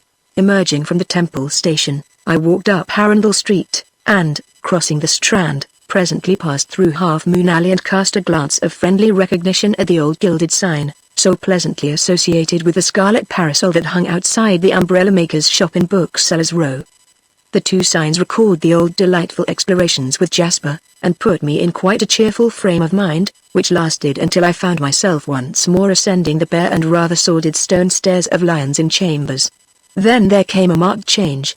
As I walked up the cold, gloomy staircase a feeling of depression settled on me. I passed the grimy lantern that had looked on my headlong, terror-stricken flight, and some of the forgotten qualms came back. I breathed again the close air of that unpleasant bedroom. I saw again the unwieldy figure in the bed, with its pasty face and puffy eyelids, and even the sinister-looking peg on the wall came forth with uncomfortable vividness from the recesses of memory. By the time I reached the landing, my distaste for the place had grown so strong that I was half inclined to turn back and complete the transaction by means of a letter. This weakness, however, I overcame by an effort of will and resolutely rang the bell. There was a short interval and then the door opened, revealing the figure of Mrs. Gregg, who, according to her custom, stood and stared stonily at me without uttering a word. "Good afternoon, Mrs. Gregg," said I. "When I went away last night I left my wrist bag behind." "Ye did," she answered, "and ye left the bedroom door open and the gas full on." "I found it so this morning." "I am very sorry," I said. "'Tis no matter," she rejoined, impassively, and continued to stare at me in a most singular and embarrassing fashion. "Could I have my bag, please, Mrs. Gregg?" I asked. "Ye could," she replied, but still she made no move nor any suggestion that I should enter, and still continued to look at me with the strangest, most enigmatic expression. "I hope," said I, by way of relieving the extraordinarily uncomfortable situation, "that Mr. Otway is better today." "D?"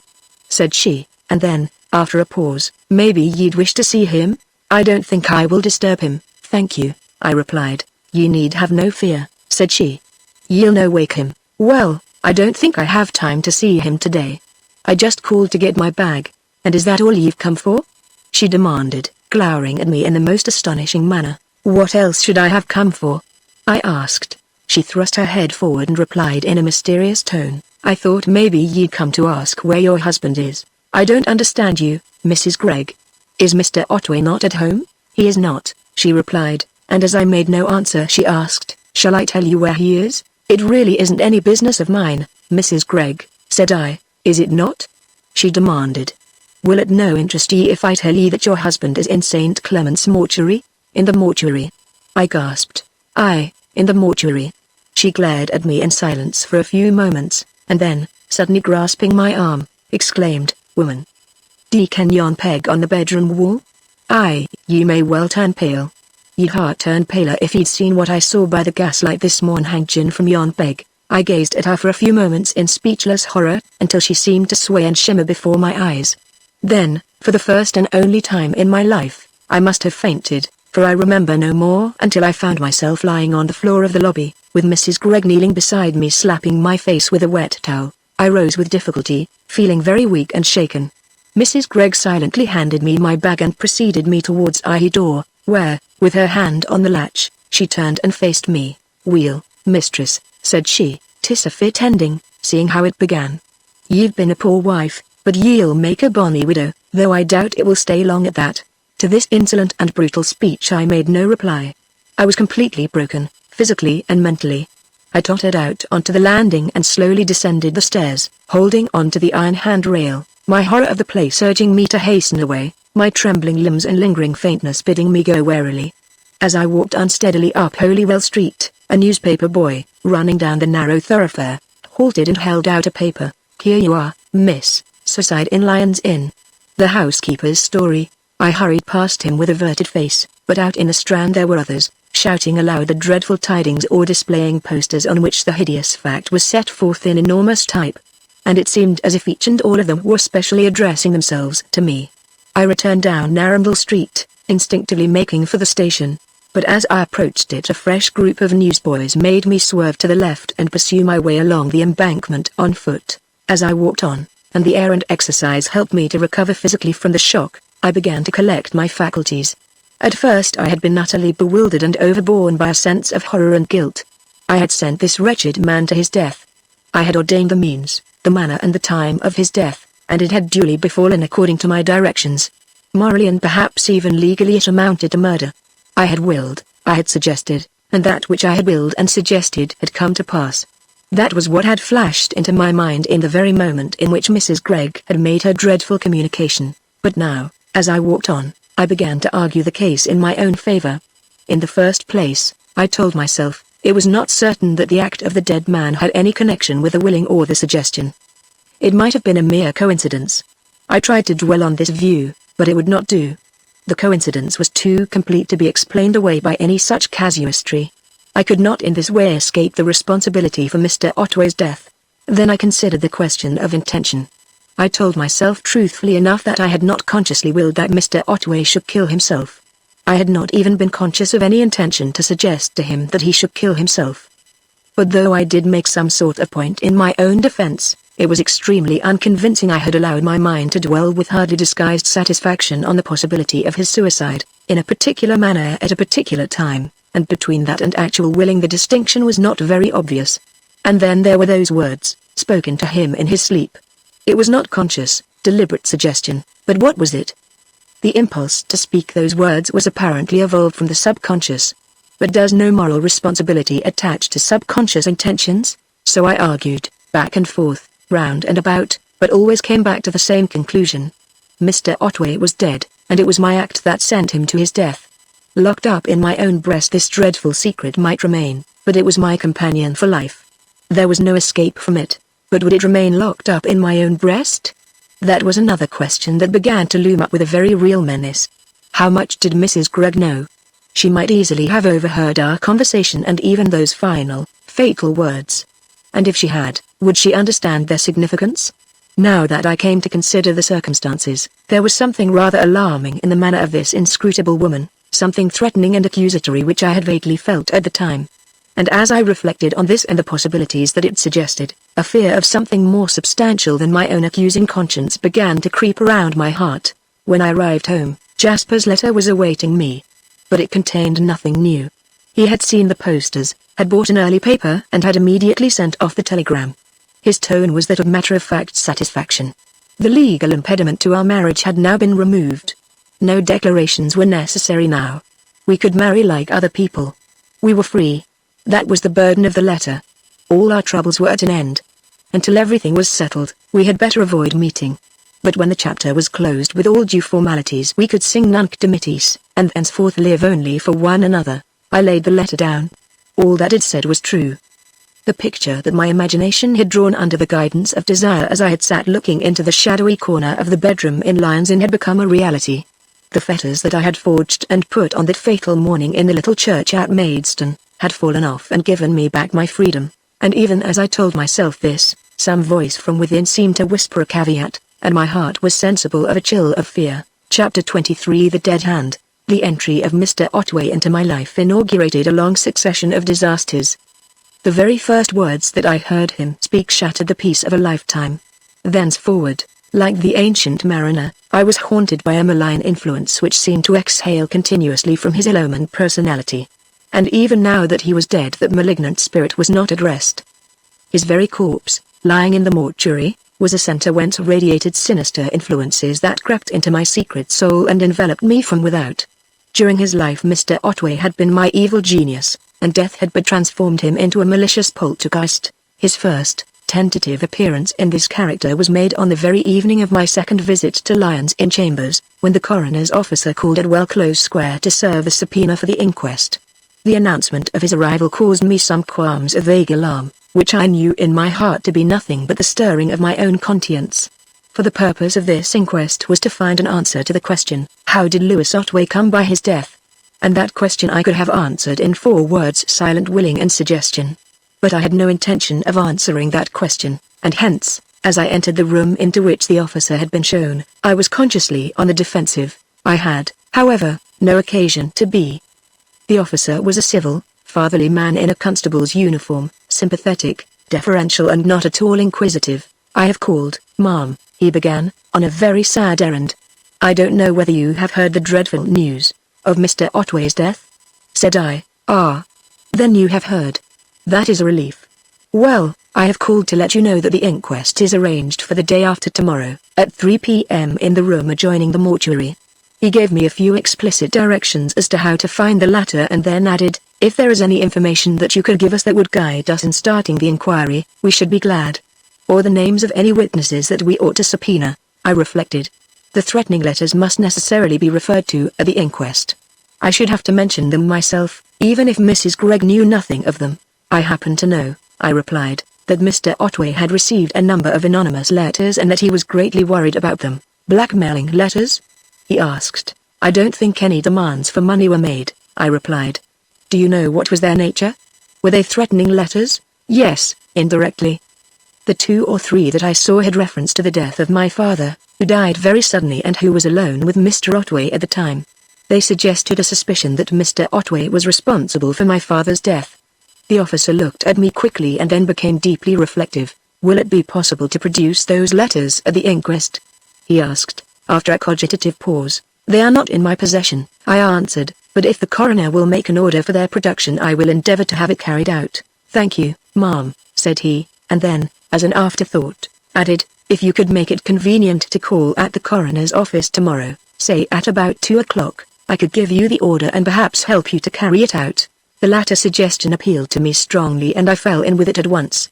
Thereupon the officer picked up his helmet with an air of satisfaction, and, having handed me the subpoena, moved towards the door. I accompanied him along the hall and let him out, and as I wished him good evening and launched him down the steps, another figure emerged from the darkness and passed him on the way up. "Does Mrs. Otway live here?" the newcomer inquired. I glanced at him with faint suspicion, for the exact incidents in time of his arrival with the officer's departure suggested a connection between the 2 events. "I am Mrs. Otway," said I. "Oh, indeed. Could I have a few words with you on a matter of some importance?" "I will not detain you more than a few minutes." I hesitated, eyeing my new visitor dubiously. But there were no reasonable grounds for a refusal, and I eventually ushered him into the little parlor that the officer had just left, and indicated the vacant chair.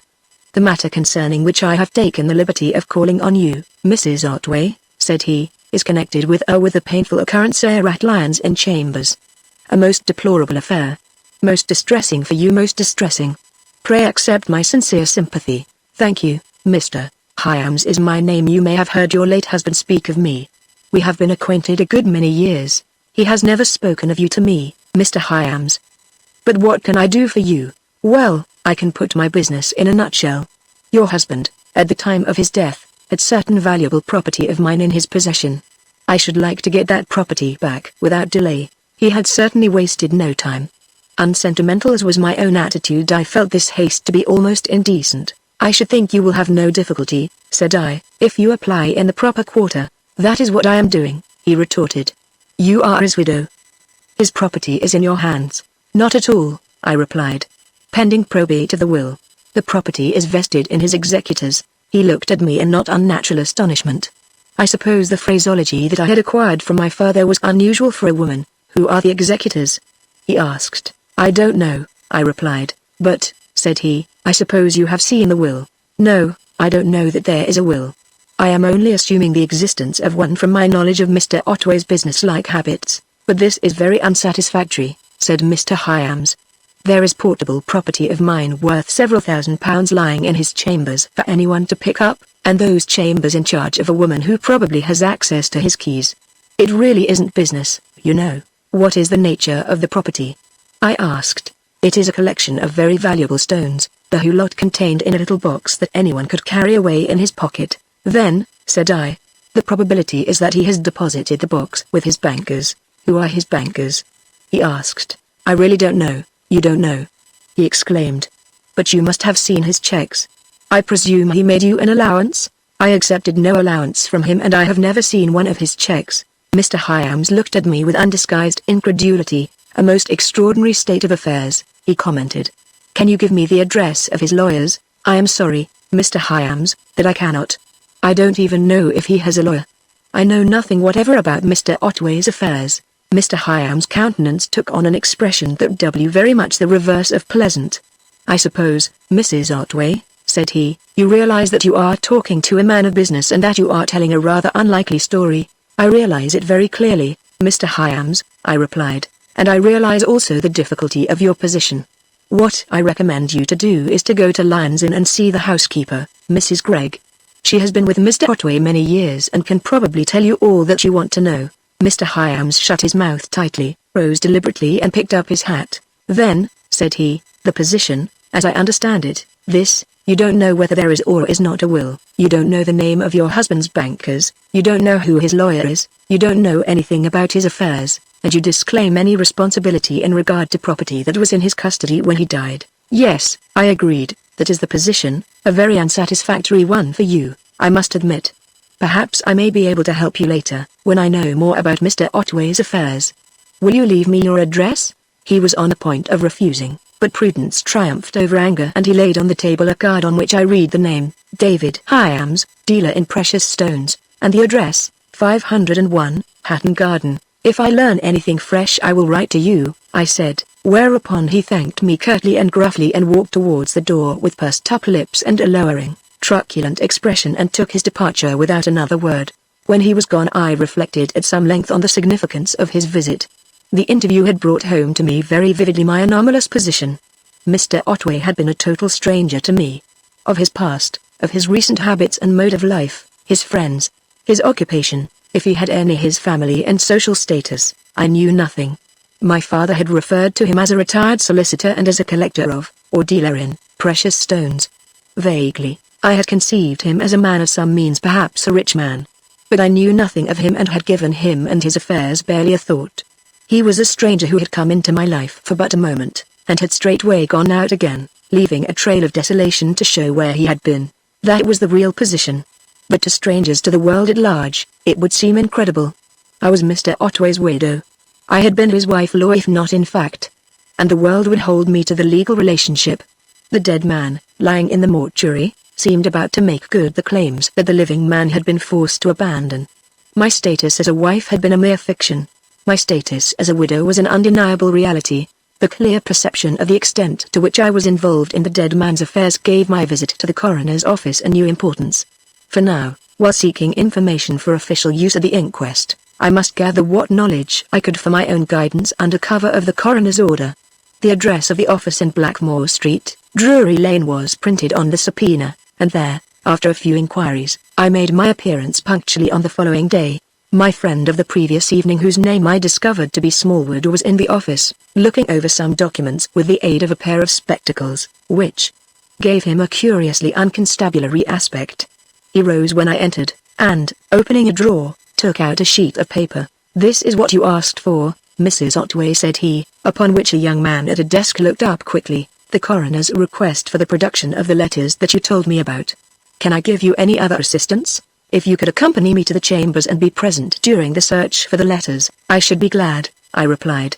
"You see," I added, seeing that he looked somewhat surprised, "I am almost a stranger to the housekeeper. I know nothing about the household or Mr. Otway's arrangements, and I shall be accountable to the executors, if there are any, for any interference with the papers or their removal. I should very much prefer to have a reliable witness." He saw the position at once, and, greatly to my relief, agreed to come with me, or rather to follow me in a few minutes. Thereupon I left the office and, walking at a leisurely pace into Drury Lane, presently made my way into the Strand by way of Maypole Alley and turned eastward towards Lyons Inn Chambers. At the entrance I waited for a minute or two and then slowly ascended the stairs to Mr. Otway's landing, growing more and more uncomfortable with every step. For the bare stone staircase set my memory working very unpleasantly. recalling again my headlong flight and the terrible episode that had preceded it, that episode that would so gladly have sponged out of my recollection forever. I stood at the door with my hand on the bell, listening for Mr. Smallwood's steps on the stair, and so might have remained until he arrived, but suddenly the door opened and Mrs. Gregg confronted me. Apparently she had some means of observing a visitor from within. "What are ye standing there for?" she demanded. "Why did ye not ring?" "I was just about to ring when you opened the door," I replied. She smiled sourly and looked at me in that strange, inscrutable fashion of hers that I found so disconcerting. "And what might your business be?" she demanded. "I have come about some letters of Mr. Otway's, some anonymous letters that he has received from time to time." "Perhaps you know about them?" "You mean, perhaps I have been in the habit of reading his letters?" "Well, mistress, I have not. I know nothing about his letters." "Perhaps you can show me where his letters were kept." "Indeed, I'll do no such thing." "What? Do you think I'll have you scratching up in his chambers and poring over his letters and papers and him not underground yet?" At this moment I caught the welcome sound of footsteps on the stairs. Mrs. Gregg listened suspiciously, and as Mr. Smallwood came into sight there was a visible change in her demeanor. "What does he want, I wonder?" she said. "He has come to receive the letters and to be present at the search for them," I replied, producing the coroner's order. She glanced at the paper, and, as Mr. Smallwood stepped up to the door, she motioned us to enter. "Come in," she said, gruffly. "'Tis no affair of mine, but I'll no hinder ye." We were just about to enter when footsteps were again audible on the stairs, and we waited to see who this other visitor might be. Somewhat to my surprise it turned out to be Mr. Hyams, who certainly seemed to have a genius for coincidences. "Now this is quite a lucky chance," said he, doing himself, as I suspected, less than justice. "I didn't expect to find you here, Mrs. Otway. I presume you are just having a look round." "I have come to search for some documents that have to be put in evidence," said I. "The coroner has asked for them." "Well," said Mr. Hyams, "you might, at the same time, see if you can find any trace of my property." "What property is that?" demanded Mrs. Gregg. "A parcel of stones, a very valuable collection that Mr. Otway had from me on approval." Mrs. Gregg snorted. "Man," said she, "ye are talking like a fool. Do you suppose Louis Otway would have left a valuable parcel of stones lying about in his rooms like a packet of snuff? Ye'll find no stones here." "That may or may not be," said Mr. Hyams. "At any rate, I'll stay and see if anything turns up."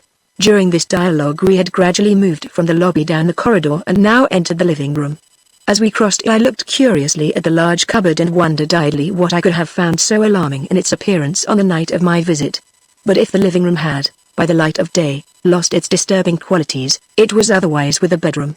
I opened the door with trepidation, and as I did so and was confronted by the disordered bed, the horror of the place began to come back to me. Nevertheless, I entered the room with a firm step and with my eyes on the bedside table, which appeared to be in the same condition as when I had last seen it. I had just noted this when I felt my arm grasped, and turning quickly found Mrs. Gregg at my side. Her eyes were fixed on me and with her disengaged hand she was pointing towards the corner by the bed head. Involuntarily my gaze followed the direction in which she was pointing and lighted on the fatal peg, which now bore a loop of the red bell rope with 2 free ends. Of course I had known it was there, but yet the sight of it made me turn sick and faint, and I must have shown this in the sudden pallor of my face, for when, controlling myself by an intense effort, I turned to speak to her she was looking at me with a leer of triumph. "Can we have Mr. Otway's keys?" I asked. "Ye'll find them in the right dressing table drawer," she answered. "I'm no party to this, but I'll no hinder ye."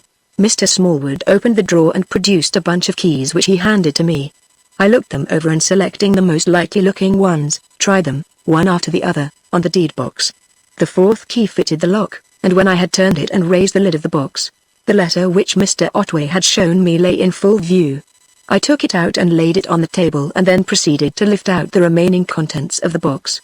There was not much to remove: a checkbook, a passbook, a small journal, a memorandum book, a bundle of share certificates, a canvas bag containing money, and at the bottom of the box a foolscap envelope endorsed, "Anonymous Letters." I opened the unsealed envelope and drew out the letters which I glanced through one by one. There were 7 in all, of which I had already seen 3. When I had looked at them I returned them to the envelope, adding the last letter, and then began to replace the other things in the box. "I see a checkbook there, Mrs. Otway," said Mr. Hyams, who had followed my proceedings with intense interest. "May I make a note of a banker's address?" I handed him the checkbook and continued to replace the contents of the box. When I had finished, I paused with the box open, waiting for him to return the checkbook, and at this moment I became aware, with a start of surprise, that an addition had been made to our party. The new corner was a short, stout, middle-aged man, obviously a Jew of the swarthy, aquiline type, with a very large nose and rather prominent dark eyes. He stood in the open doorway of the bedroom watching us with a slightly unpleasant smile. As he noted my surprised look, his smile became broader and more unpleasant. "Make yourselves at home, ladies and gentlemen," said he. "These are public premises, at least I assume they are," as I found the door open. Mr. Hyams looked round with a start as, indeed, did the others. "May I ask who you are, sir?" he inquired. "You may," was the suave reply. "My name is Isaacs, of the firm of Isaacs & Cohen, solicitors. I am one of the executors of Mr. Lewis Otway's will. And having regard to my responsibilities in that capacity, I may, perhaps, venture to inquire as to the nature of these proceedings. You, sir, appear to be in possession of the testator's checkbook. Did you happen to require the loan of a fountain pen?" Mr. Hyams turned very red and hastily laid down the checkbook. "That," he exclaimed angrily, "is perfectly unwarranted. I was simply making a note of a banker's address." "With what object?" "With the object of inquiring whether certain property of mine, which was in Mr. Otway's custody, had been deposited in the bank." "What is the nature and value of this property?" asked Mr. Isaacs. "It is a collection of precious stones of the approximate value of £4,000. "Then," said Mr. Isaacs, "I can give you the information you want. No property, other than documents, has been deposited at the bank." "In that case," said Mr. Hyams, "the stones must be in these rooms." "It is quite probable," Mr. Isaacs agreed. "Is there any objection to ascertaining, now, whether they are here?" "Yes, there is," replied Mr. Isaacs. "The will has not been proved and no letters of administration have been issued. Pending probate of the will, I propose to take possession of these premises and seal all receptacles that may contain valuable property. I shall interfere with nothing until I have letters of administration." "And how soon will that be?" asked Mr. Hyams. 7 days must elapse before the will can be proved. Under the circumstances there may be some further delay. And now I should like to know what has been taking place. "You, for instance." "Madame, I am Mrs. Lewis Otway," said I, "and I have come here by the coroner's direction, to look for some letters that are to be put in evidence. Have you found them?" "Yes," I answered, "they are here, and, as you are an executor, I had better hand them to you, and you can deliver them to the coroner's officer if you think fit." I handed him the envelope and the coroner's letter, which he read, and then asked, "Did you have to make a very extensive search?" "No, she didn't," said Mrs. Gregg. "She can't find where to look for them, and she found them at the first cast." On this I noticed that Mr. Hyams cast a quick, suspicious glance at me, and I thought it wise to explain. "I looked first in this box because I had seen Mr. Otway put one of these letters into it." "Quite so," said Mr. Isaacs. "Very natural." But obvious as the explanation was, I could see that it had left Mr. Hyams unconvinced. I now returned the checkbook to the deed box, locked the letter and handed the keys to Mr. Isaacs, who delivered the anonymous letters to the coroner's officer and took his receipt for them on a slip of paper. My business being now at an end, I offered my card to Mr. Isaacs, took his in return, and departed in company with Mr. Smallwood. "A queer business, this, ma'am," the officer remarked as we descended the stairs. "Regular mix-up. Seemed to be a lot of sheenies in it." "Sheenies?" I repeated, interrogatively. "What are sheenies?" "Jews, ma'am," he replied, apparently a little surprised at my ignorance. "It's just a popular name, you know." I reflected on Mr. Smallwood's remark, which seemed hardly justified by the facts, 2 Jews only having appeared in the case, so far as I knew. And yet I seemed to be aware of a sort of Semitic atmosphere surrounding Mr. Otway. There were, for instance, the Campbells, and then Mrs. Gregg, although a Scotswoman, might easily, but for her strong Scottish accent, have passed for a Jewess, while Mr. Otway, himself, had been distinctly Semitic in appearance. At the entry, where we separated, Mr. Smallwood halted to give me a final injunction. "You had better be in good time tomorrow, ma'am," said he, "because it will be necessary for you to view the body so that you can give evidence as to the identity of the deceased." I thanked him for the reminder, but would much rather have been without it. For the prospect filled me with a vague alarm, and now the mental picture of the sleeping man, which had haunted me by night and by day, began to be replaced by one more dreadful, and one which I felt that my visit to the mortuary would attach to me forever. Chapter 24: The Gathering Clouds. The distaste which I felt for my errand did not prevent me from following Mr. Smallwood's advice on the subject of punctuality. It was some minutes short of 2:30 when I turned into the mean little street off Drury Lane in which the mortuary was situated. I had found the place without much difficulty and had still less in finding the mortuary itself, for, as I entered the street I observed a procession of about a dozen men passing in through a narrow gateway, watched attentively by a small crowd of loiterers. Assuming the former to be the jury, I walked slowly past on the opposite side and continued for the length of the short street. I had just turned to retrace my steps when the men filed out of the gateway and proceeded to enter a building a few yards up the street, and immediately afterwards Mr. Smallwood appeared at the gate. He saw me at once and waited for me to approach. "I am glad you have come in good time, ma'am," said he. "The jury have just been in to view the body and the coroner will like to open the inquest punctually. This is the way." He preceded me down a narrow passage, at the end of which he pushed open a door. Following him I entered the mortuary, a bare, stone-floored hall containing two large slate-top tables, one of which was occupied by a recumbent figure covered by a sheet. Mr. Smallwood removed his helmet and together we advanced slowly towards the awesome, shrouded form, lying so still and lonely in its grim surroundings.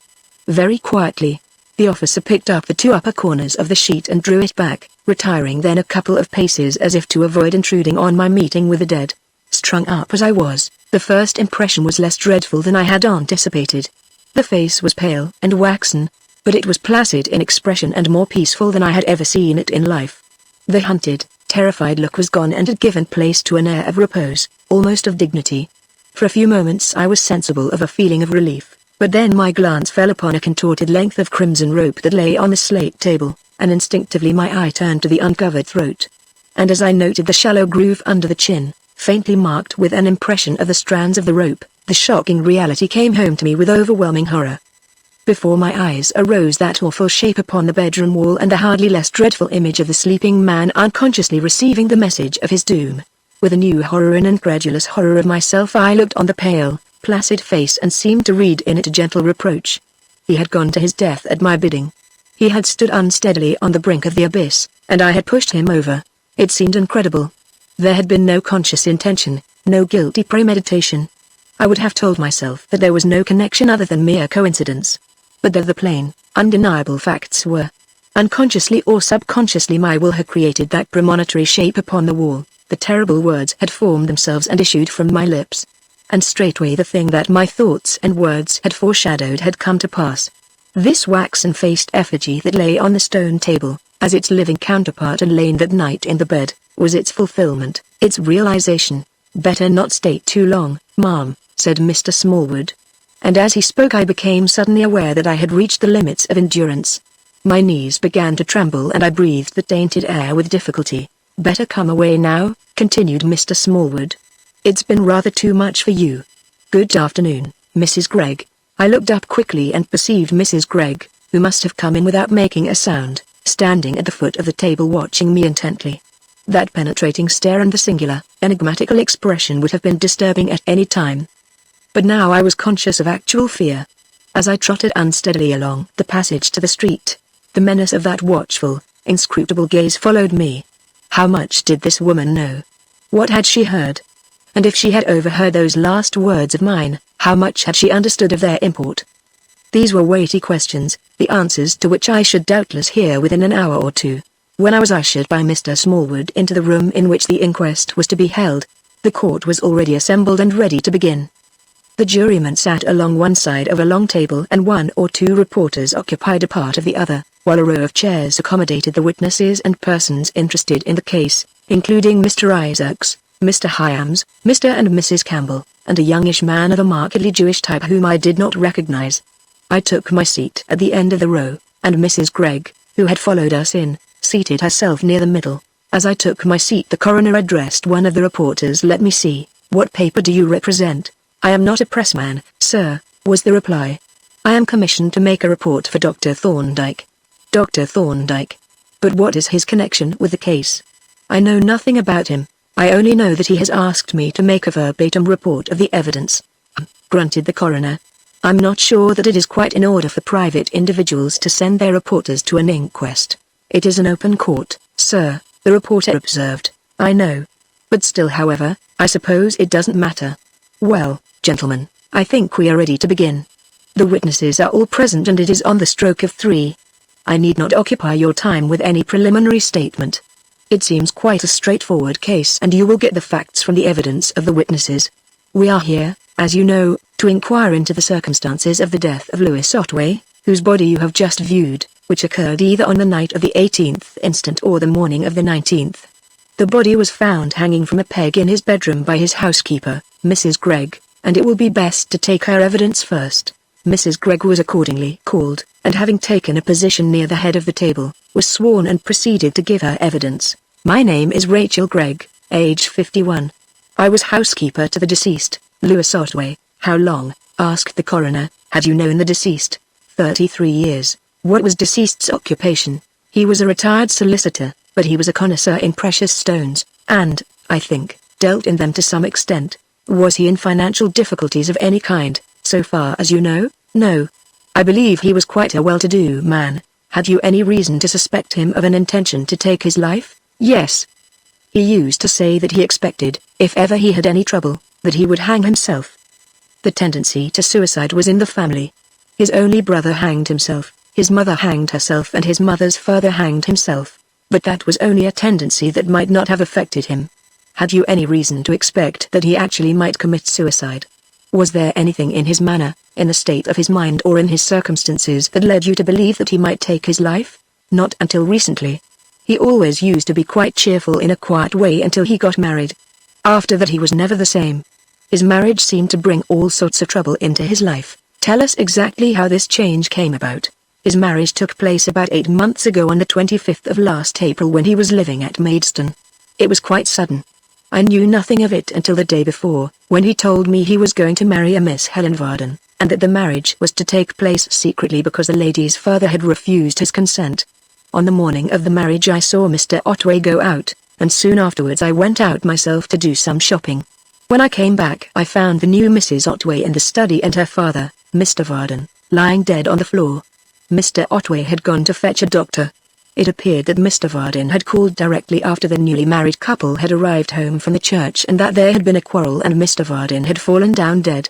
I understand that Mr. Vardon was alone with Mr. Otway at the time. Soon after I arrived, Mrs. Otway left the house and went back to her own home, and Mr. Otway told me that she refused to live with him. At any rate, she never did live with him, and she never came near him until the night of his death. Do you know if the deceased agreed to this separation? Apparently she made him agree. But it was a great trouble to him, and I know that he tried more than once to get her to live with him.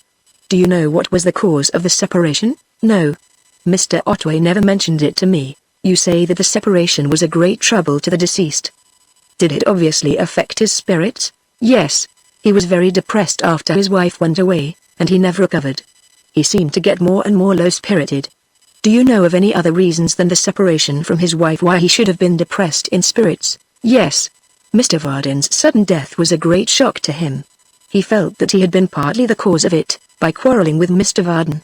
Then there was a great deal of talk in Maidstone about the affair and people blamed Mr. Otway for what had happened, and later rumours began to get about that there had been foul play, that Mr. Otway had actually killed Mr. Vardon. These rumours got on his nerves so badly that he gave up his house at Maidstone and moved to London. You have spoken of a quarrel between deceased and Mr. Vardon. Do you know what the quarrel was about? I believe it was about the secret marriage, but I was not in the house at the time. Were there any other causes for the mental depression which you say the deceased suffered from? I think so, but I can't say for certain. There were some letters that came about once a month which seemed to worry him a good deal. I used to see him reading them and looking very anxious and depressed, and after a time he began to get very nervous and fidgety and couldn't sleep at nights unless he took a dose of Vardon. And I noticed that he was smoking much more than he used to, and taking much more whiskey. Did you ever see any of the letters that you have spoken of? I never read one, but I saw the outsides and I noticed that they all bore the postmark of East London. Here the coroner drew from the large envelope 6 of the letters which I had found in the deed box, and handed them, in their envelopes, to Mrs. Gregg. Do you recognize any of these letters? Mrs. Gregg turned the envelopes over in her hand, looked closely at the postmarks and replied, as she returned them. Yes, these look like the letters that I spoke of.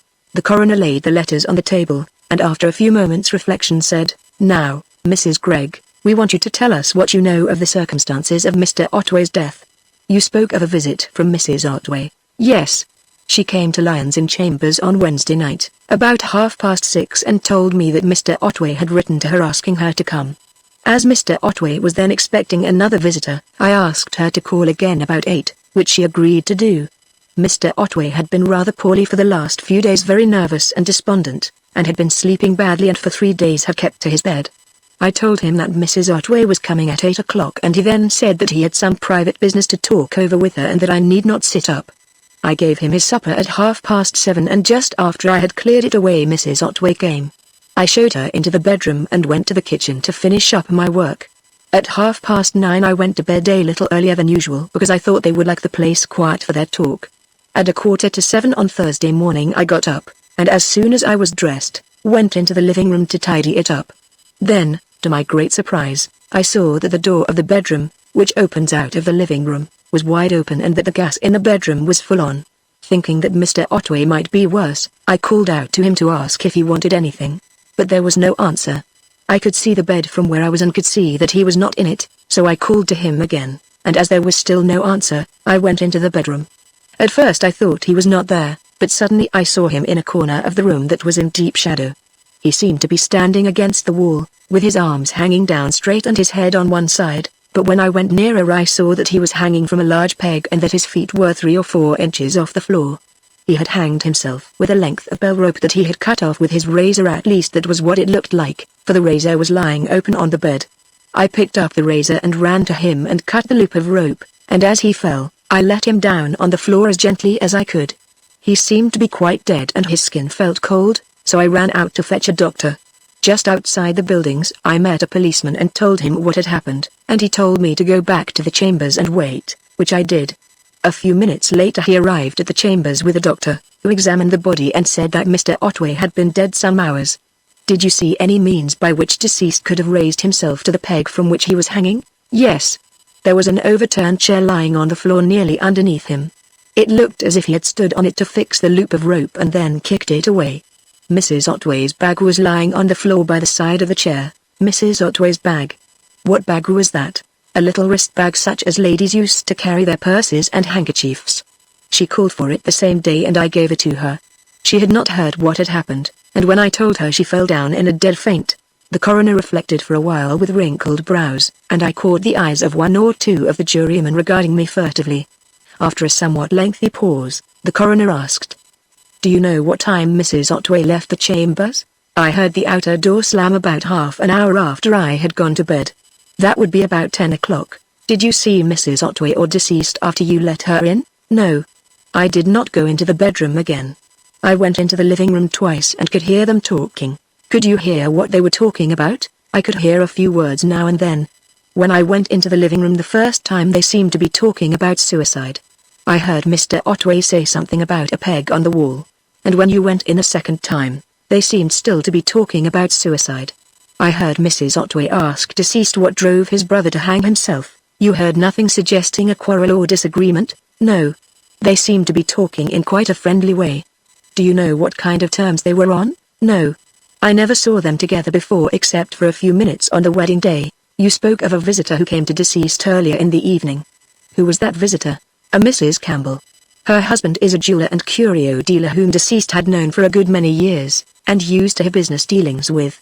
I understand she came on business and she only stayed about 10 minutes. Is that all you know about the case?" "Yes, I think I have told you all I know about it."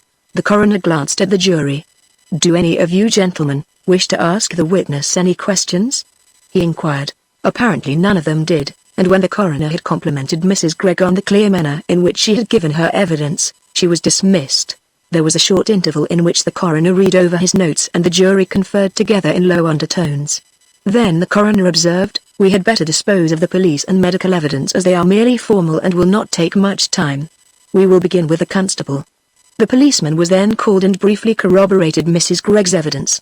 When he had finished, the doctor, whom he had brought to the chambers, took his place, and having been duly sworn deposed as follows. "My name is John Shelburne.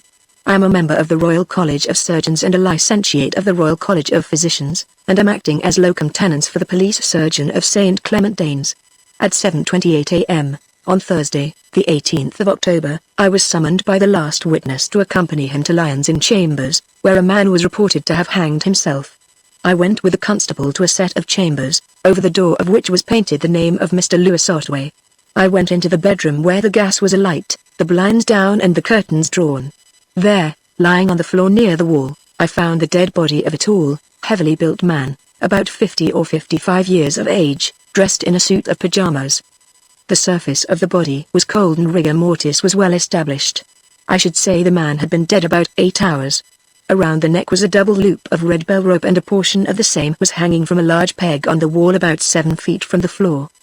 The rope had apparently been cut down for the purpose as a portion was still attached to the bell wire and the severed tassel lay on the bed, on which were impressions of feet, as if someone had stood on the bed to cut it off. The length of rope had been joined at the ends with a kind of knot known as a granny and formed into what is known as a weaver's loop, which had been passed over the head and the standing part of the rope hitched over the peg. This would form a running loop. Like this here the witness produced a piece of thick string and demonstrated the arrangement on his thumb and the knob of a chair back. I released the double loop from the neck and found a shallow groove on the throat corresponding to the rope. The countenance of the deceased was calm as it usually is in cases of hanging and there were no signs of violence or anything remarkable about the body. A chair, on which the deceased had apparently stood to adjust the rope on the peg, was lying close by and near to it on the floor was a lady's handbag. The rope had been cut with some sharp instrument, probably a razor, as I was informed by the housekeeper. I looked round the room but saw nothing of any significance excepting a half-empty whiskey decanter and a nearly full bottle of Vardon tablets on a table by the bed. Can you tell us at what time death took place? Only approximately. I have said that the man appeared to have been dead about 8 hours. That would give us 11 o'clock on the night of the 18th, as the time at which death occurred. But I will not bind myself to that time exactly. It might have been an hour earlier or later. After hearing your evidence and that of the other witnesses which you have also heard, it is a mere formality to ask your opinion as to the cause of death. Yes. The cause of death was obviously suicidal hanging. This concluded the surgeon's evidence, and when he had been dismissed, the coroner turned to the jury. We have now, gentlemen, said he, established the fact of death and its immediate cause. Our next move is to seek to establish the contributory circumstances, the more remote causes. We have ascertained that this unfortunate man committed suicide. The question that we now have to consider is, why did he commit suicide? Possibly the evidence of his widow may help us to answer that question. Helen Otway. As I rose to take my place at the table, I was dimly aware of a certain ill-defined movement on the part of the jury and the spectators, such as one may notice in a church at the conclusion of a sermon. But in the present case the cause was evidently a concentration rather than a relaxation of attention. Clearly, my evidence was anticipated with considerable interest. Your name is? Helen Otway. My age is 24 and I live at 69, Wellclose Square. Have you viewed and do you identify the body now lying in St. Clement's mortuary? Yes, it is the body of Lewis Otway, my late husband. When did you last see the deceased alive? On the night of Wednesday, the 18th of October. Tell us, please, what took place on that occasion. I went to see deceased in consequence of a letter that I had received from him asking me to do so. I arrived at about 6:30 and was informed by Mrs. Gregg that deceased was expecting another visitor. Did you know who the other visitor was? No, but as I went down the stairs I met Mrs. Campbell coming up and assumed that she was the visitor. You know Mrs. Campbell, then? Only by sight. I have seen her in her husband's shop. Mrs. Gregg asked me to call again at 8, and I agreed to do so, and did so. I was then admitted by Mrs. Gregg, who conducted me to the bedroom and left me there, shutting the door as she went out. I did not see her again that night. Deceased was in bed and had by his side a table on which were a spirit decanter, a siphon of soda water, a box of cigarettes, a bottle of Vardon tablets and a deed box. Did you notice anything peculiar in his appearance? No.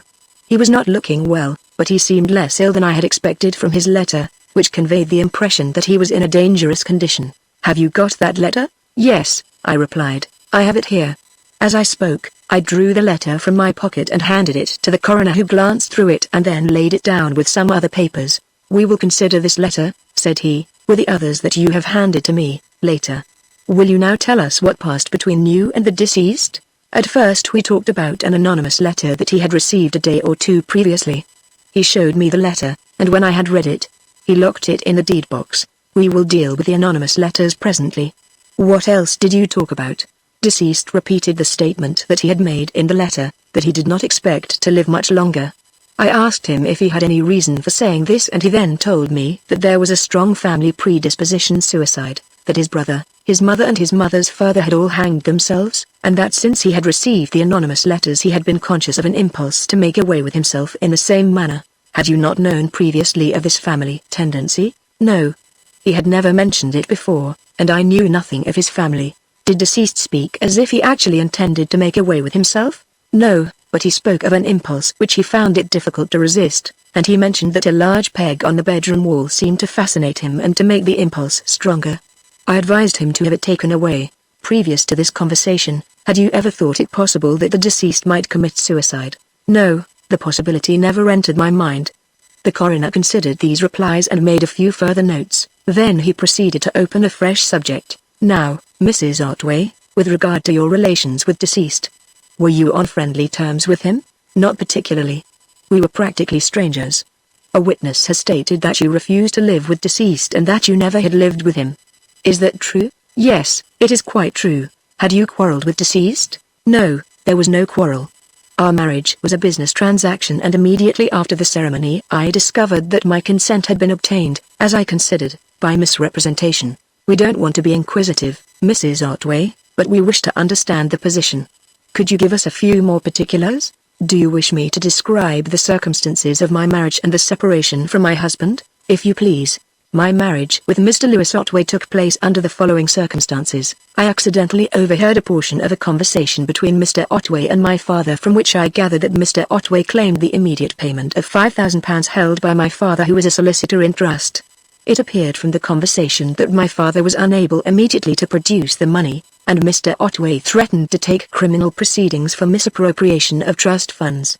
To this my father made no very definite reply.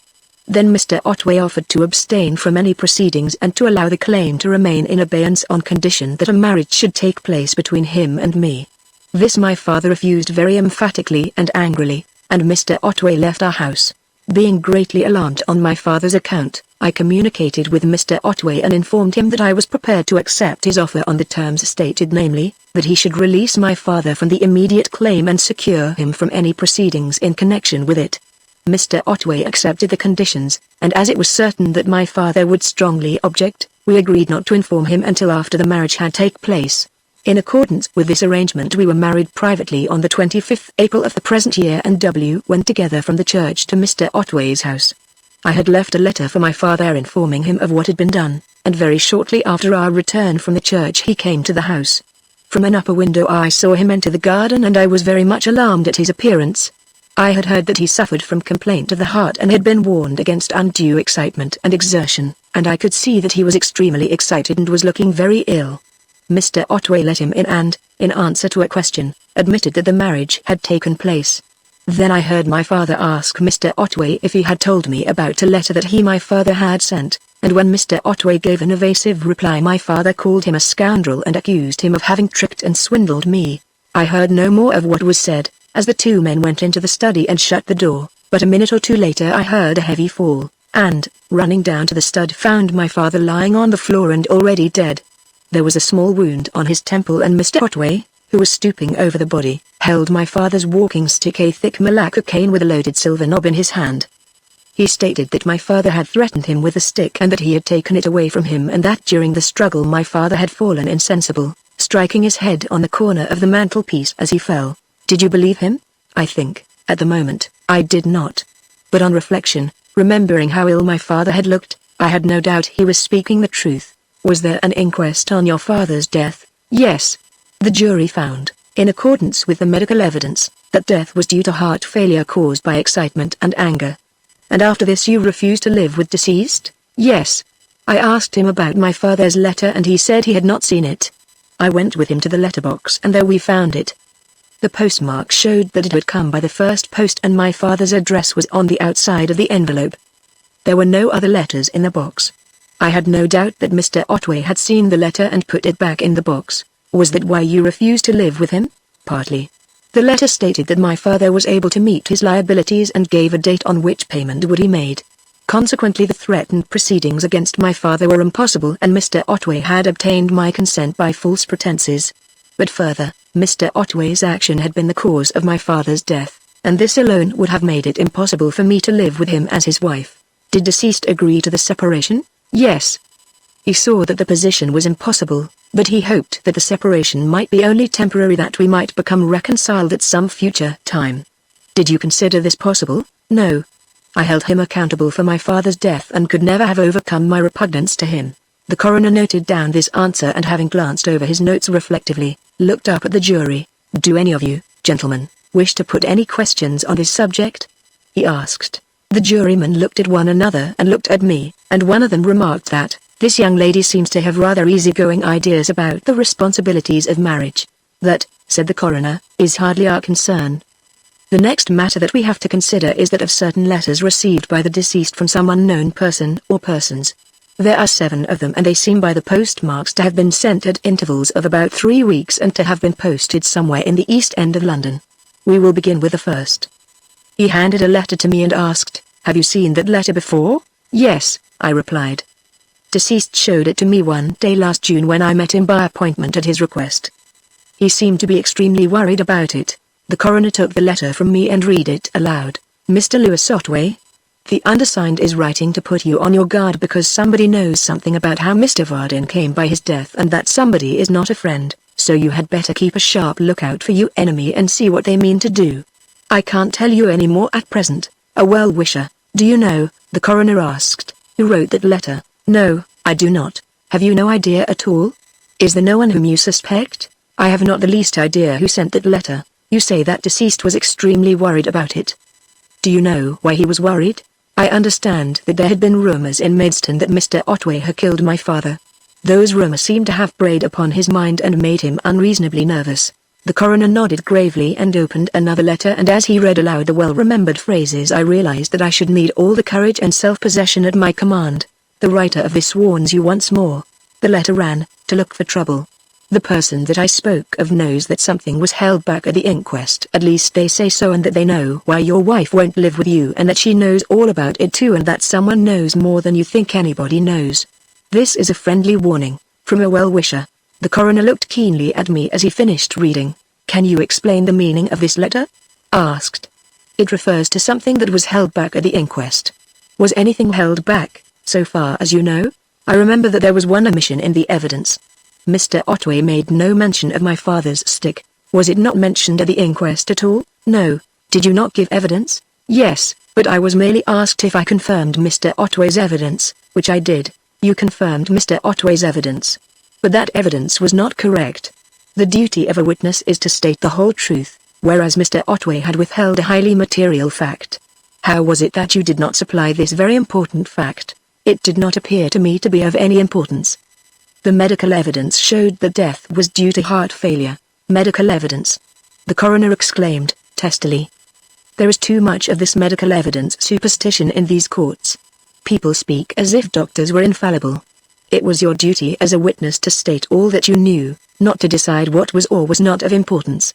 And I cannot understand how you came to hold such an opinion.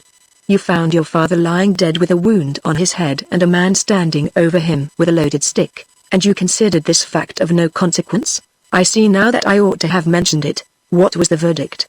The verdict was in accordance with the medical evidence: death from natural causes. Did the medical witness or witnesses know that Mr. Otway had a loaded stick in his hand? No. Did anybody besides yourself and Mr. Otway know about the loaded stick? Mrs. Gregg came into the room when Mr. Otway had gone for a doctor. She saw the stick in a corner and picked it up to examine it. She asked whose it was and remarked on its weight. Did she know it had been in Mr. Otway's hand at the time of your father's death? I have no reason to suppose that she knew. Well, said the coroner, it is a most extraordinary affair. You heard Mr. Otway give his evidence. You knew that that evidence was incomplete, and yet, though the dead man was your own father and you have declared an unconquerable repugnance to Mr. Otway, you allowed this garbled evidence to pass unchallenged. It is an amazing affair. However, he continued, turning to the jury, that is not our concern. But what is our concern, for the purposes of this inquiry, is that we now begin to see daylight. We can now understand the extraordinary effect these letters seem to have had on the man whose death we are investigating. Lewis Otway, when he gave his evidence at the inquest, suppressed a most important and damaging fact which he believed to be known only to himself and his wife. Thereby he obtained a verdict of death from natural causes, which exonerated him from all blame. Had all the facts been known, the verdict might have been very different. Now the receipt of these letters must have destroyed his sense of security. Apparently someone else, and that someone evidently an enemy, knew of this damaging fact and knew of the further damaging fact that it had been suppressed to the inquest. In effect, these letters held out a threat of a charge of murder, or at least, manslaughter. It is no wonder that they alarmed him. But we had better take the rest of the evidence. There is this letter deceased wrote to his wife, which I will read. It is dated the 17th of October, and this is what it says. My dear Helen, I have not troubled you for quite a long time with my miserable affairs, which are to some extent your affairs too. But they are going from bad to worse, and now I feel that I am coming to the limits of endurance. I cannot bear this much longer. My health is shattered, my peace of mind is wrecked, and my brain threatens to give way. Death would be a boon, a relief, and I feel that it is not far off. I cannot go on like this. Those wretches will not leave me in peace. Hardly a week passes but I get some new menace, and now but I can't tell you in a letter. It is too horrible. Come to me, Helen, for the love of God. I am in torment. Have pity on me, even though you have never forgiven me. I cannot come to you, for I am now unable to leave my bed. I am a wreck, a ruin. Come to me just this once, and if you cannot help me, at least give me the comfort of your sympathy. You will not be troubled by me much longer. Your distracted husband, Louis Otway. When the coroner finished reading the letter, which evidently made a deep impression on the jury, he looked at me gravely. Before passing to the next letter, I must ask one or two about this one. What did you understand from the phrases "I feel that it, death, is not far off"? I cannot go on like this. You will not be troubled by me much longer. Did they not suggest to you an intention to commit suicide? No. I understood them as referring to his state of health. If you had known of the family tendency to suicide, how would you have understood these passages? I should have suspected that he contemplated suicide. But you say you were not aware of this tendency? No, I was not. He refers to his miserable affairs, which are to some extent your affairs too. What did you understand him to mean by that? I understood him to refer to the fact that I was partly responsible for the omission of certain details in the evidence at the inquest. When you received this pitiful letter, what did you do? I went to him the same day to find out what the trouble was. He then showed me an anonymous letter that he had received. Is this the one? The coroner asked, handing it to me, and when I had glanced at it and identified it, he proceeded to read it to the jury. Mr. Louis Otway? Some funny questions are being asked. What about Mr. Vardon's stick? The loaded stick with a silver knob to hide the lead loading. Where is it? Somebody says they know where it is and who's got it. And they say there is a bruise on the silver top, and they say something about a smear of blood and a grey hair sticking to it. Do you know anything about that? If you don't, you'd better find out. Because I think you will hear from that somebody before you are many weeks older, or else from the police. A well-wisher. As he laid down the letter, the coroner looked at me curiously. There are one or two important questions, Mrs. Otway, said he, that arise out of this letter. The first is, what has become of this stick? I don't know what has become of it. I saw Mrs. Gregor place it in the corner by the writing table and never saw it again. The deceased asked me the same question when he showed me the letter, but I reminded him that I did not take the stick with me when I left his house and that I never went to the house again. It never occurred to you to ask what had become of your father's stick? No. I always assumed that it was in Mr. Otway's possession. You have told us that Mrs. Gregg had seen the stick in Mr. Otway's house. Had anyone else seen it there? I don't know of anyone else having seen it, but, of course, it may have been seen there by other persons. I know nothing of what went on in that house. I never entered it after my father's death, with the exception of Mr. Otway and yourself. Did anyone know that you had seen that stick in Mr. Otway's hand on the occasion of your father's death? So far as I am aware, no one else knew. There is a statement in that letter referring to a bruise on the silver knob and a smear of blood with a grey hair sticking to it. Is it possible, so far as you know, that that statement might be true? I cannot say that it is impossible. After your father's death, did you examine the stick? No. I saw it in Mrs. Gregg's hands, but I did not look at it closely. At this point a police superintendent who had been sitting near to the coroner's table, rose, and, approaching the table, stooped over it and spoke to the coroner in a low voice. The latter listened attentively and nodded once or twice, and when the superintendent had returned to his seat he addressed me. I think that will do, Mrs. Otway, for the present, at any rate.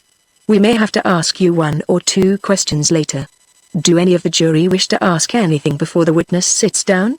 As none of the jury responded, I returned to my seat, and the coroner then recalled Mrs. Gregg. You have heard the last witness state that she saw you take up Mr. Vardon's stick. What made you examine that stick? I did not examine it. I noticed it standing in the corner and saw that it was a strange stick, that it was not Mr. Otway's. I took it out of the corner to look at it and then noticed that it was heavily loaded at the top. Can you say whether there was or was not a bruise or a blood smear on the knob? I cannot. I did not look closely at the knob. I just picked the stick up, felt its weight and put it back in the corner. Did you know that Mr. Otway had that stick in his hand when Mr. Vardon fell dead? No. I never heard of that until today. Could anyone other than Mrs. Otway have known, so far as you are able to say? I can't say. I should think not. I did not get back to the house until it was all over. But I thought, and believe, that there was no one in the house but those three, Mrs. Otway and her husband and her father. Do you know what became of that stick? I do not. I put it back in the corner and never saw it again. It was not in the corner when I tidied up the room the next day. Thank you, Mrs. Gregg. That will do. Having dismissed the witness, the coroner turned to the jury. I had hoped, gentlemen, said he, to finish the case today, but, as you have seen, its apparent simplicity was rather illusory. Some rather curious issues have arisen which will have to be considered in detail. Moreover, there appears to be a suspicion that property of very great value has been removed from the premises, at least, it seems to be missing. Under these circumstances, the police authorities ask for an adjournment to enable them to make some inquiries, and I am sure you will agree with me that this, and certain other matters, should be cleared up before a verdict is returned. I therefore propose to adjourn the inquiry for 14 days. The court rose, and I rose with it.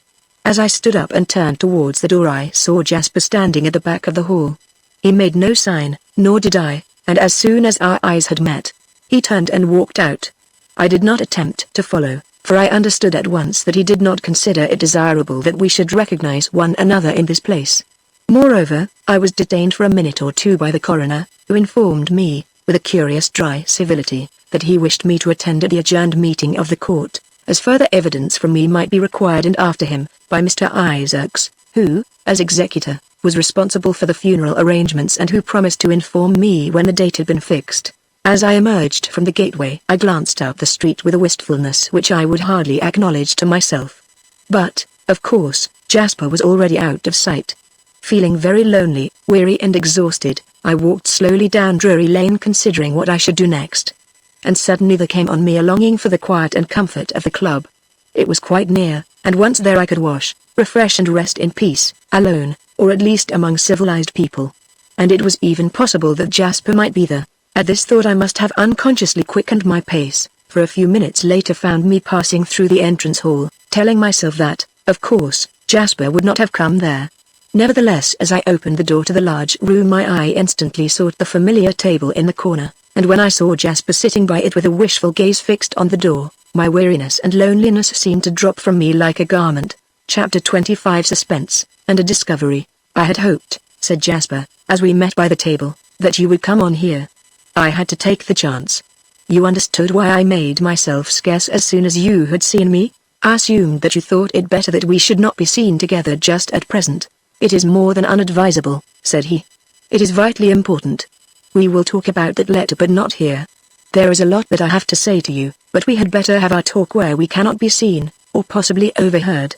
I propose that I run off now. Nobody has seen us here yet, and wait for you at my chambers.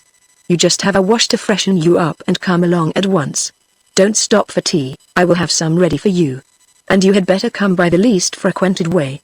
Go down the embankment, up Middle Temple Lane, along Crown Office Row, cross King's Bench Walk to Mitre Court, come out into Fleet Street by Mitre Court Passage, cross to Fetter Lane and into Clifford's Inn by the Postern Gate. All this sounds very secret and mysterious, said I. It is necessary, he replied. We mustn't be seen together if we can help it. Remember, the jury and other interested parties are local men, and might easily run against us in the public thoroughfares. So I will run off now and you will come along as soon as you can. To this arrangement I agreed, although the precautions seemed to me somewhat excessive, and he hurried away while I went in quest of hot water and the other means of ablution. The process of purification did not take long, for the temptation to linger luxuriously over the ceremonial of the toilet was combated by curiosity and anxiety to rejoin Jasper. In a few minutes I emerged, greatly refreshed and sensible of a very healthy appetite, and set forth by the prescribed route towards Clifford's Inn, reflecting earnestly as I went on Jasper's rather mysterious attitude. I did not have to ply the knocker, for as I reached the landing I found Jasper standing at his open door. "Now," said he, when I had entered and he had softly closed both the massive oak and the inner door, "we are secure from observers and eavesdroppers, and we can powwow at any length we please." "You are very secret and portentous," I remarked. "What is it all about?" "The secrecy and portentosity," he replied, "are possibly byproducts of illegal training. We will discuss that presently. Meanwhile, the need of the moment is to provide nourishment for a starving angel." He placed an easy chair for me by the fire, and then retired to the little kitchen, from which issued a gentle din of crockery very grateful to my ear. Presently he emerged with a tray on which were a teapot and 2 covers, and having deposited it on a small table, placed the latter by my chair and removed the covers with a flourish. "There is only 1 cup and 1 plate," said I, noting that the nourishment had been provided on a scale of opulence appropriate to masculine conceptions of appetite. "Dear me!" exclaimed Jasper. "How many cups and plates do you generally use?" "Go and get another plate and cup and saucer," I commanded, severely. When he had made the necessary addition to the table appointments, he drew up a second armchair, and, as he poured out the tea, he said, gravely, "We have had a long probation, Helen, dearest, at least, it seems so to me, and it is not over yet. But this little interlude should hearten us for what remains. To me it is a glimpse into a future of perfect happiness and comradeship. Do you realize, Helen, that we are now a normal, engaged couple, free to marry when we choose?" Of course I had realized that we were free, but as I thought of the shrouded figure that even now reposed under its sheet in the mortuary, I doubted whether the word normal was fully applicable. "It is perfect peace and happiness to be here with you, Jasper," I replied, "but I think I shall feel more normal when we can meet without all this secrecy. And even now I don't quite understand it. Why is it so important that we should not be seen together?" "That is fairly obvious, I think," he replied. "I am going to be very frank with you, Helen, because I have complete confidence in your courage and strength of character. There is no use in blinking the fact that you are in a difficult situation.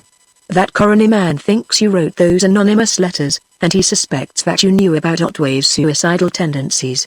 But I distinctly said I did not." "Yes, but, you see, the person who wrote those letters is not a person whose statements would carry any weight, and he thinks you are that person. He thinks you have tried to drive Otway to suicide, and he will be looking for a motive. There is a fairly obvious motive already, as you were encumbered with a husband whom you didn't want, but if you add another husband whom you didn't want, the motive for getting rid of the unwanted one becomes much more definite. That is the kind of motive he will be on the lookout for. Hence the necessity for the utmost caution on our part. If a witness could be produced who could depose to having seen us together, it might be possible for him to put some inconvenient questions. Could he not question me on the subject apart from any such witness? I don't think it would be admissible for the coroner to suggest the existence of a lover if he had no facts. And that brings us to the point that I was going to raise. You ought to be represented either by counsel or by a solicitor, preferably by counsel, as a barrister is more agile, more accustomed to deal with the sudden exigencies that arise in court. You seem to suggest that I am charged with having brought about Mr. Otway's death. I wouldn't use the word charged, as I don't know that there is any such offense recognized by law. Morally, to cause a man to commit suicide would be much the same as to murder him. But I can't say offhand what the legal position would be. My impression is that it would not be an offense that could be dealt with by law unless the act of murder could be proven. Nonetheless, I would be happier to see you with some reliable counsel we could trust. It was then I thought of Dr. Thorndyke. He had shown a kind interest in my affairs, even to the extent of having a shorthand reporter at the inquest. Surely he would be ideal, if I could persuade him to take up the role of my advocate. I broached the possibility to Jasper, explaining Dr. Thorndyke's interest in the case. "The very man," Jasper said enthusiastically.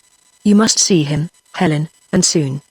He is a local resident, luckily, and lives only a few moments' walk from here." So fast did things seem to be moving that I was reluctant to take on another visit after my already busy day, but Jasper was insistent that I should seek out Dr. Thorndyke's help.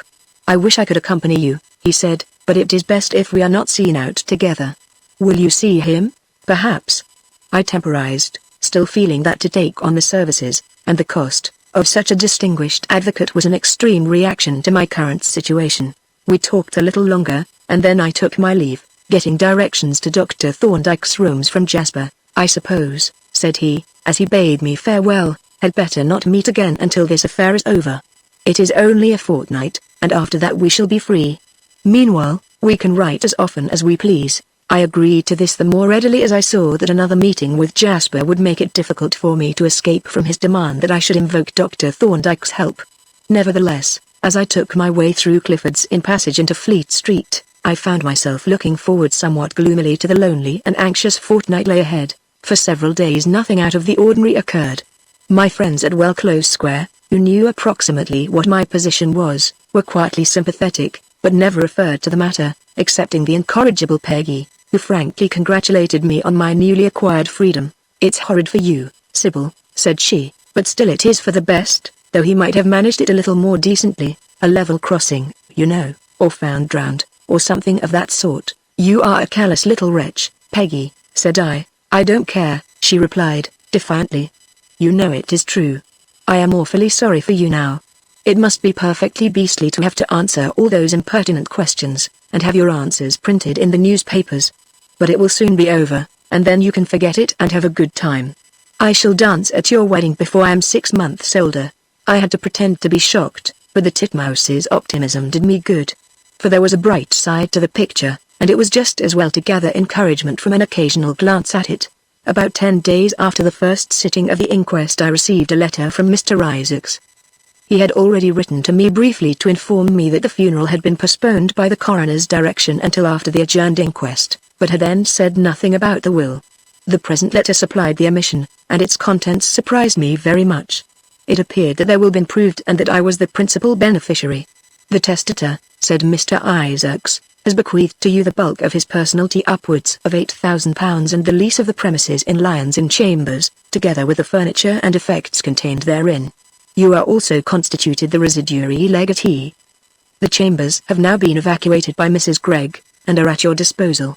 They are at present locked up, and the keys are in my possession pending your instructions and advice as to whether you intend to occupy the premises, to let them or to dispose of the lease.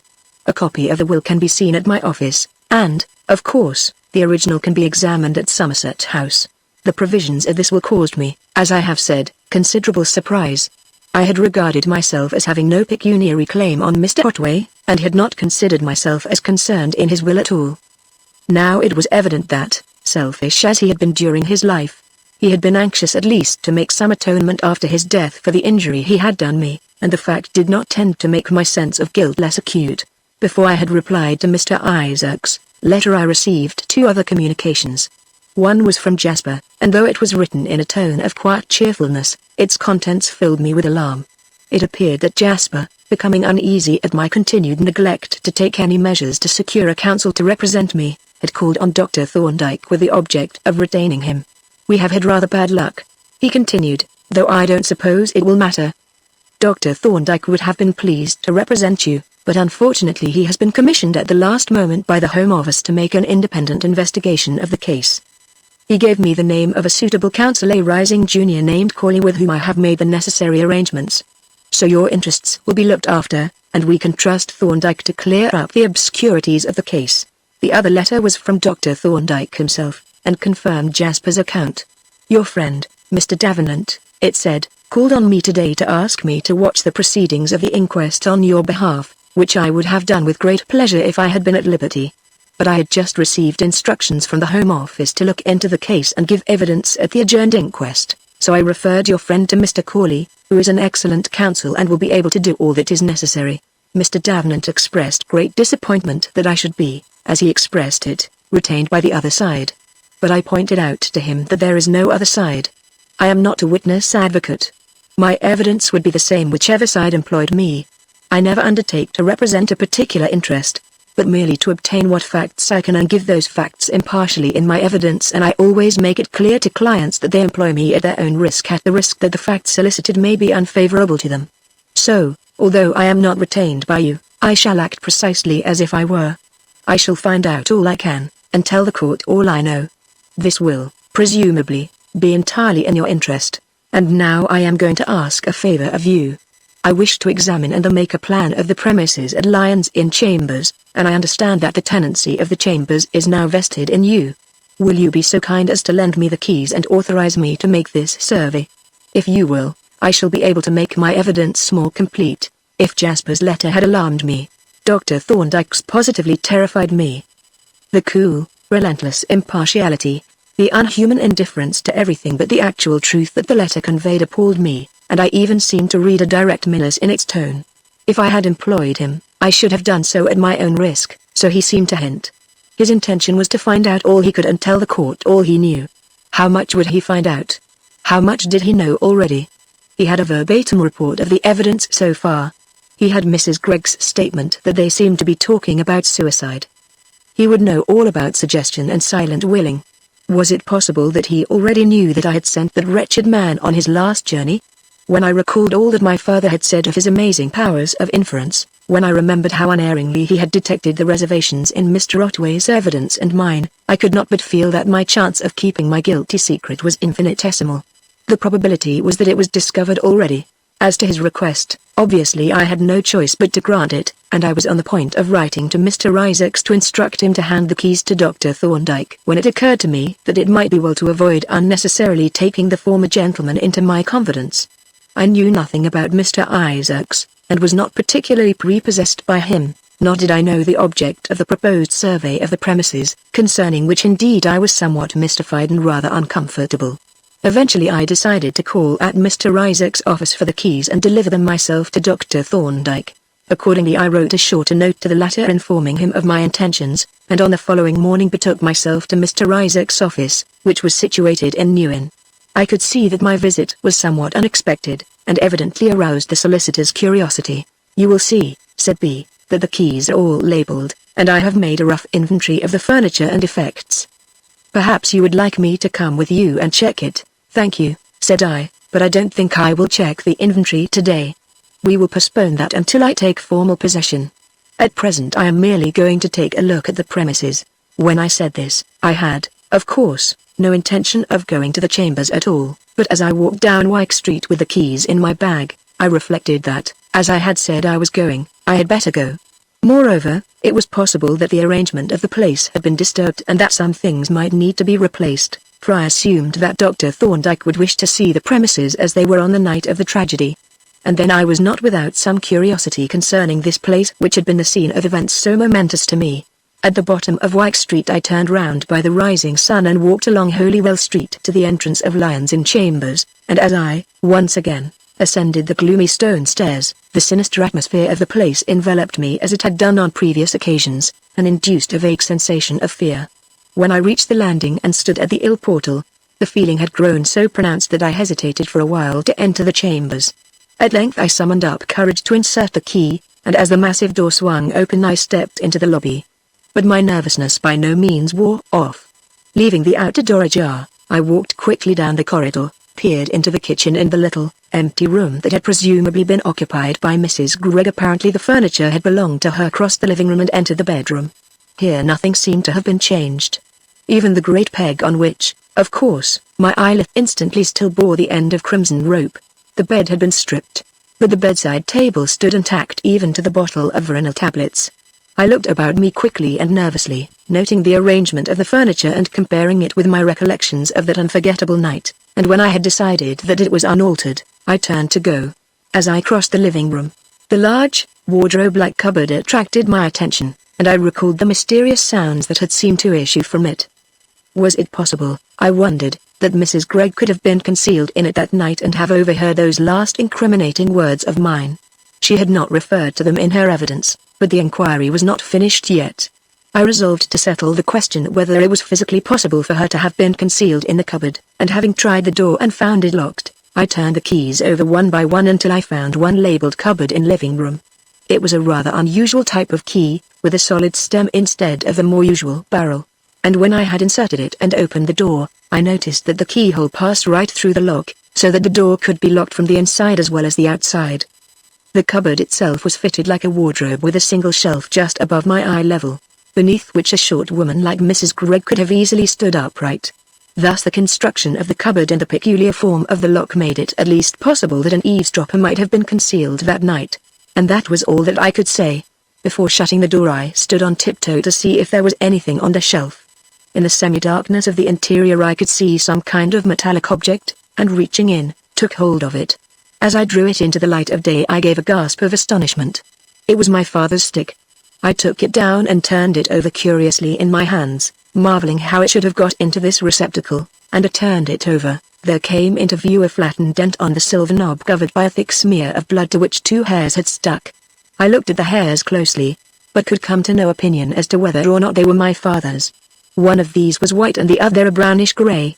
My father's hair had been iron grey as a whole, but I could not judge what the appearance of individual hairs might have been. If these were really his, then the man who had gone to his account was my father's murderer. It was a dreadful thought, but yet not without a certain compensation.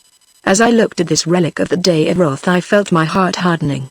If the message that it bore was a true message, then I need have no more compunction for what I had done.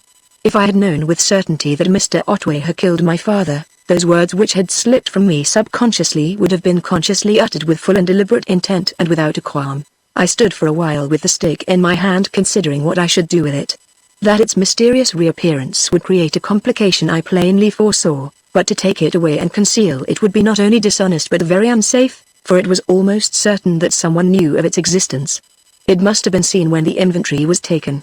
Eventually I replaced it on the shelf and locked the cupboard, and having put the keys back in my bag made my way to the door, which had been standing ajar all this time. As I walked slowly to the temple, I turned over in my mind the significance of this strange discovery. Someone must have known of the presence of this stick in the chambers, and that someone was either Mr. Otway or Mrs. Gregg. But both had declared positively that they had never seen it, and it was difficult to imagine why either of them should have kept it hidden away and disclaimed all knowledge of it. I could make nothing of the problem. Only one thing was clear to me. I must let Dr. Thorndyke know of my discovery, for it did not incriminate me in any way and might give him a clue to some of the elements of the mystery, the unravelment of which would be to my advantage. The door of Dr. Thorndyke's chambers was opened by Mr. Polton, who greeted me with a friendly smile, all creases and wrinkles. "I'm sorry to say that the doctor is not at home, ma'am," said he, "and he will be sorry, too. He would have liked to see you, I am sure." "It doesn't matter, Mr. Polton," said I. "I have only called to leave these keys. But I should like to leave a message. Will you ask him not to disturb things more than he can help, as the inventory has not been checked yet, and will you tell him that the stick is in the large cupboard in the living room? You won't forget, will you?" "I shan't forget," he replied, with a slight emphasis on the last word, "but I never trust my memory in important matters. Would you mind writing the doctor a little note?" He produced writing materials and placed a chair by the table, and I sat down and briefly put my message into writing. When I had given him the note which he set in a conspicuous place on the mantelpiece he looked at me as if he had something to say, and I waited to hear what it was. "I have got an old Verge watch to pieces upstairs," he said at length. "I don't know whether you would care to have a look at the movement. It's worth looking at. If you want to know what workmanship is, you should look at the inside of a good, old watch." I was not, at the moment, much interested in watches or workmanship, but I could not resist his companionable enthusiasm, to say nothing of the implied compliment. So we went up together to the workshop, where he exhibited with a craftsman's delight the delicate wheels, the engraved plates and the little chased pillars, and even brought out a microscope that I might appreciate the finish bestowed on the links of a fusee chain that was hardly thicker than a horsehair. As the day of the adjourned inquest drew near, my anxiety intensified by the consciousness of my guilty secret grew more acute. My position was, as Jasper had said, a difficult one in any case. But the really alarming element in it was the introduction of Dr. Thorndyke into the case. The suggestion factor in the suicide would probably remain unsuspected by the coroner and the jury. But would it escape Dr. Thorndyke's almost superhuman penetration? I could not believe that it would, for the hint of it was plain in Mrs. Gregg's evidence. And if it were detected, it would be revealed. Of that I had not the shadow of a doubt. Dr. Thorndyke was a kindly, even a genial man, but he was justice personified. He would investigate the case with relentless accuracy and completeness, and he would tell the truth to the last word. Of that I felt certain. If he held my fate in his hands I was lost. Of the view of the case taken by outsiders I had an unpleasant illustration the day before the adjourned sitting. It was furnished by an article in an evening paper that I had taken up to my room to read. Glancing over its pages, my eyes was caught by the words Lions Inn, and I read as follows. "The new Lions Inn seems to be emulating the reputation of the old. Within that ancient precinct occurred the famous Weir murder, forgotten of the present generation, but immortalized in those rather brutal verses of Tom Hood's. They cut his throat from ear to ear, his brains they battered in. His name was Mr. William Weir. He lived in Lyon's Inn. The drama of Lyon's Inn Chambers, however, is not a murder, at least we hope not. It is at present regarded as a suicide. But there are some queer features in the case. There is, for instance, a handsome young wife, who, it seems, flatly refused to live with her elderly husband from the very wedding day. There is a series of unaccountable anonymous letters, and there is a rumor of a hoard of precious gems spirited away from the chambers, apparently on the very night when Mr. Lewis Otway hanged himself from a peg on his bedroom wall. So the adjourned inquest, which opens at 11 a.m. tomorrow, may elicit some curious revelations. As I laid the paper down, a cold hand seemed to settle on my heart. The writer had exaggerated nothing. He had not even stated all the accusing facts. But even so, put quite impartially, the article exhibited me as the central figure of the tragedy, as the visible agent of the sinister events that had befallen in those ill-omened chambers. And could I say that it misstated the case? Of the anonymous letters, indeed, and the stolen gems, if stolen they were, I knew nothing. But the central fact of the case was Mr. Otway's death. For that the coroner held me accountable. And, though he misjudged the evidence as to the means, I could not but admit that the coroner was right. The coming inquiry was, in effect, the trial of Helen Otway. Chapter 26. The adjourned inquiry. The second sitting of the inquest was a much more portentous affair than the first. The large room, or hall, in which it was held was nearly full when I entered, and it was evident that a considerable proportion of the occupants were spectators, attracted hither, no doubt, by the picturesque comments of the newspapers. But besides these were a number of persons connected with the inquiry. Behind the coroner's chair sat a group of police officers. Mr. Isaacs and Mr. Hyams were again present. The witnesses now included Mr. and Mrs. Campbell and a youngish man of the pronouncedly Hebrew type, who sat next to them. The side of the long table allotted to the press was filled by reporters, among whom I noticed the gentleman employed by Dr. Thorndyke, and there was one or two men whom I judged to be lawyers representing the various parties interested. My own counsel, Mr. Corley, a shrewd-looking man of about 35, introduced himself to me as I took the seat reserved for me, and gave me a few words of advice. "I think," said he, "I have had all the necessary instructions from Mr. Davenant, who, I see, is here." I had had an instantaneous glimpse of him as I entered the room. "His impression is that the coroner is disposed to put a certain amount of blame on you for your husband's death.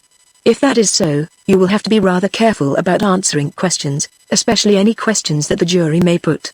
Don't be in a hurry to answer any doubtful questions.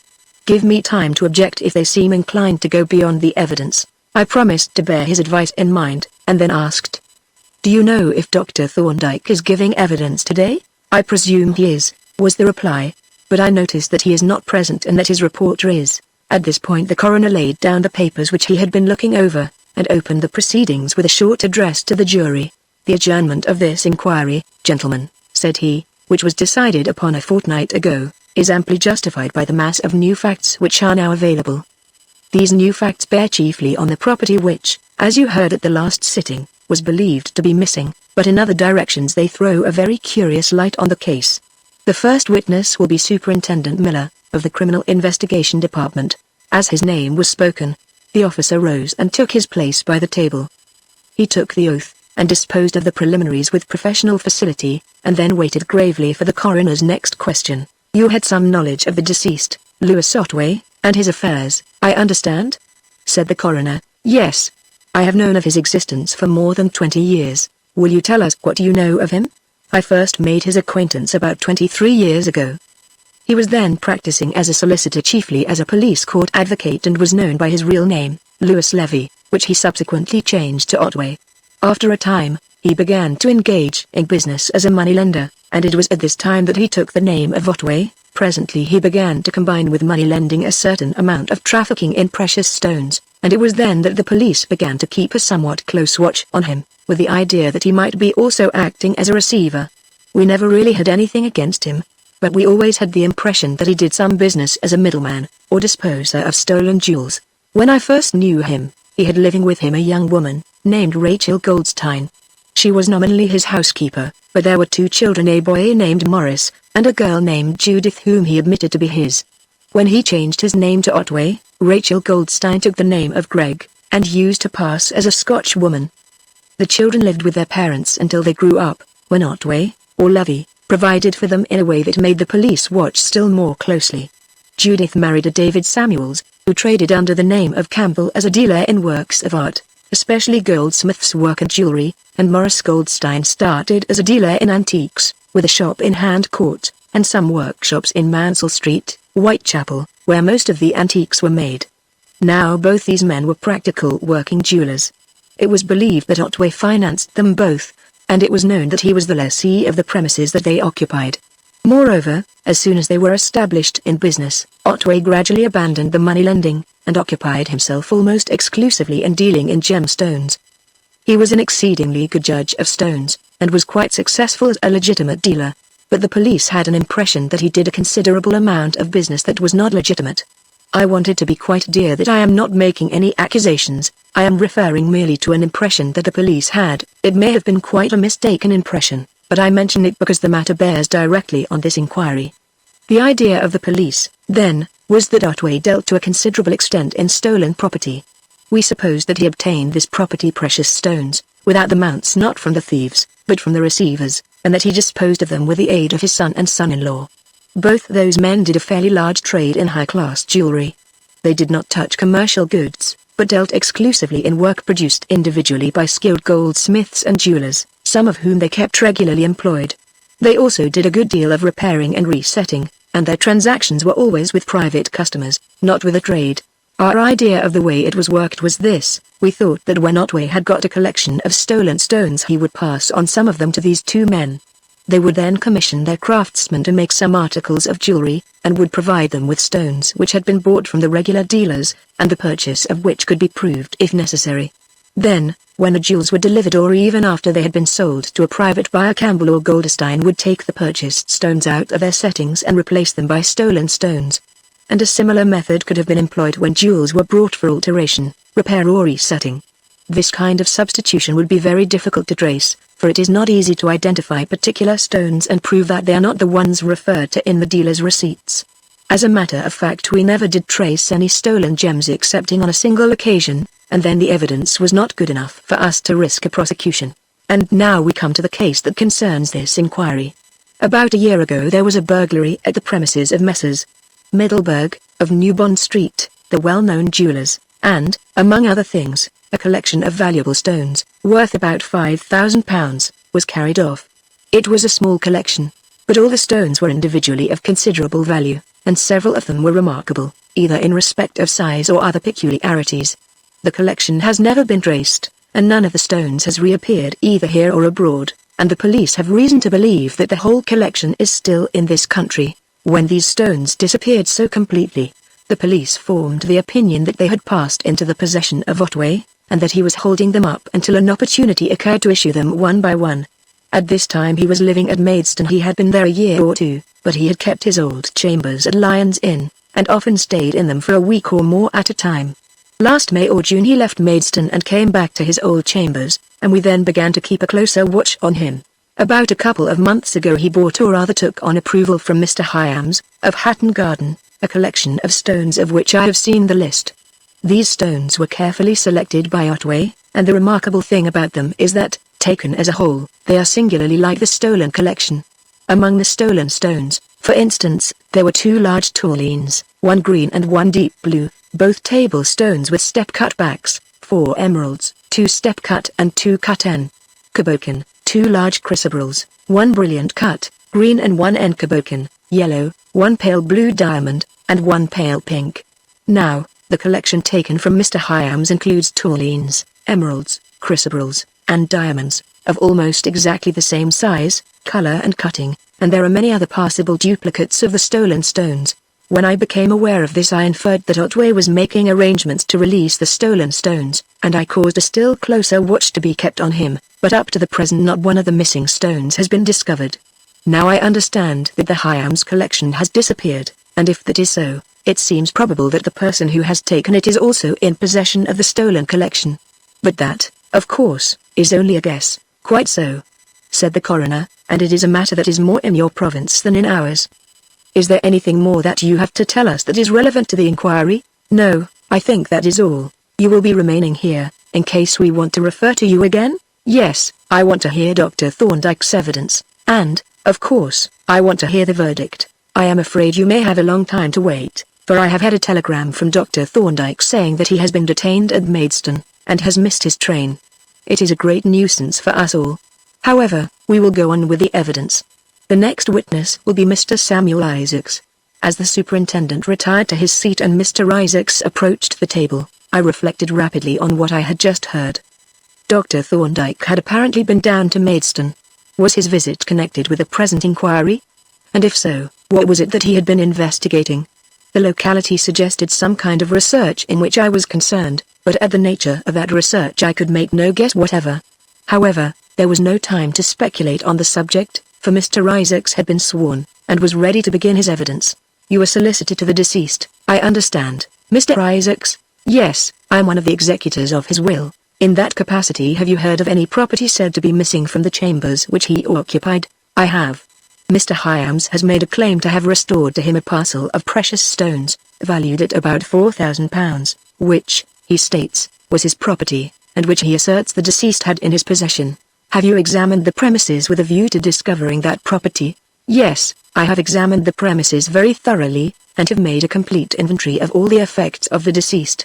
I have gone through the contents of the safe and all other receptacles, and have checked the property which he had deposited at his bank. I have made a most exhaustive search, but have failed to find any trace of the parcel referred to, or of any precious stones whatever. Is it possible that you may have overlooked the parcel? I should say it is impossible. My opinion is that the parcel is not on the premises, and it certainly is not at the bank. The coroner and a legal-looking gentleman at the table both noted down this reply. Then the former said, "You are, no doubt, in a position to tell us what was the state of the deceased man's affairs. Was there any kind of financial embarrassment? I should say, certainly not. The gross value of the estate, which is entirely personal, is a little over £17,000, and the liabilities, so far as they are known to me, are quite trivial. Can you tell us roughly, what are the main provisions of the will, that is, if it has been proved?" It has been proved. The principal beneficiary is the widow's, who receives £8,000, and the lease of the chambers in Lyons Inn, with the furniture and effects, and is made residuary legatee. Rachel Gregor Goldstein receives £1,000, and Morris and Judith, each £2,000, and the lease of the premises in which they respectively carry on their business. There are a few small legacies less than £1,000 in the aggregate, so that there will probably be a residue of about £3,000, which will go to the widow. What is the date of this will? It is dated the 10th June last. Do you know whether the provisions of the will were known to the widow, or the other beneficiaries? I do not know. They were not disclosed by me until probate had been granted. Thank you, said the coroner. I think we need not trouble you any further, unless the jury wished to ask any questions. The jury did not, but the legal-looking gentleman at the table did, and springing up like a jack-in-the-box, he addressed the coroner. As representing Mr. Hyams, sir, said he, I should like to ask the witness whether, in the event of the missing gems not coming to light, their loss would be chargeable to the estate. The countenance of Mr. Isaacs hereupon assumed that peculiar expression known to students of sculpture as the archaic smile. You are asking me to admit liability, he replied. I can't do that, you know. There is a recognized procedure in these cases, with which I have no doubt you are acquainted. The questioner sat down with a jerk, and Mr. Corley stood up. May I ask the witness, sir, whether, in the event of this loss being adjudged to be chargeable to the estate, that loss would affect equally all the beneficiaries? No, replied Mr. Isaacs, it would not. It would fall, in the first place, on the residuary legatee. It would only affect the estate as a whole insofar as the amount of the charge exceeded that of the residue. Thank you, said Mr. Corley. There is one other question that I should like to ask. The present will is dated the 10th of last June. Did the execution of that will involve the revocation of a previously existing will? Yes, it did. After his marriage, deceased re-acknowledged the existing will by a fresh signature and attestation, but he revoked this will when he made the new one. Could you tell us who were the beneficiaries under that will? Mr. Isaacs fixed a thoughtful, and somewhat beady, eye on the coroner's pewter inkpot, and cogitated for a few moments. Is it necessary, sir, for me to answer that question? He asked at length, looking up at the coroner. Is the point material? The latter asked, looking at Mr. Corley. I submit, sir, that it may become highly important, was the reply. The coroner reflected with his eyes fixed on Mr. Corley. Then he nodded. Yes, he said, "I think you are right. We must ask you to answer the question, Mr. Isaacs." Mr. Isaacs bowed. The beneficiaries under that will were Rachel Goldstein, Morris Goldstein, and Judith Samuels. In what proportions was the property devised? The bulk of the personalty was divided between Morris and Judith. Rachel Goldstein or Greg received £2,000, but she was also the residuary legatee. And the value of the estate? I can't tell you that. I only know what it is now. Mr. Corley sat down, and Mr. Isaacs retired to his seat. Then the coroner pronounced the name of Mr. Hyams, and its owner took his place by the table. "We have heard, Mr. Hyams," said the coroner, "of certain property of yours which was in the deceased man's custody. Will you give us a few particulars of the transaction? When, for instance, did it come into the possession of the deceased?" 2 months ago on the 10th of August, when the deceased called at my office, and asked me to let him have a selection of stones for a special purpose. He said that he had an opportunity of disposing of a number of pieces of jewelry to a wealthy American gentleman, and that he had discovered an extremely clever artist whom he proposed to commission to make them. They were to be important pieces, chiefly pendants, brooches, and bracelets. The stones were to be exceptional in size and quality, and he wanted an assortment from Mr. Campbell, who was conducting the transaction, to show the intending purchaser. He had a list in his pocketbook, which he referred to as he made his selection from my stock. The stones which he selected were rather unusual, the sort of stones that appeal to collectors and connoisseurs, rather than ordinary wearers of jewels. And some of them were very valuable. One ruby alone that he took was worth £1,500. The total value of the parcel that he carried away with him was £4,200. I understand that he did not pay you for them? No, he was not proposing to keep them all. They were a selection to show to the customer. I made out a full list, and he signed a receipt at the foot of it. I had known deceased for many years, and had often had similar dealings with him. And did he never return these stones, or any part of the collection? No. From the time that he left my office with the stones in his pocket, I never saw him or heard from him again. This was the sum of Mr. Hyam's evidence, and when he had retired the name of Judith Samuels was called. The new witness took her place at the table, and, after the usual preliminaries, proceeded to give her evidence. "I am the wife of David Samuels, who trades under the name of Donald Campbell. He is a dealer in works of art, principally goldsmith's work and jewelry. He is a practical jeweler himself, but most of the alterations and repairs are put out. The new work that he sells, or which is commissioned by customers, is executed for him by independent goldsmiths, not by workmen employed by him. You visited the deceased on the night preceding his death, I understand. Is that so?" "Yes. I came to his chambers about 6:30, and left about 7 o'clock. "Did you notice anything unusual in his manner or appearance?" "He was not looking very well, and he seemed rather depressed, but he brightened up as we talked. He was very much interested in the business which I had come to discuss." "What was the nature of that business?" "It was connected with a collection of stones that he had got on approval from Mr. Hyams to carry out a commission that he expected to get from a very wealthy American gentleman, to whom he had an introduction. He did not disclose the name of the gentleman, but it was understood that if he secured the commission, my husband should conduct the negotiations, and get the work executed." "Did you gather that he had the stones in his possession?" "Yes, he showed them to me. They were in a small wooden box, the different kinds of stones wrapped up separately in little paper packets. He took the box from a deed box on the table by his bedside, and put it back there when he had shown me the stones." "Did you make any arrangements as to the disposal of these stones?" "No final arrangements. He advised that we should get some of our artist goldsmiths to submit designs for the customer to see, and he suggested that my husband should ask Mrs. Otway to design and execute a pendant to take some of the finest stones." "Mrs. Otway!" exclaimed the coroner. "What Mrs. Otway do you refer to?" "I mean Helen Otway, the wife of the deceased. Are we to understand that Mrs. Otway is a designer of jewelry?" "She is not only a designer, she is a practical goldsmith, and a very clever one too. My husband admires her work exceedingly and has paid her some very high prices. He paid her, for instance, 25 guineas for a set of silver teaspoons." The looks of astonishment that the coroner, the jury, and the pressmen bestowed on me might, in other circumstances, have flattered my vanity. Now, I could see that Mrs. Campbell, without, so far as I knew, departing one single jot from the truth, was enveloping me in the most hideous entanglements. After a pause filled in with strenuous note-taking, the coroner again addressed the witness. "It has been given in evidence that the deceased had received a number of anonymous letters. Do you know anything about these letters?" "I know nothing beyond what I heard when the evidence was given." Have you any means of judging who wrote these letters? I have heard the evidence, and I can make a pretty good guess who wrote them. That is not quite what I mean.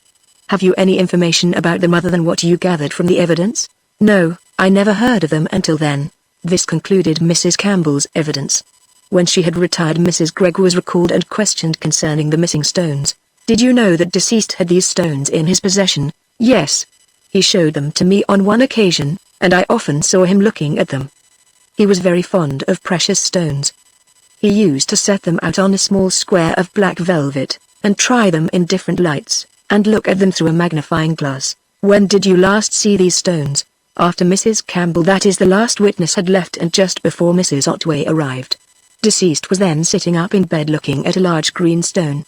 I reminded him that Mrs. Otway was due at 8, and he then put the stones back in their box, and put the box away in the deed box that was on the table. When did you first learn that the stones were missing? The day after the discovery that the deceased had committed suicide, when Mrs. Otway came to the chambers with Mr. Hyams and the coroner's officer. She came to search for the anonymous letters, and she went straight to the deed box, and there they were. But the stones were not there. I saw her take all the things out of the deed box for Mr. Hyams to see, and there were no stones there. Thank you, said the coroner. That will do. We must now, gentlemen, see if Mrs. Otway can give us any further information. I once more took my place at the table and was again sensible of a generally heightened curiosity on the part of the jury and the spectators. We may as well dispose of the question of the missing stones, said the coroner, for though it does not affect our inquiry directly but is rather the business of the police, it seems to have an important, indirect bearing. You have heard, Mrs. Otway, the evidence of Judith Samuels, and Rachel Goldstein or Gregg. Can you throw any light on the disappearance of these stones? No, I cannot. Did you know that deceased had these valuable stones in his possession? No, I never heard of the stones until Mr. Hyams called on me on the evening of the day on which Mr. Otway's death was discovered. Do you know, or have you any idea, where those stones are now? I do not know, and I have no idea where they are. Did you know that deceased was a dealer in precious stones? No, my father told me that deceased collected gemstones, and that he sometimes had dealings in them. But I suppose that he was merely a collector, not a professional dealer. How long had you known deceased when you married him? I had known of his existence about a year, but I had hardly ever spoken to him. He was virtually a stranger to me. Had you never heard of the suicidal tendency in his family? Never until the night preceding his death, when he told me. It has been stated that you are a practical goldsmith, and that you have executed work for Mr. Samuels, or Campbell. Is that true? I work as a goldsmith and I have sold some of my productions to Mr. Campbell, but I have never been employed by him. I work as an independent artist. Has he ever supplied you with precious stones? No. I purchase my own materials. Have you ever done any alterations or resettings for him? No. I have done no work of any kind for him, or anyone else. I work on my own account, and sell what I make. The coroner nodded, and glanced over his notes. After a pause he asked, at what time on the night of your visit to deceased did you leave his chambers? A little before 10 o'clock. What was the condition of deceased when you left? Did he seem particularly depressed or worried? He was asleep when I left. Asleep? Exclaimed the coroner. How long had he been asleep? Not very long, perhaps a quarter of an hour. When he took his usual dose of Vardon he asked me to stay with him until he went to sleep, and I did so. I see that the housekeeper states that when she entered the living room in the morning, the bedroom door was wide open, and the gas full on. What was the condition of affairs when you left? The gas was full on, and I did not shut the bedroom door. I was not aware that the housekeeper had gone to bed and assumed that she would look in on deceased and make what arrangements were usual for the night. But if you had turned down the gas, and shut the bedroom door, that it would have prevented the housekeeper from going to deceased. No. It did not appear to matter either way. When you went away, did you leave your handbag behind? Yes, I had hung it on the back of my chair, and when I got up to go, I forgot about it. When did you discover that you had left it behind? I first remembered it when I hailed a cab at the corner of Holywell Street to take me home. Why did you not then go back for it? I did not like to disturb Mrs. Gregg and deceased, as it was so late. Was your purse in the bag? Yes, but that was of no consequence. I knew there would be someone sitting up who could pay the cabman. The housekeeper has told us that you came to fetch the bag on the following day. Yes, in the afternoon, about 3. It was then that I first heard of Mr. Otway's death. The housekeeper states that, when she told you what had happened, you fell down in a dead faint. Is that so? Yes. It gave me a great shock. especially as Mrs. Gregg told me the bad news so very abruptly. Were you expecting to hear that the deceased had committed suicide? No, the subject was not in my mind. Is that not rather remarkable? Having regard to your conversation with deceased on the previous night? I don't think so. That conversation had certainly given me the impression that there was a danger that deceased might be driven to suicide if this persecution were continued. But I had not supposed that the danger was immediate. And that pitiful letter that you received from deceased? Did that convey no note of warning? At the time when I received it, I was not aware of any predisposition to suicide on the part of deceased. What he told me caused me some alarm, but he became so much calmer after our talk that I thought the danger was past, so far as the immediate future was concerned. And when you went to his chambers on the following day, you felt no uneasiness as to what might have happened? No, the possibility that anything unusual might have happened was not in my mind at all. Well, said the coroner, it seems to me rather remarkable that the possibility did not even occur to you. However, we are dealing with the facts, and if those are the facts, there is no more to be said. We will now pass on to the consideration of the will. When did you first learn that deceased had made a fresh will? 4 days ago, when I received a letter from Mr. Isaacs informing me of the fact that I was one of the beneficiaries. Had deceased never mentioned to you that he had made a will in your favor? Was there no stipulation on your part at the time of the marriage that he should make such a will? No. Nothing ever passed between us on the subject. And had you no knowledge or belief that a will affecting you had been executed? I had no knowledge or belief that such a will had been executed, nor any expectation that it would be. I did not consider myself as having any pecuniary claim on deceased. Did you not receive an allowance from deceased? No. He wished to make me an allowance, but I declined to accept it. But you were entitled to an allowance for maintenance. Why did you refuse to accept it? I did not consider that I had any claim on deceased so long as I insisted on living apart. Then do we understand that you subsist entirely on your own means or earnings? Yes, entirely. Would you kindly tell us what those means and earnings respectively amount to? And what are their sources?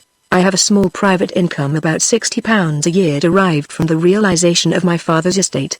I cannot estimate my earnings very exactly, as I have been working only a few months. Probably I shall be able to earn from £150 to £200 a year, when I am established. Up to the present I have sold all my work to Mr. Campbell. How did you first become acquainted with Mr. Campbell, or Samuels, to give him his correct name? Deceased recommended him to me when I first came to London. He stated that he had known him for many years. Did you know that Mr. Campbell was related to deceased? Not until I heard it here today. The coroner considered a while, turning over his notes reflectively. At length he said, "Before you sit down, Mrs. Otway, I should like to ask you again about those anonymous letters. You have stated that you have no idea who wrote them." "That is so," I replied. "When you discussed them with deceased, did neither of you arrive at any conclusion as to who might have written them?" Deceased assured me that he could make no guess as to who had sent them. Naturally, I could not, since all his acquaintances, whether friends or enemies, were unknown to me. And you adhere to your statement that you know nothing about these letters? I know nothing about them whatever, excepting that deceased received them, and that I have only known by his telling me. And with regard to your father's stick, you have stated that you have no knowledge as to what became of it, or where it is now. Do you adhere to that statement too? That statement was correct when I made it, but the stick has since come to light. Indeed, exclaimed the coroner. When and how did that happen? It occurred 3 days ago, when I went to look over the chambers in Lyons Inn. I chanced to open a large cupboard in the living room, and there, on the single shelf at the top, I saw the stick lying at the back, and hardly visible in the deep shadow. Indeed, said the coroner, with a strong emphasis on the second syllable. It was perfectly evident that he did not believe me, and he made no secret of it. Nor were the jury any better impressed. In the silence that followed my statement they whispered together eagerly, and disbelief was writ large on the faces of them all. Had you any particular occasion to look over the chambers? The coroner asked after an interval. Yes, I had received a letter from Dr. Thorndyke saying that he wished to make a survey of the premises and asking me to give him permission and the necessary facilities to do so. I accordingly went, on the following day, and fetched the keys from Mr. Isaacs to leave them at Dr. Thorndyke's chambers. On the way, I called in at Lyons Inn to see what condition the chambers were in, and to plant the stake for Dr. Thorndyke to find. "Eh?" said one of the jurors, with a truculent leer. Mr. Corley rose instantly to protest, but he was anticipated by the coroner, who said severely, "That, sir, is quite out of order. Members of the jury must not suggest motives or actions on the part of witnesses which are not given in evidence. They may have their opinion, but those opinions must not be expressed until all the evidence has been heard and the verdict has to be considered. Having administered this reproof, he again turned to me. When you looked over the chambers, did you examine the other furniture and receptacles? Did you, for instance, look in the other cupboards and drawers? No, only this one cupboard. Now what made you look into this cupboard in particular? I saw the awkwardness of the question, but I also saw that a complete explanation of my motives would land me on much more dangerous ground. My immediate motive had been to ascertain what the inside of the cupboard was like, and this was as much as I dared tell. I wished to see what kind of a cupboard it was, whether it had shelves, drawers, or simply an open space. Did you take the stick out of the cupboard? Yes, I took it out to examine it and see if the statement in the letter as to the bruise, the blood smear and the hairs was correct. And was the statement correct? Yes. There was a bruise on a silver knob, and a thick smear of what looked like dried blood, to which 2 hairs had stuck. Did those hairs look to you like hairs from your father's head? I could not say. They might have been. They were short and looked as if they had come from the head of the grey-haired man. My father's hair was grey. What did you do with the stick? I put it back in the cupboard. Why did you not bring it here? I thought it best to leave it where I found it. Are the keys of the chambers in your possession now? No, I left them at Dr. Thorndyke's chambers, and he has not yet returned them. I left a note informing him that the stick was in the cupboard. May I ask why you did that? Dr. Thorndyke mentioned in his letter that he was investigating the case on instructions from the Home Office, and I wished to give him any assistance that I could. But, the coroner exclaimed irritably, don't you understand that this court is investigating the case? That a coroner's court is the proper authority to carry out such investigations? I don't know why this medical specialist has been brought into the case at all. I have not asked for his assistance. It is quite irregular and most unnecessary. And how did this gentleman come to write to you? He wanted to survey the premises, and someone I don't know who had told him that I was the present lessee. The coroner grunted in evident displeasure. The importation of Dr. Thorndyke into the case was clearly a sore point, for he rejoined, the whole affair is highly unsatisfactory. I am not clear that you had any right to give permission to any unofficial person to survey these premises without obtaining my consent, or that he had any right to ask you. The jury have surveyed the premises, and that ought to be enough. However, we shall see what comes of these mysterious investigations. Meanwhile, I think that is all we have to ask you, Mrs. Otway, unless the jury have any questions to put. The jury, warned, perhaps, by the result of the last question put by a juryman, had no question to ask, and I returned to my seat by Mr. Corley, in time to hear Mr. Isaacs recalled. You have heard, said the coroner, the very remarkable evidence given by the last witness concerning the finding of a stick in a large cupboard in the living room of the chambers in Lyons Inn? I have. In your previous evidence you stated that you had made a minute search of those chambers, and drawn up an inventory of their contents. Do you remember whether, when you made that search, you examined that particular cupboard? Yes, I remember quite clearly that I examined it, and found it empty. I have marked it empty in the inventory. Are you sure that it was really empty? Is it not possible that this stick lying in the shade on the shelf might have been overlooked? It is quite impossible. I made a most exhaustive search, and I used an electric torch for examining cupboard interiors. Moreover, the object that I was looking for, a little parcel of precious stones, was much smaller, and less conspicuous than a walking stick. I could not have missed a large object like that. And I have quite a clear recollection of looking on that shelf. It was the only shelf in the cupboard, and throwing the light of the torch along it. I had to stand on tiptoe to see indistinctly, and so I suppose, had Mrs. Otway. Do you swear that the cupboard was empty when you examined it? I swear that it was absolutely empty.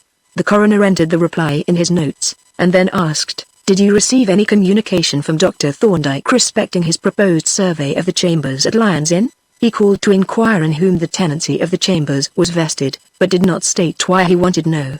I told him that the widow was the lessee. I don't know how he got her address. I didn't give it to him. I may say that when I had finished the inventory I locked up the chambers, and kept the keys until I delivered them up to Mrs. Otway. Thank you, said the coroner. That is all I wanted you to tell us.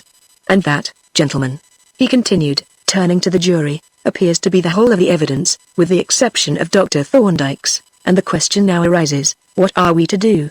Let me explain the position, and then you can decide on our procedure. This inquiry was adjourned to enable the police to make some investigations in connection with it. On their application, Dr. John Thorndyke, who, I may inform you is an eminent medico-legal expert, was instructed by the Home Office to proceed to Maidstone to conduct an exhumation of the body of the late John Vardon, the father of Mrs. Otway. He was to make an examination of the body, and ascertain if possible, whether the cause of the said John Vardon's death was as stated at the inquest, or whether, as is hinted in these anonymous letters, he died from the effects of violence. The question is an important one, but it is more important to the police than to us. Then, it seems that the Home Office further instructed this gentleman to carry out an independent investigation into the facts of this case which we, in our humble and inefficient way, are trying to investigate. It is an extraordinary proceeding, and one that I do not in the least understand, but then I am not a medico-legal specialist. I am only a mere coroner, and you are only a mere coroner's jury. It is just as well that we should know our place. Well, I understand that Dr. Thorndyke has made an examination of the body of Lewis Otway, and, as you have heard, he has made a survey of the deceased man's chambers. We, also, have surveyed these chambers, but apparently our survey doesn't count, and Dr. Shelburne, whose evidence you have heard, examined the body within a few hours of death. It would seem as if medical evidence were the last thing we want.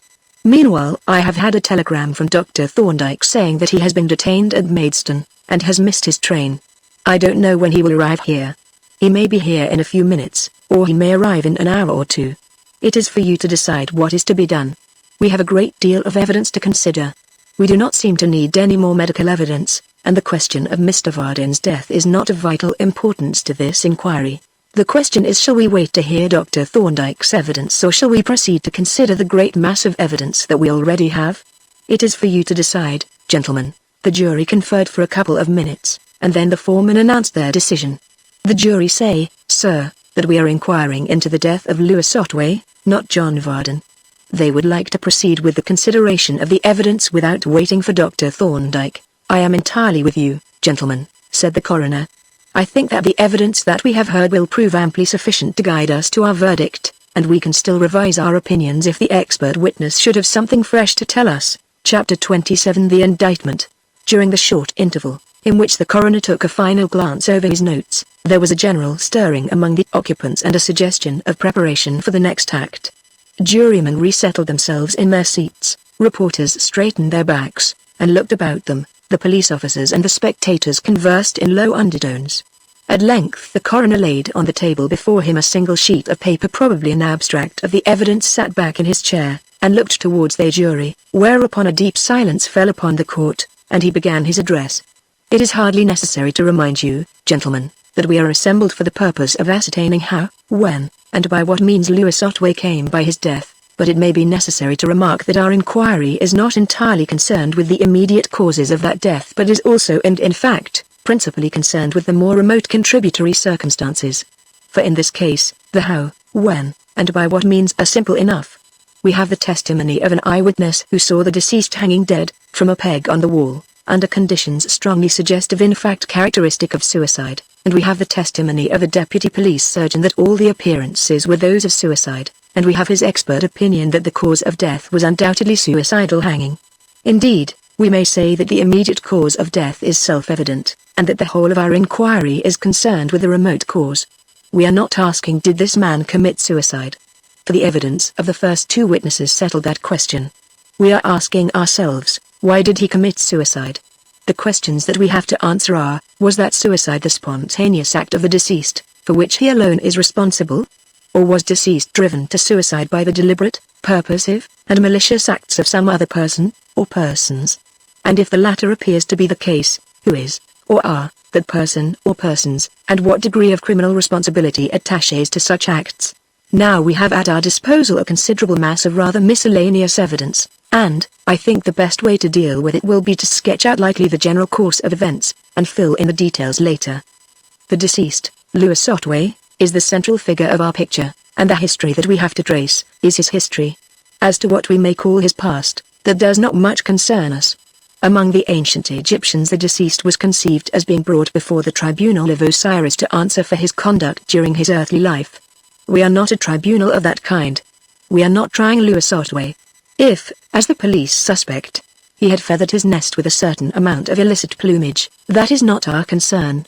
Our interest in him is mainly confined to his connection with a particular series of events which began with his marriage and ended with his death. Let us now trace that succession of events, at first in outline, and then in more detail. Louis Otway first comes into our view on the occasion of his marriage. As presented in the evidence of his widow, Helen Otway, that marriage offers us the spectacle of an act of the most amazing folly. We see an elderly man and an unattractive one at that, as you must have observed, marrying by compulsion, under threats, and greatly against her wishes, a young woman, of very unusual physical attractions, of great talent, and of exceptional mental gifts, and strength of character. You have seen this lady, and have heard her give her evidence, and you can confirm my description of her. It was, I repeat, an act of amazing folly. For she must, in any case, have detested him. His conduct towards her was cruel and unscrupulous to the last degree, and in marrying her he could not fail to introduce a bitter enemy into his household. But there were added causes for that repugnance to him which she was freely admitted. In the first place, she believed that her consent had been secured by actual fraud. And in the second place, Otway's action was the undoubted cause, whether directly or indirectly. We need not inquire at this stage of John Vardon's death. So that our history opens with the tableau of an elderly man who has married a young, beautiful, and clever wife, who loathes him, and has abundant reason for loathing him. And now we pass on to the second scene, a scene almost more amazing than the first. Within an hour or two of the marriage ceremony, the young wife has repudiated the marriage, and demanded a separation for an indefinite period, practically a permanent separation. But it is not the demand that is so astonishing. The really astounding thing is that the husband seems to have agreed to this demand without demur. Consider the extraordinary inconsistency of his conduct. On the one hand we see this man, in his eagerness to possess this beautiful girl, trampling without scruple on her happiness, and her father's, oblivious of everything but his own desires. On the other, we see him meekly submitting to a demand which, natural as it may have been, the law would not have supported. Whence this sudden compliance? Why did he consent? He need not have consented. The marriage was quite regular. No suit for nullity could have been sustained, whereas he could have sued at once for restitution. Why did he agree in this incomprehensible manner to surrender his unquestionable rights? But this is not the only inconsistency. The conduct of the wife is even more inexplicable. When Otway gave evidence at the inquest on Mr. Vardon, he omitted all reference to the loaded stick, which is not unnatural, seeing that it was a highly incriminating circumstance. But that suppression of a material fact made his evidence in effect false evidence. For the truth is, according to the terms of the witness's oath, the whole truth. Yet Helen Otway, when she gave evidence, confirmed this virtually false testimony, and she also suppressed, or, at least, omitted the facts relating to the loaded stick. Her explanation is that, feeling convinced that her father died from a heart attack, she did not consider the stick incident of any importance. In estimating the credibility of that explanation, you will bear in mind that the verdict was death from natural causes, but that the jury were not in possession of the facts. You will also bear in mind that this woman had seen her father lying dead, with a wound on his head, and this man, whom she loathed and detested, standing over the body, grasping a formidable weapon. But whatever view you take of the explanation, the fact remains that at the inquest she not only refrained from accusing him, but she withheld a material fact which, if it had been disclosed, might have put Otway in the dock on a charge of murder. Here, then, are two cases of incomprehensible inconsistency of conduct. But they are only incomprehensible so long as they are considered separately. Consider them together and a perfectly intelligible suggestion emerges. The husband had the power to compel his wife to live with him, and he did not exercise it. The wife had the power to expose the husband to a suspicion of having committed a capital crime, and she did not exercise it. The appearance is that of a surrender by each of the power to injure the other, in short, of a bargain or agreement, involving collusion to suppress evidence. But this suggestion of collusion raises another question, which we shall consider later, but which we may note in passing. What was really the cause of Mr. Vardon's death? Did he die from natural causes as the coroner's jury believed and affirmed? Or was his death due to violence inflicted by Otway? It is by no means clear that Otway did not kill him, either inadvertently or with malice. And supposing Otway to have killed Mr. Vardon, was the fact known to Helen Otway? If it was, Otway's easy compliance is the more readily understood, for he would be absolutely in his wife's power. But we shall consider these points at more length presently, and perhaps we may get further light on them from the evidence of Dr. Thorndyke if he should arrive before the verdict is agreed on. The next phase of this drama opens about 2 months after the marriage. On the 21st of June, the deceased received an anonymous letter, the first of a series of 7, which was sent thereafter at fairly regular intervals of about a fortnight. Now, let us consider those letters from various points of view in relation to their probable authorship. You have heard them read, and know their general purport. They all contain veiled threats to make certain exposures. Some are vague and some are more explicit, but there is a general crescendo note, culminating in the last letter, which pretty openly makes an accusation of murder and threatens criminal proceedings. First, what is the purpose of these letters? It is clearly not to levy blackmail. They hold out menaces, but there is no suggestion of an attempt to extort money. Those menaces are incomprehensible until we supply an explanatory fact. The man to whom these letters were sent suffered from a strong inherited predisposition to suicide. The very obvious inference to which we are forced, in the absence of any other explanation, is that the purpose of these letters was to convert that latent tendency into action to produce a state of mind in which the deceased would be likely to take his own life. But that purpose implies knowledge on the part of the writer that this inherited tendency existed, and consequently limits the possible authorship to persons possessing such knowledge. The only persons known by us to possess such knowledge are deceased's own family. His widow has sworn that she had no knowledge of this tendency, and if you believe her statement to be true, you will tend to exclude her from the possible authorship of these letters. Next we have to consider the characters of the letters themselves. They all bear the East London postmark, but there is not much in that. Anonymous letter writers commonly post their letters in districts remote from their own residences. Still, we must take it into consideration. The two persons known to us who occupy premises in East London are Morris Goldstein and Helen Otway. Then as to the style of the letters, they are rather markedly uneducated in manner. The composition is ungrammatical and the phraseology vulgar. But that does not help us much, for, on the one hand, none of the persons known to us is grossly uneducated, and on the other it is usual for anonymous letter writers to disguise their personality. Obviously, it is easy enough for an educated person to write an apparently illiterate letter. The next point is a much more important one. We have decided that the purpose of these letters was to produce in the deceased a state of mind which would render his suicide probable. Now, what was the motive behind that purpose? Who could have wished deceased to commit suicide, and why should that person have wished it? The possible motives in this case are, in effect, the usual motives of murder, with full premeditation, viz. Revenge, or hatred, direct profit, and indirect profit by the elimination of an undesired person. Let us consider each of these motives in relation to the known facts of this case. First, as to hatred or revenge. The only persons known to us are the family of deceased and his wife. His family certainly had a grievance against him, for the children were illegitimate, and the mother was unmarried. But it was an old grievance, and the family appeared to be on quite amicable terms. The children were quite well provided for, and their mother continued to live with deceased. There was, indeed, a new factor of possible discord. The deceased has married, and that marriage was manifestly to the disadvantage of his family, a fact of which it is necessary to take due account. When, however, we turn to the consideration of the wife, the facts are much more striking. She had suffered grievous injuries from deceased. He had ruined her life. He had virtually condemned her to perpetual spinsterhood, since she would not live with him and she could not marry anyone else. He had caused the death of her father, and she has admitted that she had an unconquerable repugnance to him.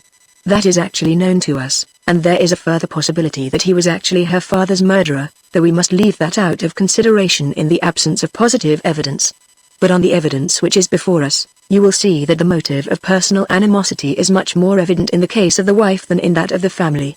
We now come to the motive of direct profit, and the question that we ask ourselves is, who stood to benefit by the death of Lewis Otway? And as soon as we ask that question, a very striking fact comes into view.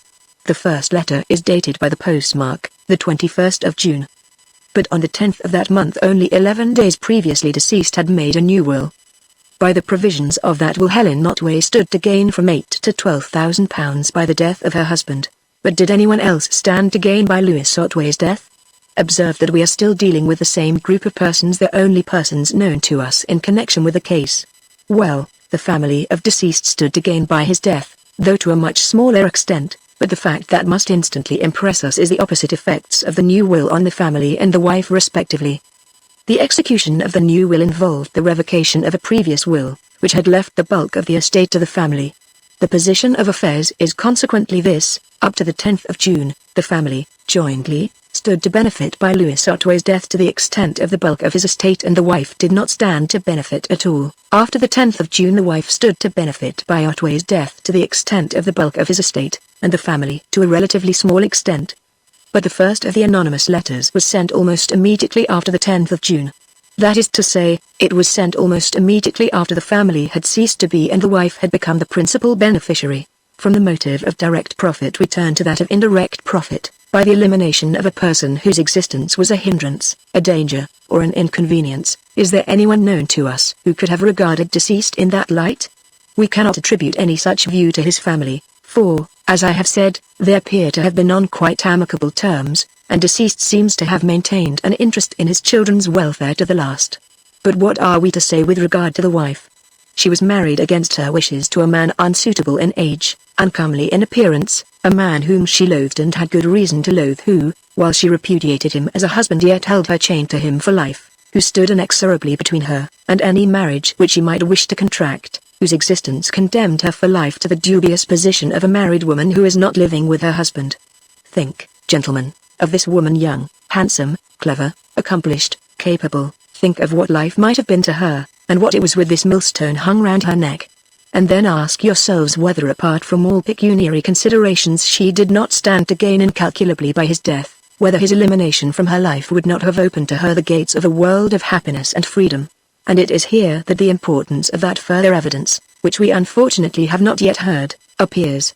For if it should now transpire that Otway did actually kill John Vardon and that Helen Otway was privy to the homicide, then there would be yet another powerful reason why she should desire to be rid of him.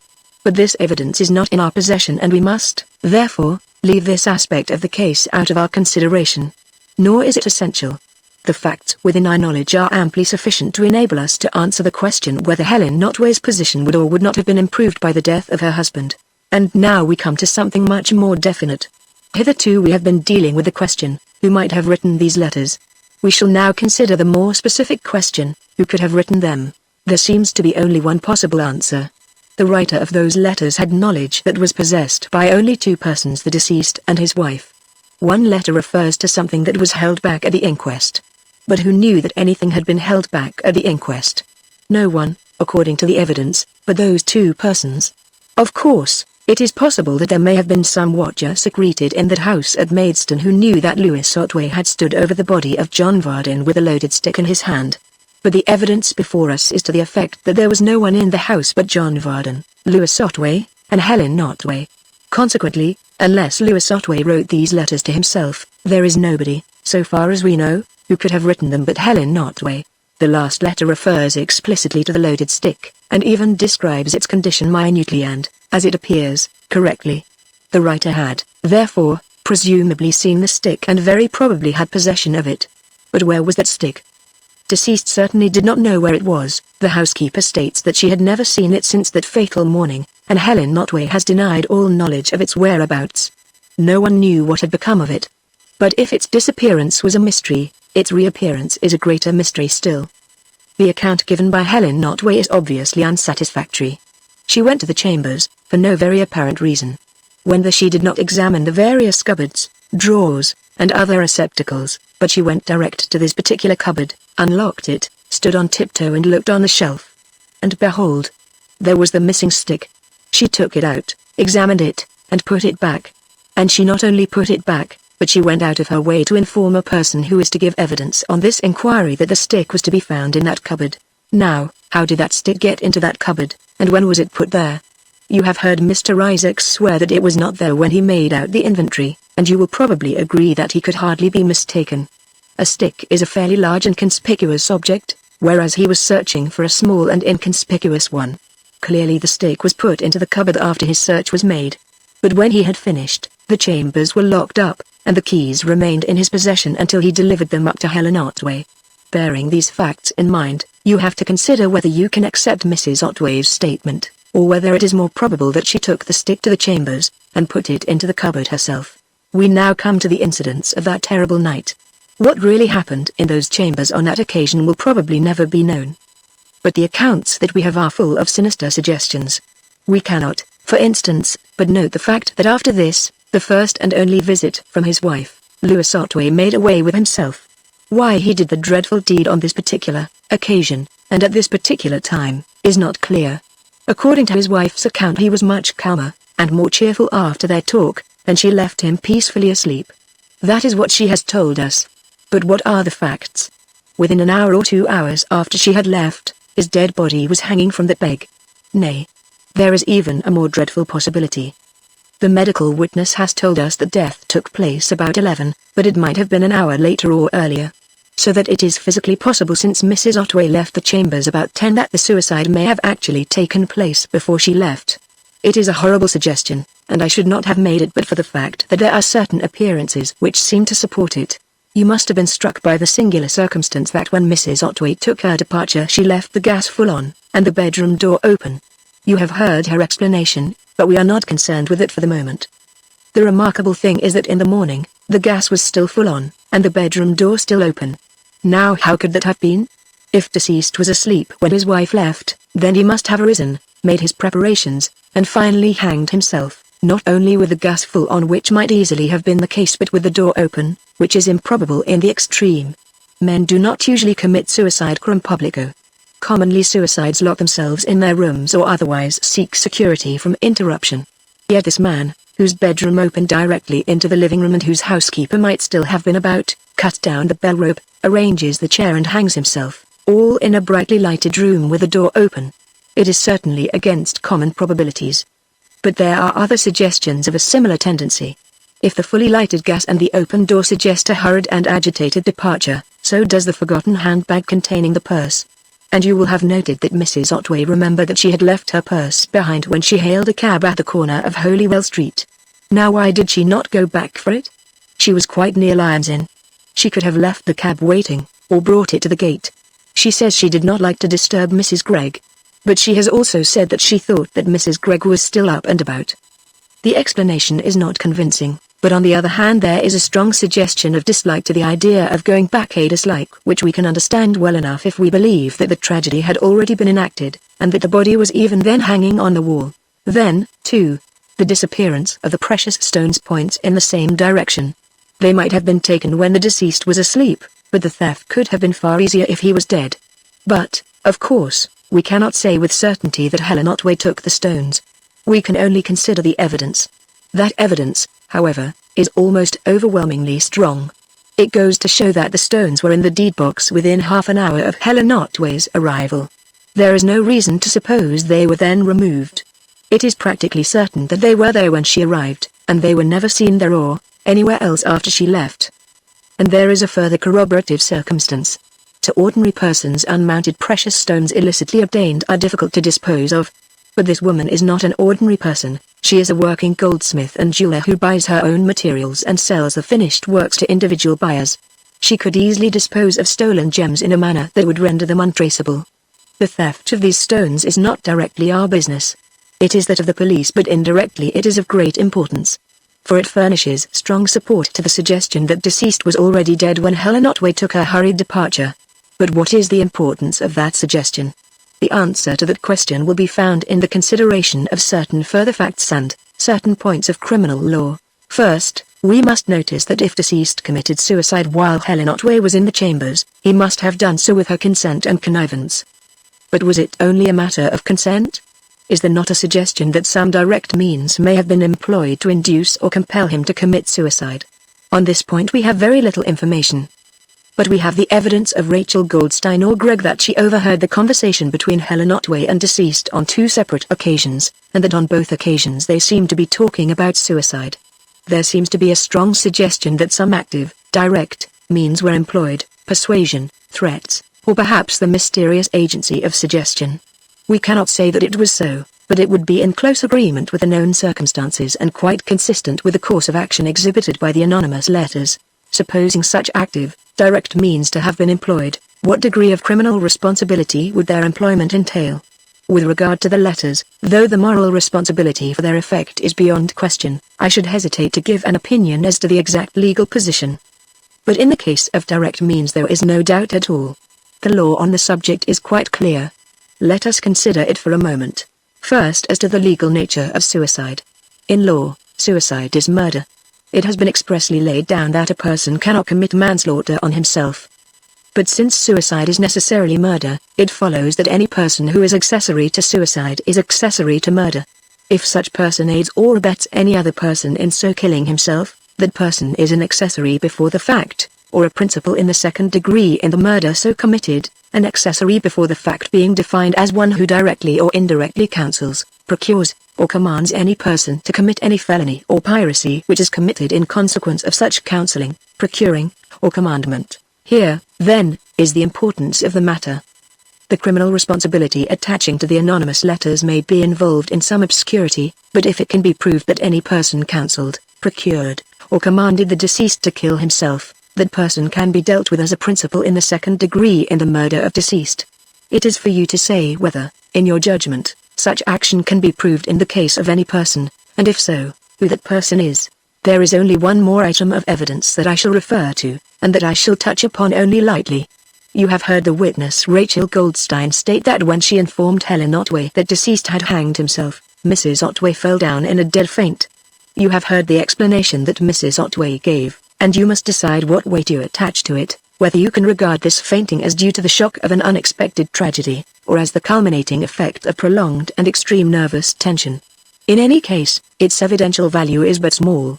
And now, as our expert witness has still not arrived, let us take a last look over the evidence to see what material we have for our verdict. Here the coroner paused, laying a number of sheets of paper in a row before him, glanced rapidly through them. I watched him with a dreadful fascination, even as a bird might watch the stealthy approach of a snake, terrified, but despairing of any hope of escape. So I had listened to this terrible summing up, all false and erroneous in detail, but so horribly true in regard to the central fact. Through that dense fog of error and false appearances the coroner had seen the essential truth, that Louis Otway had gone to his death at my bidding. Like some great spider he had wound around me a network of horrid entanglements, and now he was about to wind up the final turns. At length he looked up, and laid his hand on one of the papers. Then he turned once more towards the jury and began his summary of the evidence. And at that moment, unnoticed, apparently, by anyone save myself, Dr. Thorndyke entered silently by a side door, and seated himself on a vacant chair. Chapter 28. The Verdict. The arrival of Dr. Thorndyke seemed to me to close the last avenue of escape. The coroner had guessed at my guilty secret, but he only offered his guess as a speculative possibility on which no decisive opinion could be founded. But Dr. Thorndyke was not a guesser. If he had penetrated to that secret he would offer no speculative probabilities, but definite evidence, which would reduce the matter to certainty. It was a terrible thought. Self-accusation, the denunciations of a guilty conscience, had been dreadful enough. But there is a world of difference between self-accusation in secret and a public criminal indictment, between calling oneself a murderess, and standing in the dock to answer the charge. During the coroner's address I furtively watched Dr. Thorndyke. But I could gather nothing from his face. As he sat motionless, with his eyes steadily bent on the coroner, his expression denoted nothing but a grave and concentrated attention. After the first quick glance round the court, he never looked at me. What was in his mind I could not guess, though I felt that he held my fate in the hollow of his hand. There is no need, gentlemen, the coroner began, for us to go through the mass of evidence again. We have looked over it as a whole, and we have seen that certain striking suggestions emerge from it. In our last glance we have to bring those suggestions to a definite focus. Our inquiry deals with a man who committed suicide, but the appearances suggest that that suicide was not a voluntary, spontaneous act, but was the effect of a compelling force exerted by some other person. Who was that other person? The compelling force seems to have been exerted by means of certain menacing letters. The person who procured the suicide of deceased was therefore the writer of those letters. Now who is the writer of those letters? The question is best answered by asking certain other questions. First, had deceased any enemies? Well, we know of one, and one only. His wife, Helen Otway, has confessed to a deep repugnance to him. She had suffered grievous injuries at his hands, and she resented those injuries profoundly. Second, who gained most by his death? Again, the answer is his wife, Helen Otway. Third, did anyone stand to gain in any other way by his death? The answer again is yes, and the person who stood to gain by liberation from an intolerable bondage was Helen Otway. Fourth, who could have written those letters? Who possessed the secret knowledge that those letters exhibit? Only one such person is known to us besides deceased himself. That person is Helen Otway. Fifth, who was the last person who was with him before his death? Again the answer is Helen Otway. Sixth, is there any evidence of the use of more direct means to procure or compel this act of suicide?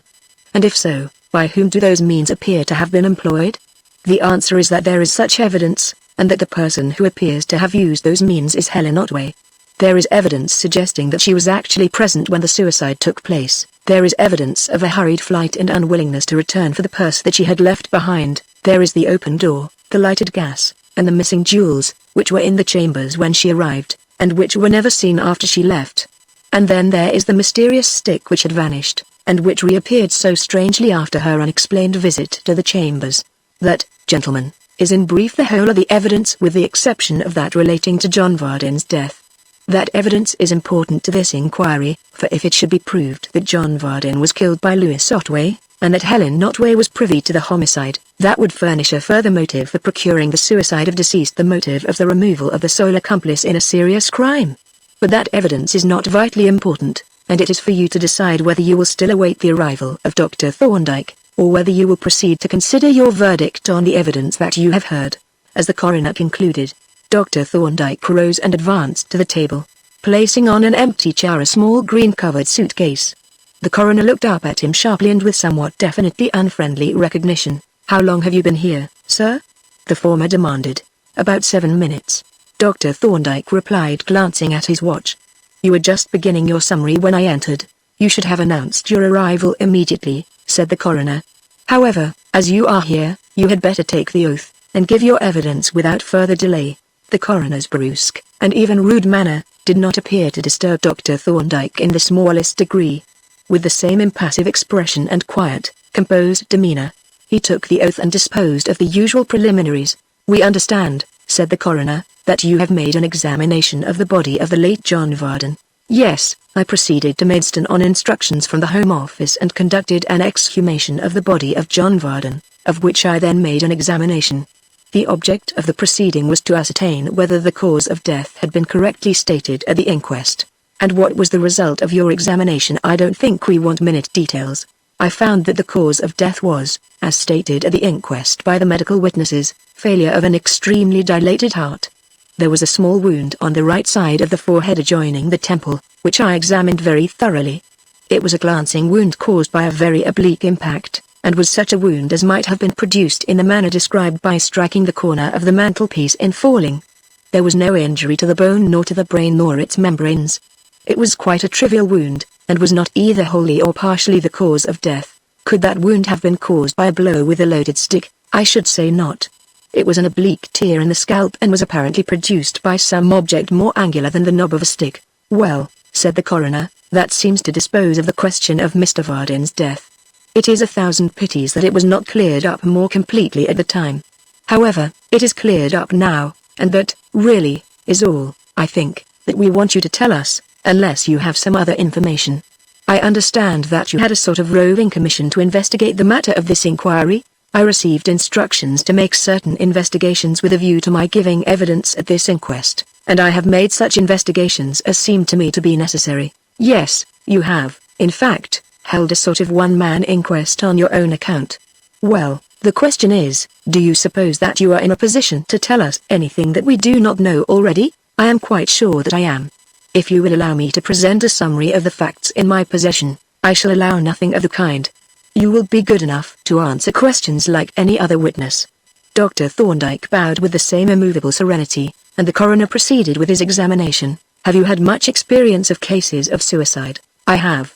"Have you had personal experience of any cases in which the suicidal act was procured, or brought about, by acts of persons other than the suicide, performed by them with deliberate intent?" "Yes, I have had experience of several such cases." "In those cases, what methods were used to procure the other person to commit suicide?" "The majority were cases in which two persons agreed mutually to commit suicide together. In the less common cases in which the procurer did not propose to commit suicide, the method employed was usually some form of suggestion." "Can you give us an instance of the employment of suggestion?" "A very typical case occurred in my practice some years ago. A young man, who had a strong inherited predisposition to suicide, was caused by certain persons, who stood to benefit very considerably by his death, to make away with himself. The method adopted was this: the victim was made to believe that a certain Chinese jewel in his possession carried a curse, that all previous owners of it had hanged themselves, and that the appointed time for the suicide was made known by the apparition of a dead mandarin. When by frequent repetitions of this story the suitable state of mind had been produced, one of these persons dressed himself in a mandarin's costume and presented himself to the victim, with the result that, within an hour or two, the latter hanged himself. In that case, observed the coroner, the suggestion seems to have been in 2 stages. Is that usual? One could hardly call it usual, as the cases are so rare. But it is the most obvious and effective method to produce a suicidal state of mind by preparatory suggestion, and then, as it were, to explode the mind by a definite determining suggestion. Are you acquainted with the evidence which has been given in this inquiry? I have read a verbatim report of the first proceedings, and I have heard your summary of the whole case. You have, then, read the evidence relating to the anonymous letters. What opinion did you form as to the purpose of those letters? I formed the opinion that their purpose was to impel deceased to commit suicide. Do you consider that, in the case of a person predisposed to suicide, they would be likely to produce that effect? I should say that they would have a tendency to induce a suicidal state of mind. And suppose such a person, having received a series of such letters, and being greatly depressed by them, should be engaged in his bedroom, the last thing at night in a conversation on suicide, his own suicide, and that of relatives who had killed themselves. What would you expect to be the effect of such conversation? It would not be possible to predict the effect, but the tendency would be to reinforce the influence of the letters. And what would be the condition of such a person in regard to his susceptibility to further suggestion? His susceptibility to further suggestion would probably be increased. Looking at this case as a whole, by the light of your experience of suicide, do you regard the death of deceased as the result of his own spontaneous act or as due in part to the acts of some other person or persons? I regard his death as due entirely to the acts of some other person or persons. At these terrible words my heart seemed to stand still. There was a fearful certainty and confidence in Dr. Thorndyke's tone that chilled my very blood. He did not guess. He knew. In the short pause that followed, I set my teeth and waited for my condemnation. You consider that the suggestion conveyed in the letters and in that conversation and by other possible means operated so as to convert deceased into an automaton? Is that what you mean? No. I do not consider that the letters or the conversation had any effect in causing his death. The coroner frowned, perplexedly. I don't think I quite understand, said he. There seems to be, if you will pardon me, some self-contradiction. You state that the letters and the conversation would tend to produce a suicidal state of mind, but yet, though the letters were actually received and the conversation occurred, neither had any effect in causing the death which followed them. Do I state the case correctly? Yes, quite correctly. Then I do not understand you in the least. You appear to be flatly contradicting yourself. I think you will agree that we are not making much progress. We are not making any progress at all. The examination has not elicited a single, relevant fact. Indeed, sir, exclaimed the coroner. And, pray, whose fault is that? I suggest, Dr. Thorndyke replied, suavely, that it is due to the method of examination. The coroner turned purple. This is insufferable. He exclaimed, that a witness should presume to instruct an experienced officer of justice in the duties of his office. But I suppose we must be humble in the presence of an expert. May I ask, sir, what you object to in my methods of examination? The lack of result, Dr. Thorndyke replied, is due to the fact that your examination has been conducted to support a particular theory, and that theory happens to be the wrong theory. Again, I don't understand you, the coroner said, angrily. No theory has been advanced by me. Will you be good enough to explain what theory you are alluding to? I allude to the theory, which you seem to have adopted, that the deceased Louis Otway committed suicide by hanging himself from a peg on the bedroom wall. That theory is erroneous. It is practically certain that Louis Otway did not commit suicide, and it is quite certain that he never hung from that peg on the bedroom wall. But, exclaimed the coroner, we have the evidence of a witness who saw deceased hanging from that peg, and not only saw him, but cut him down and found him to be dead. As a witness, said Dr. Thorndyke, I am not concerned with the testimony of other witnesses, but only with the facts as ascertained by me. No doubt, retorted the coroner. But we are concerned with the testimony of all the witnesses, and the statement of this witness that she saw the body hanging from the peg, and that she cut it down from the peg, is a clear statement on a question of fact. If that statement is true, deceased hung from that peg. If he did not hang from that peg, the statement is false. You say that he never hung from that peg. On what facts do you base that statement? On the strength of the peg and the weight of the body of deceased. The strength of the peg, that is, the maximum weight it was capable of supporting, was under 175 pounds. But the body of deceased weighed 231 pounds. That is half a hundredweight in excess of the greatest weight that the peg was capable of supporting. What method did you employ to measure the strength of the peg? I used simple weights, which I thought preferable to a dynamometer for purposes of evidence. These weights I had conveyed to the chambers, and I carried out the experiment in the presence of Mr. Anster K.C., and my assistant, Francis Polton. I hung from the peg a wooden tray, slung by a chain, the total weight of which was 10 pounds. On this tray I placed with great care, to avoid shocks, 2 half-hundredweights. I then added weights, 5 pounds at a time, until the total weight, including that of the tray and chain, reached 170 pounds.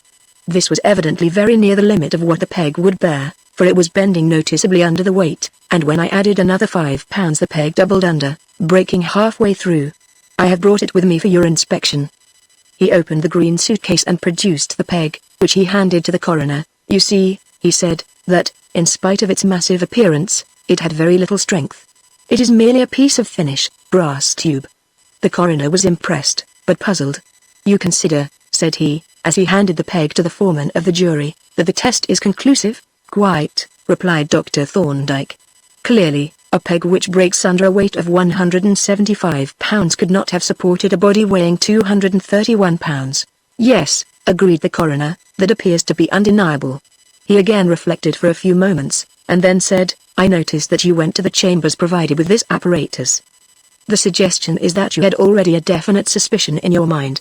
Is that the case? Yes, I had already come to the conclusion that deceased had never hung from that peg. Will you tell us what led you to that conclusion? When I received instructions to investigate the case, I proceeded to make an inspection of the body, and it struck me, at once, that the appearances were not quite in agreement with the alleged facts, which I had learned from a verbatim report of the evidence. The amount of injury to the structures of the neck was much less than I should have expected in the case of so heavy a man, and the characteristic signs of death by hanging were absent. It is my invariable rule, in all cases of suspicious death, no matter what the apparent cause of the death may be, to examine the contents of the stomach and the secretions. In this case the procedure appeared to be necessary, and I made a careful examination of the contents of the stomach. The examination disclosed the presence of small quantities of vinyl and alcohol, but when I tested for alkaloids, I obtained from the stomach and its contents no less than 23 minims of nicotine, the alkaloid of tobacco. Now nicotine, which differs from all other alkaloids but cone, the alkaloid of hemlock, in being a liquid, is an intensely poisonous substance. The fatal dose has not been exactly ascertained, but it may be stated at not more than 5 minims, that is, roughly, 5 drops. So that the quantity of this virulent poison actually obtained from the stomach of deceased was about 4 times the fatal dose. But this was only a part of the quantity that had been swallowed, for the examination was made 10 days after death, by which time an appreciable amount of the poison would have been lost by post-mortem diffusion. I also examined the liver and other organs and the secretions, and in these I detected minute quantities of nicotine. The evidence afforded by these minute quantities is very important. Nicotine is a poison that acts with great rapidity. In fact, with the exception of hydrocyanic acid, prussic acid, it is probably the most rapidly acting poison known. The importance, therefore, of these minute traces of the poison in remote organs is this: their existence proves that the poison entered the stomach during life while the blood was still circulating, and the minuteness of the quantity absorbed proves that death occurred very rapidly, practically instantaneously. But the very large quantity of the poison and the evidence of its almost instantaneous effect created this dilemma. A witness had stated that she saw deceased hanging from the peg, but since death was practically instantaneous, he could not have hanged himself after taking the poison, and obviously he could not have taken the poison after he had hanged himself. This discrepancy, coupled with the absence of appreciable injury to the neck, raised a doubt as to whether deceased had ever hung from the peg at all. That doubt was increased by certain other circumstances. There were, for instance, post-mortem lacerations of the hamstring muscles and other muscles of the thighs, which could not be accounted for in the case of a body which had hung vertically, fully extended. There were faint impressions below the knees of some coarse-textured fabric, not part of his clothing, and there was the condition of a length of red, worsted rope by which deceased was said to have been suspended. Both ends of this rope, which had formed part of a loop, had been cut through with a very sharp instrument, and both ends were cut cleanly right through. But this could not possibly have happened in the alleged circumstances. If a body of this great weight had been suspended by 2 thicknesses of a flimsy, woolen rope, and an attempt had been made to cut that rope, the cutting instrument would not have passed right through, but would have divided the rope until the remaining portion was too weak to sustain the weight, and then that portion would have broken, leaving a ragged end. Having regard to the great evidential importance of the question, I decided to clear up the doubt, if possible, by examining the peg itself. There are not many pegs which could carry this great weight without either bending, breaking or pulling out of the woodwork, and I thought it probable that an actual test with weights would settle the question. I accordingly obtained the keys from Mrs. Otway, went to the chambers and applied the tests as I have stated. If the deceased was not suspended at all, the coroner objected. How do you account for the marks of the rope on his neck? He was suspended, or rather partially suspended. I looked about the chambers for the probable means of suspension, and decided that this was the knob of the bedpost at the right-hand side of the head of the bed. On this side of the bed was a hard jute matting, the texture of which corresponded exactly with the impressions on the knees, the faintness of which is accounted for by the partial protection furnished by the pajamas. The procedure seems to have been this: the rope was secured to the neck of deceased immediately after death, while he was lying on the bed. It was then hitched over the knob of the bedpost and the body drawn off the bed so that it was supported against the bedpost in a kneeling position. This would account for the shallowness of the marks on the neck, the impressions of the matting on the knees, and the post-mortem lacerations of the muscles. With regard to these latter, it is evident that the body was left suspended in an approximately kneeling position for a good many hours, probably for the purpose of producing as deep an indentation as possible on the neck, and that during that time cadaveric rigidity became well established, so that when the rope was cut and the body allowed to fall to the floor, the legs were found to have stiffened and to be firmly set in the kneeling posture. As deceased was to be represented as having hanged himself from the peg, it would be necessary to straighten out the legs by force, but as the muscles were already rigid, the forcible extension would tend to produce such lacerations as were found. These lacerations were, of course, under the skin and would not be noticeable excepting on close examination. Is that the whole of your evidence? The coroner asked, as Dr. Thorndyke paused. It is the whole of my evidence concerning the immediate circumstances of the death of Lewis Otway. I have certain other information, but you will probably not consider it of much importance to the inquiry. I have examined the 2 hairs that were found adhering to Mr. Vardon's stick. They were not his hairs. As a matter of fact, the wound on his head was on a part in which there was no hair, but in any case, these were not his hairs. One of these was apparently a hair of Lewis Otway's, probably taken from his hairbrush. His hair was white, but was dyed with a stain containing sulfide of lead. This hair was of a similar character and stained with the same material. The other was white and appeared to be a woman's hair. It was cut at both ends, and was evidently part of a much longer hair. I have also made some inquiries concerning the anonymous letters. Mrs. Otway consulted me about them a month or 2 back, and I promised her to look into the matter, and did so. I collected very few facts, but if I may look at the letters, I can tell you at once whether those facts throw any light on the authorship of these letters. It really is not of much importance to us, said the coroner, though it may be important evidence in another place. Still, you may as well look at the letters. He handed the bundle of letters to Dr. Thorndyke, who examined each of them closely, holding them up to the light to inspect the watermark and comparing them with some other letters which he produced from his pocket. I think, said he, as he returned the letters to the coroner, there is no doubt that all these letters were written by Morris Goldstein. I have several letters which were received from and signed by him, which are identically similar in character. All are typed on the same foreign paper made in Sweden with an old calligraph machine which had 3 type bars slightly bent, the lowercase g and s and the capital O. I have further evidence on this subject, if you care to hear it. The foreman of the jury interposed at this point. We don't want to hear any more about those letters. If deceased did not commit suicide, the letters don't matter. They will matter a good deal in another court, said the coroner, but I agree with you that they do not affect our probable verdict. But there is one question to which we may as well have a definite answer, and then we need not detain Dr. Thorndyke any longer. You have told us, sir, that the immediate cause of Lewis Otway's death was nicotine poisoning.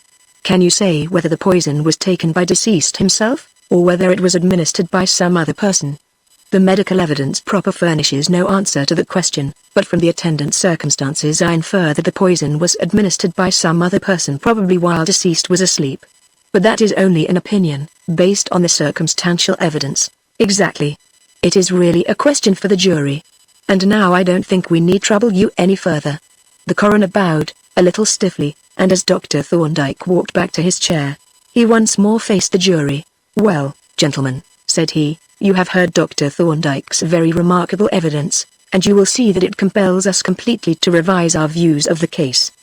The suicide by hanging, which we have been considering at such length, is seen to be an illusion, carefully, elaborately and ingeniously prepared. The question now is, was there a suicide at all? The cause of death was poisoning by nicotine, and death was almost instantaneous. Is this, then, a case of suicidal poisoning or of homicide? It is unnecessary for me to dwell on the suggested probabilities. You have heard a witness swear, in the most circumstantial manner, that she saw deceased hanging from a peg, and that she cut the body down. You now know that deceased could never have hung from the peg. That statement was false. But what was the object of that false statement?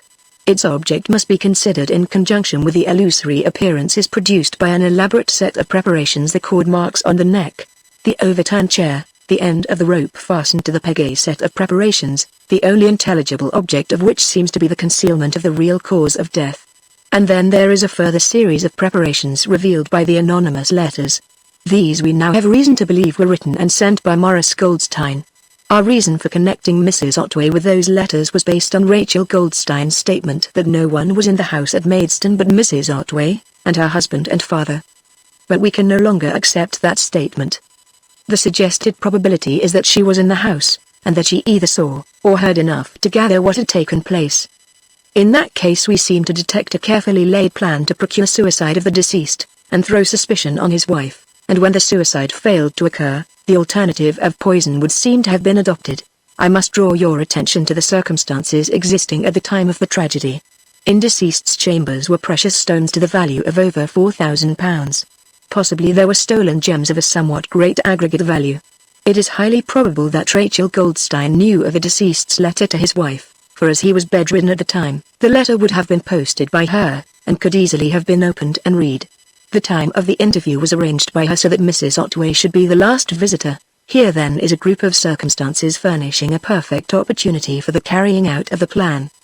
The gems were within reach, and a visitor was expected on whom could be thrown the suspicion of the theft, and the responsibility of the apparent suicide. As to the motive, apart from the theft of the gems, we must remember that here was an illegitimate Jewish family into which had been introduced a legitimate Gentile wife. Her arrival had affected the interests of the family injuriously, and if a reconciliation between husband and wife should have occurred, those interests would have been still more unfavorably affected. But we are not called on to go deeply into the question of motive.